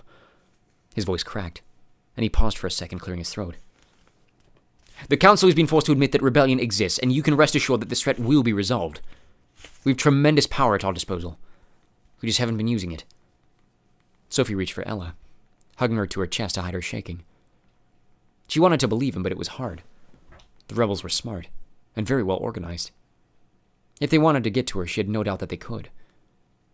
But she had a bodyguard now. He'd keep her safe, though she wasn't in love with the idea of a giant gray goblin following her around all the time. I can tell you're still worrying, Sophie, and I don't blame you, but trust me on this. The rebellion will be stamped out very quickly now that the Council is willing to acknowledge it. Anyone involved will be brought to justice. I hope so, she whispered, trying not to think about the ghostly voice elf who was out there somewhere, plotting revenge. I'll see if I can trigger any memories that might help. No. Alden sat beside her. I don't want you involved. You've been a big help and you have incredible powers at your disposal. But you're 12 years old. 13, she corrected, realizing her birthday had passed a few months ago. Elves didn't pay attention to birthdays, given their indefinite lifespans, so she'd forgotten. Fine. 13. That's still too young to be wrapped up in a conspiracy. I want you to make me a new promise.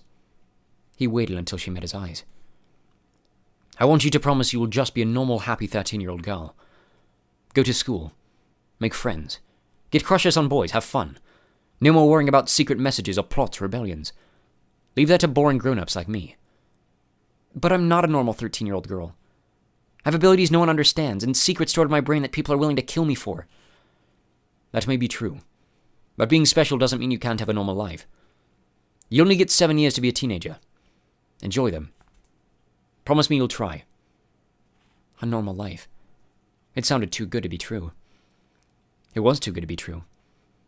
After everything she'd been through, she'd accepted that she would never fully belong. It was time to stop pretending that she could. I'll try, she agreed. Only if you promise me that if something big happens and you need me, you'll come to me. Even if I'm only 13. He held her gaze, like he was waiting for her to blink. She didn't. You drive a hard bargain, he relented. But deal. Okay then, I promise. The Council will be happy to hear that. It will help at your tribunal. Tribunal? His eyes dropped to the floor. Bronte's still insisting a tribunal be held for the laws you broke to collect the Everblaze. Plus the Council has to decide your future at Foxfire. She tugged out an eyelash. She'd forgotten how uncertain her future still was. When'll it be? Not right away. They've agreed to wait until you're strong enough. I am strong enough. 3 days ago you had a banshee sleeping at your side, and we were terrified we'd have to hold a real funeral for you. Oh, please don't make me wait. I can't stand not knowing. Alden studied her face for a long time before responding. If that's what you really want, I'll arrange everything for tomorrow. She nodded. It is. Chapter 49. Sophie sat next to Alden on a pedestal facing the 12 counselors in Tribunal Hall, and this time it was a packed house. Friends, mentors, strangers, even enemies. Stina sneered at her as Bronte rose to read the charges. Between the laws and the bylaws and the sub-bylaws, she'd committed 5 major transgressions and 11 minor transgressions, a new record. At least half of them carried the possibility of exile. And yet, Sophie wasn't afraid. She'd been drugged and interrogated, watched her best friend tortured for trying to escape, and had to fight her way back from fading away. No matter what the council decided, it could never be worse than what she'd already survived. So her legs didn't shake as she walked forward to speak her defense, and she didn't tremble under Bronte's glare. Her curtsy was as ungraceful as ever. She heard Stina snicker as she lost her balance at the end. But she held her head high as she faced the council in their all-regal glory. Miss Foster, Emery said, his voice warm. On behalf of the entire council, I'd like to express our relief that you made it home safely. We'd also like to assure you that we will find whoever was responsible for your kidnapping and make them see justice for their actions. Thank you, she said, proud of the strength in her voice. That being said, you stand before us today accused of very serious charges. What have you to say in your defense? She'd spent all night drafting the perfect apology for her actions, but she'd thrown it away before leaving Everglen. She wasn't sorry for what she'd done, and she wouldn't pretend otherwise. Orly would know she was lying anyway. Sophie cleared her throat and addressed the entire council, even Bronte. I never wanted to break the law, and I don't plan on doing it again. But people were losing their houses. People were dying. I know they were humans, but I couldn't sit back and let it happen. I'm sorry if that's a crime. I won't argue if you punish me for my choice, but I firmly believe it was the right decision. I'd rather be punished for making the right decision than live with the guilt of making the wrong one for the rest of my life. Murmurs and whispers filled the room until Emery cleared his throat. Silence fell as he closed his eyes and placed his hands over his temples. Most of the counselors ignored her as they debated, but Tarek glanced her way, shooting the tiniest wink when their eyes met. She hoped it was a good sign, but she couldn't be sure. Emery held out his hands to silence the arguments raging in his head. His eyes locked with Sophie's, his face unreadable. "Thank you for your honesty, Miss Foster. While some of us," he glanced at Bronte, "feel that your attitude is disrespectful and rebellious, none of us can deny that your actions uncovered a problem and conspiracy we ourselves had overlooked, and for that we owe you our gratitude. We can't, however, simply ignore the fact that laws were broken." She sucked in a breath, preparing for the worst as the whispers and murmurs buzzed in her ears like static. "There was much debate on what proper punishment would be," Emery continued, with another sidelong glance at Bronte. "But a decision has been reached, and it is unanimous." He cleared his throat. "Considering the fact that we, as your rulers, failed to protect you from recent unfortunate experiments, we feel that it would be inappropriate to assign any further punishment. Your transgressions will go on your permanent record, but your punishment will be marked as already served, and that will be the end of the matter. Is that understood?" It took a second for the words to sink in, and another after that for her racing mind to realize he expected a response. "Yes," Sophie practically sang, as the murmurs turned into chatter around her. Punishment already served. Could that really be it? Could it really be over? "Which brings us to the matter of your Foxfire admission," Emery shouted over the din, his words like a giant pin bursting the bubble she'd been floating in. The room fell silent. Sophie's heart thundered in her chest. "Miss Foster, you were admitted to Foxfire on a provisional basis, and the matter was to be revisited once we'd seen your performance in your sessions. Due, however, to the aforementioned unfortunate experiments, you missed all your final exams and are currently failing all of your sessions. And in order to preserve the integrity of our testing process, we cannot allow the exams to be made up at this time. So we're at a bit of a loss on how to proceed." Bronte opened his mouth, and Emery cut him off. "Your suggestion has been noted, Councillor Bronte. We are, however, hoping to hear a few other suggestions before we decide. I open this up to Miss Foster's mentors. Can any of you see a solution to her grade issues?" Whispers hissed through the auditorium as all of her mentors rose from their front row seats and bowed their respect. "If I may offer a suggestion," Tiggin said, smoothing his intricate blue cape as he stood and bowed. He dressed up for the occasion. It looked fancier than Lady Galvin's. "Ah, Sir Tiggin," Emery said, his voice with a harder edge.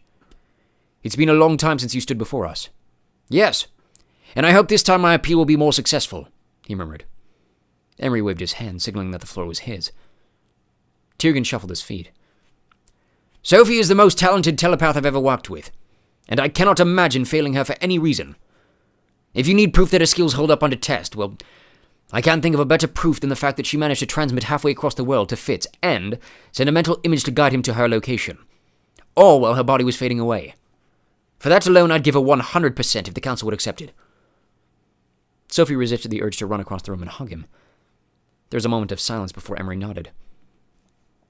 "We would.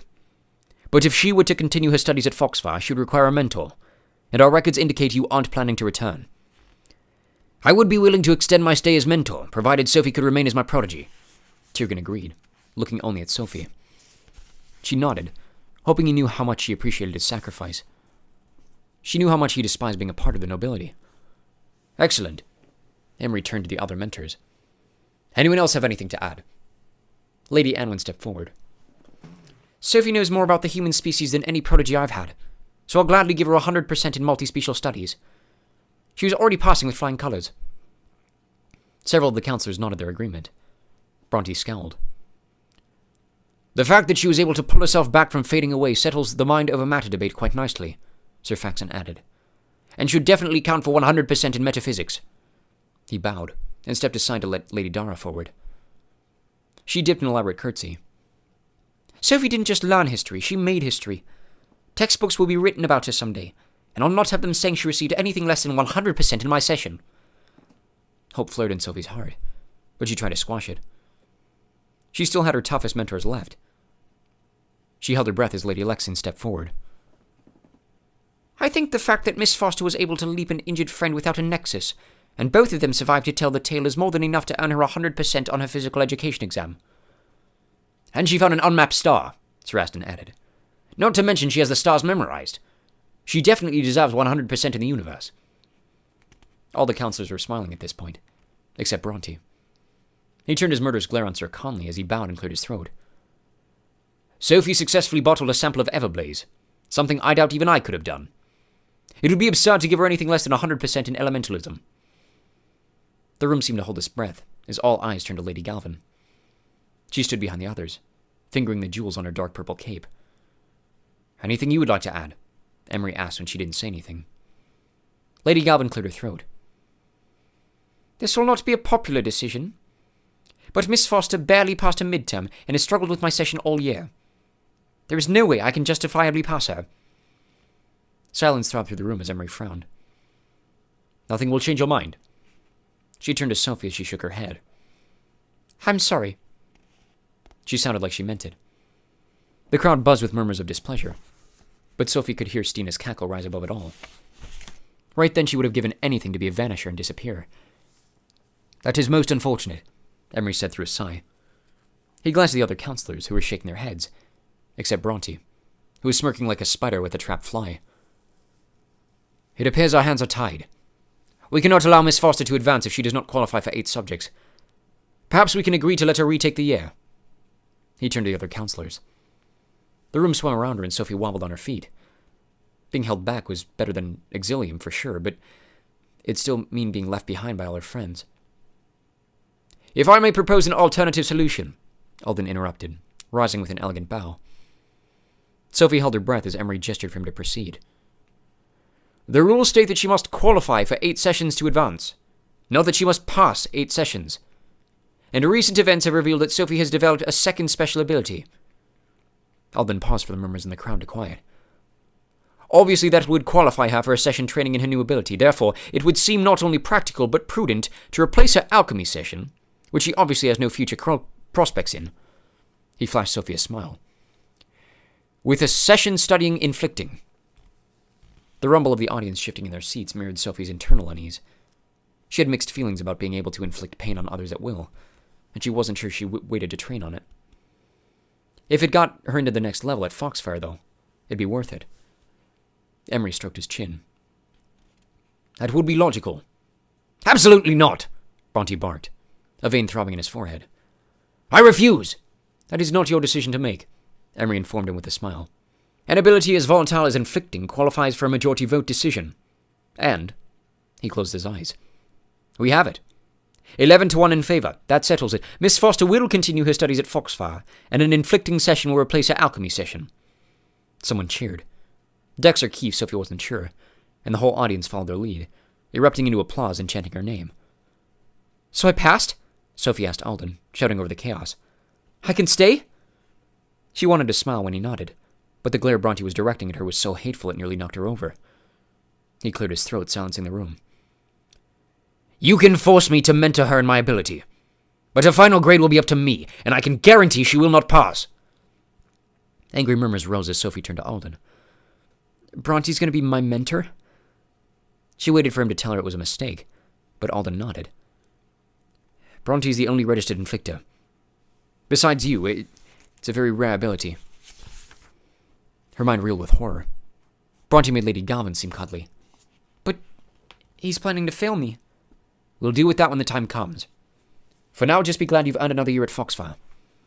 She knew he was right, but it was hard to be excited about a year of one-on-one sessions with Bronte, learning how to inflict pain.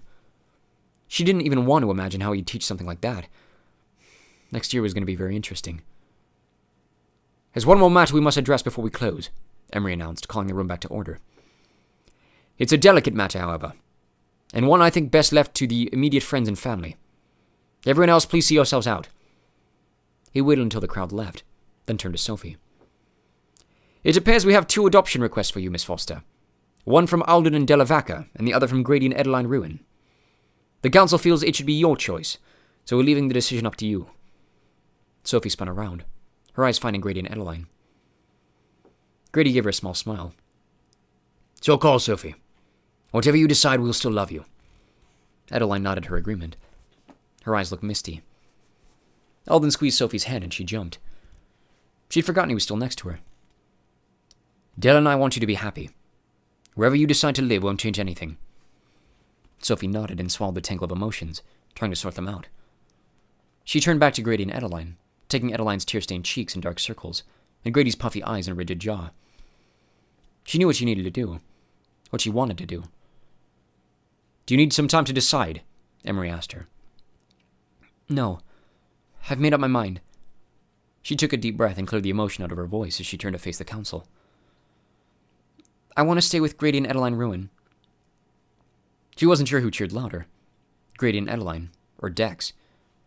Then she dipped another curtsy as Emery concluded the tribunal, and the counselors glittered away. Alden wrapped Sophie up in a big bear hug. I'm so proud of you, he whispered. And I think you made the right decision. I think so too, she said, glad he understood.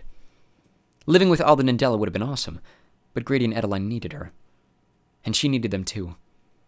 She could never be Jolie, and they could never be the mom and dad she'd lost, but they could still be there for each other. Alden led her outside, where all her friends had gathered under one of the piers. Grady lifted her, twirling her twice before setting her down so Adeline could strangle her with a hug. You won't regret that decision, Adeline whispered, kissing her cheek. I promise. I know I won't, Sophie whispered back. I love you guys. We love you too. Grady crushed her with a hug, and when he pulled away, his eyes were wet with tears. Sophie scrubbed her own tears away with the back of her hand. For the record, I'm really glad they didn't exile you, Dex said as he gave her an awkward hug. And I'm really glad you aren't going to be a Vaka, he whispered in her ear. Sophie rolled her eyes, but her lips still twisted into a smile. Some things never change, and she wasn't sure that was a bad thing. So you don't want to live with us? Fitz teased, nudging her arm. I see how it is. I know, Keith agreed. You save a girl's life one day, and the next day she trays you away like a prattle's pin. Bianna shoved her way between them.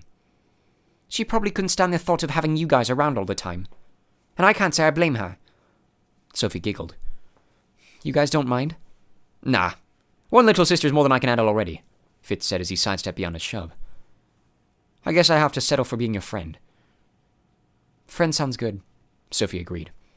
Her heart fluttered when their eyes connected, and she backed a step away before Keith noticed the change in her mood. Friend was way better than little sister. You still staying with us tonight? Bianna asked. Actually, I think I want to sleep in my room, if that's okay. She glanced at Grady and Adeline. They smiled and nodded. Della pulled Sophie in for a hug. Just make sure you visit us sometimes. I will. You better. Oh, and we got you something. Della handed Sophie a small teal box. To congratulate you for surviving another tribunal. Keith snorted. Leave it to Foster to face multiple tribunals in 9 months. Sophie ignored him as she pulled a black nexus from the box. It was almost identical to the one the kidnappers stole from her, except it had tiny swirls of diamonds set into the sides instead of the runes. Thank you, she said, fingering the glittering teal jewel in the center. I know you liked your other one, so I tried to find one close to that, but it's a little bit more feminine. I hope it's okay, Della said. It's perfect. Your concentration is strong enough not to need one, but Elwyn doesn't want you leaping alone until you've given your body some time to recover. Alden explained as he locked the nexus on her wrist. This one will only latch when Elwyn decides you're ready, and uses a special key. And these just came from the registry. He handed her and Dex new registry pendants. They were fancier than their old pendants. Small copper beads framed each side of the crystal, which is now a triangle with 3 facets on each side, and extra cords had been woven into the chain, making it triply thick. Added security measures, Alden explained as Adeline swept Sophie's hair back and clasped the choker snug around her neck. Sophie squeezed the pendant, feeling more like herself again. She would always be slightly different, but in her own way she finally belonged. And with the extra protection, she could almost let go of her worries about the kidnappers. Almost. She reached for Grady and Adeline's hands, feeling safer with someone to hold on to. Not just someone. Her family. You ready to go? Adeline asked, squeezing her hand tighter. Yeah, I think I am. She took another look at the smiling faces of all her friends. They were safe. She was safe. Everything was going to be okay. Grady tightened his grip on her hand as he held the Pathfinder up to the light. Well, come on then. Let's go home. She nodded, letting his words sink into her heart. They stepped into the path, and a comforting warmth that had nothing to do with the rushing light overwhelmed Sophie. It had been a long and difficult journey, but she finally knew where she belonged. Sophie Foster was going home.